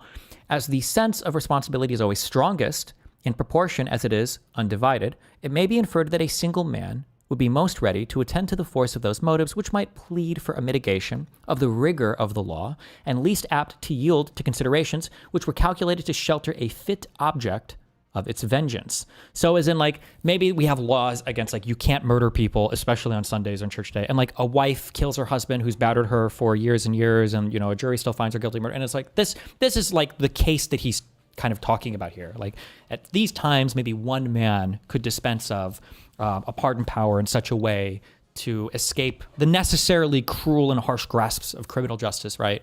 But it would be exceptional. The reflection that the fate of a fellow creature depended on his soul fiat would naturally inspire scrupulousness and caution. Of course, the president, knowing that the person that would depend on his sole decision, okay, would naturally inspire scrupulous and caution. The dread of being accused of weakness or connivance would beget equal circumspection, though of a different kind. the president himself, he wouldn't want to be accused of conniving, of being weak, of doing things to support people that are helping him, right? A president would never do that, right? On the other hand, as men generally derive confidence from their numbers, they might often encourage each other in an act of objuracy, I don't know what that means, and might be less sensible to the apprehension of suspicion or censure for an injudicious or affected clemency. I don't know what that sentence means. Jesus. An active, hold on, wait. It's the state of being stubbornly inflexible. Okay. Might be less sensible to the apprehension of suspicion. Okay. On these accounts, one man appears to be a more elegant dispenser of the mercy of government than a body of men. Oh, so the idea that like a group of men could come together and issue a pardon, because now as groups, I'm pretty sure the founding fathers, Hamilton especially, I think, hated the concept of political parties. It's like the groupthink sheeple, all your edgy high school shit, the sheeple, the parties, the slugs. Men together will make stupid decisions and they will be inflexible. They will encourage each other in acts of obduracy. I don't know how to pronounce this word. And they might not be less sensible to the apprehensions of suspicion or censure. They're not going to be held as accountable. But one man, a president, would be, so he would never do this thing. The expediency of vesting the power of pardoning in the president has, if I mistake not, been only contested in relation to the crime of treason. This, it has been urged, ought to have depended upon the assent of one or both of the branches of the legislative body. Oh, also keep in mind, too, that when we talk about the pardon power at the outset of the United States government, as envisioned by the Constitutional Congress, I don't even know how many federal laws there were. Right? Like, you're not really talking about too many laws here. It's the federal government. I don't even know what federal laws, like, it wouldn't be anywhere near as comprehensive, I think, as it is now, where the federal government has expanded so much and encompasses so much of our daily lives. I shall not deny that there are strong reasons to be assigned for requiring in this particular the concurrence of that body or of a part of it. So this has to do with, like, obviously you can't pardon treason or whatever, right? As treason is a crime leveled at the immediate being of the society. When the laws have once ascertained the guilt of the offender, there seems a fitness in referring the expediency of an act of mercy towards him to the judgment of the legislature. And this ought the rather to be the case, as the supposition of the connivance of the chief magistrate ought not to be entirely excluded, but there are also strong objections to such a plan. It is not to be doubted that a single man of prudence and good sense is better fitted, in delicate conjunctures, to balance the motives which may plead for and against the remission of the punishment than any numerous body whatever. Oh, maybe the president can pardon things, even treason. Actually, I'm sorry. He's arguing now for why even the president could forgive things in terms of treason. Deserves particular attention that treason will often be connected with seditions which embrace a large proportion of the community, as lately happened in Massachusetts. In every such case, we might expect to see the representation of the people tainted with the same spirit which had given birth to the offense. And when parties were pretty equally matched, the secret sympathy of the friends and favorers of the condemned person, availing itself to the good nature and weakness of others, might frequently bestow impunity where the terror of an example was necessary. On the other hand, when the sedition, so this is saying that the same cause, the same thing that gave rise to why a person might commit treason, favors of the condemned person, might cause people to forgive somebody who had, so he's arguing for why a crowd shouldn't be able to do the pardons, because here he's saying, well, maybe the legislature should be able to do it. That's a strong argument. But if somebody had committed treason, then maybe the same reason why people committed treason would make the legislature or some people favorable to that person who committed treason, and so they would always forgive somebody who committed treason. On the other hand, when the sedition had proceeded from causes which had inflamed the resentments of the major party, they might often be found obstinate and inexorable when policy demanded a conduct of forbearance and clemency. But the principal argument for reposing the power of pardoning in this case to the chief magistrate is this: in seasons of insurrection or rebellion, there are often critical moments when a well-timed offer of pardon to the insurgents or rebels may restore the tranquility of the commonwealth, and which, if suffered to pass unimproved, it may never be possible afterwards to recall. The idea that a president in times of historic civil war tension could offer clemency to the other side to bring down tensions in the nation or whatever. If it should be observed that a discretionary power with a view to such contingencies might be occasionally conferred upon the president, it may be answered in the first place that it is questionable whether, in a limited constitution, that power could be delegated by law, and in the second place, that it would generally be impolitic beforehand to take any step which might hold out the prospect of impunity. A proceeding of this kind, out of the usual course, would be likely to be construed into an argument of timidity or of weakness, and would have a tendency to embolden guilt. Yeah, I don't think he ever really considers, like, maybe a guy will just fucking abuse the fuck out of it, because there are just too many ways that the president theoretically could have been held accountable, and I don't even know federally how many laws there were. It doesn't seem like he really seriously ever, never really seriously deals with it. But I think at that time, maybe, I can understand why. That's my takeaway, but okay. Okay, great. That's a benchmark the Republicans have not been able to clear. Actually, I would say that Thomas Massie and MTG have actually. You've got maybe 5 you can point to. I agree with Massie. Okay, even though he's a fucking psycho, he's for sure a never Trumper. MTG has like the last 2 weeks out of her. I don't know how long she's been in power. 6 years? That seems too high. I don't know. MTG over the last 2 weeks has changed her tone. Okay, great. That's not the Republican Party. MTG has not changed her tone. She's just following the political ones. She's becoming a Trumper. Sure. If she is, it's not because she's offended by the authoritarian moves that Trump has made. It's just because she sees the politics going She's into not part of the party anymore, so she's scorned. Sure, you can do the right thing for the wrong reasons, and I don't really give a shit. We've moved the argument from, well, but all you pointed to was 4 people from voting to we don't have idealistic candidates that could actually reinforce the guardrails of the republic. These are like totally separate arguments. Well, to be clear, I didn't make that second. I don't know where that second weird argument comes from. Maybe second, I didn't make that argument.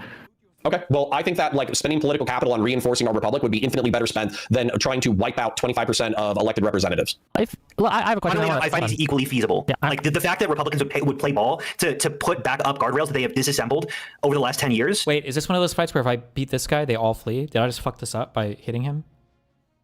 It seems equally viable than What's not going to help in that effort? What's not going to help in that effort is saying, "Oh yeah, if we ever do get power, we're coming for that ass. We're going to make sure." Sorry, what's not going to help in that effort? You mean like what Trump has been saying over and over and over again? How is that working out for them, you guys? The tit for tat argument for me just falls flat on its face because I look at the consequences of the Trump presidency. That is not something that I want to see coming from the Democratic Party because it is not working out for the Republican Party right now. How is it they've gotten so much and you want to go back to the norm? We're still operating under the assumption that Trump, got three picks? He could get 4 or 5. Who's to say that like Alito or Thomas won't retire? Donald Trump, the guy who insurrected the government, might get 4 or 5 Supreme Court justice picks. It's working out for them? Like, really? Like Donald Trump won. He's going to be president for the next 4 years. They got their tax cuts. They got the one big beautiful bill. They got that stuff. USAID's gone. Department of Education's gone. What are the next 3 years going to look like? It's not pretty. So far, it's not been pretty. There is an end date to Donald Trump's presidency. But the Republicans advanced their agenda. The economy and Epstein and ICE. These are all decisions that Trump made. Like Trump made the decision to implement a blanket tariff policy, which has caused inflationary pressure on prices, and to reverse the trend that we were on from the last 1.5 to 2 years of Biden's presidency, like landing that plane, the soft landing. Donald Trump's administration chose to weaponize ICE in the way that they've done that. And what was the third? And Donald Trump's his administration, they have chosen to make the Epstein issue way more salient than it needed to be. These are all self-inflicted wounds. But I don't disagree that these are the reasons that are driving Trump's approval ratings, but I don't think that it is. I think there's probably very good argument that Donald Trump doing massive overreach is also damaging him politically. But really, that's what people are mad about is the overreach. Wait, hold on. We have a key meme coming through. Hold on.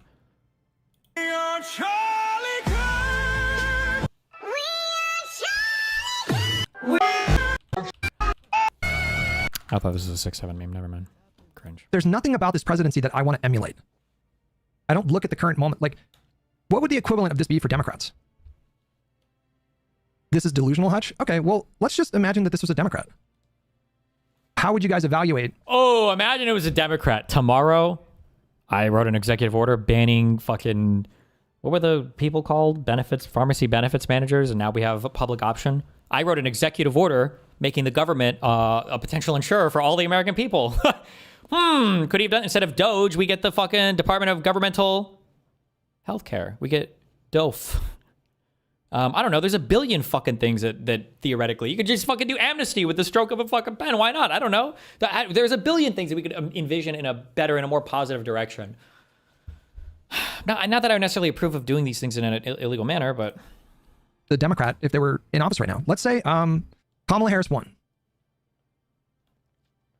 And Kamala Harris got one reconciliation bill done in like June of her first year. And she was just going banana buck wild. Load my with her autosave. administration. Weaponizing DOJ, personally inserting herself and asserting herself as the figurehead of the criminal investigatory. Wait, I need to know where he got this from. This has to be a troll. I'm getting trolled. I think that what Hutch does, I think before he streams, he's like, I'm going to pick one thing that I'm going to harp on that's just going to be like a, fuck me. That's going to be like a super troll point. They're And dumb. the super troll point is going to be this weird mythology that Destiny or anybody's asking for the president to head up some investigatory body and be the front-facing thing of all. Who said this? I don't know where he got this idea from. I don't know why he keeps bringing it up over and over again. They got their tax cuts. They got the one big beautiful bill. They got that stuff. Fuck. What time? What are the next 3 years going to look like? Was that 312? What was the third? And Donald Trump's president, his administration. The equivalent of this be for Democrats. No real legislative prospects. Like there was really nothing else on the agenda legislatively. Let's say the Democratic Party was headed towards a bloodbath in 2026. Would we look at that Democratic administration and evaluate them as being in a good place? I think not. But the fact that it's Trump, I think, I don't know anybody who can make the argument right now that Trump and Trumpism and MAGA are in a healthy political condition right now. They are dying right now. Literally dying right now. These are the death rattles of MAGA. We're all witnessing it right now. But what comes next? So, like comes Biden's next? midterms. What I don't know what you comes remember from next? Biden's midterms. What are you talking about? That was not a bloodbath. What are you talking about? What comes next? You know who Trump is? You know what they let this guy do? Imagine I've got a workforce and I'm in the wokest parts of California. You know what I realized? My DEI program was crazy and I hired way too many minorities and I need to get rid of like 50% of the minorities in this company because they're fucking us up and there's no way I can do it. Okay? Well, current CEO is on the way out anyway because our earnings have been fucked anyway. So fire the CEO, bring in a new temp CEO, and have them do all the unpopular shit. They come in, clean up the company, do the unpopular shit, and then they get fucking bounced, okay? Because of how unpopular they are. Then we bring in another guy. It's a fall guy CEO, right? Arguably, Ellen Powell played this role with Reddit. There have been arguably fall guy CEOs in the past. Like, this is what Trump is. He's a fall guy CEO for the Republican Party, right? Oh, well, Trump's going to be on his way out. Oh, okay. That's good at least. Now Trump is gone. What remains? Roe v. Wade and Casey, these were 60-year-old watershed cases. Roe is gone. Casey's gone. The Supreme Court, in a way, granted itself a lot more power to decide for statutory interpretation, deciding how laws are passed from Congress, right? With the whole the Chevron doctrine is gone, right? Which just, it gives more power to the Supreme Court for interpreting laws. We got, what else? That's just gone. Oh, the Department of Education is gone. That's probably not coming back. Maybe. USAID is probably gone. I don't know if that's coming back. Or rather, every single time we talk about bringing these back, it's going to be a fucking fight. You're going to have to fucking fight over, oh, you want to bring back USAID? Well, you're going to have to make some big concessions to us. Are we really going to concede shit to bring back USAID? Is that really going to happen? No. Which one of this one, right? Oh my God, perfect. Okay. If I injure either of the women completely, do they teleport away or does it also end the battle? There's a couple weird battles in this game where if you take out anyone, they all leave. Yeah, the IRS got fucked, medical research got fucked. And to bring back any of that, all of it is going to be a fight. All of it is going to be a fight.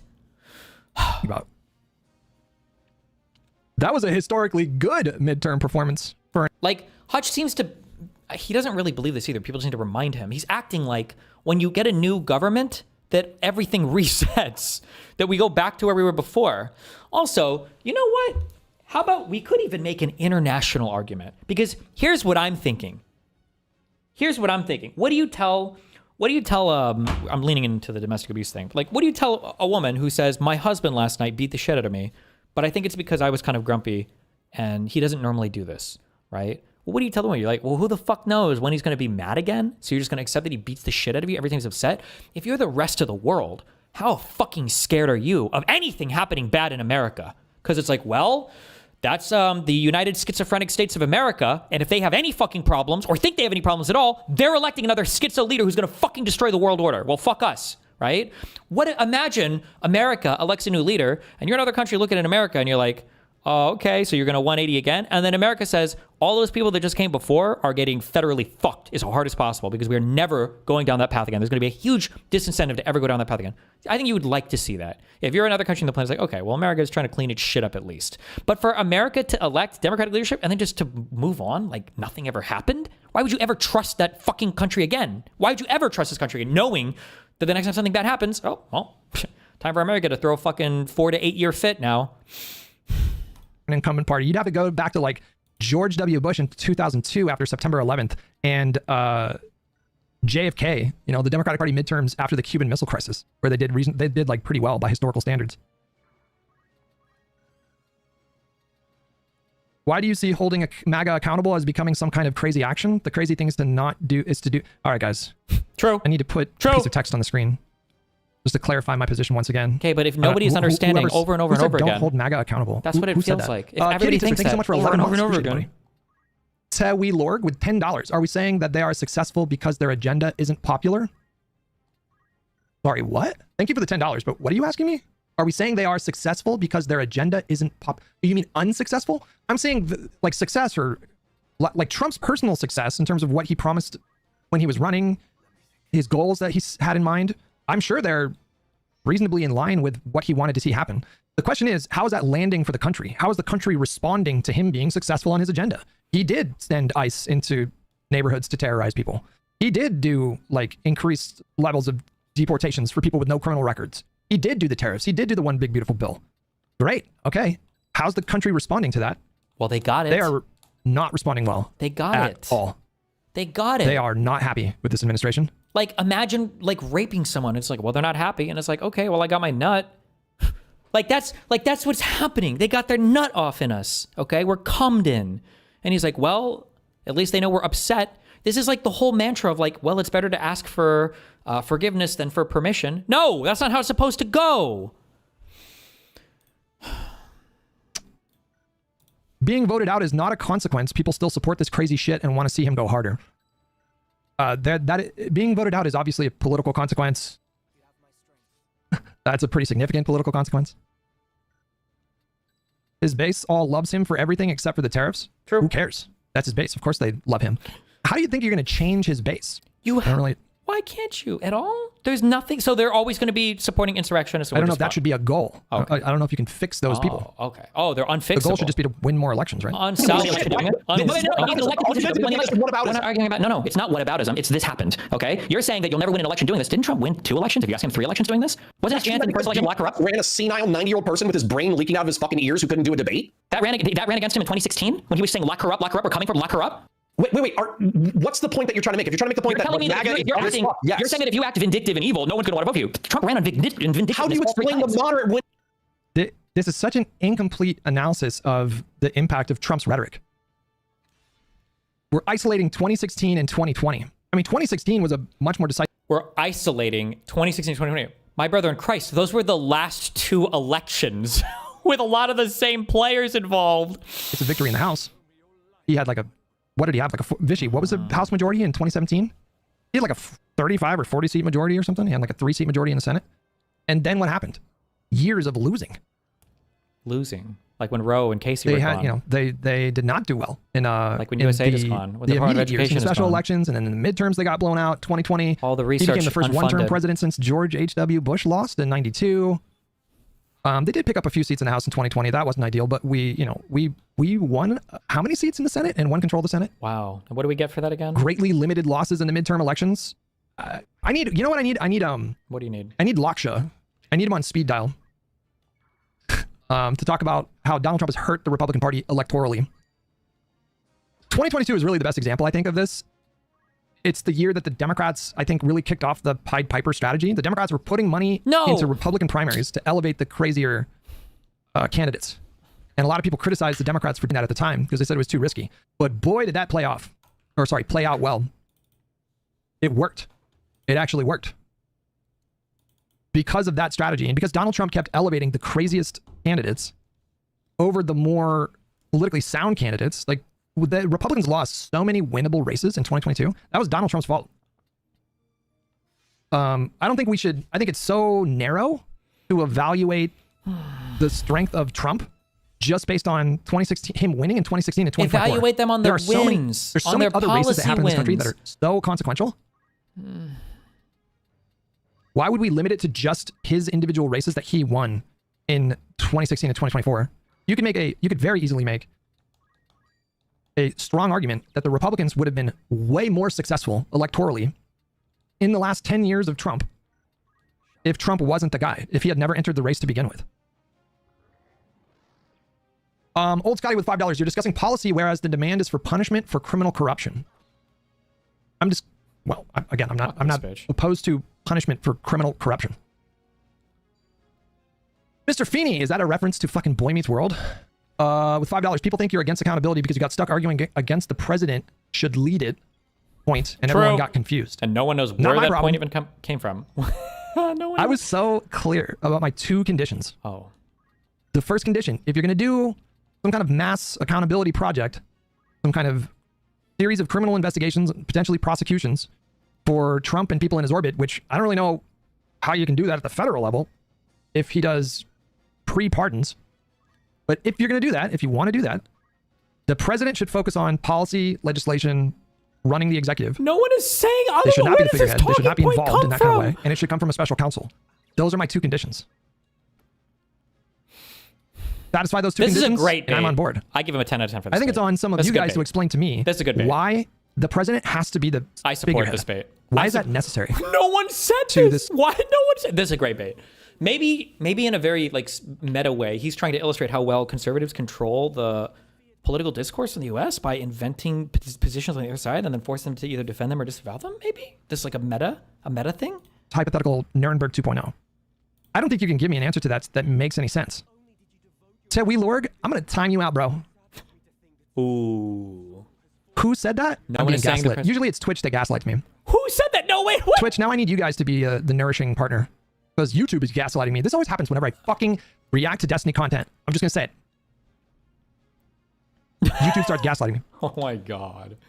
I asked chat. I asked you guys. I asked the question.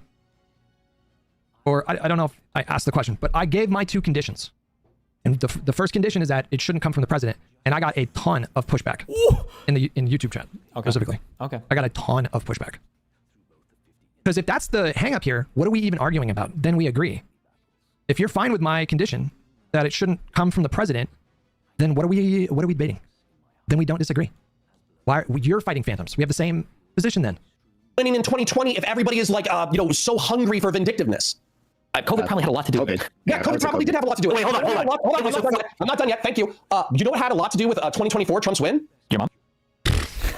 You said we might martyr MAGA by prosecuting. him. No, what I said is you might got MAGA. Sorry, forget. There's too much alliteration here. You might martyr MAGA by doing it thoughtlessly. If you just get in there and you start acting like the Like they populist do? lefties who just Like always they want do? to fight, Like MAGA does? charging at people just like 100, Like at MAGA does? 110%. That's all they do is just Like like MAGA they take does? a hammer to everything. You have to insulate those kind of investigations from political complications. And the way you do that is by satisfying my two conditions. Can't come from the president. Who said that? Have to do a special counsel. Okay. That's it. That's all you got to do. That's it. If you are okay with my two conditions, we agree. Okay, cool. Go nuts. Okay. Hold them accountable. Got him. Democratic incompetence. I agree. Democrats seem uniquely capable of snatching defeat from the jaws of victory. Why the fuck are we talking about the general when we should be talking about the primary? Trump won the Republican majority. Okay, Trump won. He did. Okay, in the initial primary. Wait, hold on. You know what had a lot to do with 2024 Trump's win? Your mom. Democratic incompetence. Democrats seem uniquely capable of snatching defeat from the jaws of victory. Why the fuck are we talking about the general when we should be talking about the primary? What does that even mean? In 2024, how was it a foregone conclusion that the Democrats would win? What? At what point were we like, 2024? 100% easy.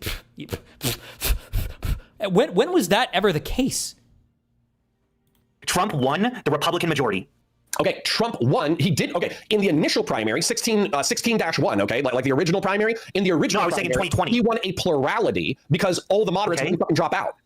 No, Trump was the most popular candidate to emerge from the primary. No, he said by plurality, but is that even true? No, I thought Trump had a doesn't matter. Doesn't fucking matter. majority. I thought he won an Doesn't outright matter. majority in 2016, did he not? Probably. Did Trump win a majority? Even if he didn't, it doesn't or matter. a Even if they would have dropped out, plurality wouldn't matter. Of Republican primary votes in 2016. I thought it was a outright majority, like a bare majority. I thought he like dominated, didn't he? Oh no, it was a plurality. Oh, it was close to a majority. In 2016, he won 44.9% of primary votes. But if the moderates had all dropped out, Trump would have won that regardless. He had such a commanding lead. Some of those voters would have gone to Trump, and yeah. Montero with $5. Hey, Hutch, did you see BBC is being accused of doctoring Trump's January 6th speech and saying he didn't incite? I did see that, yeah. And I think he's talking about suing BBC. I don't know if he did it yet. End of the cycle, but I guarantee you that there was, like, probably 80% of the way through, 90% of the way through, he was still sitting at 30. ASOS, Trump received about 45% of total Republican primary vote nationwide, the largest raw vote total in GOP primary history. Jesus. 7 or 39%. And there's no guarantee that Cruz or Rubio dropped out. Fast forward to the part where Rick has random people join the panel. Kafka explains how this could be done legally and constitutionally. I do want to kind of see where this, maybe we can break up this reaction a little bit today, a little bit on Sunday or Friday. If the Republicans, but I do, they're kind of getting to the meat and potatoes of the conversation here. I'm going to try not to get stun locked and listen to this for a little bit. Republicans did to Donald Trump what the Democrats did to Bernie Sanders, we wouldn't have this problem. But at the same time, they didn't, and we can't cry. Hold on. No, I think Trump was way more popular with Republican voters than Bernie was with Democratic voters. Hold on, you're making your argument for us because all you're pointing to is that you don't actually need broad political support in order to push a candidate through. But I have no idea what that has to do with anything I've said. You want him? I think being sarcastic. I feel like okay, I want to give it. Hold on. I have a question that I want to give to Prime. My question though is, if Saxioms and Destiny, you both acknowledge that this would be politically unviable, like there would be no political will for this. This would be very unpopular. It just wouldn't be an electoral winner. Why would you think that advocating for this publicly would make it more likely that you are going to win in the future if you've already acknowledged that this is politically? Did Destiny explode yet? Not yet. I don't ever explode. I don't know when that happens, but I never explode. Cancerous of a position. Why the hell would you ever take this position publicly? Because you got to fight for the thing. Wait, has it been 3.5 hours? He's got an hour of the way through this? King. Things that you believe in to move the public in that direction. Oh, true. We did have the keys in 2024. We had the keys. Not the keys. The keys. Like our fucking God Emperor Gavin Newsom did with Prop 50. What a king. Hell fucking yeah. See, what drove Prop 50 was Texas. Seriously, but not literally. And Republicans. But anyway, go ahead. What was the response to Republican? Yes, it was. Yes, exactly. It was a response to Republican overreach, right? And so when the Republicans point to saying, "Oh, Democrats, public Democratic influencers want to bar all of their opposing all Republicans from office," right? They're going to use that to justify people doing some pretty crazy shit on their side, and like gerrymandering in Texas. What they use to justify that? What, like the president of the United States coming out and saying some congressman should be executed, or that crazy shit? Do you think it can't get worse? Yeah, but I don't know how often. But I mean, like, hold on, it can. That's a great question. Always get worse. That's the reason why you take dramatic corrective. That's a great question. It's a great question. You're talking about being held hostage by half the country. That's your guys. What are we gonna do? Well, hold on. It can always get worse. That's your position, that you're held hostage by your entire opposing party in a two-party system. Action right now. Okay, right now, if we're not able to impeach Donald Trump based off of what he's saying right now, what makes you think? Like, okay, so you made the point that you're arguing to move people more in your direction, okay? What I'm saying is, not only are you wasting your political capital now, and you're probably making discourse worse now, but the jumping over the bar would be trying to impeach Donald Trump now, and we're nowhere fucking near that. You know what I think gets lost in these discussions, and it's come up in the past? Uh-oh. Oh, no. What? The framing gets to be that... So like when Wick just asked a moment ago, do you not think that it can get worse? I think that the framing is a big problem in these conversations. Reframe us, Hutch. As we talk about like political considerations, is this politically viable? We have hypothetical discussions about you can make a martyr out of Trump. And Destiny seems to always come back with, well, like look at where Trump is already. He's like, calling for people to be executed and like, hold on, let me figure out how to say what I want to say. Yeah, careful.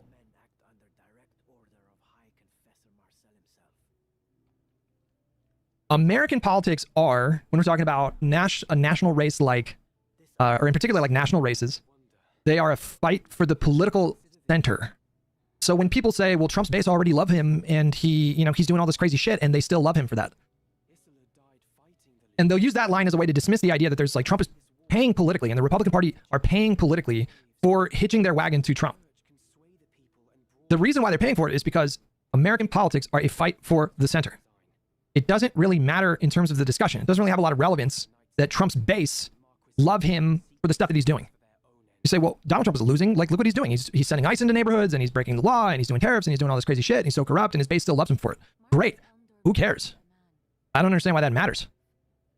The Republican base is not, or Trump's base more specifically, are not numerous enough to survive the political consequences of what Trump is doing.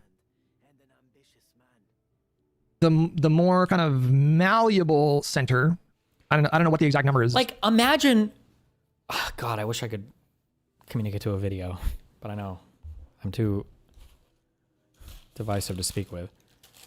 Here's the question, right? What did it take to get to this point? What did Trump have to do to lose his popular support? Well, all he really had to do was lawlessly declare that we were being invaded by another country so that he could deport people without due process to a country whom he's paid money to open concentration camps for some of the illegals that we're deporting. He's had to, with the stroke of a pen, try to rewrite parts of the Constitution, like things like birthright citizenship. He has had to implement a global tariff scheme of which 10% would have been unprecedented and unheard of and unthinkable, but he's expended way beyond what even the craziest position was. He has engaged in conspiracy after conspiracy after conspiracy, whether we're talking about the Epstein file shit that happened, whether we're talking about the Signal Gate leaks that happened multiple times, whether we're talking about the numerous botched investigations, that Kash Patel coming out and making crazy statements, he's to walk back, minutes later. He completely and utterly failed on his two promises to end the big wars, Ukraine and Israel. He waited until Israel was basically done. He's no closer to ending Ukraine-Russia. And then prices have continued to go up. The budget never came down. Our imports and exports markets are both damaged. Affordability is getting worse. Inflation is still increasing at a higher rate than it should have been, despite the stagnation in the economy. We had 10% inflation. Like, okay, and then by the time, I don't even know how many more I can do. 20, 30 things, right? We didn't even get into the fucking crimes, okay? We didn't get into the historically unbelievable cryptocurrency things. We didn't get into the weaponization of the DOJ in terms of writing executive orders to target law firms and the whole Eric Adams, Pam Bondi shit. We didn't get into the tweeting out that he wants to prosecute 3 political opponents with the attorney that he wants to prosecute them with, and then that attorney being illegally appointed in order to prosecute those political opponents that the judge has just finally thrown out and said that she shouldn't have been appointed at all. We haven't got, like, there's so many things, right? And then Hutch is like, yeah, we just needed that to happen, and see, now we're winning again. What the fuck? Meanwhile, on our side, what did we do to lose? Well, Kamala really didn't disavow that trans is hard enough. And Biden had that really bad debate performance. So, like, we kind of deserve to get fucking reamed by the Republican Party. Okay. And all those things were just the second Trump term. It doesn't even go over Trump. It doesn't even include, that was the first 9-10 months in office. That doesn't even get over the 4 years he had before. It's not incredibly large amount of people. It's like around 10-15% of people that are, like genuine swing voters, like people that can be persuaded away from Donald Trump. Those people are moving massively away. Emergency in DC. What's up? National Guard shot outside the White House. Oh, the deploying the National Guard to all the American states for no reason, saying that he would invade Chicago with the military, 10xing or whatever the budget of fucking ICE for who knows what the fuck. 2 U.S. National Guard soldiers were shot on Wednesday near the White House, and their conditions aren't immediately known, according to law enforcement official not authorized to discuss the matter publicly, who spoke to AP on condition of anonymity. The incident happened near the Farragut metro station and comes amid a controversial deployment of troops to U.S. Capital City ordered by the Trump administration. Emergency vehicles were seen responding to the area.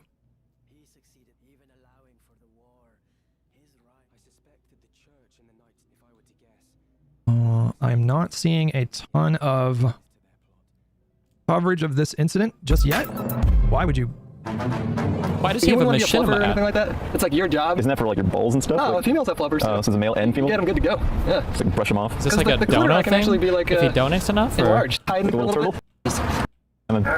Get a thing or starring? Jesus. That's not good. It's been 84 years.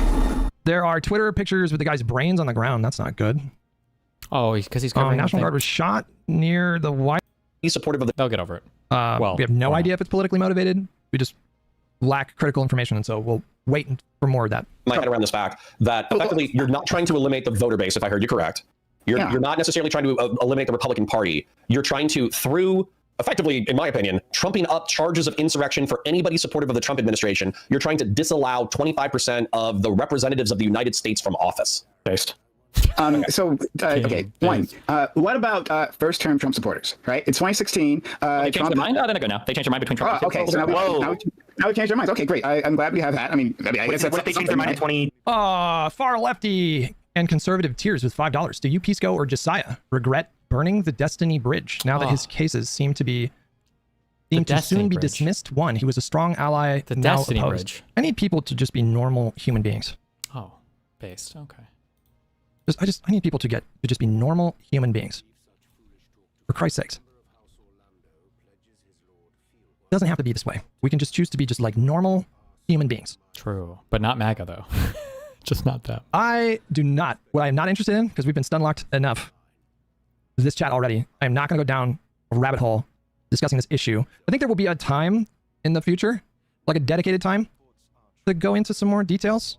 But to answer your question, I do not regret like putting space between myself and, I can just speak for me. I do not regret putting space between myself and Destiny. But you don't, there doesn't need to be this extra That's a layer balding of answer. Got him. no, hang on. I said I wasn't gonna get stun locked. Well, that conversation can happen another time. We're not doing that right now. 2027. Yeah. No. Okay. It's too late. When's the cutoff date? Right? Was it? And I'm honestly asking this. Cutoff date was January 20th when Biden came to office. Based. When Biden came to office. It was January 7th, 2021. 2021. Even more based. Even more based. Okay, right. So I guess Hutch, I'd really like you to clarify, are you okay with the presidential candidate proposing the special prosecutor plan during the 2028 campaign trail? No, I don't think that the next Democratic president, I mean, first of all, like, forget about the ethics. I don't think that's What? Two things. All right, so nobody asked, but I asked for myself. So he says the normal human beings, like, this is kind of relevant, okay? Because again, the reason why he distanced himself from you is also because of the anti-fan shit, right? And it's because of he knows you as a simulacra, but not because of you as a person. Anyway, Okay.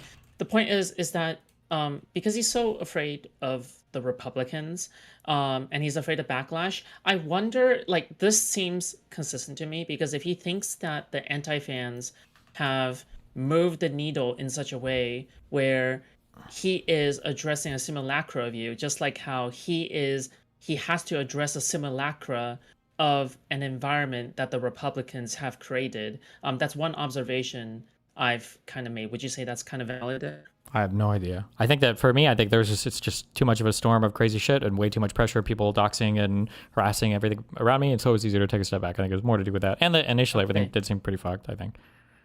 Right. Okay, sure. So the second one is I have a big problem with Hutch saying to appeal to the moderates. I think that this is ultimately a very toxic lens to view getting electoral power. Do you think that it is way better to say fuck appealing to the moderates? Let's just turn out our base. I think it should be. Well, I think that people, because of how on the side, because of how like radical all the politics have gotten, I think people confuse like Mhm. appealing to the moderates with appealing to like the moderate portion of your base. Like I think the Democrats could probably do a better job at appealing to like the moderate left, but I don't think you have to appeal to like the moderate MAGA. I think that's crazy. And some people seem to say appeal to moderates, and it feels like they're almost saying like, oh no, we should try to appeal to Republicans more. I don't think that's what that means, but some people conflate it that way. Oh, you're right. Yeah. Okay. Yeah. No. Okay. Yeah. I got you, dude. Okay. Oh my god, dude. I'm sorry. I'm getting pissed alongside with you. Okay. Good. All right. All right. Good luck. Bye. Bye. politically smart. I don't think that is... Actually, it really depends on how the next 3 years play out. So, to answer your question, I'll withhold judgment. Like, because it's possible that Donald Trump, like, really... I mean, not that he hasn't already lost his mind, but it's possible that it blows up 1,000 times worse than it is right now. And at that point, we're in completely new territory, and I might have a different answer. And so, I'm going to give you a cop-out answer and say that it really just depends. You have to look at your hands and see the blood on them. So I have... Okay, I have a problem with what Destiny is proposing, right? And I'm guessing there's a lot of room for agreement for whatever Stexium is proposing. Yeah, I mean, okay? look, So, no worries. So my issue with what Steven is saying is that there's no exit ramp, right? Like this sounds to me like purging the Ba'athist Party, right? And there won't be any repercussions from that, right? We'll just get rid of them. But these people don't go away, right? And in fact, this is all obviously just an intellectual exercise because none of this is rooted in any kind of realistic framework. This is all just like theory. We're having a conversation. Should there be Nuremberg 2.0? I don't even know if we have the mechanism to enforce something like that. Is there a legal framework for Nuremberg 2.0 for the Trump administration? Probably not. Not in the way that they're talking about here. It's all just about like, theoretically, would it be better to do Nuremberg 2.0? But the whole conversation is just about like, would it be better to do that? Were that an actual feasible option? But it's not going to happen. So it's all just theory, right? Them and their supporters are well armed. One second. So what we're saying is that we're going to take a maximalist position, not just against the ringleaders, which I can agree with. Like I believe, I imagine that's Saxon's position, right? Hey, let's have accountability for the people who are in charge, right? But everyone down the rung, right, in terms of elected office, right? But yes, you aren't talking about arresting Republican voters, true, right? But Republican voters are going to take it as defense, as this is everything that they've always feared, right? That the Democrats are finally coming for them, and now we have to take action, right? That is like the clearest clarion call for violence I've ever seen. Okay. Then we go to that stage. That's what they want. If that's how they feel. Okay. Dude, that's so fucking dumb. Like 9.9 times out of 10, liberals would lose a civil war. That's like the fucking stupidest shit I've ever heard. Not me with my fucking Anaconda Colt 44, motherfuckers. I'm showing up. Oh, Anaconda. Sorry. It's gonna take me a little bit longer to reload and fire off successive shots, but I'll just, Okay, what? Seriously? Okay, so a quarter of the population gets disbarred because we're still in the political we're still in, or a quarter of the representatives get disbarred. They use that as a clarion call in order to rally the troops, saying, left-wing authoritarianism has finally come to America. Obama is, in the Jade Helm bunker about to launch nukes and 5G internet and all that bullshit. They got hundreds of thousands of motherfuckers to walk. I saw about the National Guard's members were keeping an eye on that. On Congress, and then boom, we're in an actual shooting civil war. You think liberals win that? What the fuck are we talking? We have all like the gang committing people with the pistols and not Republicans like fat and dying in the They're not particularly good shooters. Sorry to the blacks. Well, whoa. What are we doing here? Am I getting TOS here? Excuse me, all of our transfurry people seem to be quite adept shooters. Oh my god. True. Do I need to fast forward this? 0.6% of the population. You're like Antifa stickers, and I just...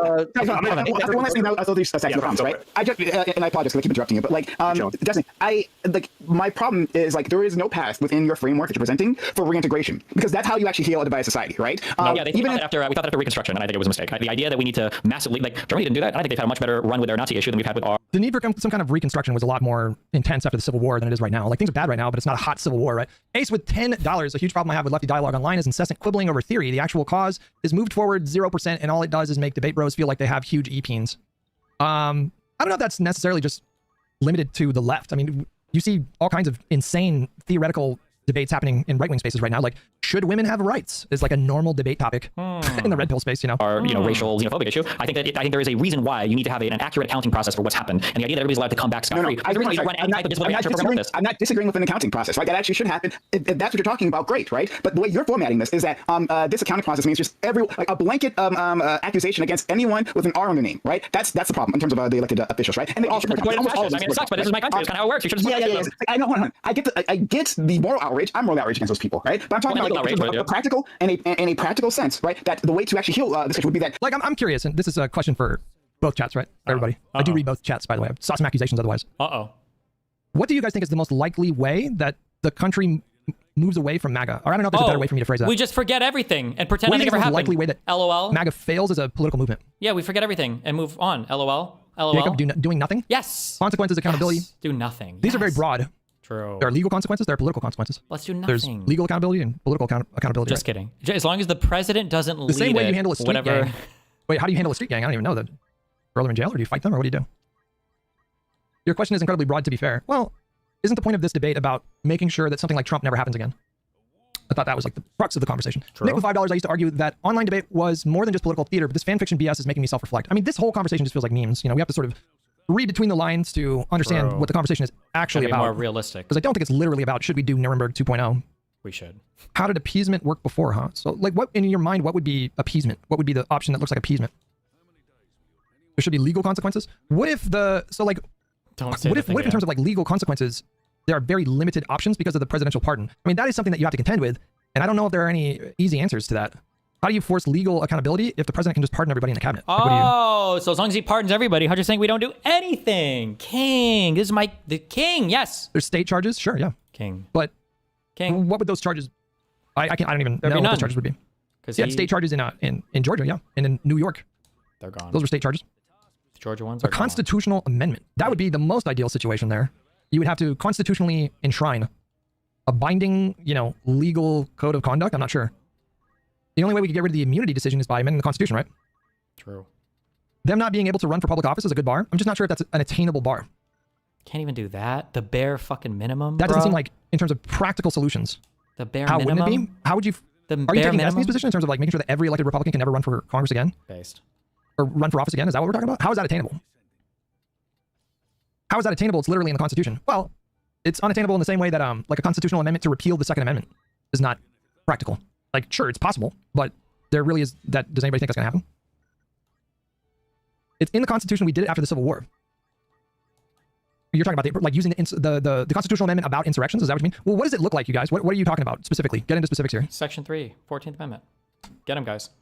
Are you talking about a more targeted thing against like Trump cabinet officials? Or are you talking about trying to establish that every elected Republican in the country can be charged with insurrection? Hell yeah. Or can be deemed to have done an insurrection and thus blocked from public office? Are we really saying that is hell yeah practical? Yep.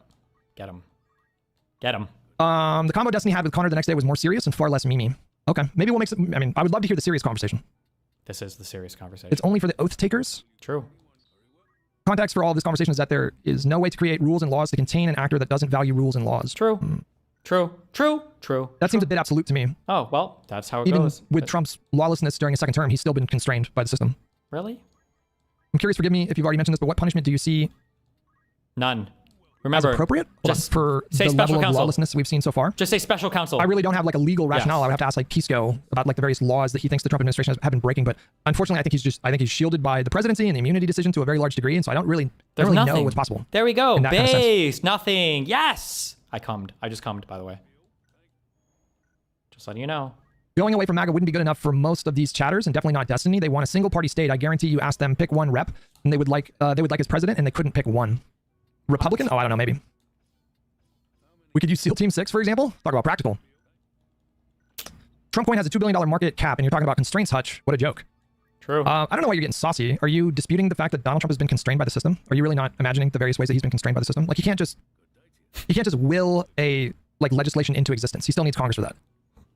Like what? He couldn't stop them from voting to release the Epstein files. He couldn't pressure the Republicans in the Senate to get rid of the filibuster. Well, except didn't he literally pressure Bondi to censor parts of it, or the FBI to censor parts of it? I don't even know if we have the whole thing, right? Didn't he? Wasn't he literally kind of sort of doing this for like a year?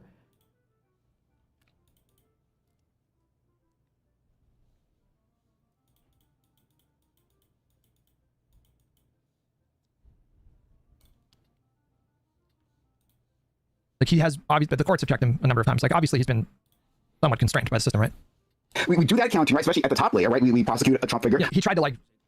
I have no doubt that Donald Trump thinks that he should just have the authority to just say like Brad Pitt and Fury, like shoot that guy. Or in the case of Comey and Letitia James, I have no doubt in my mind that his authoritarian impulses make him believe that he should have the authority to just be like throw that person in jail. But Or obviously there indict are them, limitations there. which he did indict them. He's been barely constrained. I just think this is such a flawed way of looking at it. If he was barely constrained, do you understand? Like, do you think that Donald Trump compares like? Just to be clear, Hutch doesn't understand what constraint of the law means.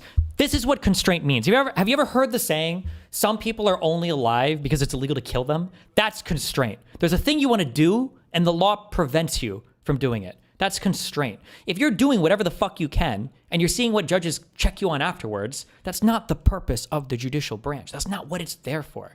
It's not there for you to test every single esoteric, I don't even like to say legal theory because I'm giving into their pretense that they're actually trying to do legal things. It's not for you to break as many rules as possible and then have the people come out at the end and go, hey, that was a broken rule, that was a broken rule, and that was a broken rule. That's not what it means to be constrained.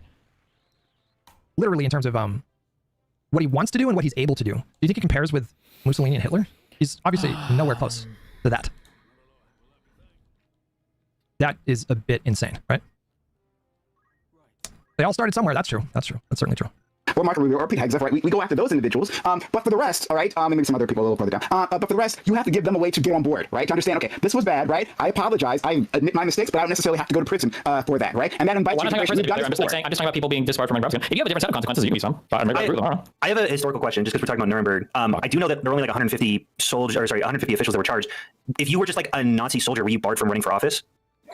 I believe so. I believe anyone who was involved in the regime. Okay. Well, I'm sorry. Yeah, don't ask Rock. Yeah. I could be wrong though. So, but I believe everyone involved in the regime. I think the one thing that is like I definitely agree with the pretty severe accounting process. I definitely agree with the pretty severe accounting process, but I definitely disagree with Connor, where he's specifically saying that like if this occurs, we're gonna have like a civil war on our hands. I think this is such a cult of personality that the moment that Trump like steps down, there's not gonna be this sort of rallying cry that's centralized in any sort of way. But yeah, I definitely think that a blanket. Wait a minute, would Trump will we even bother to trial with him? Because if all that Stephen is asking for, he can't run for office again. But he can't run for office again. Well, he's already done his two terms, right? He's not going to do a third term. There's some ideas floated that he could be like House Speaker, and I don't know. They're coming up with some kind of machinations to try to extend his political life, but I don't think any of it is serious. Well, why even bother to trial with Trump? It feels like you just don't think that anything Trump has done is bad. Do you not think that there should be consequences? I don't really understand where that's coming from. Huh? Wait, did that was that a straw man? Did that chatter just straw man him? Just because Hutch said that between presidential immunity and mass pardons, there's basically nothing you can do. That doesn't mean that Hutch is saying there's nothing you can do. Where would you even get that idea from? Yeah, so we're paying attention to the National Guard thing in DC. I'm waiting for more updates on that. I'm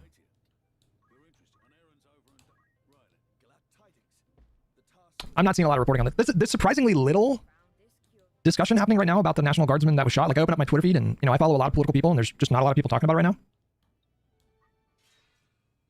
On a scale of 1 to 10, how terrible of a person leader could you rate Hitler, Trump, and Obama? So, like, if Hitler is literally 1, that's an interesting question. If Hitler is literally 1 and Obama was 10, I'm not saying Obama was 10, but like, I guess I would put Trump at like, because you would have to have, there has to be a spectrum of bad. And if Hitler's literally 1, and let's say Obama was like a 7 or an 8, then Trump would have to be like a 3 or a 2. But what's the criteria here in terms of the total destruction that has been done? Then you would do that. But in terms of like competency, or just like Trump is a 1, right? But if you can't put him literally in the same camp as like Hitler, right? Like, there would have to be some kind of way to distinguish that Hitler was uniquely terrible in the scope of human history. What do you think the repercussions for Trump leading politicians or elected officials under the Trump admin should be? In a just world, then I of course I agree that Donald Trump would have been deemed to have participated in an attempted insurrection and prevented from ever running for office ever again. In a just world, Donald Trump would have been convicted in the Senate for the second impeachment. McConnell would have demonstrated real leadership in that moment and actually, whipped the votes on the Republican side to get that done. I do think he could have influenced the outcome in that way. So yeah, obviously that would have been ideal, but I don't really think in those terms. Before we talk about what I think should happen, I prefer to focus on what can happen. Like, what are realistic consequences? What's a realistic way to get to accountability after Trump 2.0 is done? New York Times has live updates, and Trump made a statement. Yeah, hold on. Is it 4 people that were shot? Hold on.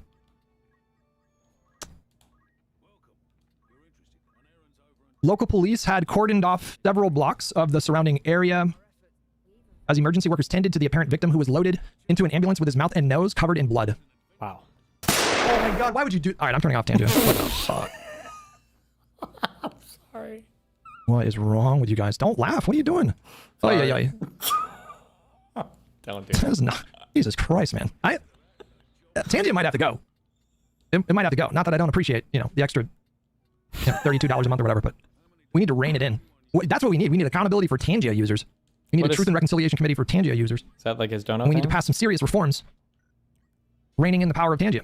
The identity and condition of the Guard members were not immediately known. Caroline Levitt, is that how you say her name? The White House press secretary said that officials were aware and actively monitoring this tragic situation. The president has been briefed. President Trump is in Florida for Thanksgiving holiday. Secretary Noem said in a statement posted to social media that her department was working with local law enforcement to gather more information. President Trump, who's in Palm Beach, Florida for the Thanksgiving holiday, just posted on social media about the shooting in Washington. The animal that shot the 2 National Guardsmen, with both being critically wounded and now in 2 separate hospitals, is severely wounded, but regardless will pay a very steep price. God bless our... Hold on. Okay, so the guy who shot the National Guard is, according to Trump, critically wounded. Or severely wounded, both. God bless our great National Guard and all of our military and law enforcement. They're truly great people. I, as President of the United States, and everyone associated with the office of the presidency, am with you. Evidence markers could be seen in a large cordoned off area around Farragut West Metro Station, located at the corner of 17th Street. That's what it looks like. I'm guessing these are shell casings. And it looks like 1, 2, 3, 4, 5, 6, 7, 8. That says 19 here. That could be a lot of shots that were fired off.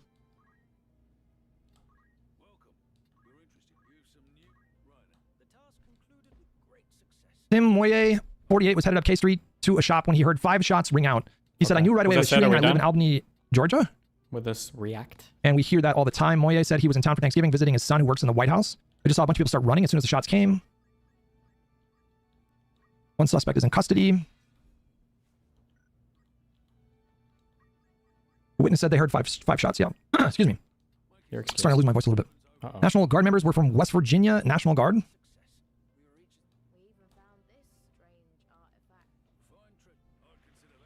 I think, yeah, that's all that is up to date on New York Times right now. Okay. Well, Trump would be charged with different things. His entire family's wealth would be expropriated from him and given to the United States of America. All of his family would be stripped of all their business, all their assets, and then they can go rebuild their shit. But every single thing would be taken from that family, 100%. Listen, I don't even think this is a real conversation. I think it's not. This is a conversation about what would happen in a just world versus...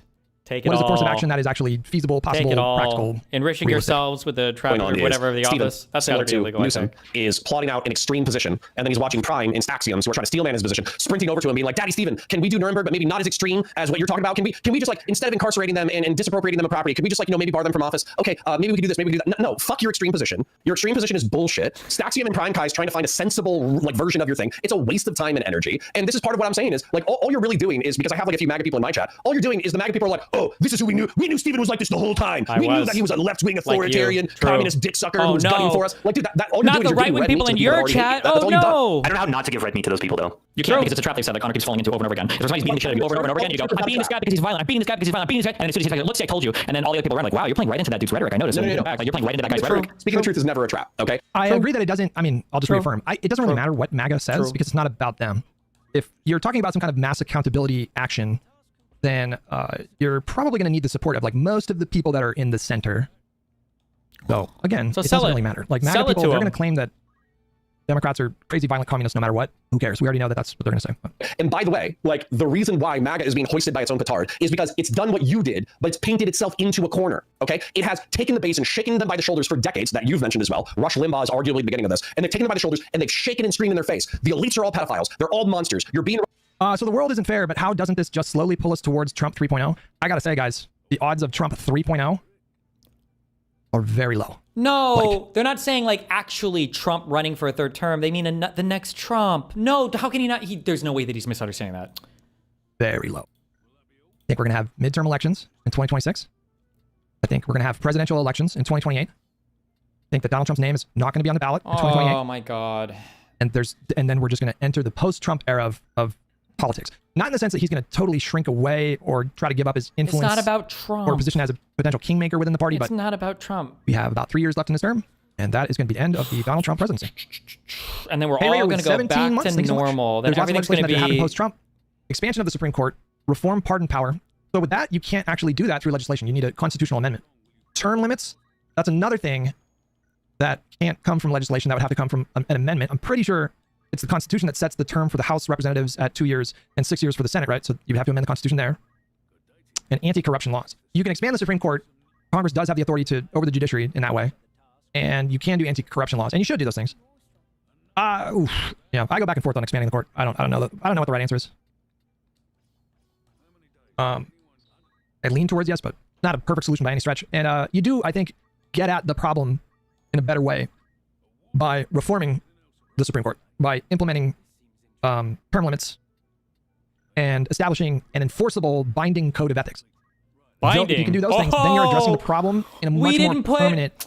Fuck, I don't know if we actually put that in any of the laws. Did they write binding on the bottom of any of the broken laws? Like for the Hatch Act? I don't know if they put like binding, like must follow, like have to follow this law. We need more binding stuff. Fuck, I don't know how often I see that word at all. Binding. I don't know. They need that. We got to have binding in all of them, I think. We should go back and add binding to all of them.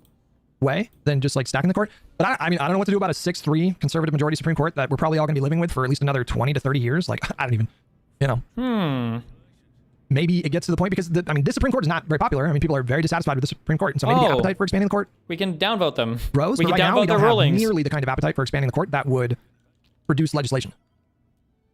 Even though people are upset with this Supreme Court and they don't approve of the Supreme Court, expanding the court is still pretty significantly unpopular.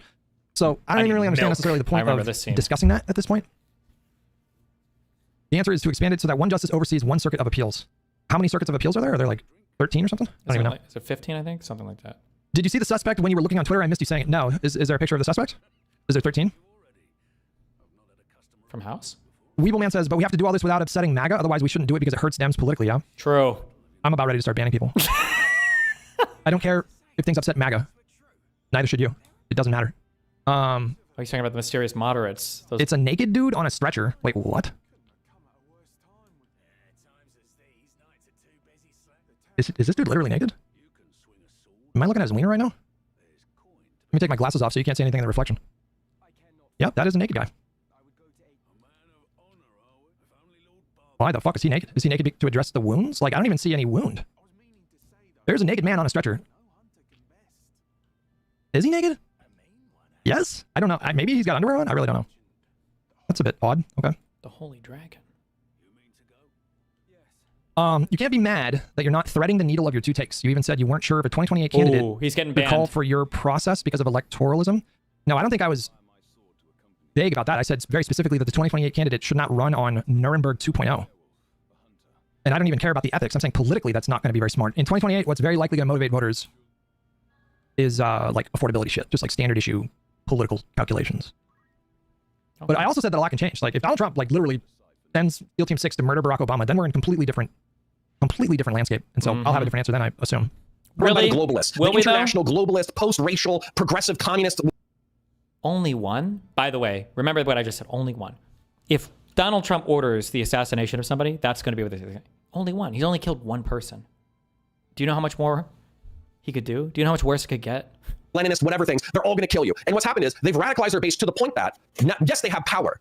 But now not they're banned. That turning was me. into the LOL. leopard's eating faces nice. party. Well, at least the leopard is not going to eat my own face. Donald Trump was forced to, against his will, release the Epstein files because his own party turned against him in reference to it. Yep. So once again, wow. you're trying to I don't understand what that was such a concession after how many...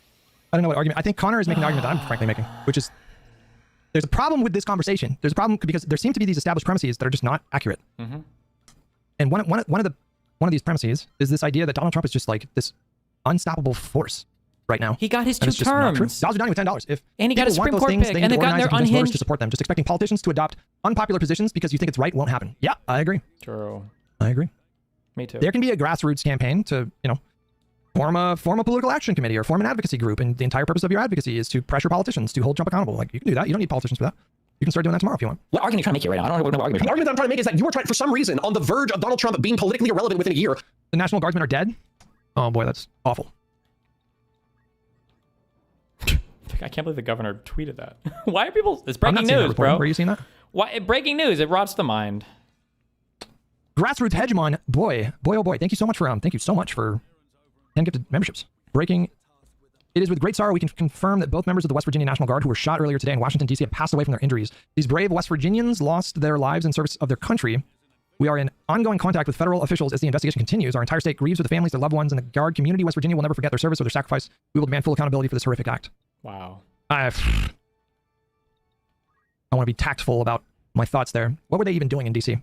What were they even doing there to begin with? I mean, obviously, all responsibility is on this deranged lunatic who, this is not like political violence becoming more and more common is horrible.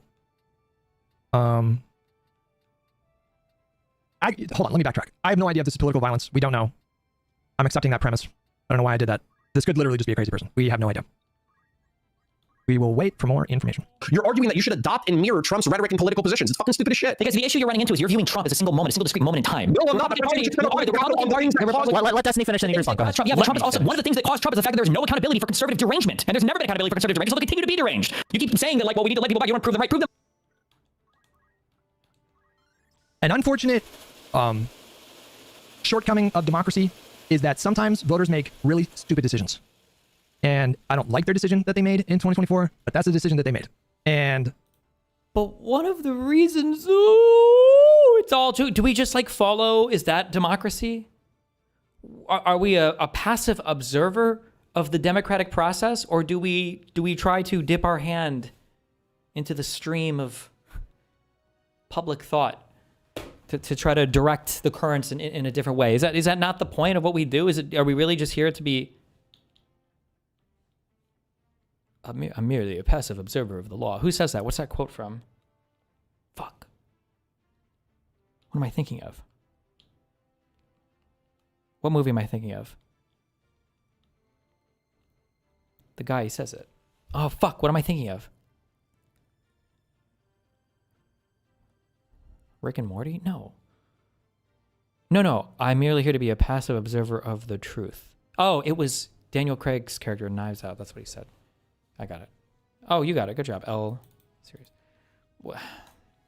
I feel like this is a very heavy-handed way of avoiding the possibility of voters making bad decisions. But at the end of the day, they made a really bad decision in 2024, and that just happens in democracy sometimes. And it's not tight, and it's not great. So let's help Young them one, not make it again. 2 months. Appreciate it, buddy. Let's not make that decision again. Shouldn't we do that? Did you like Dem's decision to not hold a primary? I don't know. I don't know. I don't know if that would have been the difference maker. It's just, she had 107 days to campaign. And if we would have done a miniature primary, you could argue that it would have lended more legitimacy to her campaign. it would have muted that line of attack. I'm not convinced that would have made the difference. I haven't really seen any polling to back that up. But there were no good options. Sidmeister says the primary idea was stupid. I don't even think it was stupid, you know? Like, I think you could have done a minute. I mean, the whole thing was extraordinary. The whole situation was extraordinary. For a candidate to drop out a little over 3 months before the election was unprecedented, right? True. Or in that kind of way. Maybe there's a precedent for that. I really don't know. But either option was bad, because if you do a miniature primary, okay, now you only have 107 days, but now you're taking away like 30 days. Those are 30 days where you could be campaigning. You're up against Donald Trump, who has insane name recognition. Kamala, you know, voters didn't really know a lot about her. And so she was up against it. And she was up against the clock. And it's just like, I don't know. I think that was probably the best move. I think that was probably the best option, is just anointing her, because I think she would have won anyways. I think she would have won that primary anyways. And so, you know, yeah. Them right about what? They say the exact same things that I say when they're talking to themselves, and then when it comes to the liberals, like, oh, you guys can't do that because it would be horrible. And then they go and they do the horrible things. The difference is you believe them when they criticize the liberals, but you're not listening to them when they're giving strategy to their own political operatives. True. Okay, so hold on. Let's say that you win this rhetorical game, okay? Is the remainder of American politics for the next 10 years until the entire republic collapses is effectively like a tit-for-tat race to the bottom between extreme lefties and extreme rightoids? Because effectively... Right now, it's just a Republicans stabbing us in the back over and over and over and over and over again. I see. Let him finish and you can answer that, What I see on the left now it's starting to pick up right now is I see like I said, I've mentioned the 4 things that I think PF Young is right about that are causing people to crave political radicalism. And I see liberals in their desperation to go after Trump, normalizing socialists and normalizing communists. And you are rhetorically paving the way through which they can use extremist rhetoric in order to seize power. Who's to say that the next Trump is going to be right wing? It could be some left wing fucking socialist degenerate piece of shit. So why the fuck would we make that path easier? Here it comes. What was the question? I don't remember the question. What was the beginning part of this before you did this whole swear word? Why? I think that's a good question from Connor. I didn't even think about that. If you want to encourage this kind of action, how can you be sure that the person that is elected running on that kind of a thing wouldn't just be an insane authoritarian lefty? What? How can you be... When the cop shows up to arrest you for breaking the law, isn't the cop technically just like assaulting you, battering you, and kidnapping you, and then falsely imprisoning you? Isn't this really... What? Is he any worse than the actual guy who was a kidnapper? What? 1 year, we're going to hit the midterms. It's probably going to be a Democrat sweep. Oh, I remember. You were saying that I'm doing a race to the bottom. We've been racing to the bottom, led by the Republican Party. Saying that if you do fuck shit, there are going to be consequences. It's not a race for a bottom. Fuck shit seems like a very, seems a little vague. It's stopping the race to the bottom. Tit-for-tat is not a thing where you punch each other back. You avoid crimes that they're not even guilty of. I do. I think I committed insurrection. I think you can make the argument for it. No. Insurrection means that you're trying to interrupt a governmental process through like violence or whatever. The people who are MAGA who support Trump, they might support a person who engaged in insurrection, but they themselves are not insurrectionists. Supporting an insurrectionist is engaging in insurrection. Supporting an insurrectionist is in and of itself definitely engaging in insurrection. That's what it means. If you're supporting somebody in rebellion, the 14th Amendment, go ahead and read me it. Just read the text. It says, or somebody who's aided the enemies thereof. Aided the enemies thereof. That has a very specific meaning. If somebody legitimately believes in the MAGA bullshit, which I don't, by the way, but if they legitimately believe it, and they are supporting Donald Trump. Says, no person should be a senator, representative, blah, blah, blah, blah. So the ending part of this is to support the Constitution of the United States shall have engaged in insurrection or rebellion against the same, or given aid or comfort to the enemies thereof. It's the same thing. Whether you're supporting them or you're doing it yourself, it's the same. Wait, does Prime get cooked on Gaza at the end of this debate? Okay, we'll definitely make some more time to finish this up on Friday. We're not gonna be live for Thanksgiving, but Friday we'll finish this up. And apparently there's a better conversation between Destiny and Connor about Donald Trump hasn't been convicted of insurrection, and they're but this is all just like memes, right? There you go. That's the trial. You're going to make it a crime and convict people of a crime for supporting someone who is the active president of the United States, but also of the leader of their caucus, the leader of their. I'm sorry. Do you believe that you should always unequivocally support the leader of your party just because he has the letter R or D next to his name? Of course not. That's like pretty much. Why did you say that as an excuse then? Why is that your defense then? You're going to charge them for you think that because he supports his leader? They believe in MAGA. They're dumb. Yeah, that's fine. And those people are enemies of my country. That's fine. There are people that are legitimate communists, legitimate fucking Nazis. Why the fuck would I care about what they think? I'm an American. I believe in the American Constitution. Why the fuck would I care about somebody who doesn't believe in the American Constitution? What a stupid fucking argument. By saying that you are going to engage in the race to the bottom, I think you are paving the way. It's not a race to the bottom. How is it a race to the bottom? It's holding people accountable for breaking the law and for encouraging it. By charging, sorry, did he say every elected Republican at every level? Yeah, I did. Can I get a rough estimate for that? Like, estimate how many elected Republican politicians exist in the U.S. in total, including all state, local, and federal seats. That would be, it would be, I'm gonna guess. I don't even know. It would be, I don't even fucking know. Is it like 30,000? I have no idea. At least 3. We know that. At least 3. Okay. Why did I watch this? Why are you guys triggering me?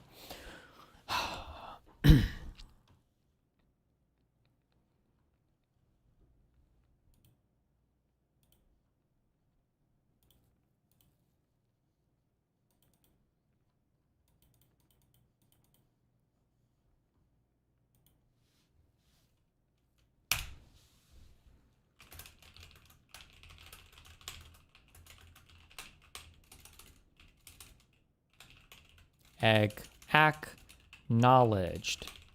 Acknowledged. Knowledged. Really? Paste. Okay. I have to do this tonight. We are going to do this. I need to do my connections first. Hold on.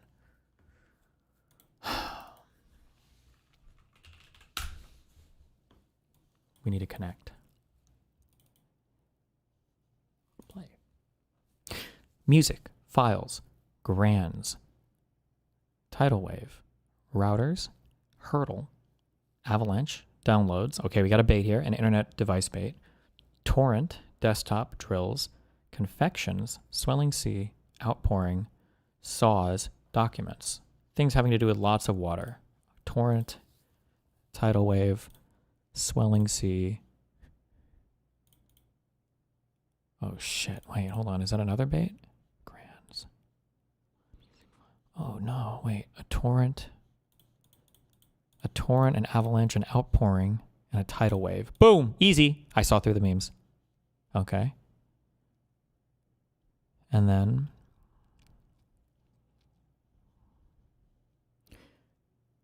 files, downloads, documents.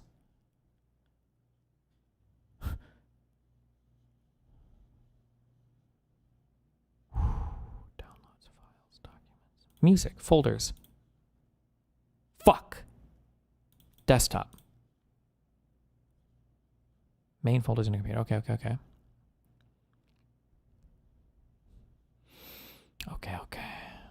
It's going to be stupid. It's going to be stupid.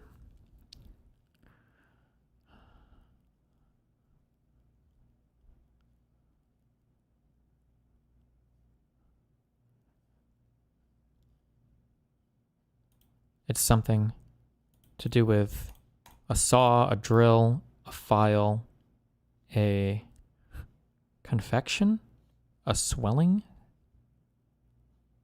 Fuck.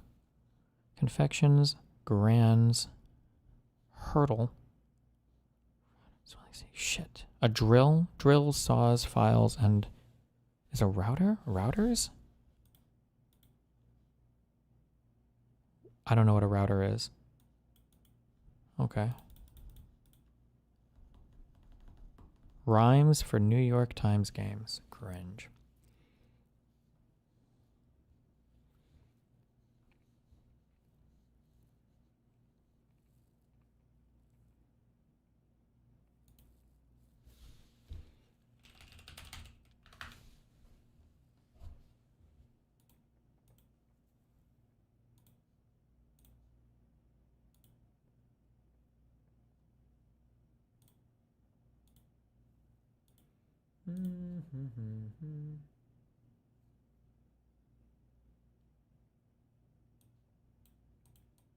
Fuck, there's a way to just search.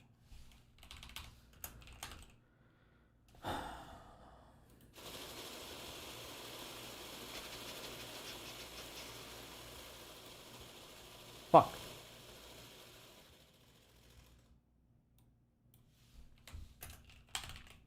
How do you, there's a way to just search like folder titles. I don't remember what it was. Oh my god.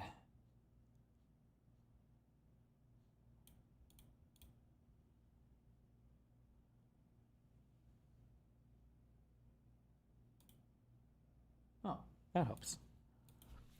Indictment.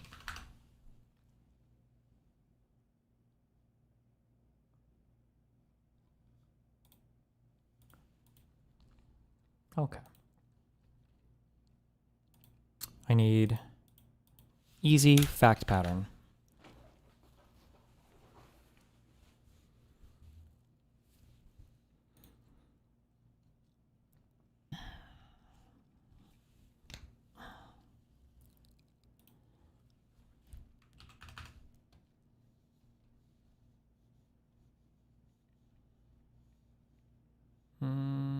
Okay.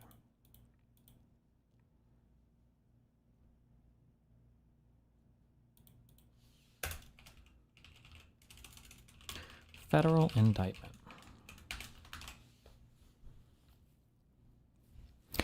defendant Donald J. Trump was the 45th president of the United States. He held office from January 20 president, had lawful access to the most sensitive classified records national defense owned by the U.S. government, including information from the agencies. Over the course of presidency, Trump gathered newspapers, press clippings, letters, notes, the box hundreds of classified documents. The classified documents Trump stored in his box included information regarding defense and weapons capabilities of both the United States and foreign countries. The United States nuclear programs, potential vulnerabilities of the United States and its allies to military attack, and plans for possible retaliation in response to a foreign attack.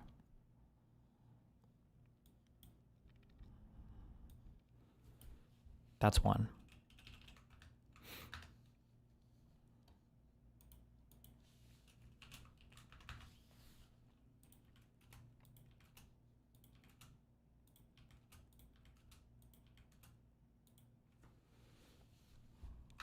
Do I need to tidy this up?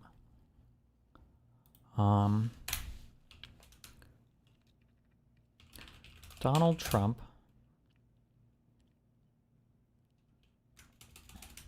the documents Donald Trump took to Mar-a-Lago contained defense and weapons capabilities of the U.S. and foreign countries, as well as U.S. nuclear program secrets, potential vulnerabilities of the U.S. and allies to foreign attack,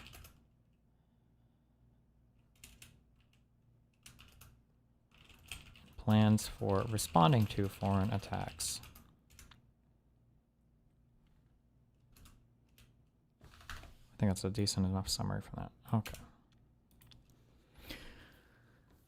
So, to part of the White House, Trump caused scores of boxes, many of which contained classified documents, to be transferred to Mar-a-Lago, where he maintained his residence. He was not authorized to possess or retain those classified documents. Okay.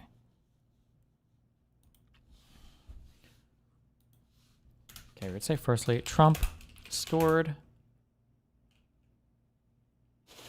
documents in dozens of boxes and ordered them to be shipped to Mar-a-Lago.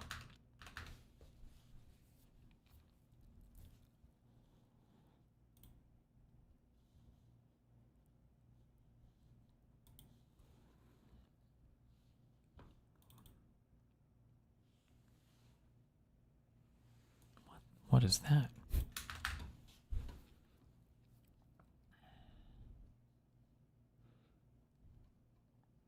The Mar-a-Lago Club was an active social club, hosted tens of thousands of members and guests. Not an authorized location for the storage, possession, review, display, or discussion of classified documents. Trump stored his boxes containing classified documents in a ballroom, a bathroom, and a shower. Okay.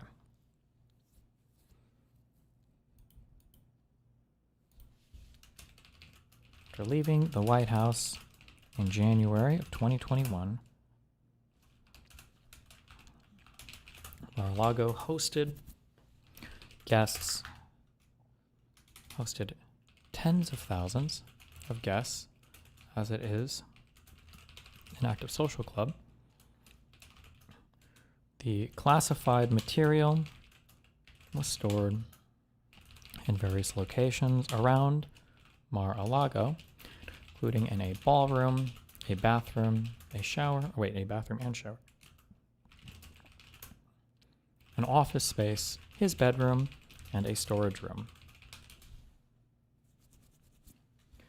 None of these areas were designated as safe places to store classified material. That's a given.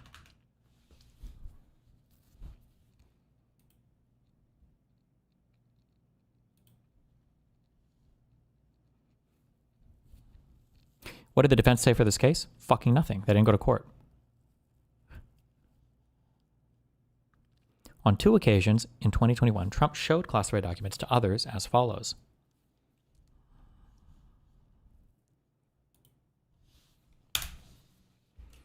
On 2 occasions, on at least 2 occasions, Trump showed these classified documents to others. 1. In July 2021, at Trump National Golf Club in Bedminster, New Jersey, during an audio-recorded meeting with a writer, a publisher, and 2 members of his staff, none of whom possessed a security clearance, Trump showed and described a plan of attack that Trump said was prepared for him by the Department of Defense and a senior military official. Trump told the individuals that the plan was highly confidential and secret. Trump also said, as president, I could have declassified it, and now I can't, but this is still a secret. Showed and described a, quote, plan of attack prepared for him by the DoD. He said the plan was highly confidential and secret, and said, as president, I could have declassified it, and now I can't, but this is still a secret.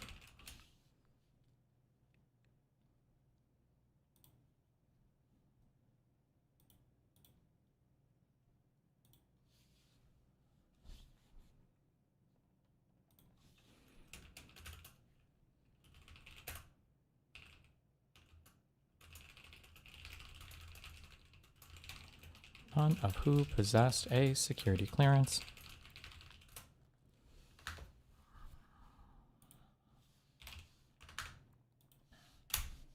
In August or September of 2021 at the Bedminster Club, Trump showed a representative of his Political Action Committee who did not possess a security clearance a classified map related to a military operation and told the representative that he should not be showing it to the representative and that the representative should not get too close. I think we have a recording of that, don't we? Or a transcript from that as well.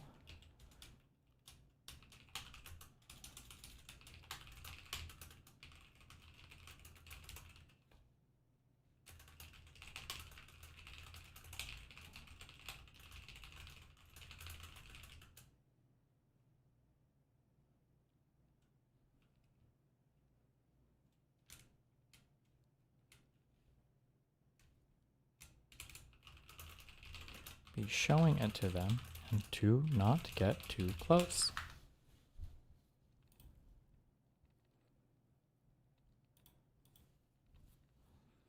On March 30th, 2022, the FBI opened a criminal investigation into the unlawful retention of classified documents at the Mar-a-Lago Club. A federal grand jury investigation began the next month. The grand jury issued a subpoena requiring Trump to turn over all documents with classification markings. Trump endeavored to obstruct the FBI and grand jury investigations and conceal his continued retention of classified documents by, among other things... Oh, I need to get the timeline on this. This is important. Hold on one second. Let me use the restroom.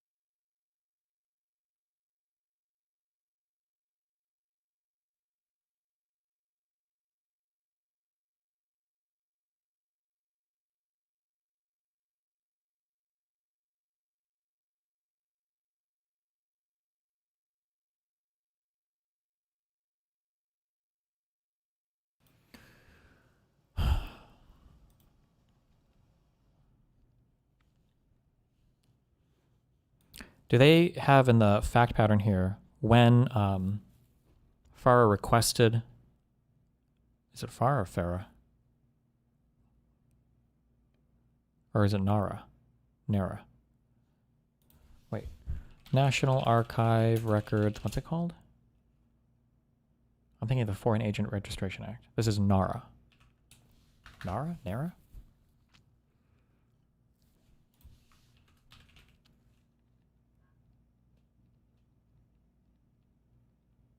it was in May of 2021. Okay. Oh, they do have some of this. Oh my God. This indictment is so wild. Is this like an executive summary? General allegations. Oh yeah, I think Jack Smith did. He started these off with like a general summary.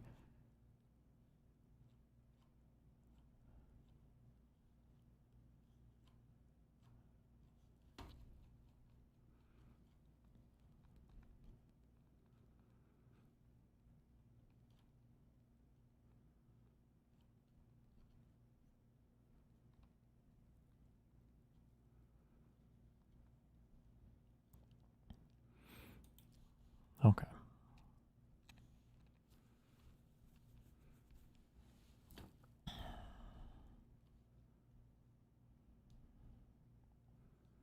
Trump endeavored to obstruct the FBI and grand jury investigation, conceal his continued retention of classified documents by, among other things,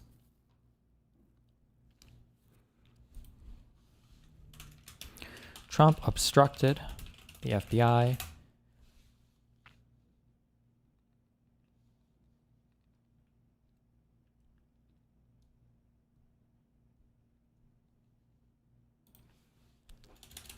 and federal government from retrieving the classified material in several ways. 1. Suggesting that his attorney falsely represented the FBI and grand jury that Trump did not have documents called for by the grand jury subpoena, told his attorney to lie to the FBI and grand jury about the documents in his possession. 2. Directing defendant Waltine Nauta to move boxes of documents to conceal them from Trump's attorney, the FBI, and the grand jury. Told his employee, what a name, Waltine Nauta, to move boxes around to hide them from Trump's attorney, the FBI, and grand jury. I'll leave the grand jury shut out of this. And the FBI.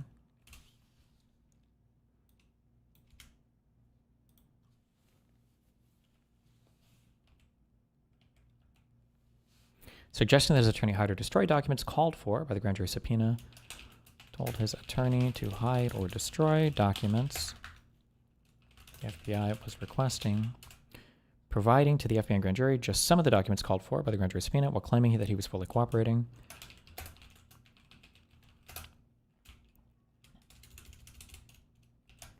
Handed over just some documents while claiming he was handing over all of them.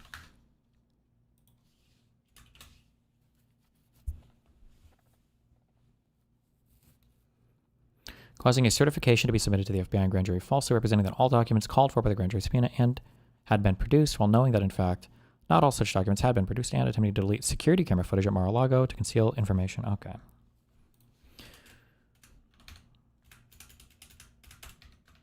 Tried to wipe the cameras at Mar-a-Lago to conceal his behavior, hiding documents. As a result of Trump's retention of classified documents after his presidency and refusal to return them, hundreds of classified documents were not recovered by the United States government until 2022.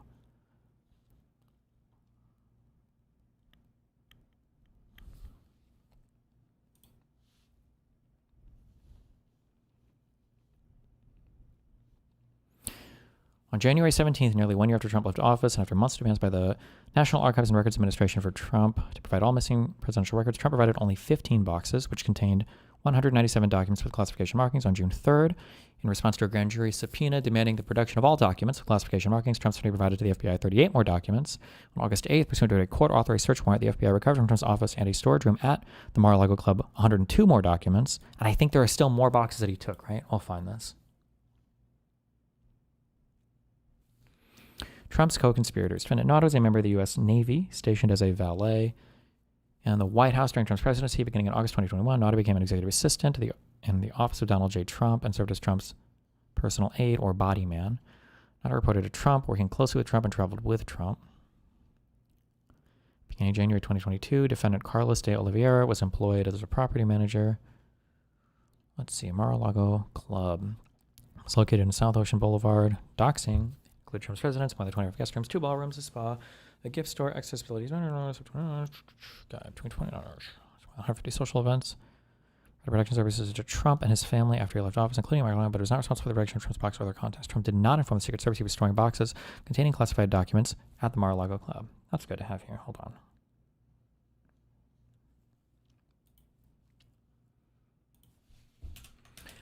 Even though the Secret Service was assigned to protecting Trump after his presidency, they were not assigned to him to protect or help store classified material, and were not informed that he was storing classified material at Mar-a-Lago.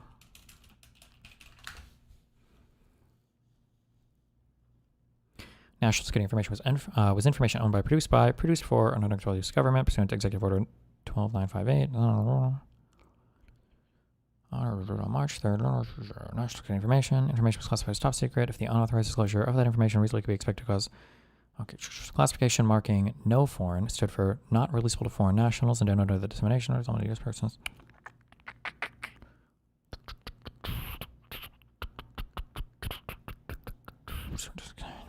Information can be lawfully accessed by persons determined by the appropriate. After the presidency, Trump was not authorized to possess or retain classified documents.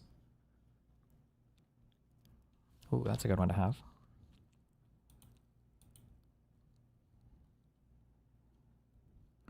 After leaving the White House in July or January 21, okay.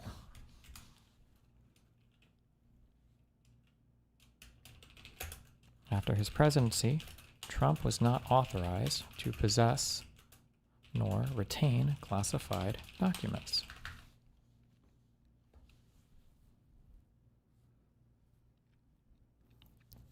But if the former president could obtain a waiver of the need to know requirement, if the agency head or a senior agency official of that agency originated the classification information, determined in writing that access was consistent with the interest of national security, and 2, took appropriate steps to protect classified information from unauthorized disclosure, Trump did not obtain any such waiver after his presidency.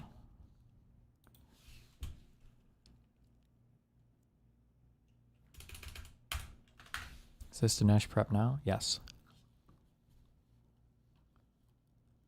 I might only get to do like 3 or 4 of these big things. They're just things that I really want to walk down the whole line on to force like that this was really bad and this was wrong. But I might have to fight on like every single fact, but I'm okay with that.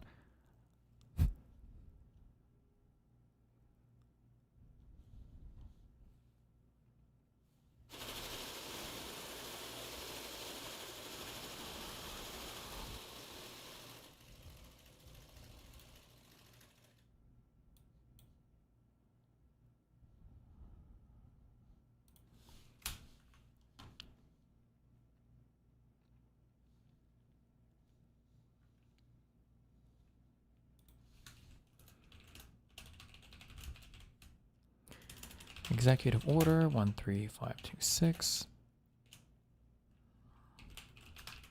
could have obtained a waiver of the need to know requirement from heads of agencies originating classified. Allow him to retain it. He did not obtain any such waiver.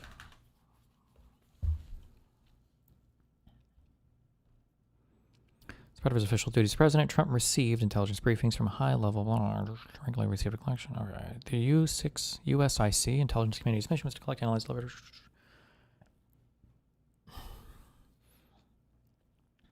After his presidency, Trump retained classified documents originated by or implicating the equities of multiple USIC members and other executive branch departments and agencies, including the following. Gotcha. Oof.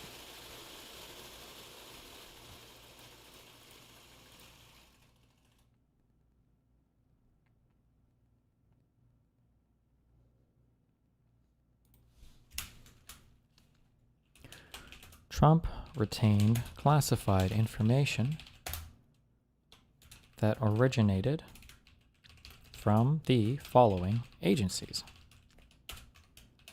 the CIA, the DoD, the NSA, the National Geospatial Intelligence Agency,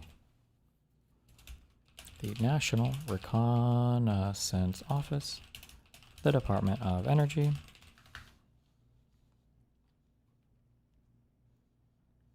the Department of State, and Bureau of Intelligence and Research. The fuck is that? Okay.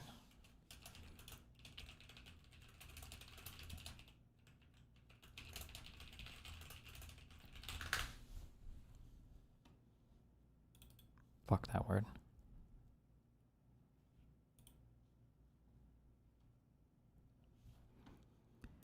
Trump's public statements on classified information. As a candidate, oh, these are so bad. I don't think they go towards making him, oh, they could speak to state of mind. As a candidate for president of the U.S., Jack Smith put these indictments together so well, guys. Oh my God, it doesn't matter though. As a candidate for president of the U.S., Trump made the following public statements, among others, about classified information. On August 18th, he said, "In my administration, I'm going to enforce all laws concerning the protection of classified information. No one will be above the law."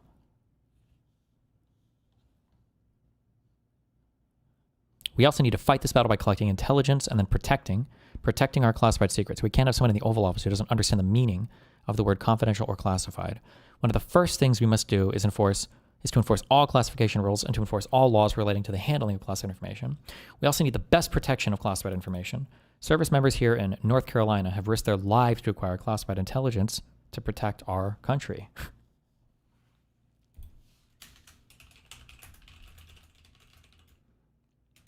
Knew how important classified info was and made several statements about its importance while running for president. I don't think I would have to read these, but they're nice to have just in case.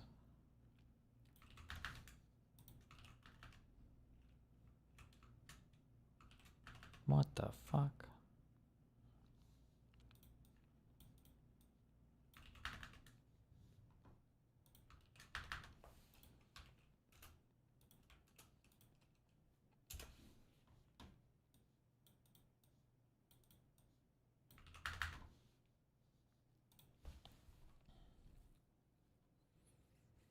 We classify way too much also. I mean, maybe, but that's not really relevant here. It's definitely not up to one person to determine what should or shouldn't be classified, right?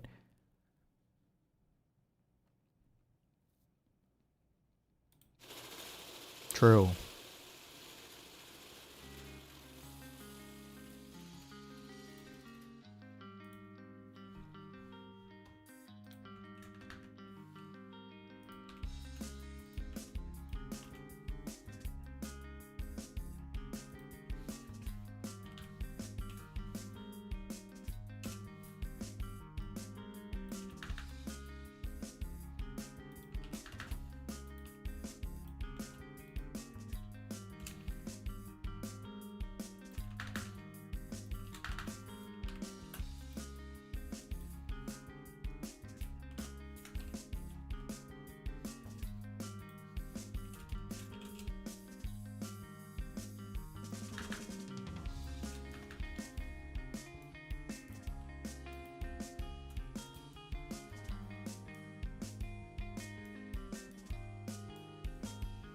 As President of the United States, on July 26, Trump issued the following statement about classified information. Okay.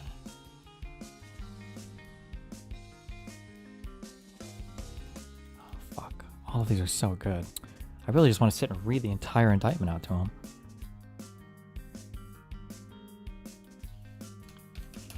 When running for president, he made the following statements. While in office, he said the following.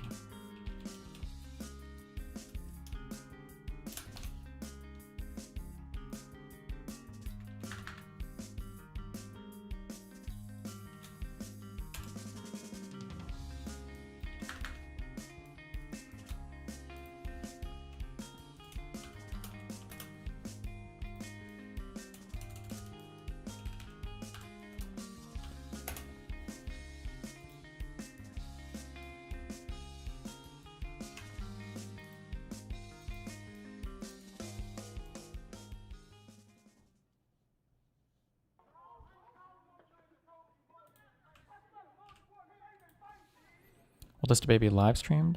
Yes, I believe it will be.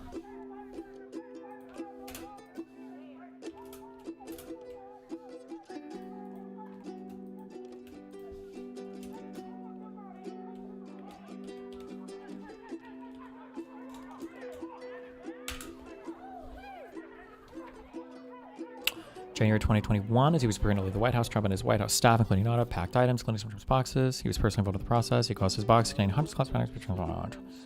So Trump's boxes were stored in the Mar-a-Lago's white and gold ballrooms, in which events and gatherings took place. Trump's boxes were, for a time, stacked on the ballroom stage, as depicted in the photograph below. Jesus.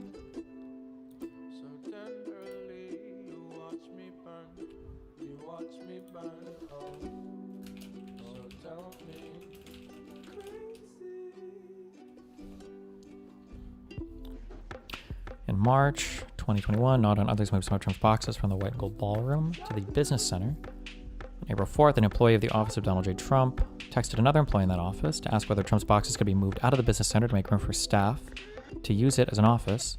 Employee 2 replied, "Whoa, okay, so Butter specifically asked Walt for those boxes to be in the business center because they're his papers." Later that day, Trump employee 1 and Trump employee 2 exchanged the following text messages. "We can definitely make it work if we move his papers into the lake room, ? There is still a little room in the shower where his other stuff is. Is it only his papers he cares about? There's some other stuff in there that are not papers. Could that go to storage, or does he want everything in there on property? Yes, anything that's not the beautiful Mind paper boxes can definitely go to storage. Want to take a look at the space and start moving tomorrow a.m.?"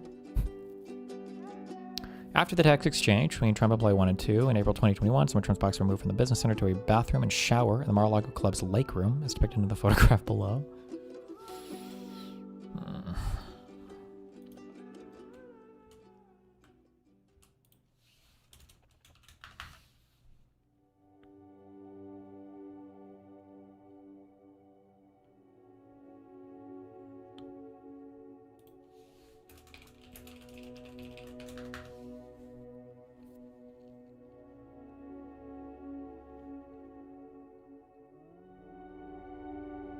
Wait.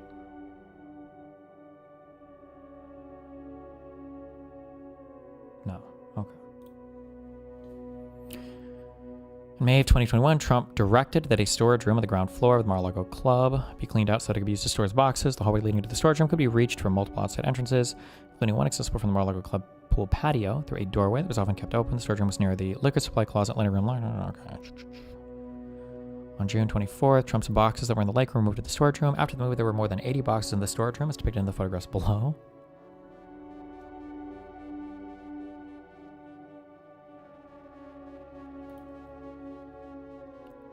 On December 7th, Nada found several of Trump's boxes fallen and their contents spilled onto the floor of the storage room, including a document marked secret/rel to USA FVEY, which denoted that the information in the document was releasable only to the Five Eyes Intelligence Alliance, consisting of Australia, Canada, New Zealand, the United Kingdom, and the USA. Nada texted Trump employee 2, "I opened the door and found this." Nada also attached 2 photographs he took of the spill. Trump employee 2 replied, oh no, and "I'm sorry, POTUS had my phone." One of the photographs Nada texted to Trump employee 2 is depicted below, with the visible classified information redacted. Trump's unlawful retention of this document is charged in count 8 of this superseding indictment. Bruh. All of this material was transported at Trump's direction. Some of it even spilled out onto the floor, where people with no security clearance whatsoever were taking pictures of it.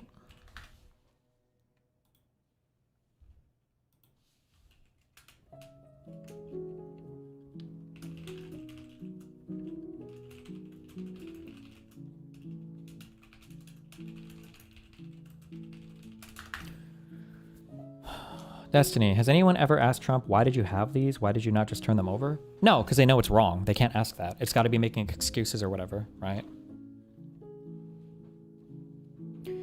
In May 2021, Trump caused some of his boxes to be brought to his summer residence at the Bedminster Club.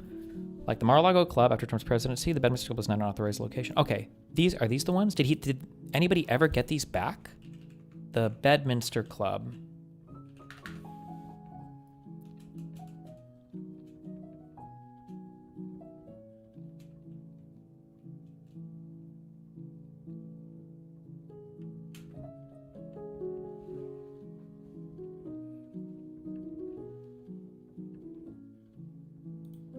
need to find that out.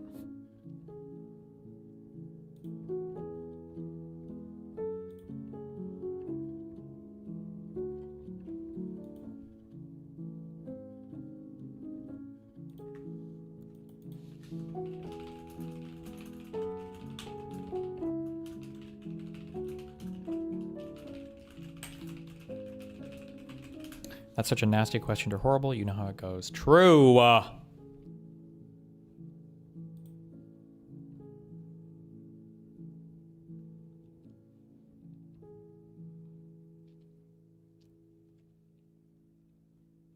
greeting the writer, publisher, and his 2 staff members, Trump stated, "Look what I found.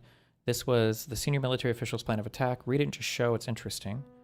Later in the interview, Trump engaged in the following exchange. Well, with the senior military official, let me see that. I'll show you an example. He said that I wanted to attack country A. Isn't it amazing? I have a big pile of papers. This thing just came up. Look, this was him. They presented me this. This is off the record, but they presented me this. This was him.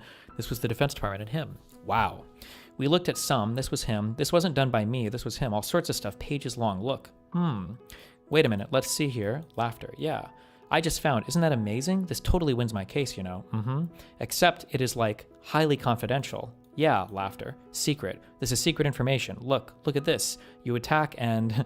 By the way, isn't that incredible? Yeah. I was just thinking because we were talking about it. And you know, he said he wanted to attack country A and what you did. This was done by the military and given to me. I think we can probably, right? I don't know. We'll have to see. Yeah, we'll have to try to declassify it. Figure out a way. See, as president, I could have declassified it. Yeah, laughter. Now I can't, you know, but this is still a secret. Haha, yeah, laughter. Now we have a problem. Isn't that interesting?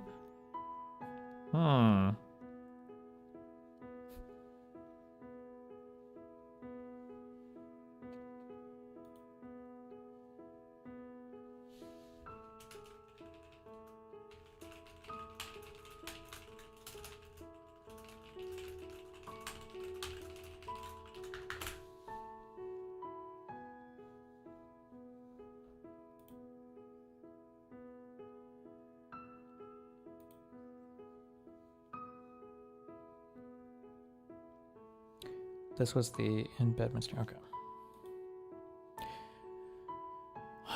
Office in Bedminster Club with the representative during the meeting. Trump commented on an ongoing military operation in Country B that was not going well. Trump showed the PAC representative a classified map of Country B and told the PAC representative that he should not be showing the map to the PAC representative and try not to get too close. The PAC representative did not have a security clearance.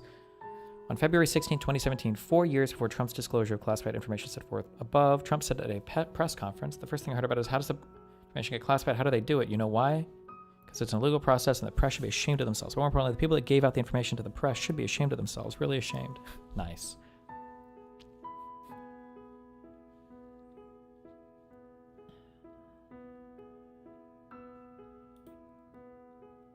What a guy.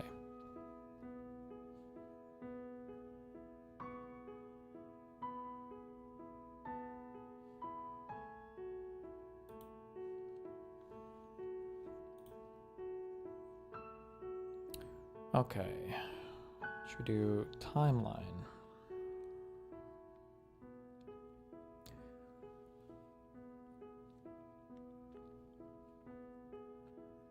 But Trump declassified any of these documents now that he's president again? I don't know. I mean, he could. It would be arbitrary too. Maybe, except for the Department of Energy ones. I don't think he can. May 2021. NARA repeatedly demanded that Trump turn over presidential records.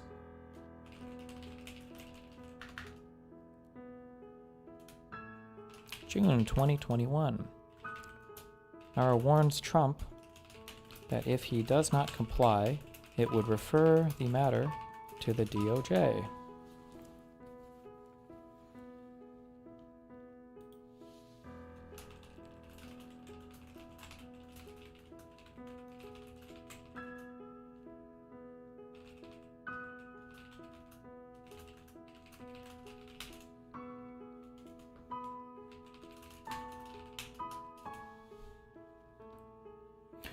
Between November 2021 and January 2022, not entered Trump employee 2 at Trump's direction, brought boxes from the storage room to Trump's residence for Trump to review.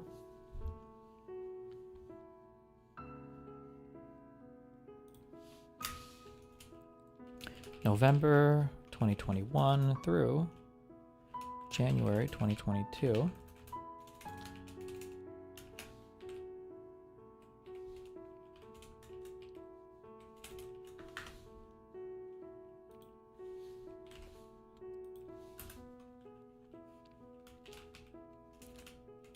Trump's employees bring him boxes to review documents of.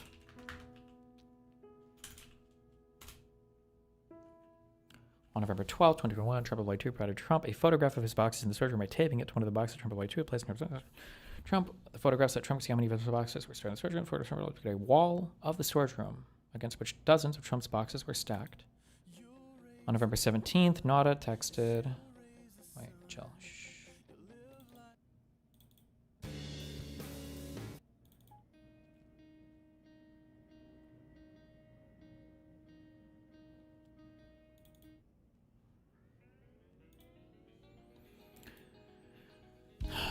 Trump texted Trump about the photograph Trump employee 2 had provided Trump, stating he mentioned about a picture of the boxes. He wants me to see it. Calling you shortly. Trump employee 2 texted Nada about Trump's review of the contents box, asking, has he mentioned boxes to you? I delivered some, but I think he may need more. Could you ask if he'd like more in Pine Hall? Pine Hall was an entry room in Trump's residence. Nada replied in 3 successive text messages. Nothing about boxes yet. He has one he's working on in Pine Hall. Knocked out 2 boxes yesterday. This fucking retard just going through all of his classified shit. Oh my fucking god.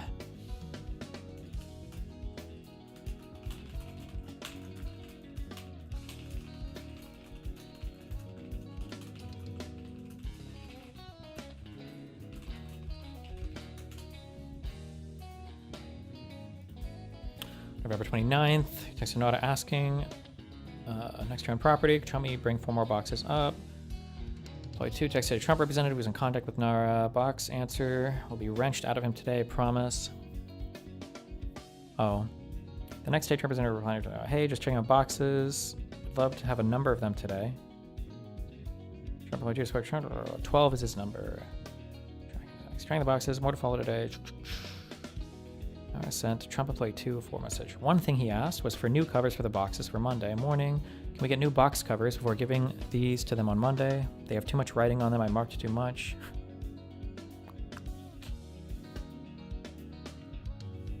Okay. January 17th, 2022. Trump's employees took 15 boxes of material from Trump's residence, took them to a commercial truck for delivery to Nara.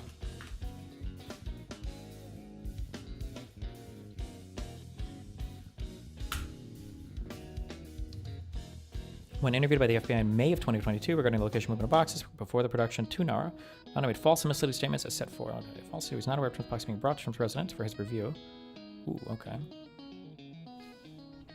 Falsely stating that he did not know how the boxes that he and Trump employee 2 brought from Trump's residence to the commercial truck for delivery had gotten to the residence. And 3, when asked whether he knew where Trump's boxes had been stored before they were in Trump's residence and whether they had been in a secure locked location, Nada falsely responded, I wish I could tell you, I just don't know. I honestly don't know. Okay. The 15 boxes that Trump had provided reached Nara in January of 2022. Nara reviewed the contents and determined that 14 of the boxes contained documents with classified markings. Specifically, as the FBI later determined, the boxes contained 197 documents with classification markings, of which 98 were marked secret, 30 were marked top secret, and the remainder were marked confidential. Some of those documents also contained SCI and SAP markings. What is separate authorization penis? What is SCI? TSSCI. Something compartmentalized information? Fuck. Secure access program. Oh, okay. January 2022. Nara reviews what's turned over so far and finds 197 documents with classification markings.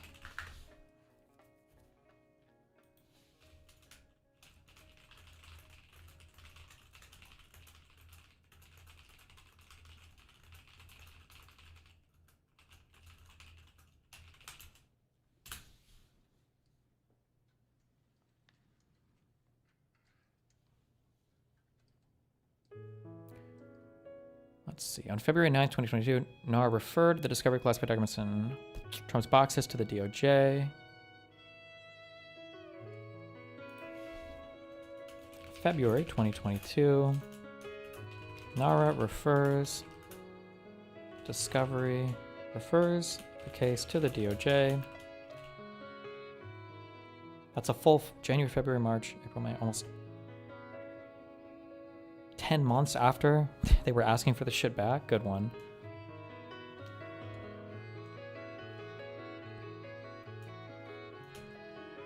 March 30th, 2022. FBI opens investigation. April 26th, 2022. Grand jury opens an investigation. Destiny logging to say, I think it's worth bringing up Trump's actual statements when the stuff was going down. D'Souza will say that the documents weren't that big of a deal, and you can ask him if they weren't important slash being handled properly. Why didn't Trump say that instead of denying he even had them? Kind of, yeah, but I think I have that in here, right? That there were classified materials. He had materials from, I have the agencies that he has them from. The CIA, the DOD, the NSA, National Geospatial Intelligence Agency, National Recon Office, the Department of Energy. These are nuclear secrets. The Department of State and Bureau of Intelligence and Research. Like, that's just a cope to say that none of this mattered. That's a mega, mega, mega cope that he has no proof of.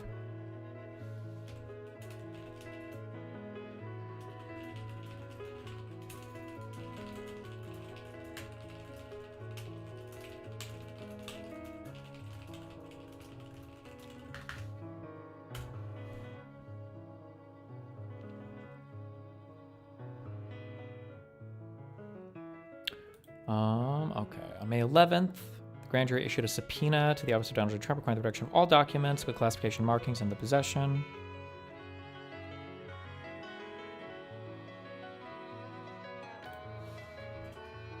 May 11th, 2022, grand jury issues a subpoena to Trump for all classified material.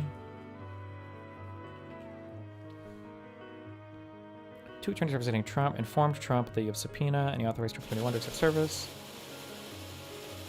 On May 22nd, Nauta entered the storage room at 3:47 p.m. and left 34 minutes later carrying one of Trump's boxes. On May 23rd, Trump went with Trump Attorney 1 and Trump Attorney 2 at the Mar-a-Lago Club to discuss the response. Trump Attorney 1 and 2 told Trump that they needed to search for documents that would be responsive to the subpoena and provide a certification that there had been compliance with the subpoena. Trump, in sum and substance, made the following statements, among others, as memorialized by Trump Attorney 1. I don't want anybody looking. I don't want anybody looking through my boxes. I really don't. I don't want you looking through my boxes. Well, what happens if we just don't respond at all or don't play ball with them? Wouldn't it be better if we just told them we don't have anything here? Well, look, isn't it better if there are no documents? So just to be clear, in matters of criminal representation, the conversations that you have with your attorney are subject to something called attorney-client privilege, meaning nobody's allowed to ask about those. You can't be incriminated because of something that you tell your attorney. Otherwise, how would you be able to talk to your attorney when it comes to preparing your legal defense? That would be bullshit. There are a few very limited exceptions to this, and one of the limited exceptions is the crime fraud exception. You cannot ask your attorney to help you commit a crime. And if you've been discovered to have been doing that, then you are allowed to pierce that veil and start investigating and subpoenaing your attorneys related to crimes you're committing. Incredibly stupid. Don't use your attorneys to commit crimes, or get different attorneys to commit crimes with. Don't use the same ones representing you or defending you against the government to also commit crimes with. Not good.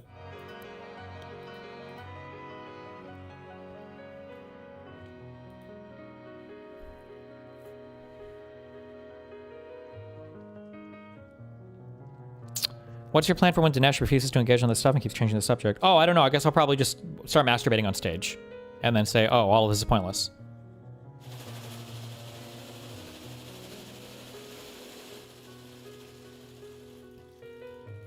While meeting with Trump Attorney 1 and Trump Attorney 2 on May 23rd, Trump in sum and substance told the following story as memorialized by Trump Attorney 1. Attorney, he was great, he did a great job. You know what? He said that it was him, that he was the one who deleted all of her emails, the 30,000 emails, because they basically dealt with her scheduling and her going to the gym and her having beauty appointments, and he was great, and so she didn't get in any trouble because he said that he was the one who deleted them. Oh, because Trump was basically asking his attorneys, can you guys, like, do something bad? Based. On May 23rd, Trump also confirmed his understanding with Trump Attorney 1 that Trump Attorney 1 returned to Mar-a-Lago and clear to Trump that a Trump Attorney 1 conducted the search responsive externally through Trump's boxes. Trump indicated that he wanted to be at the Mar-a-Lago Club, but Trump Attorney 1 returned. Changes. After meeting with Trump 21 and 2, Trump delayed his departure from Mar-a-Lago to the Bedminster Club for the summer so that he would be present June 2nd. There it is. Based. Also, if you're... Well, never mind. I shouldn't say. I don't know. I guess, like, if you're going to commit crimes with your attorneys, at least keep them filled in. This is some of the funniest shit that was going on with this, is that Trump was, like, committing crimes while trying to kind of use his attorneys to commit crimes, but then he was also concealing crimes from his attorneys. Because, okay, so, like, for here, so on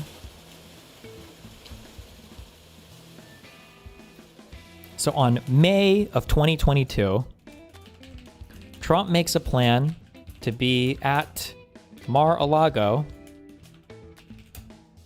Wait, did I get this right? Mar-a-Lago with his attorneys to go through his boxes to see what material was classified to return to, or to respond to the grand jury subpoena. However,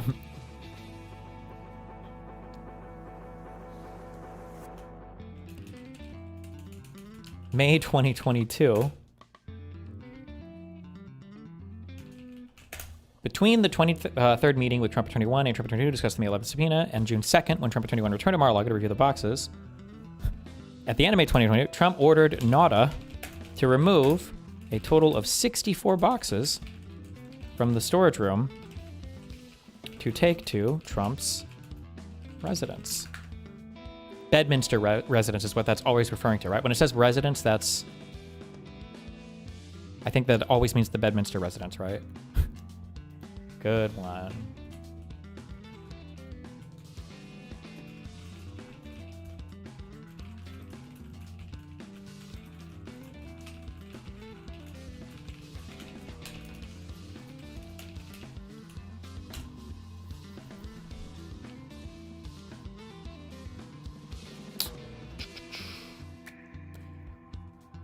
On May 24th, 2022, between 5:30 and 5:38, Nada removed 3 boxes. Then they spoke, Trump and Nada spoke on the phone for 30 seconds. This is, I'm sorry, real quick, because I don't even think I've stressed this enough.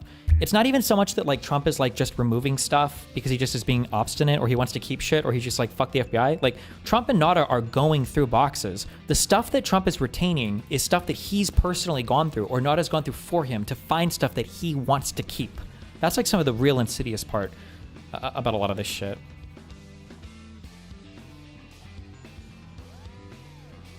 YouTube chat has been frozen on the screen. Wait, really? What the fuck? Why'd you guys leave the YouTube guys hanging like that?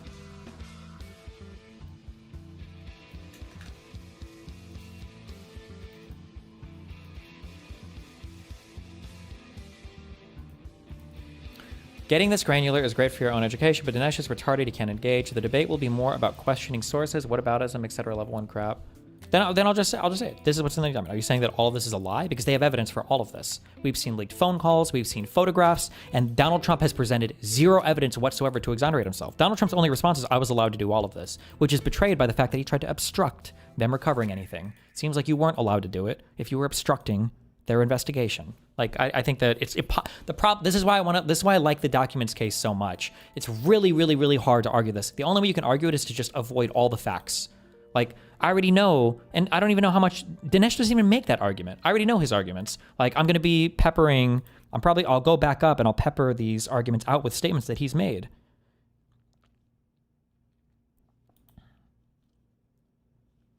Like, one of the statements made, most of these classified documents are pure rubbish. There's nothing actually valuable about them. That's not true. There were TSSAP and TSSCI documents within these classified documents. Also, it's not up for you to decide. That's a stupid argument.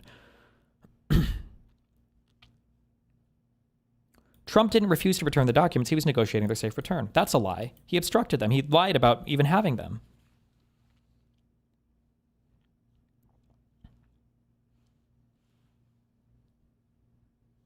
The Trump documents are Mar-a-Lago. In what sense are those documents unsecure? Definitionally so. Just because it's in a locked room doesn't mean that that counts as a secure place to store classified information. And we literally have pictures of the documents strewn across the floor that his own employees, without a classification rating, without being able to view classified material, were literally taking pictures of and sending back and forth via text message to each other.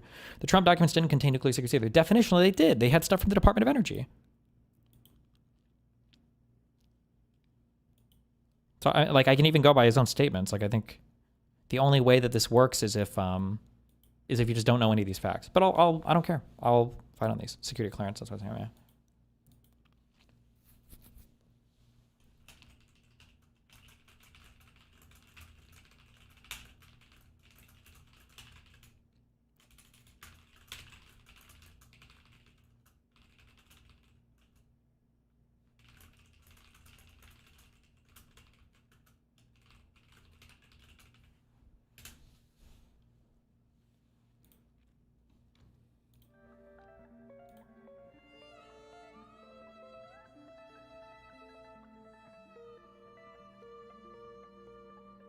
On June 1st, 2022, Trump spoke with Attorney 1 by phone and asked whether Trump Attorney 1 was coming to the Mar-a-Lago Club the next day and for what purpose. Trump Attorney 1 reminded Trump that Trump Attorney 1 was going to review the boxes that had been transported from the White House to remain in the storage there, so Trump Attorney 1 could have a custodian of record certify that the May 11th subpoena had been complied with fully. On June 2nd, the day that Trump Attorney 1 was scheduled to review Trump's boxes in the storage room, Trump spoke with Nada on the phone at 9:29 a.m. for approximately 24 seconds.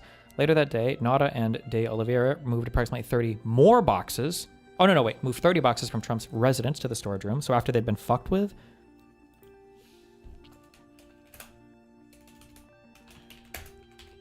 June 2nd, 2022. Trump's employees move 30 boxes back from Trump's residence to the storage room. It must not be Bedminster, right? Does he have a separate residence at Mar-a-Lago? Is that what residence refers to when they don't say the Bedminster Club?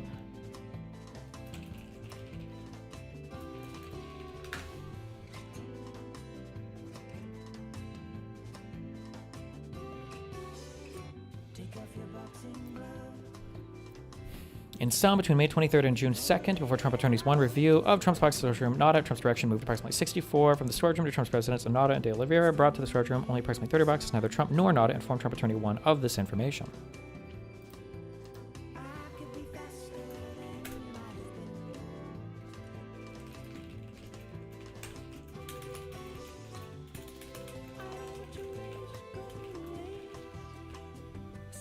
Is this a back and forth debate with a moderator, or is it one of those I get to speak for 10 minutes? No, it'll be a back and forth. I'm not doing any of that large moderated bullshit. Fuck that.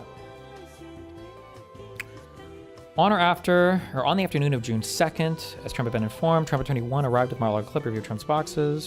Trump met with Trump Attorney 1 before Trump not escorted to the storage room. Trump Attorney 1 reviewed the contents of the boxes. Trump Attorney 1 located 38 documents with classification markings inside the boxes. He removed and placed in the red weld folder. Trump Attorney 1 contacted Nada and asked him to bring clear duct tape, which he did. Trump Attorney 1 used duct tape to seal the red weld folder. Trump Attorney 1 finished sealing the red weld folder containing the documents. Nada took Trump Attorney 1 to the dining room, meet with Trump. After Trump Attorney 1 confirmed that he was finished with his search of the storage room, Trump asked, "Did you find anything? Is it bad? Good?" Trump and Trump Attorney 1 then discussed what to do with the red weld folder containing documents with classification markings, whether Trump Attorney 1 should bring them to his hotel room and put them in a safe there. During that conversation, Trump made a plucking motion, as memorialized by Trump Attorney 1. He made a funny motion as though, well, okay, why don't you take them with you to your hotel room, and if there's anything really bad in there, like, pluck it out. And that was the motion that he made. He didn't say that.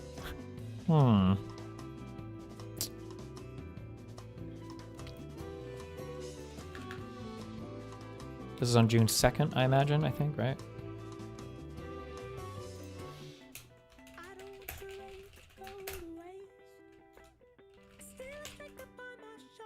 Classified documents and placing them in a red weld folder.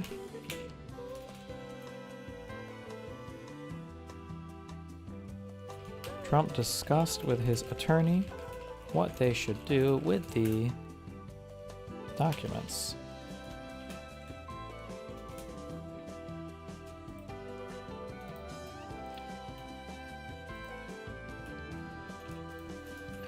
The attorney said that Trump implied that he should toss them.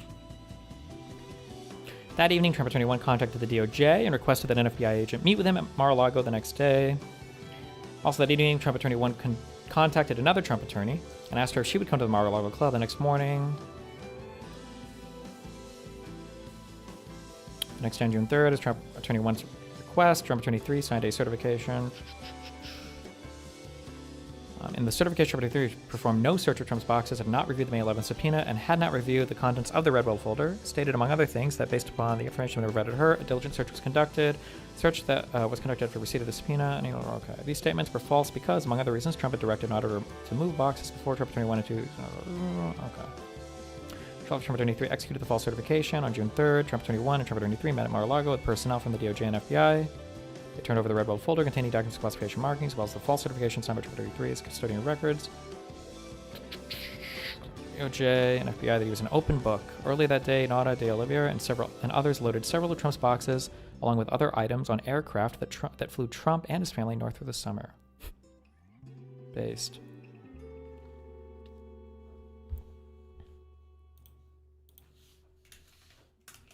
On June 3rd, 2022.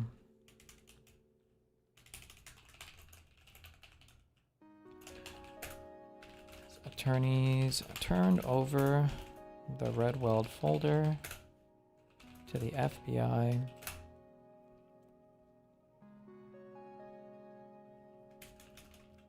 Earlier that same day, his employees loaded several boxes of material up onto a plane that flew them north to Trump's other residence.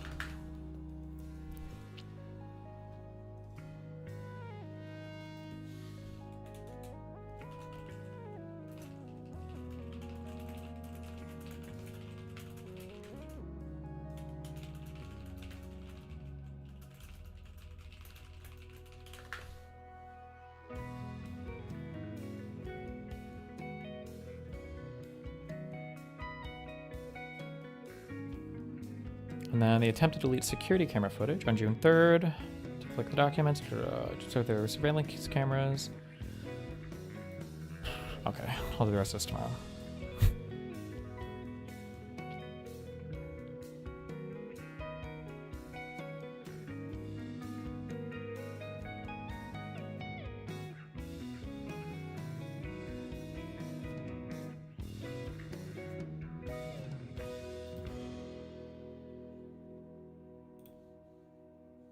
When is my debate? It's on the 13th. Okay.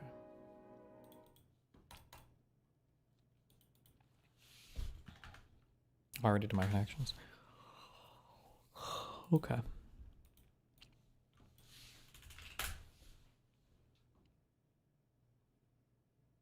It was Kimmy on Kick. You gave her your Kick or Keep show, and she's doing a Thanksgiving feast. Sure.